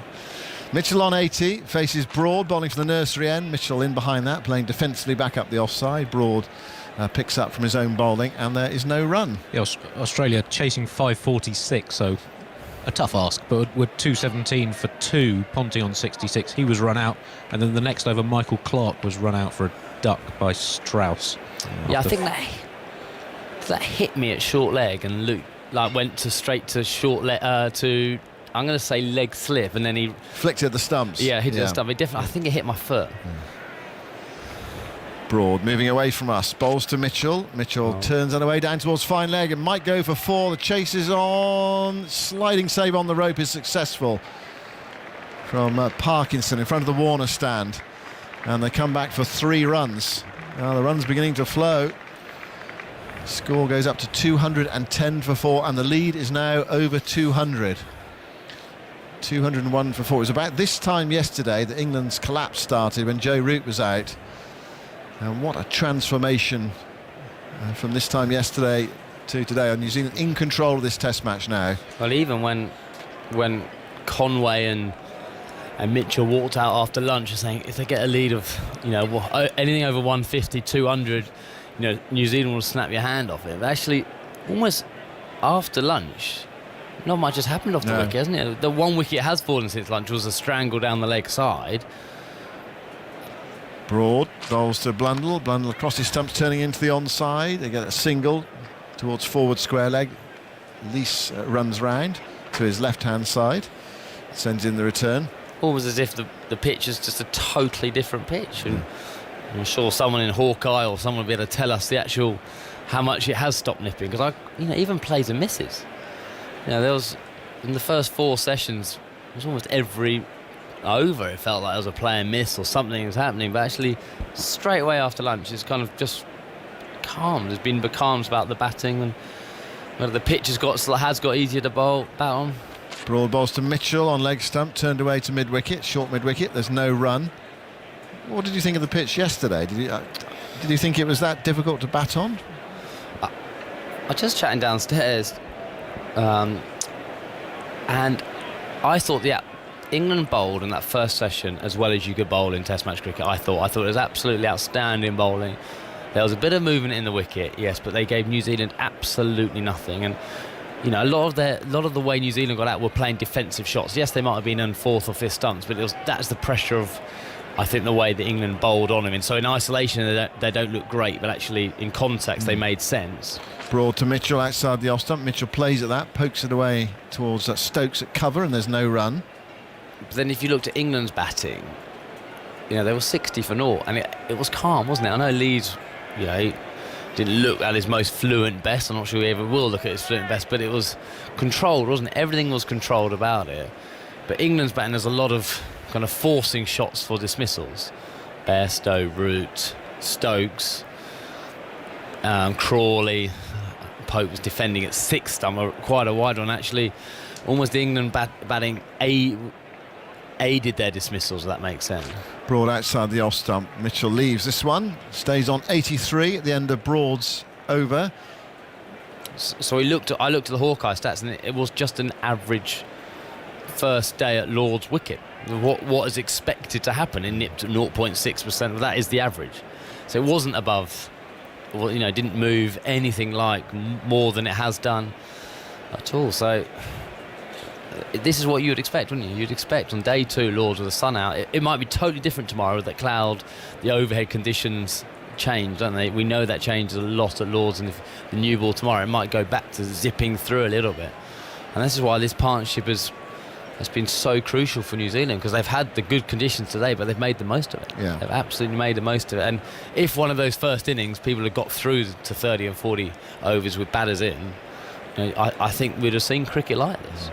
Yeah, it feels as though England missed a huge opportunity yesterday. Massive opportunity. And they're paying the price now. Well played, Mitchell and Blundell. I mean, they were 56 for 4, New Zealand. But cricket doesn't give you many second chances, do they? In a long, in the 5-day game, if you miss that opportunity, New Zealand were 45 for 7. And England were 60 for 0. Exactly, you could argue England have had 2 opportunities in this game, not just one. I mean, they still could win the game of cricket. They're not out of it. It's just they had an opportunity to be in a far better position than they are now. Parkinson bowls. Blundell comes down the pitch, drives to mid-on. There's no run. Parkinson is in his 10th over. 9 overs, no maidens, 0 for 29 so far from Parkinson on debut. Unexpected debut. Bowling from the pavilion end of the ground. Down the pitch comes Blundell again. Hits it straight to extra cover. Picks out the fielder. Stokes, there's no run. England do have Broad on the deep extra cover boundary. And to 1 slip. Short mid-wicket. The rest in defensive positions. Parkinson bowls. Back goes Blundell. Plays it towards mid-on, and there's no run. I can see Root loosening up. We've had 69 overs, or we will have had 69 overs after this one. Is it worth, before the new ball, do you think, bowling Parkinson from this end? Yeah, I think that's a fair shout. From the nursery end? He hasn't spun the ball a huge amount, and actually given a bit of... He's obviously used the wind as a drift at the start of the pavilion end. Goes in now to bowl to Blundell, who swats this away off the back foot up towards mid-on again. There's no run. But that's against the slope, isn't it? So actually, why not? Why not change? Actually let Joe Root go that end with the slope. Looks like Joe Root might come this end. What do you reckon? If England will be happy chasing, I reckon, anything up to 300. You would say, I know. On this wicket now, you're saying batting now. Parkinson to Blundell, who comes down the pitch and hits it to mid-off, shut the stumps at the non-striker's end. It was a rather loopy throw, and I think Blundell judged that one well. Mid-off is quite deep. He did get to him quickly, but Bairstow unable to prevent the single. So I'll rephrase that. Not happy, but they could possibly get 300. You feel you should score 300 on this pitch. Yeah. And it'll be a day 3 wicket. On the 3rd day, say. Yeah. That's the point, isn't it? But under pressure, this England batting side a bit brittle, whatever. I mean, they might come out and knock them off, but fall down. Any more than that, you'll think that's a big ask, isn't it? 212 for 4. Mitchell on strike, nudges this away, goes down fine, chase for Root. They might get 2 here. And the run's coming very freely at the moment for New Zealand. The benefit of having 2 players who are really in. They're approaching milestones, both of them. Mitchell is on 83. Blundell on 80. And that's the end of the over. So we're going to continue with our commentary on 5 Live Sports Extra, BBC Sport website, BBC Sounds. 85 Mitchell. Yeah, they haven't added it on the board. Radio 4 long wave listeners are off for the shipping forecast briefly. 214 for 4. The lead 205. So what's the partnership now? It's 158 from 46.1 overs. Is New Zealand's second highest for the 5th wicket at Lords. Only Martin Crowe, one of New Zealand's greatest ever batsmen, and Shane Thompson in 1994, who added 180, have added more for New Zealand for the 5th wicket on this ground. Joe Root is indeed going to bowl from the nursery end.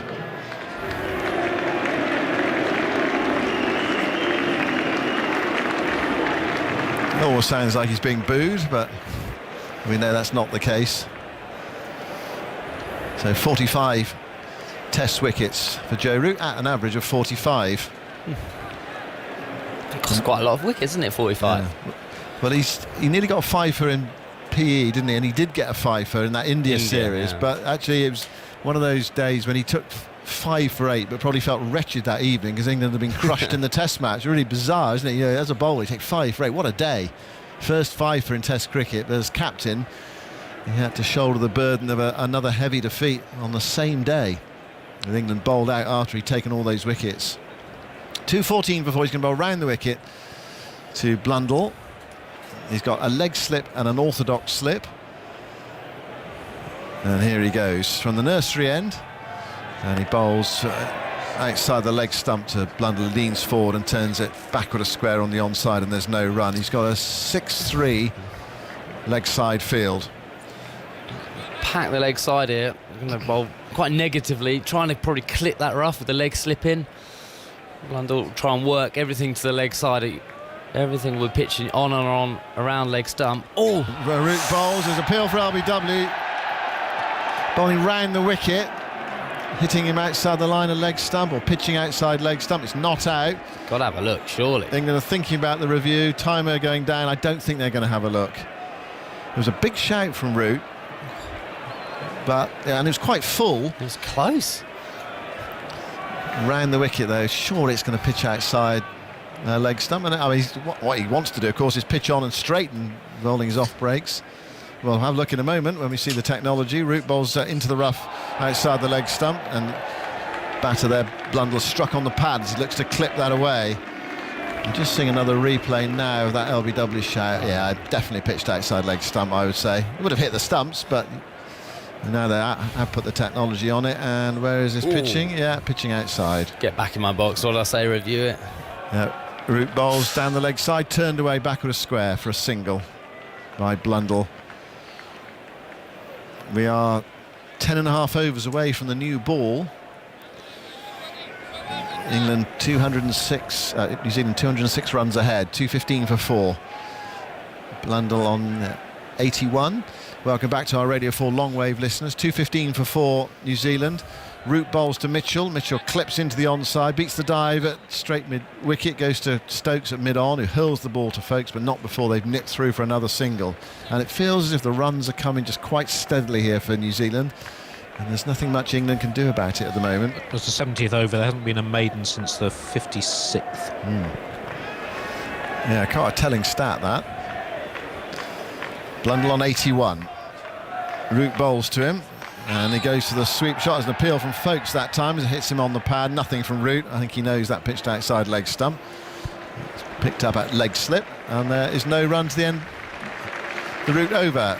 2 runs off it, 216 for 4. Tom Blundell is on 81. It's the highest score by a visiting wicketkeeper at Lords since Brendan McCullum made 97 in 2008. The second of 2 scores for McCullum in Lords tests, when he was dismissed within 1 boundary of a century. Made 96 in 2004 and 97 in 2008. Only one batsman in the history of this ground has been out more often in the 90s than Brendan McCullum. Can anyone tell us who it is, Alistair Cook, who has been out 3 times in the 90s at Lords? I know exactly who it is. Yeah, there's a few of them. The only straight ball Mitchell Johnson bowled me in 2009. I managed to pad away from 95 maybe. I got 96 against Sri Lanka and a 97 against someone else as well, I think. And an 89 and an 87. A lot of near misses here. Just to remember, did you get a Lord's 100? Yeah, I've got a couple, yeah. There must 3 have or 4? There must have been a few. I'll say 4 and they end up being 2 or something. Yeah. Right, here's Potts into the attack outside the off stump, no stroke. Potts bowling to Mitchell. I just wonder here whether possibly the 1 over from Root, they might bowl a second, say, and then there's the opportunity to bring Parkinson at this nursery end. Parkinson taken off.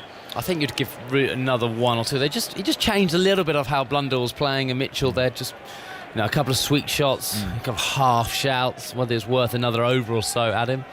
And whether they're playing on the batsman's mind, that 100 before the close of play. Mitchell on 86. Potts bowls to him, and he squares him up there, thickish outside edge. Goes out to cover, and there is no run. 216 for 4. Well, the pace of the game continues as it did yesterday in that first session, and then completely altering in the afternoon session when New Zealand scored 90 for 1. They were 38 for 3 at lunch. Potts has had a very good debut. He's taken 6 wickets in the match. England would dearly love him to take a 7th here. They're desperate for a breakthrough. Goes in now and bowls to Mitchell. Mitchell covers up to a ball that's outside the off stump. Didn't necessarily have to play, but the Lord's slope perhaps just makes you play a ball like that. But he's in now. He's seeing it well. He's got the measure of this pitch, the conditions, the England attack.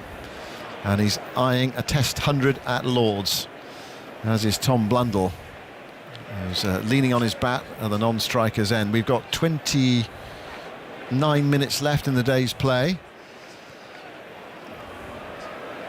Potts bowls to Mitchell, and Mitchell covers up there again and plays into the offside, and there's no run. So, yeah, there's the possibility here for England to try to keep, well, got to try and get these two players out, actually, as they move towards 100, but also to keep them. Are you sweating overnight on 96, I don't know, or 94? It's quite a nice place to be in a way. You'd rather be 94 not out than 2 out, but absolutely. The little milestone just does, it absolutely plays in your mind. Certainly this ground did me 3 times, so just something that work in England's advantage. Potts bowls to Mitchell, full, clipped away into the onside up towards Jimmy Anderson at mid-on. He parries it, there's no run there. Potts is in his 15th over. He's taken 2 for 41. I think one of my concerns about just looking at England's attack, it's on a flattish pitch, how you take those 20 wickets. Those questions are always going to be asked when you've got 4 bowlers of similar pace, all right arm over. When it nips, they'll be absolutely outstanding. Potts bowls, Mitchell pushes that firmly up towards mid-off. There's no run there. It's the end of the over. 216 for 4. We've had 71 overs, 9 away from the new ball. The lead is 207. Mitchell 86, Blundell 81. More from you, Alistair, and then Jonathan Agnew. Yeah, as you called it, Simon, I think Parkinson is changing ends to bowl with the slope coming at the media centre end. A good move from Ben Stokes. He's had a good go at the nursery end, hasn't found much spin, but this should help him spin the ball. It might stop his drift, because the wind is coming from his right-hand side, over from the stand that end. So it's England desperately need a wicket, don't they? They do, but I don't. Where's it going to come? They've taken 1 since lunch, and that was the long hop down the leg side, and they've beaten the bat. They have beaten the bat. I'm not sure they bowled terribly well at Blundell. I haven't liked the field settings that they've had for Blundell. I mean, quite illogical, given the way that he plays. There's been, I think, when they look at the stats tonight, which questions what they're doing today now, but how square he has scored. Fundamentally, he has scored nothing down the ground, has he? I think what they've done, and you can agree, I hope you'll agree, but I think in trying to make them, in trying to make them bowl fuller, they've given the protection of a mid-off and an extra cover, but he doesn't hit it there.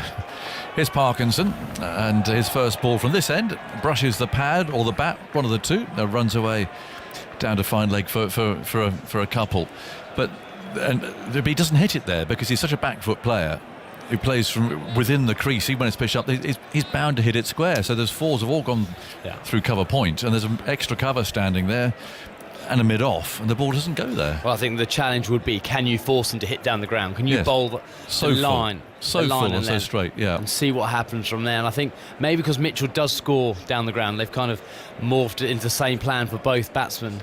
Parkinson again, and Blundell gets well forward to this. Which can happen, can't it? When you're in the like Ben Stokes' first game as captain, the emotion of it, all the stuff running through, you can miss stuff, and that's when you need your support staff to run the message down. And maybe they have, and he hasn't taken a notice. That can happen. Parkinson again, and it makes it into a full toss coming down the pitch, drives to Stokes at mid-off. He's looked to get after Parkinson as Blundell. It was a bit cat on a hot tin roof to start with, but he's really trying to put some pressure on the youngster making his debut, and that's a little shorter this time, pushed away out towards mid-wicket where Bairstow fields. There's still a slip as a man on the point boundary, but his lead now is 209. Dark clouds to our left. We might well get some rain tonight, apparently, as this one is studiously played by Blundell and fielded by Bairstow. So yes, there could well be a storm actually around these parts overnight, but it's scheduled to dry up before play is due to begin tomorrow. But perhaps bring an umbrella if you are coming to Lords tomorrow. There goes Parkinson again, bowls, and that's clipped away out to mid-wicket. And there's no run. And I must say I'm sorry to the many, many, many millions of people who have corrected me about Dad's Army. It wasn't Captain Mannering who brought Fred Trueman in. It was Hodges, the air warden. He was. So I'm sorry. Well done, everyone. As soon as I saw it, I thought, of course it was. Did you ever see that episode? No, I don't think. Well, I did enjoy it. Fred Trueman playing in Dad's Army. I did enjoy the show. But I got the setup wrong. It was Hodges who got him in. Right. To try and stitch up Captain Mannering, but he broke down. Anyway, there we go. That's dealt with that. Thank you, everyone. It's a great episode, isn't it? I'm glad everyone remembered, even if I got it all wrong. 218 for 4. In comes Potts from the pavilion end and bowls on off stump, and Mitchell, as patiently as has been throughout, taps that away for Pope to field in the covers. It's been a terrific effort, this. It's just a proper example of how to play when you're under pressure, and we talked a lot at the start of the third innings, this innings, about the difficulty of doing that, how you can slip up. It's a bit of a banana skin sometimes, that third innings, isn't it? Especially when it's all pretty even Stevens. The batting side can make a mess of it, and we see that happen a lot in Test cricket. In comes Potts, bowls on off stump, and again it's played out square into the offside, and there's no run. And despite losing those 3 quick wickets and the 3 really resilient batsmen that you thought at the top of New Zealand's order, these two have really dug in. Really dug in. New Zealand find a way, it seems. They find a way. And it seems that everyone accepts equal responsibility within the team. They're not relying on particular individuals, although they've clearly got Williamson as a very fine player, a very good bowling attack. It's Mitchell coming forward, plays back up the pitch. But the batsmen particularly, they don't sort of leave it to somebody else. They all sort of take the responsibility themselves. What are you suggesting that other sides do? Well, I think you feel sometimes that we've got route left and that sort of thing. Well, yeah. I mean, it looks a bit that way sometimes. But these two really, it's been really admirable today the way they've stuck in.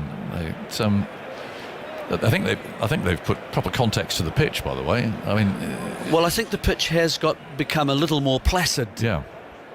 Today. Potts again bowls, and that's driven nicely down the ground. Testing mid-on. It's Anderson who actually deflects the ball away for Stokes to chase now down towards the pavilion. Back they come for 2. 220 for 4. The lead 211. But nothing flamboyant. I say Blundell trying to get after Parkinson a bit as you would. A new leg spinner coming on. You try and knock him off his line and length, don't you? Well, I think Parkinson has been interesting. I mean, he wasn't selected in the original side, but he's very slow through the air for an international leggy. Potts again on the off stump. Mitchell gets an inside edge this time. Bairstow fields at mid-wicket. Mitchell on 88. He's bowled a majority of his overs probably from the wrong end. Yeah. Makes it very difficult for him because of his pace if he doesn't land the ball in a very precise part of the pitch. Otherwise he drags short and it just sits there. And we're on a day 2 pitch, let's face it, after all. Yeah. And so you are going to go off the back foot. Potts, a low full toss. It comes off the very bottom of Mitchell's bat and is fielded at mid-off by Stokes.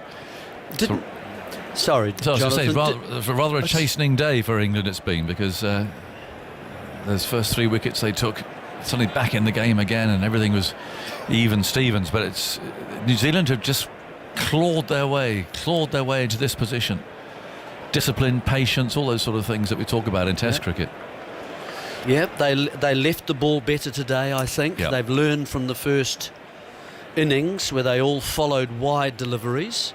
Some of the batsmen, I'm thinking of, say, Mitchell, looked to attack a little bit more. He came out of his crease and changed the length of the bowlers. He's the only batsman on either side who's actually come and changed the distance between the bowler, and so changed their length. Here's Parkinson, and down the pitch is Blundell, driving hard but finds Stokes at mid-off.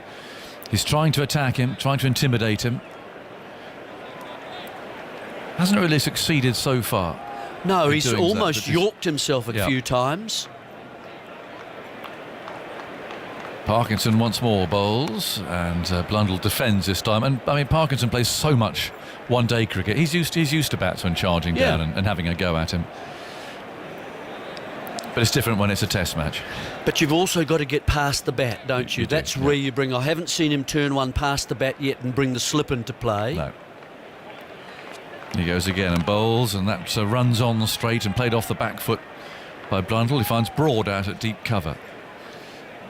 You see, there's the issue that I was just talking about. As soon as he drops a little bit short, the back foot shot, either offside or leg side, comes into play. Yeah. As long as you don't try and hit him too square, then you get more wood on the bat on the leg side. You've got a chance too of picking up singles. He goes once more. This time brings Mitchell onto the front foot. But a nice bit of drift. I mean, we've talked about those things, but at the same time, there's a bit of drift. So he's turning the ball. He's getting enough revs on the ball, if you like, to get that. Parkinson again bowls on leg stump, carefully played by Mitchell. He's going towards the target. That's a good thing. So the whole body is behind the delivery. He's a little low, if anything, to let the ball go. Yeah. Yes, he is. I mean, he's not a tall man, but he does crouch when he's bowling. His toss, he gave that quite a rip, but it was very full and squeezed into the leg side by Mitchell, and that's the end of the over. So 221 for 4. People are saying, what's been going on today? Please give us a bit of a recap. Well, here you go. England bowled out for 141 in the end. They lost Broad for 9, Foakes for 7, and Parkinson for 8. Anderson was 7 not out. And bowling-wise, Southey 4 for 55, Bolt 3 for 21, and Jameson 2 for 20. So that gave England a lead of 9. They soon had Young out, caught by Foakes off Anderson for 0. That was 5 for 1. 30 for 2 when Williamson was dismissed for the second time by Potts, this time in Potts' second over, but he's now dismissed Williamson twice within 7 balls that he's bowled at him. Williamson out for 15. And then Latham, who'd looked very well set, was caught behind off Potts for 14. So Potts again, the most successful of England's bowlers. Conway was the last man dismissed when he got a short ball down the leg side. It was a real strangle, to be honest, from Broad. He tried to pull it away and got a little glove and was caught behind for 13. So I think he can count himself a little bit unlucky about that. But that was the last wicket to fall, and it was a long time ago. And then comes Potts, bowls down the leg side, is brushed away by Blundell, putting some pressure on Parkinson down here at fine leg. They'll come back for 2 as the throw comes in. So the lead then is 214, and the partnership between these two now, it's 167 from 51.2 overs. I mean, that in the context of in the game, that's more than either team scored. That's what I was talking innings. about. A proper partnership could make the difference between the sides. Certainly helping. Yeah. In comes Potts, bowls on the off stump, and Blundell defends this time. I do think you'd want 250 or 260 to use as a base. Yeah. Because this pitch has got easier. And you've got people like Stokes who do unlikely things and unusual things, but to then have after that players like de Grandhomme and maybe Southey and Jameson who can pick up a 30 or a 40. Oh yeah. In comes Potts, and it's played from the crease by Blundell, finds mid-wicket. The trouble is, as we know, that for the last 18 months or more, as soon as England's batting is under any pressure, it just collapses. So that it would be a major surprise if that didn't happen, and that's not being negative, it's just being realistic. Well, I've seen every game. I agree that, but it's got to change sometimes. It's not going to be forever and a day that's going to happen. And it does have to change. It does have to change. Potts on his way, bowls on middle and off, and Blundell plays out to mid-wicket, and a route 100. Yep. It'll take someone, I think, to score a big innings like that. Yeah. But they've got to get through this first. There's a new ball that's due. It'll be tomorrow morning. It'll be first thing tomorrow. Well, the bowlers will be fresh. Yeah, that's 5 overs to go. So first thing tomorrow, and they've got to make absolutely best use of it. 223 for 4. Blundell's on strike. He's on 86. Potts on his way. Comes in, bowls to him resolutely forward, playing into the covers. These two now got their eyes, I think, on that dressing room, getting back in there. The slaps on the backs and that sort of stuff that you get when you're not out overnight. and you feel pretty good about it, and you can look forward to a nice early night, sleep content, come back tomorrow with lots of runs to your name. Must be a great feeling. 223 for 4. Still that dark cloud loitering over to the left. Old Father Time's looking at it as Potts comes in and bowls it fuller this time, so Blundell can drive, but it's not timed. Stokes fields at mid-off. It's the end of another over, so it's 5 to go now until the new ball can be taken.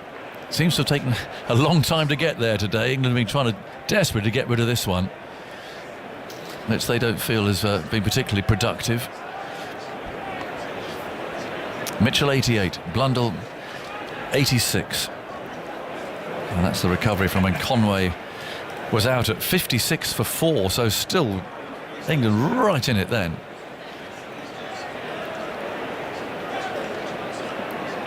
These two have just battled away. Nothing flamboyant, no risks. Just real determined patience. And Mitchell waits for Parkinson. The light starting to deteriorate now thanks to that low cloud. He's down the pitch and drives to mid-off and wants a single, but then sends Blundell back again. It's Stokes just on that line between allowing a single and not, and they daren't take him on. If he hits it the other way down to Anderson, they'll take it. It's a few yards deeper. Parkinson again bowls on the leg side, a bit shorting, flick that away. There's runs here. Chase for Lees, round from deep backward square leg. He gets there in front of a rapidly emptying Warner stand. In fact, Lords has thinned out in the course of the last half hour or so. I'm not sure what the bank holiday train timetable looks like. Maybe that's an issue today. 225 for 4. Mitchell's on 90. He's faced 171 balls, and Parkinson bowls to outside the off stump. He just watches it bounce innocuously into Folkes' gloves. The lead 216.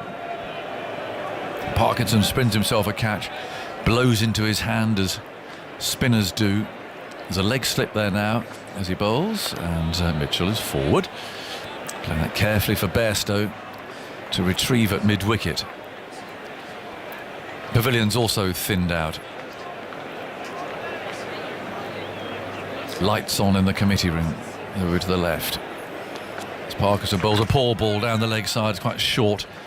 But rather than pulling it, Mitchell played that with a vertical bat, just turning it safely away for a single. Get a one-day situation, he might have tried to put that in the grandstand. But not now, not with 10 minutes to go. And with him on 90. Now he's moved to 91. Leaning on his bat, looking content. It's Parkinson again bowls. And Blundell this time forward, head right over the ball, which rolls away into the covers. There's 10 minutes to go.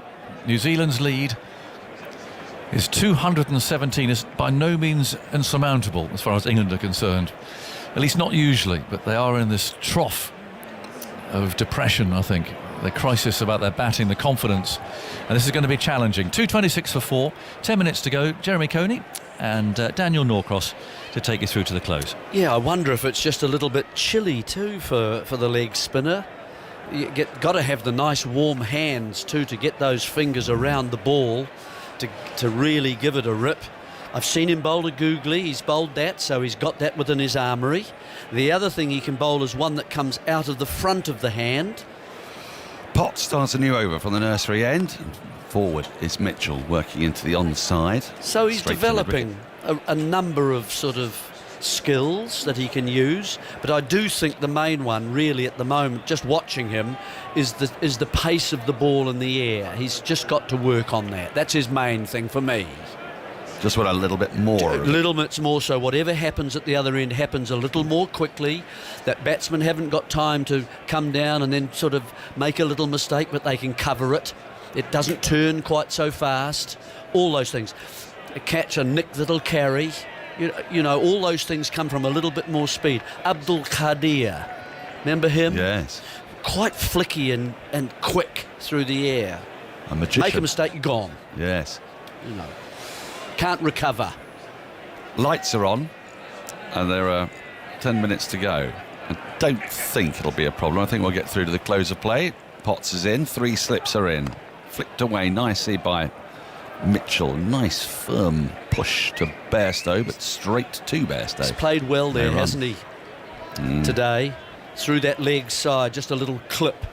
And it can go anywhere from sort of that wideish mid-wicket through to backward square, really, depending on the line of the ball. He's played very well, and he's still going through those pre-ball routines that he has, but they're coming a bit more easily to him. Potts is in, wide outside the off stump, not too wide, but wide enough for Mitchell to leave, because he'll have his eyes, to a degree, on stumps now. There are 8 or 9 minutes to go. England, on the other hand, will want to get through three overs, this over and at least 2 more if they can, with the speed at which Parkinson bowls his overs, which would mean they would have bowled 79, and tomorrow they would then start just 1 over away from a new ball. Here is Potts hurtling in outside the off stump. A little moment there where Mitchell might have been tempted, but he let it go by, and there's no run. I mean, he's been busy too, hasn't he? He's the only player, I think, on either side who's been able to get out of his crease and try and put some pressure on the bowler and length. They can't just get away with putting the ball up there. No pressure on them, over after over. Keep putting it there, nothing will happen. He's actually changed that whole equation. Potts is in, and he defends into the onside, and once more goes to Bairstow. Another thing he has done is that he's batted aggressively in defence, by which I mean he's played a defensive shot out of the middle of the bat, and he's shown the bowler that that's come out of the middle of his bat, and he's let him know that nothing's getting past him. He's shown no sort of concern. That what characterised first 2 innings was that hesitancy, wasn't it? That I'm not quite sure whether to play or not. He's been determined and aggressive in his defensive approach. Potts is in, and that's worked into a gap on the onside. He's got that to the right of Bairstow, so he can get a single. It's a fullish, straightish ball, and it completes the over. 2-7 for 4. Mitchell keeps strike on 92. We've got 7 minutes of play left today. It's probably 2 overs to go, I would think. There are 4 left to be bowled, but they won't be bowled. Andy. I was going to talk about Ben Stokes' recent bowling since the start of the India series, the away series in India, February 21. 17 wickets in 13 tests, including this one, average 39. In his 47 tests before that, took 112 wickets at 27. So quite a significant decline over the last year. I know he's had injury problems in that time, but also just sort of 1 1.3 wickets per match compared with almost 2.5 wickets per match over that previous period. What he's been asked to do has been a bit strange, or what he's asked himself to do as well. It's been a different role, hasn't it? You're sort of used to seeing him nick people off more, and today, for example, he'd decided he was going to be the one to bang it in the absence of England having a quick bowler, a Wagner, for example, yes, even, or a Wood, or a Wood, and so on. So yeah, the enforcer. It was interesting to me, the New Zealanders' approach to all that. Parkinson starts a new over, and Mitchell pushes in that solid defence to short extra cover. Crawley does the fielding. There's no run. Quite often sides, when you see 3 men out on the boundary on the leg side, they say to themselves, well, no, we won't take that risk, we'll let that go. But the New Zealanders took it on. They scored runs, didn't they? They scored runs. Yeah. Parkinson again, and that's drifting onto the leg stump, and as a result Mitchell's able to go back into his crease and collect an easy single out to deep square leg, where Lees does the fielding. He's moves to 93, 228. And inevitably you bisect a couple of those 3 players, and you get boundaries to go with the singles all the time. And both of them are quite good hookers of the ball. Also pulled it down. Yes, they did. There was some control shots, so they took a single down to long leg, as opposed to taking the risk of playing the shot. Yep, that's right. And so they played that well, and Blundell is particularly good at that. I mean, he's an ex-opener. Yeah, he's got the 100, as I say, in Australia, and played the full Australian quick attack. So he doesn't mind that. That won't worry him at all. Yeah, he judges it well. Yeah. He lets it go if he has to because it's too big. Round the wicket now is Parkinson. We've got a slight change of field as a result. Forward in defence comes Blundell. Folks tidies up. So we've got a leg slip and a slip. Point extra mid-off, mid-on. Straight mid-wicket, man 3 or 4 yards in front of square on the leg side, and then it's a deep backward square leg, 10 or 15 yards in from the boundary, maybe with a top edge sweep perhaps, out of any footmarks there might be there. Forward comes Blundell and just defends into the ground, picks it up very courteously and hands it to Folkes. There's no run. I think this will be the last bowling that Parkinson will do today. He's got 2 balls left in this, and then we'll have 1 more over. Broad is coming in tighter at short mid-wicket, and deep backward square has come up to save 1. Everyone's just got a little bit tighter in, like lungs breathing out. As Parkinson is in, down the leg side, and that's flicked away. Square of the wicket, it's going to run away towards the boundary, up towards the grandstand for 4. Well played by Blundell. That was just a well-timed push, but it was too short from Parkinson, so he was able to go back into his crease and pick his spot. 232 for 4. Yes, they've spurned the horizontal bat sweep pull stroke, haven't they, which you might miss, and they've just kept that straight bat all the time. But he's slow enough as well, maybe, to be able to play that shot. Leg slip moves slightly squarer, and this is pulled this time, just to say that, of course. Yeah. It's been pulled, shortish ball, but straight to Broad, there's no run. Blundell has moved into the 90s, he has 90. Mitchell 93, 232 for 4, and unless Joe Root bowls this over, this will be the last over of the day. It's going to be Matthew Potts who's going to bowl it. Yeah, and I think the seamers have been rotated, haven't they? They've had a crack at each end. Yep. They've bowled similar numbers of overs, I think. And I'm thinking about Broad and Anderson and Potts. Stokes kind of under-bowled himself a little, I felt. And I also feel that short stuff, that's fine, give it a try. But he's actually a better bowler than that, I think. He can nicks people out. He's swung up more than the others. Potts in, forward comes Mitchell, pushes to short extra. I was going to say exactly that, there's no run. Yeah. When he bowled from the nursery end, he got some quite prodigious in-swing. Correct. I mean, I started to wonder if it was reverse. We looked at it, it wasn't, but it was conventional in-swing, but it was really coming in sharply. But when he moved to the pavilion end, he decided he was going to try a particular tactic. And I guess, you know, when a partnership is going on a while, it's worth a try. Try something. Yeah, it's worth a try. But he hasn't bowled much conventional bowling, if you like. Forward comes Mitchell and he drives into the ground, and Potts fields well off his own bowling and aggressively looks to throw. And the last point about all that, I did sort of, I don't know whether it's a big point, but it's quite hard on the body. It's hard on the legs, it's hard on the knees, it's hard on the back. And I wonder whether he's had trouble in any of those areas as well before. Here comes Potts. Mitchell plays off the back foot into the offside. It's fielded in the covers though, and there is no run. Stokes doing the fielding. 3 balls left in the day's play, and it has been a terrific day for New Zealand. They wrapped up those last 3 England wickets with the addition of just 25 runs. There was some fairly unedifying batting involved in there. And then they lost those 4 quick wickets. They were 56 for 4 when Devon Conway was strangled down the leg side, caught by Folkes off Broad. Since then, it has been all about Daryl Mitchell and Tim Blundell.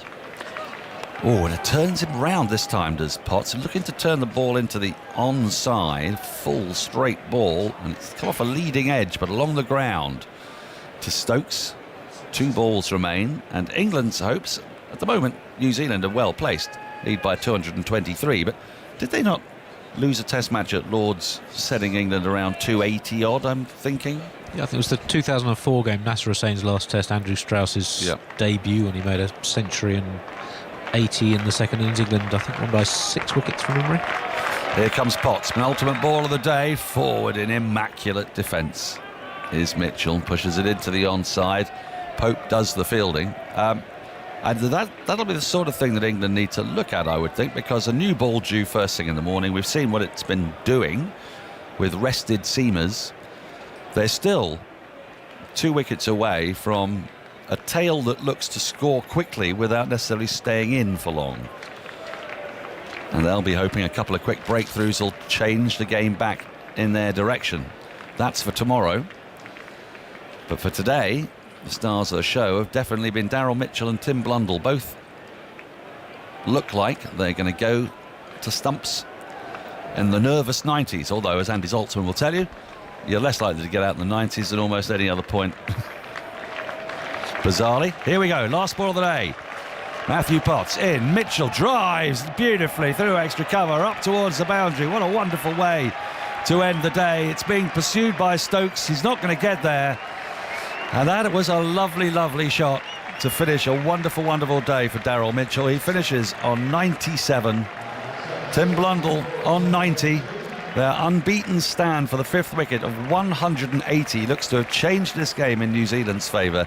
They lead by 227. They go to stumps on 236 for 4. It's been a terrific effort from these two New Zealand middle order batters. They came together when the lead was just 47. They were 4 wickets down. A wicket or two had gone then. The game could have been over today. Well, the way they're going, this is going to extend well into the Jubilee weekend. That partnership 180 has tied New Zealand's best for the fifth wicket against England, made by Martin Crowe and Shane Thompson on this ground in 1994. 108 runs came in that last session in 36 overs and exactly 3 runs and over. And the New Zealand balcony rises to their batters as well they may. They're going to get many hearty claps on the back after that performance. It was a wonderful partnership. There were very few bad moments in it. There were 2 balls running from Anderson when Daryl Mitchell suddenly lost his mind and went for 2 bizarre, extravagant shots, one over long off and one over long off, neither of which he connected with. Other than that, on either side of it, what's been notable has been the calmness, the solidity, and, as I said earlier, Jeremy, the almost aggressive defence, of absolute certainty in defence that Daryl Mitchell has shown. It's been great to watch the proper test match batting to date. Yeah, and you put it into the context of Mitchell just coming from the IPL and spending, 70 games there? I don't know how many games each team plays, but it's quite a long time. It's quite a cannibal of a tournament now. Yes, yep. And so to adjust within the short period of time that they've been there, to bat for the length of time that they have, that's good work from them. And I think today, of the 3 sessions, you'd probably say New Zealand won 2.5 of them. Let's share the first part by New Zealand claiming England wickets, and then England claiming the first 3 New Zealand wickets just prior to lunch. I think that's a sort of share, even though they were top order wickets of New Zealand. But nevertheless, they've carried on from that point. And only only the fall of wicket of Devon Conway, a nothing ball and a nothing stroke and an important wicket. But since then, these 2 have carried on and soldiered on very sensibly, I think, really, playing some good cricket. The captain will be extremely happy with the way things have ended the day. There's still a lot of work to be done by New Zealand. There's still a lot of time to play in this cricket match. So they've somehow worked their way out of 29 for 5 or whatever it was on the first day. 45 or 49 for 7. Exactly. They've somehow worked their way into more than parity at this stage. They certainly have. They, you'd think, are on top. Yes, 2 wickets fell to Potts before lunch and 1 to Anderson that saw New Zealand go to lunch at 38 for 3. And then when Conway was strangled down the leg side, caught by Folkes off Broad for 13, was 56 for 4. But Mitchell 97, Blundell 90, 2 wickets for Potts, 2 for 50, 1 for 47 for Broad, 1 for 49 for Anderson. And Stokes, 8 overs, none for 43. His economy rate is in part due to the style in which he was bowling. He went through a phase of banging it in short, trying to almost buy a wicket, but both Mitchell and Blundell were more than equal to that stratagem. Matt Parkinson getting his first bowl in an England shirt, 14 overs, none for 43. Didn't bowl many bad balls, but as Jeremy Coney said, a little bit slow through the air, allowed 2 set batters to use their feet, and there really was very little on offer for him in the pitch. There was very few signs of turn. And then Joe Root bowled just the 1 over, which was designed only to change ends from the pavilion end to the nursery end for Parkinson for his second spell. So that lead is looking perilous. What was the target in that 2004 Test match? I want to say 284. It feels something of that sort that England chased down at Lord's. And New Zealand already have a lead of 227. So it was 282, and they lost to Butcher and Trescothick out early on. Then Strauss 83, Nasser Hussain 103, and Graham Thorpe 51. Both of those last two not out. Took England home to win by 7 wickets. Thank you. Earlier in the day, England lost their last 3 wickets rather predictably quickly. The first ball of the day was very exciting. 4 byes. It was flung down the leg side. Stuart Broad whacked one back past the bowler, and then trying to repeat the feat, offered all 3 stumps to Tim Southey, and he was very grateful for that and took out the leg stump.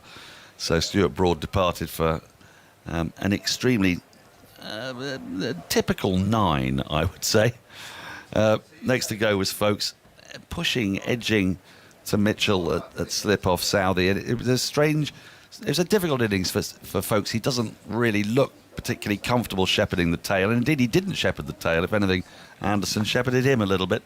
And then Parkinson and Anderson, with the last wicket partnership, got England into the slender lead of 9. So more thoughts from Jeremy Coney, and then to take you through for the next 15-20 minutes or so, it'll be Jonathan Agnew and Michael Vaughan. And from that point on, of course, New Zealand, after losing the 3 wickets prior to lunch, have batted pretty well and sensibly. And so we've gotten to a position now where New Zealand have 2 set batsmen. A new ball, however, for England in the morning after just 1 over. So it's all to play for tomorrow. It's not a done deal for New Zealand. They've certainly played their way back in the match, there's no doubt about that. The pitch has become more placid, but you know, England aren't out of this game yet. I know you two beside me here have seen many collapsos. And I know the Coney method too of always downplaying the New Zealand situation. Well, so there we go. It's okay. even Stephens. Okay. Joe, we'll catch you later. Yes, we'll do. Thanks ever so much. Good. So we'll have our look back at the day then, an intriguing second day. And this can be downloaded as a podcast, of course, in the usual place. bbc.co.uk/cricket. Close of play of the second day of the first test between England and New Zealand at Lord's sees New Zealand very well placed indeed. 236 for 4. They've worked really hard today. They lead by 227. Thanks almost entirely to a stand that's still going on with 180 in 56 overs between Daryl Mitchell, who's 97 not out, and Tom Blundell, the wicketkeeper, who's 90 not out. And they really have, they saved New Zealand from, again, a potential embarrassment when they were 56 for 4. That was the last wicket to fall when Devon Conway gloved Broad down the leg side to be caught by Folkes for 13. And they lost 3 early wickets as well. Will Young for naught, Futz 5 for 1. Williamson for the second time to Potts, this time in Potts' second over, out for 15. That was 30 for 2, 35 for 3 when Tom Latham was caught by Folkes off Potts for 14. Earlier, of course, England resumed. They had 3 wickets left. Well, they didn't last that long. Broad had a bit of a swipe and was bowled by Southey for 9. Folkes edged Southey to Mitchell at slip for 7. And Parkinson was caught in the same place off Trent Boult for 8. So England actually added 25 runs those last 3 wickets. They were bowled out for 141, having been 59 for no wicket. It was a slender lead of 9. And New Zealand, say, in that very strong position now, leading by 227, still with some stroke players, hard-hitting all-rounders to come. And they will have the use of the third day pitch. And I think a reasonable forecast after possibly some overnight rain in which to build on that. Michael Vaughan's alongside me. Fascinating day. I mean, you have all that rush of wickets yesterday. And in a way, things kind of slowed down and went back to normal. In a way. Yeah, and that's down to New Zealand. They're a good team. You go back to last night. That last session was such an important session in the context of the game because New Zealand they gathered a bit of that mentality, that toughness that they have, and they won the session. They came out this morning, dislodged the 3 wickets, got the bat in hand with only trailing by 9 runs, which yesterday afternoon at 59 for 0, they'd have been thinking, well, I'm going to probably looking at least 100 that we have to look at before we kind of get any runs in the second innings. You know, they lose a few early wickets when the ball was nibbling around, then all of a sudden the ball stops swinging, seaming, and I reckon in 2 days, Brendan McCullum, You know, if he's honest, he'd have just known that this England Test match side, the batting is a real problem. It's very fragile, and we saw that yesterday. It's been the case for quite a long period of time. And this England side, when it swings and seam, are a massive threat. They're going to bowl teams out. But when it stops swinging and it stops seaming, you know, all these pace bowlers are injured. You know, it was crying out this afternoon. I think I missed those, didn't I? Joffre, Mark Wood, and Ollie Stone, Saki Mahmood. Just someone that can just offer something different. The skipper himself had to try a few bouncers. You know, Ben Stokes can try all sorts, and generally it works. But you know, the spin option, Matt Parkinson comes in today hard. He was having a barbecue yesterday. He's now bowling for England at Lords on what is quite a hard wicket to bowl on as a spinner. There's nothing there for the leg spinner. You know, so everything that we knew about this Test team inside 2 days, it's just highlighted. We know the problems. The batting's fragile. When it's swinging, they're fine. When it doesn't, you know, this attack's going to struggle to get 20 wickets. It's funny, isn't it? We talk about confidence all the time of the players. And I find myself today, like with Jeremy just now, saying, yeah, but we know that England are in trouble here because we've seen it so much. And if you feel that as someone who's been watching them a lot recently, then that's the job that McCullum faces, to get that out of their heads who are actually playing in it, because you can't help but feel, but we've been watching this team for 18 months. The batting crumbles under any sort of pressure. If we're feeling that, sitting here and viewing it, what sort of job has he got to try and convince his batsmen that they shouldn't feel like that? Well, that's reality. And reality sometimes is exactly what the team need. You know, and I hope Brendan is going to be real with them, that they know that as a batting unit, yesterday was pathetic. You know, just look at the dismissals. They're just not good enough at this level. And they play plenty of cricket as well. Absolutely. They can't use that as an excuse. You know, and we are the first to give them excuses in the Ashes. The preparation wasn't right. They arrive in Brisbane, get blown away, not had the preparation, and they'll use that as an excuse. I'm sorry, they've had probably as good a preparation leading into a Test match that the England Test match team has had for many, many years. Agreed. So there are no excuses. They just play poorly. And that is the standard at the minute of the batting lineup. And today with the ball, you know, this bowling attack, they're going to give everything.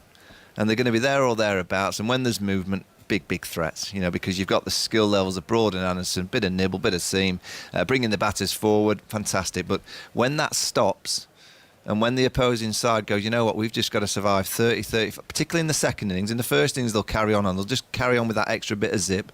But when you're asking the bowling attack to be out there again so soon without the rest, you know, they need a day or so of rest. You know, rest up, and then you come again in the second innings, you can give it that little bit extra. To be back out there bowling again so soon, it's just been the story of the last couple of years of Test match cricket. How Brendan puts that right, I don't know. I don't know how he does that. I mean, it's down to the batting. The batting is the real problem, because that was a good pitch today, and you would expect a batting unit, a couple of players, to get in on that kind of surface, and that's what happened in the afternoon. And they have, I mean, they've been given plenty of examples of how to do it over the last 18 months, but they've had another one today with those two. And the third innings of a Test is often so pressurised and so difficult, and we've seen so many times teams, for no apparent reason other than just timidity and being worried about the position they find themselves. Oh no, it's even Stevens. If we get bowled out cheaply in this third Test, we'll lose. And they often get bowled out cheaply because they're thinking like that. But actually, although they lost 3 quick wickets and then a fourth at 56 for 4, these two, there was no sign of that timidity at all. They just played really patiently, very disciplined, didn't really take many chances. They tried to get after Parkinson when he first came on, as you'd expect.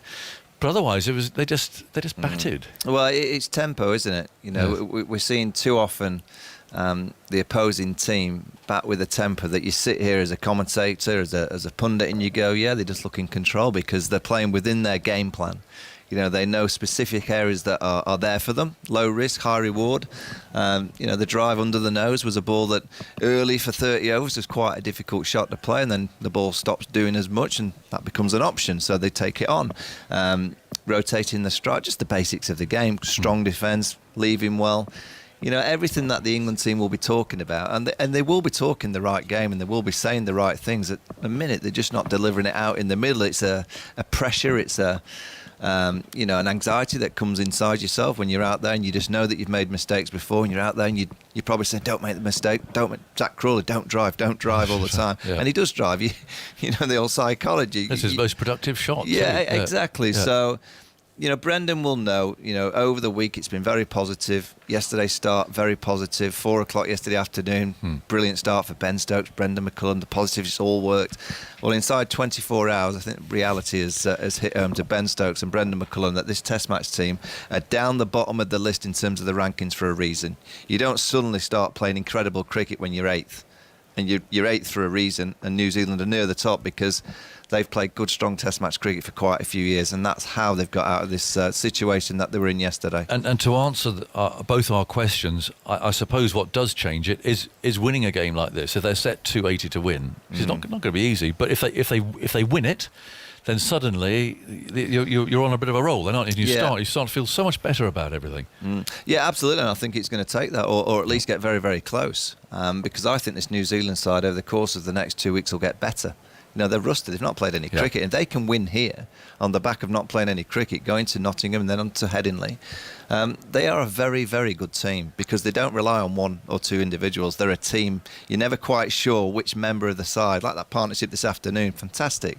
Yeah. We're expecting Kane Williamson, Conway. They didn't deliver. So they've got two that kind of stepped up to the plate. That's what happened yesterday afternoon with the ball in hand. Jameson, he started it and all of a sudden Southey got into the game. Bolt gets into the game. They're a very, very good cricket team, New Zealand, because they've got great mentality, no egos. They play the game in a sensible way. They enjoy it too, actually. They absolutely enjoy the game, but they play Test cricket in a sensible way, and it serves you well. If you can play sensible, disciplined cricket for long periods in Test match cricket, there's a chance that you might win a game or two. Well, let's hear from the England camp, shall we? The England assistant coach, Paul Collingwood, has been speaking to Alison Mitchell. Well, Paul, a testing day for England in the field. How have you assessed it? Yeah, it has been a testing afternoon. The rhythm of the game has completely changed. I think all the excitement of yesterday and then this morning, people were expecting that the day was going to continue with that in that theme. But I think it's shown once you got the heavy roller on and the ball got soft that you can make runs on there. And Blundell and Mitchell put on a fantastic partnership there. But I think from a coach's point of view, all you can ask for from your players is keep the intensity in the field. Every opportunity they had to hit the stumps, they hit the stumps. Try to create chances and really tried everything out there. We tried different lines with the seamers, bowling straight, hanging it a bit, obviously some short pitch bowling, just trying to create a chance out there, and it unfortunately never came, but the boys stuck at it really well. Matt Parkinson had to make a bit of a dash to join the squad. How did you feel he went? Yeah, look, an incredible story, really. Obviously, sitting in his back garden yesterday afternoon, gets a phone call, and he's got to come down and make his debut at Lord's. So it's, I'm delighted for him that he's got an opportunity. I'm sure he would like to have got the ball with a bit more assistance on the pitch, but he's stuck at it really well today. Does the partnership that we've seen from New Zealand put into sharper focus, again, England's failings with the bat once more to lose all 10 wickets for 82 runs as he did? Well, I think the wicket was doing a lot more yesterday. There was a lot of seam movement, there was swing as well. And as I said, once the balls got soft today, we didn't have that sharpness and movement that it was yesterday. So I think that's good signs for us in the second innings. The pitch seems to be getting better. We've got a new ball in the morning, which we can hopefully make inroads. We've got some exceptional new ball bowlers in the dressing rooms there that can do some special stuff. So hopefully take a couple of early wickets tomorrow, and it'll be game on. Yeah, what's going to be needed by the batters? Because of course everyone knew not to expect results instantly with the McCullum-Stokes new leadership, but there is an element of disappointment in the batting in that first inning. So what do they need to do differently? Yeah, look, there was some good bowling as well. You've got to hold your hands up and say there was some good bowling there. But McCullum's a very relaxed and positive figure in the dressing room. He doesn't want to look too far back, and this is his first Test match involved with us, and he's certainly wanting the batters there to go out and soak up pressure at times, but also looking to put the bowlers under pressure, and I think that you've got to get that balance right when you're out in the middle and adjust to the conditions. And how about the way Matt Potts has adjusted to conditions out there? You're a Durham man yourself, and how well has he gone? Yeah, I'm delighted for him. Look, he He's a great talent. He's had a very good start. I mean, he's got 6 wickets so far in this Test match, and he looks as though he's a bowler that never gives up. He really does run in hard, and he's got good skills. So delighted for him so far, and hopefully he can get a couple more tomorrow. So the plan for the next day, or however long this match goes on for, and what is Brendan's demeanour up there? As you said, we know him to be a very positive person. Well, he's very positive. He's a glass half full kind of man, and he's very calm as well. And I think the plan is simply to take wickets with that new ball tomorrow. I think it's proven so far when you got movement. It's a new ball wicket. You can create chances, and credit to them this afternoon. They've played really well. They haven't given us any chances, but hopefully we can get some tomorrow morning. Thanks very much, Paul. Cheers. That's Paul Collingwood talking to Alison Mitchell. Just looking at the bowling attack, I mean, we know about Anderson and Broad.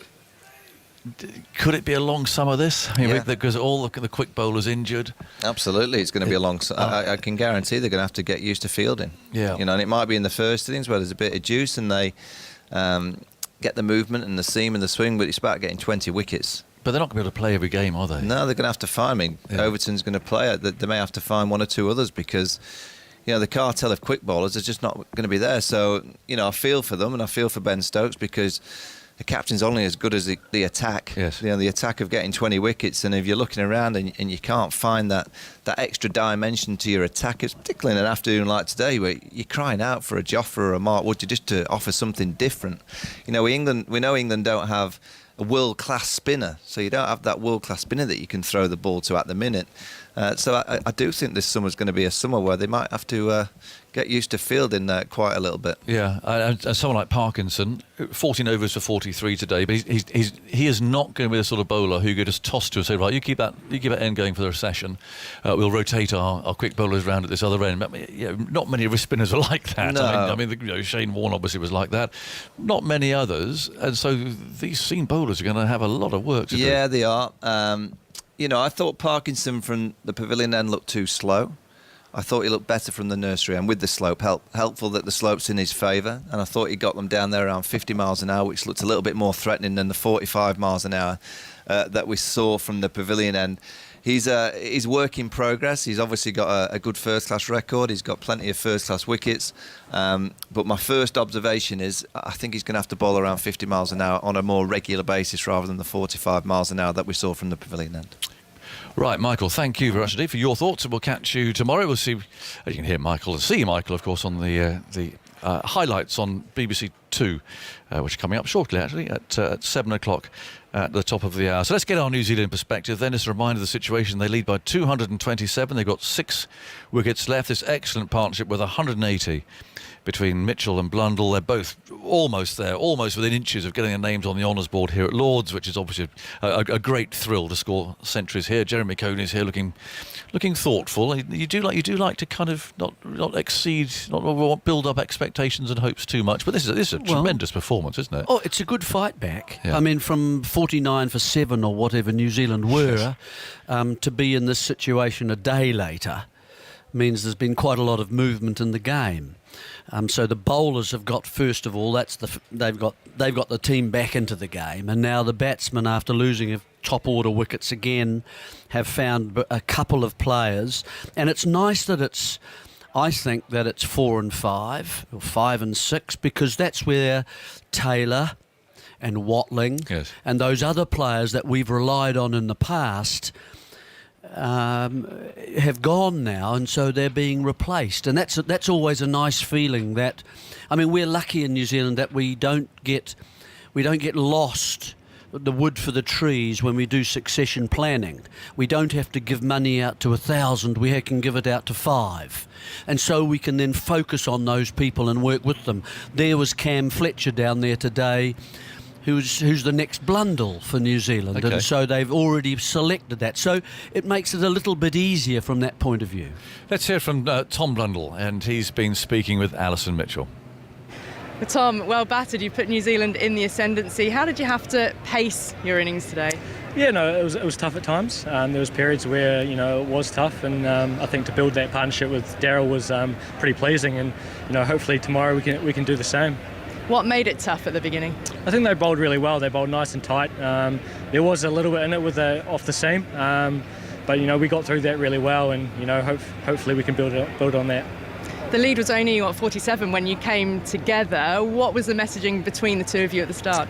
I think it was still to be positive. Try to be as positive as possible. And it seemed to work really well. Daryl's who's a positive player. But it was just to build a partnership. And the longer we bat out there, bring the bowlers back, and I thought we did that really well. And you barely offered a chance. I think when Parkinson came on, was there a concerted effort to try and attack him, certainly perhaps from Daryl Mitchell's side? Oh, I think so. You want to put a debutant under pressure.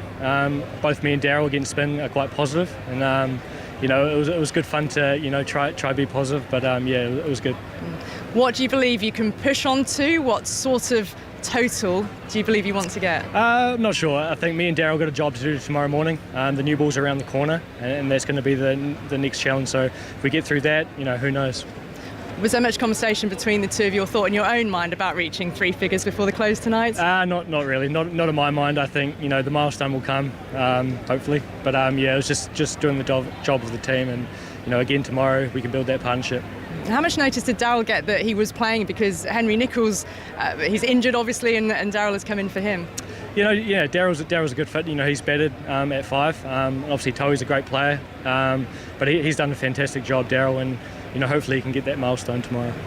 Well battered today. Good luck tomorrow. Thank you so much. Cheers. Yeah, he'll sleep well tonight, that's for sure. Tom Blundell, 90 not out. Daryl Mitchell, 97 not out. And what they've done, Jeremy, they've created a platform now for the two hard-hitting all-rounders to come in, and Southey too, by the way. Of course, as we know, can create a bit of mayhem too with the bat. I mean, they really could be dangerous if they get through this new ball tomorrow. That's the key, isn't it? Tomorrow, if New Zealand can just somehow be able to.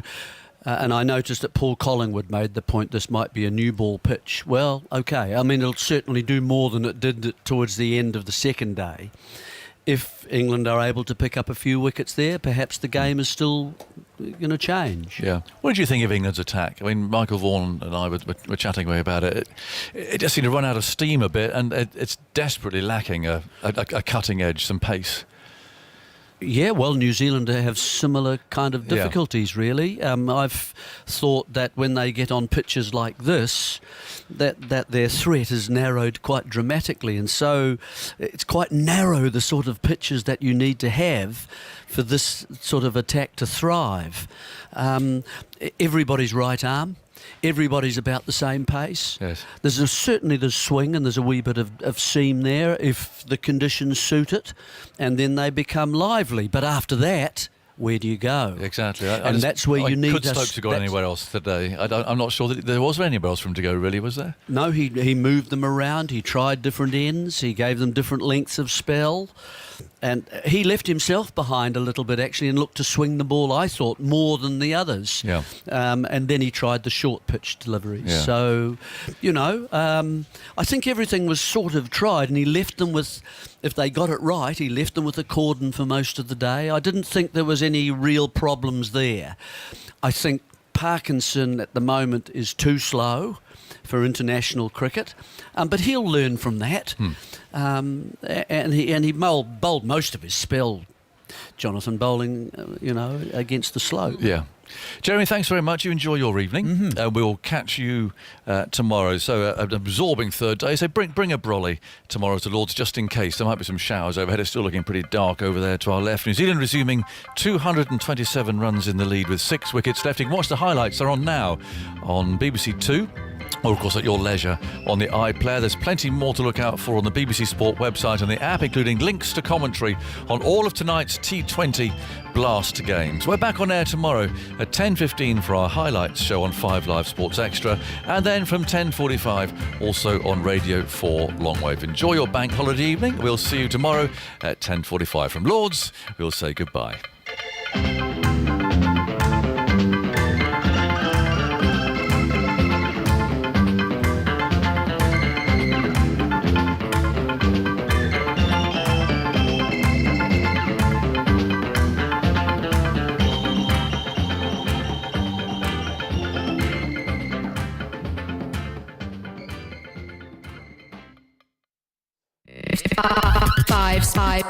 Radio 5 Sports Extra.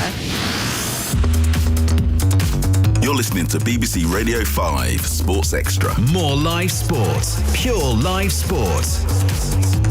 As Radio 5 Live brings you one event, Radio 5 Sports Extra brings you another.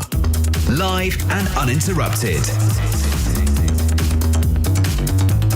Listen using BBC Sounds, both app and online, smart speaker, digital radio and smart TV.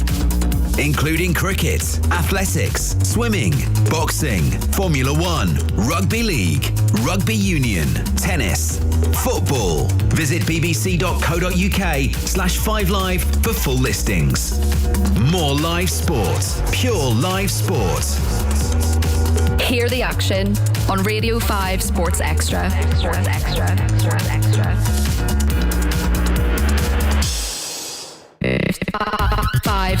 5 Radio 5 Sports Extra. You're listening to BBC Radio 5 Sports Extra. More live sport, pure live sport. As Radio 5 Live brings you one event, Radio 5 Sports Extra brings you another. Live and uninterrupted. Listen using BBC Sounds, both app and online, smart speaker, digital radio and smart TV. Including cricket, athletics, swimming, boxing, Formula 1, rugby league, rugby union, tennis, football. Visit bbc.co.uk/5live for full listings. More live sport, pure live sport. Hear the action on Radio 5 Sports Extra. Sports Extra. Sports Extra.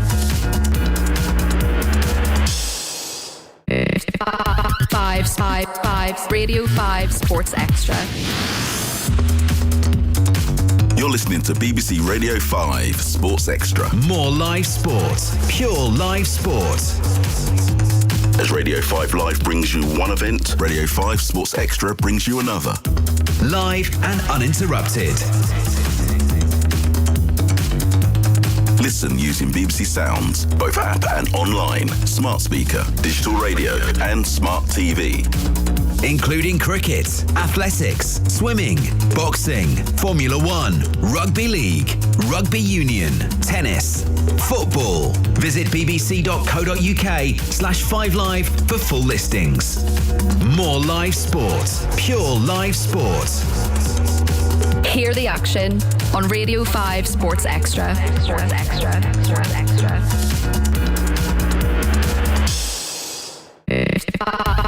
5 Radio 5 Sports Extra. You're listening to BBC Radio 5 Sports Extra. More live sport, pure live sport. As Radio 5 Live brings you one event, Radio 5 Sports Extra brings you another. Live and uninterrupted. Listen using BBC Sounds, both app and online, smart speaker, digital radio and smart TV.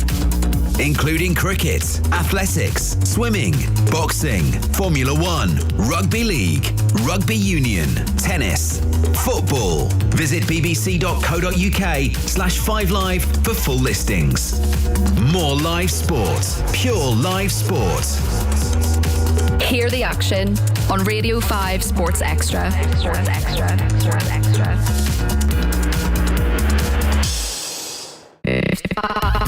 5 Radio 5 Sports Extra. You're listening to BBC Radio 5 Sports Extra. More live sport, pure live sport. As Radio 5 Live brings you one event, Radio 5 Sports Extra brings you another. Live and uninterrupted. Listen using BBC Sounds, both app and online, smart speaker, digital radio and smart TV. Including cricket, athletics, swimming, boxing, Formula 1, rugby league, rugby union, tennis, football. Visit bbc.co.uk/5live for full listings. More live sport, pure live sport. Hear the action on Radio 5 Sports Extra. Sports Extra. Sports Extra. 5 Radio 5 Sports Extra. You're listening to BBC Radio 5 Sports Extra. More live sport. Pure live sport. As Radio 5 Live brings you one event, Radio 5 Sports Extra brings you another. Live and uninterrupted. Listen using BBC Sounds, both app and online, smart speaker, digital radio and smart TV.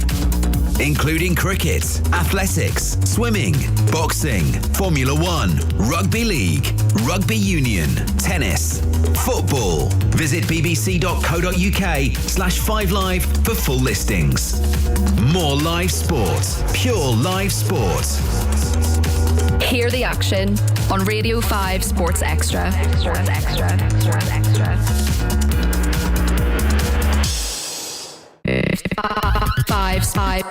Radio 5 Sports Extra. You're listening to BBC Radio 5 Sports Extra. More live sport, pure live sport. As Radio 5 Live brings you one event, Radio 5 Sports Extra brings you another. Live and uninterrupted.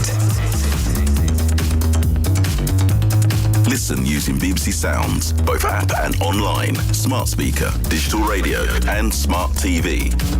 Including cricket, athletics, swimming, boxing, Formula 1, rugby league, rugby union, tennis, football. Visit bbc.co.uk/5live for full listings.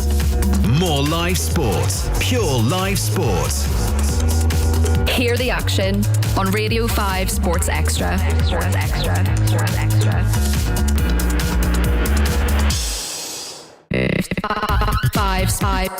Radio 5 Sports Extra.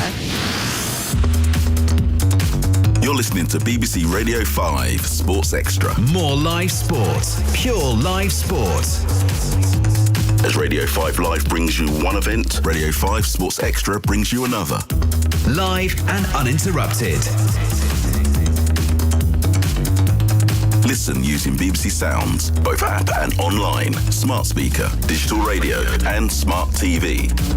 Including cricket, athletics, swimming, boxing, Formula 1, rugby league, rugby union, tennis, football. Visit bbc.co.uk/5live for full listings.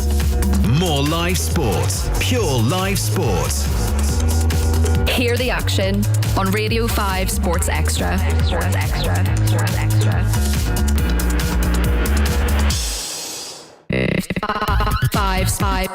Radio 5 Sports Extra. You're listening to BBC Radio 5 Sports Extra. More live sport, pure live sport. As Radio 5 Live brings you one event, Radio 5 Sports Extra brings you another.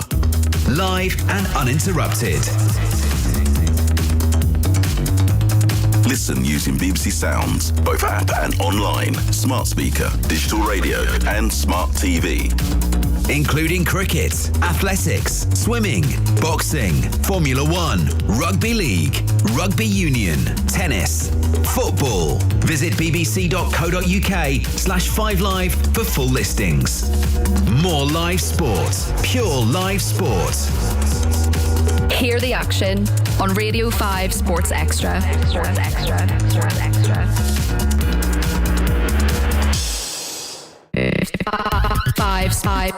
Radio 5 Sports Extra. You're listening to BBC Radio 5 Sports Extra. More live sport, pure live sport. As Radio 5 Live brings you one event, Radio 5 Sports Extra brings you another. Live and uninterrupted. Listen using BBC Sounds, both app and online, smart speaker, digital radio and smart TV. Including cricket, athletics, swimming, boxing, Formula 1, rugby league, rugby union, tennis, football. Visit bbc.co.uk/5live for full listings. More live sport, pure live sport. Hear the action on Radio 5 Sports Extra.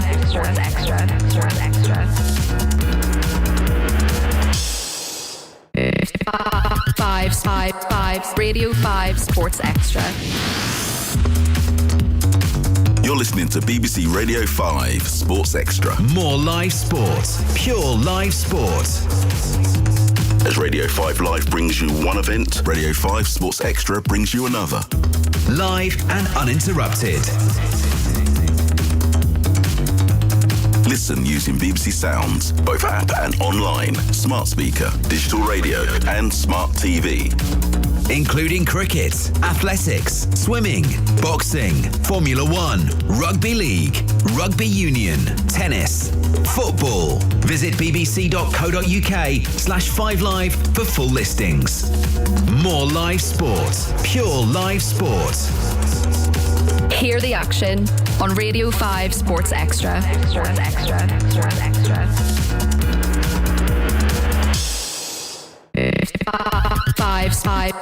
Radio 5 Sports Extra. You're listening to BBC Radio 5 Sports Extra. More live sport, pure live sport. As Radio 5 Live brings you one event, Radio 5 Sports Extra brings you another. Live and uninterrupted. Listen using BBC Sounds, both app and online, smart speaker, digital radio and smart TV. Including cricket, athletics, swimming, boxing, Formula 1, rugby league, rugby union, tennis, football. Visit bbc.co.uk/5live for full listings. More live sport, pure live sport. Hear the action on Radio 5 Sports Extra.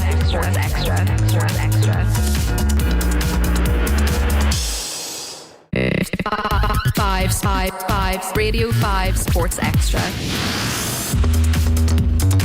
You're listening to BBC Radio 5 Sports Extra. More live sport, pure live sport. As Radio 5 Live brings you one event, Radio 5 Sports Extra brings you another. Live and uninterrupted. Listen using BBC Sounds, both app and online, smart speaker, digital radio and smart TV. Including cricket, athletics, swimming, boxing, Formula 1, rugby league, rugby union, tennis, football. Visit bbc.co.uk/5live for full listings. More live sport, pure live sport. Hear the action on Radio 5 Sports Extra.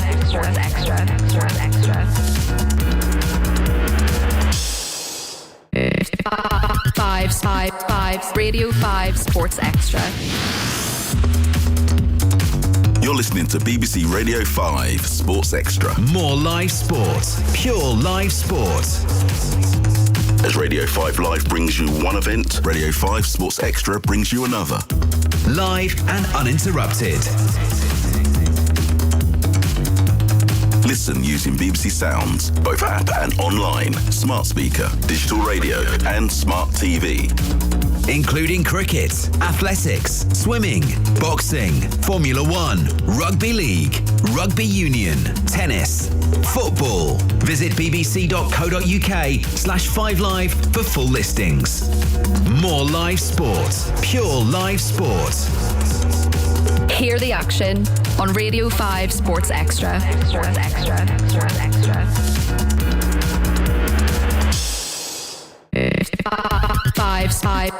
Radio 5 Sports Extra. You're listening to BBC Radio 5 Sports Extra. More live sport, pure live sport.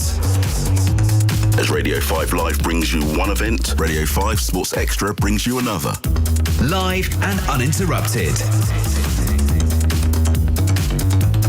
Listen using BBC Sounds, both app and online, smart speaker, digital radio and smart TV. Including cricket, athletics, swimming, boxing, Formula 1, rugby league, rugby union, tennis, football. Visit bbc.co.uk/5live for full listings.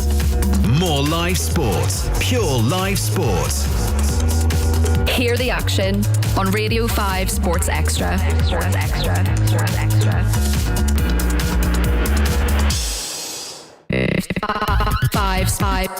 Radio 5 Sports Extra.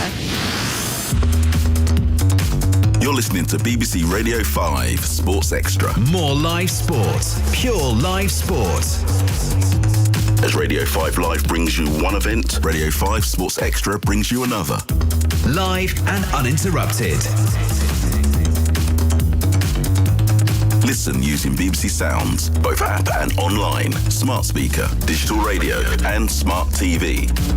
Including cricket, athletics, swimming, boxing, Formula 1, rugby league, rugby union, tennis, football. Visit bbc.co.uk/5live for full listings.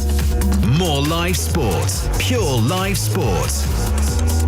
Hear the action on Radio 5 Sports Extra. Sports Extra. Sports Extra.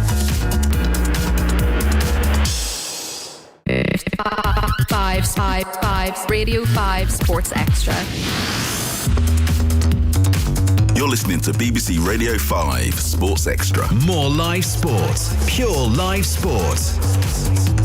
As Radio 5 Live brings you one event, Radio 5 Sports Extra brings you another. Live and uninterrupted.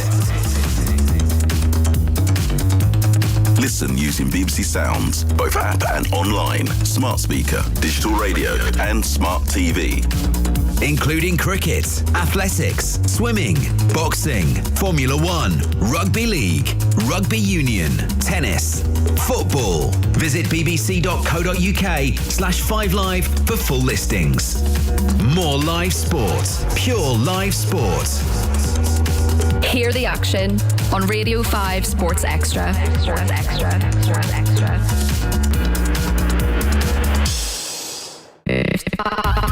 5 Radio 5 Sports Extra. You're listening to BBC Radio 5 Sports Extra. More live sport, pure live sport. As Radio 5 Live brings you one event, Radio 5 Sports Extra brings you another. Live and uninterrupted. Listen using BBC Sounds, both app and online, smart speaker, digital radio and smart TV. Including cricket, athletics, swimming, boxing, Formula 1, rugby league, rugby union, tennis, football. Visit bbc.co.uk/5live for full listings. More live sport, pure live sport. Hear the action on Radio 5 Sports Extra. Sports Extra. Sports Extra.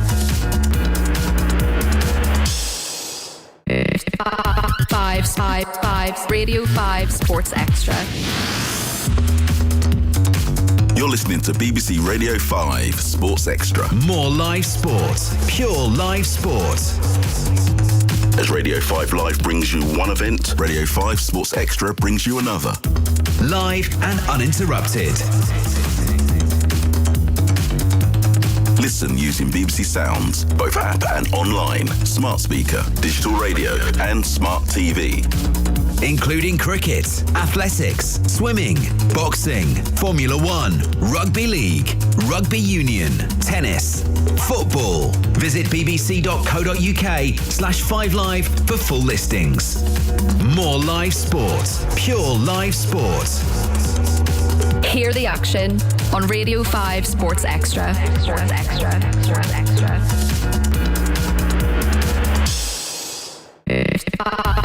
5 Radio 5 Sports Extra.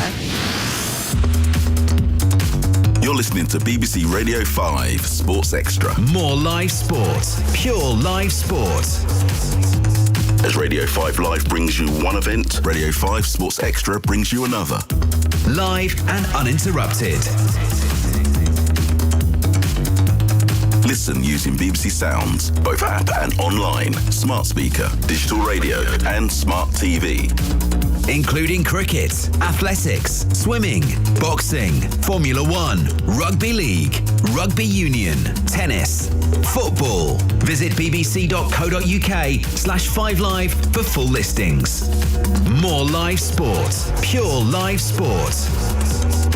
Hear the action on Radio 5 Sports Extra. Sports Extra. Sports Extra.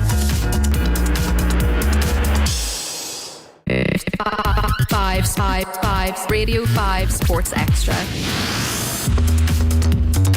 You're listening to BBC Radio 5 Sports Extra. More live sport. Pure live sport. As Radio 5 Live brings you one event, Radio 5 Sports Extra brings you another. Live and uninterrupted. Listen using BBC Sounds, both app and online, smart speaker, digital radio and smart TV.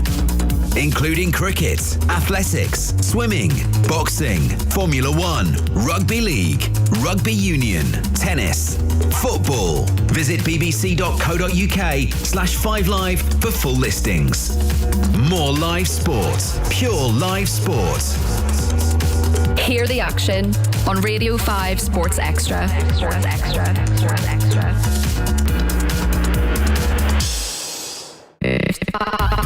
5 Radio 5 Sports Extra. You're listening to BBC Radio 5 Sports Extra. More live sport, pure live sport. As Radio 5 Live brings you one event, Radio 5 Sports Extra brings you another. Live and uninterrupted. Listen using BBC Sounds, both app and online, smart speaker, digital radio and smart TV. Including cricket, athletics, swimming, boxing, Formula 1, rugby league, rugby union, tennis, football. Visit bbc.co.uk/5live for full listings. More live sport, pure live sport. Hear the action on Radio 5 Sports Extra. Sports Extra. Sports Extra.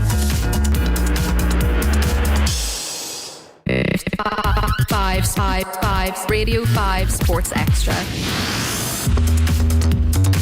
You're listening to BBC Radio 5 Sports Extra. More live sport, pure live sport. As Radio 5 Live brings you one event, Radio 5 Sports Extra brings you another. Live and uninterrupted. Listen using BBC Sounds, both app and online, smart speaker, digital radio and smart TV. Including cricket, athletics, swimming, boxing, Formula 1, rugby league, rugby union, tennis, football. Visit bbc.co.uk/5live for full listings. More live sport, pure live sport. Hear the action on Radio 5 Sports Extra. Sports Extra. Sports Extra.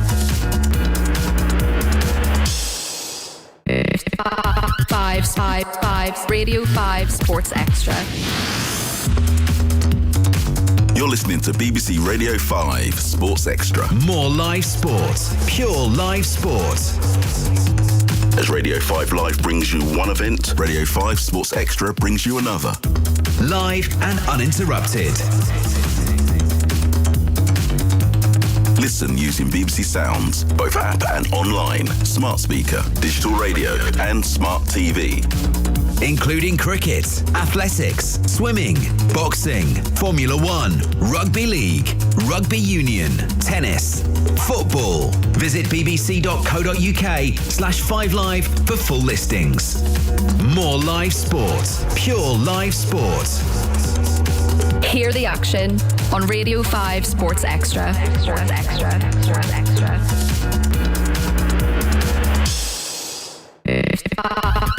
5 Radio 5 Sports Extra.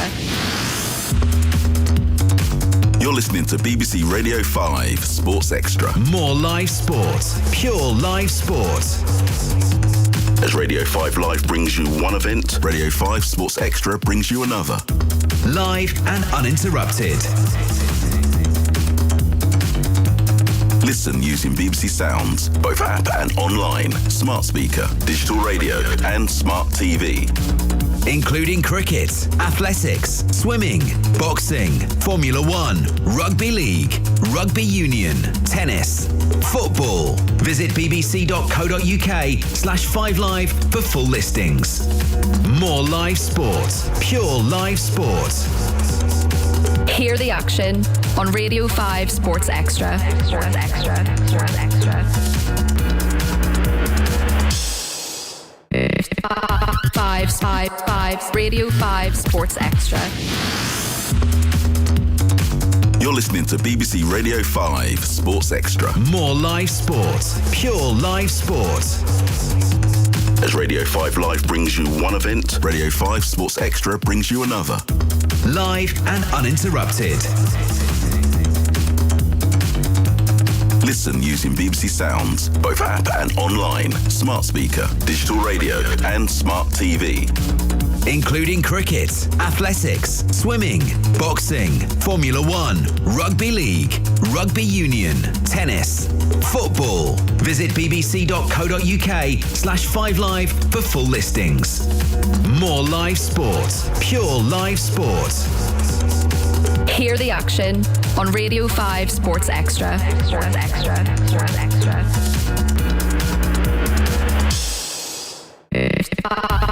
Five Radio 5 Sports Extra. You're listening to BBC Radio 5 Sports Extra. More live sport, pure live sport. As Radio 5 Live brings you one event, Radio 5 Sports Extra brings you another. Live and uninterrupted. Listen using BBC Sounds, both app and online, smart speaker, digital radio and smart TV. Including cricket, athletics, swimming, boxing, Formula 1, rugby league, rugby union, tennis, football. Visit bbc.co.uk/5live for full listings.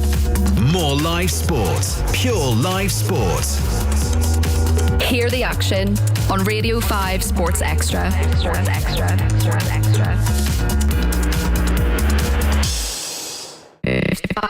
Five Radio 5 Sports Extra. You're listening to BBC Radio 5 Sports Extra. More live sport, pure live sport. As Radio 5 Live brings you one event, Radio 5 Sports Extra brings you another. Live and uninterrupted. Listen using BBC Sounds, both app and online, smart speaker, digital radio and smart TV. Including cricket, athletics, swimming, boxing, Formula 1, rugby league, rugby union, tennis, football. Visit bbc.co.uk/5live for full listings. More live sport, pure live sport. Hear the action on Radio 5 Sports Extra.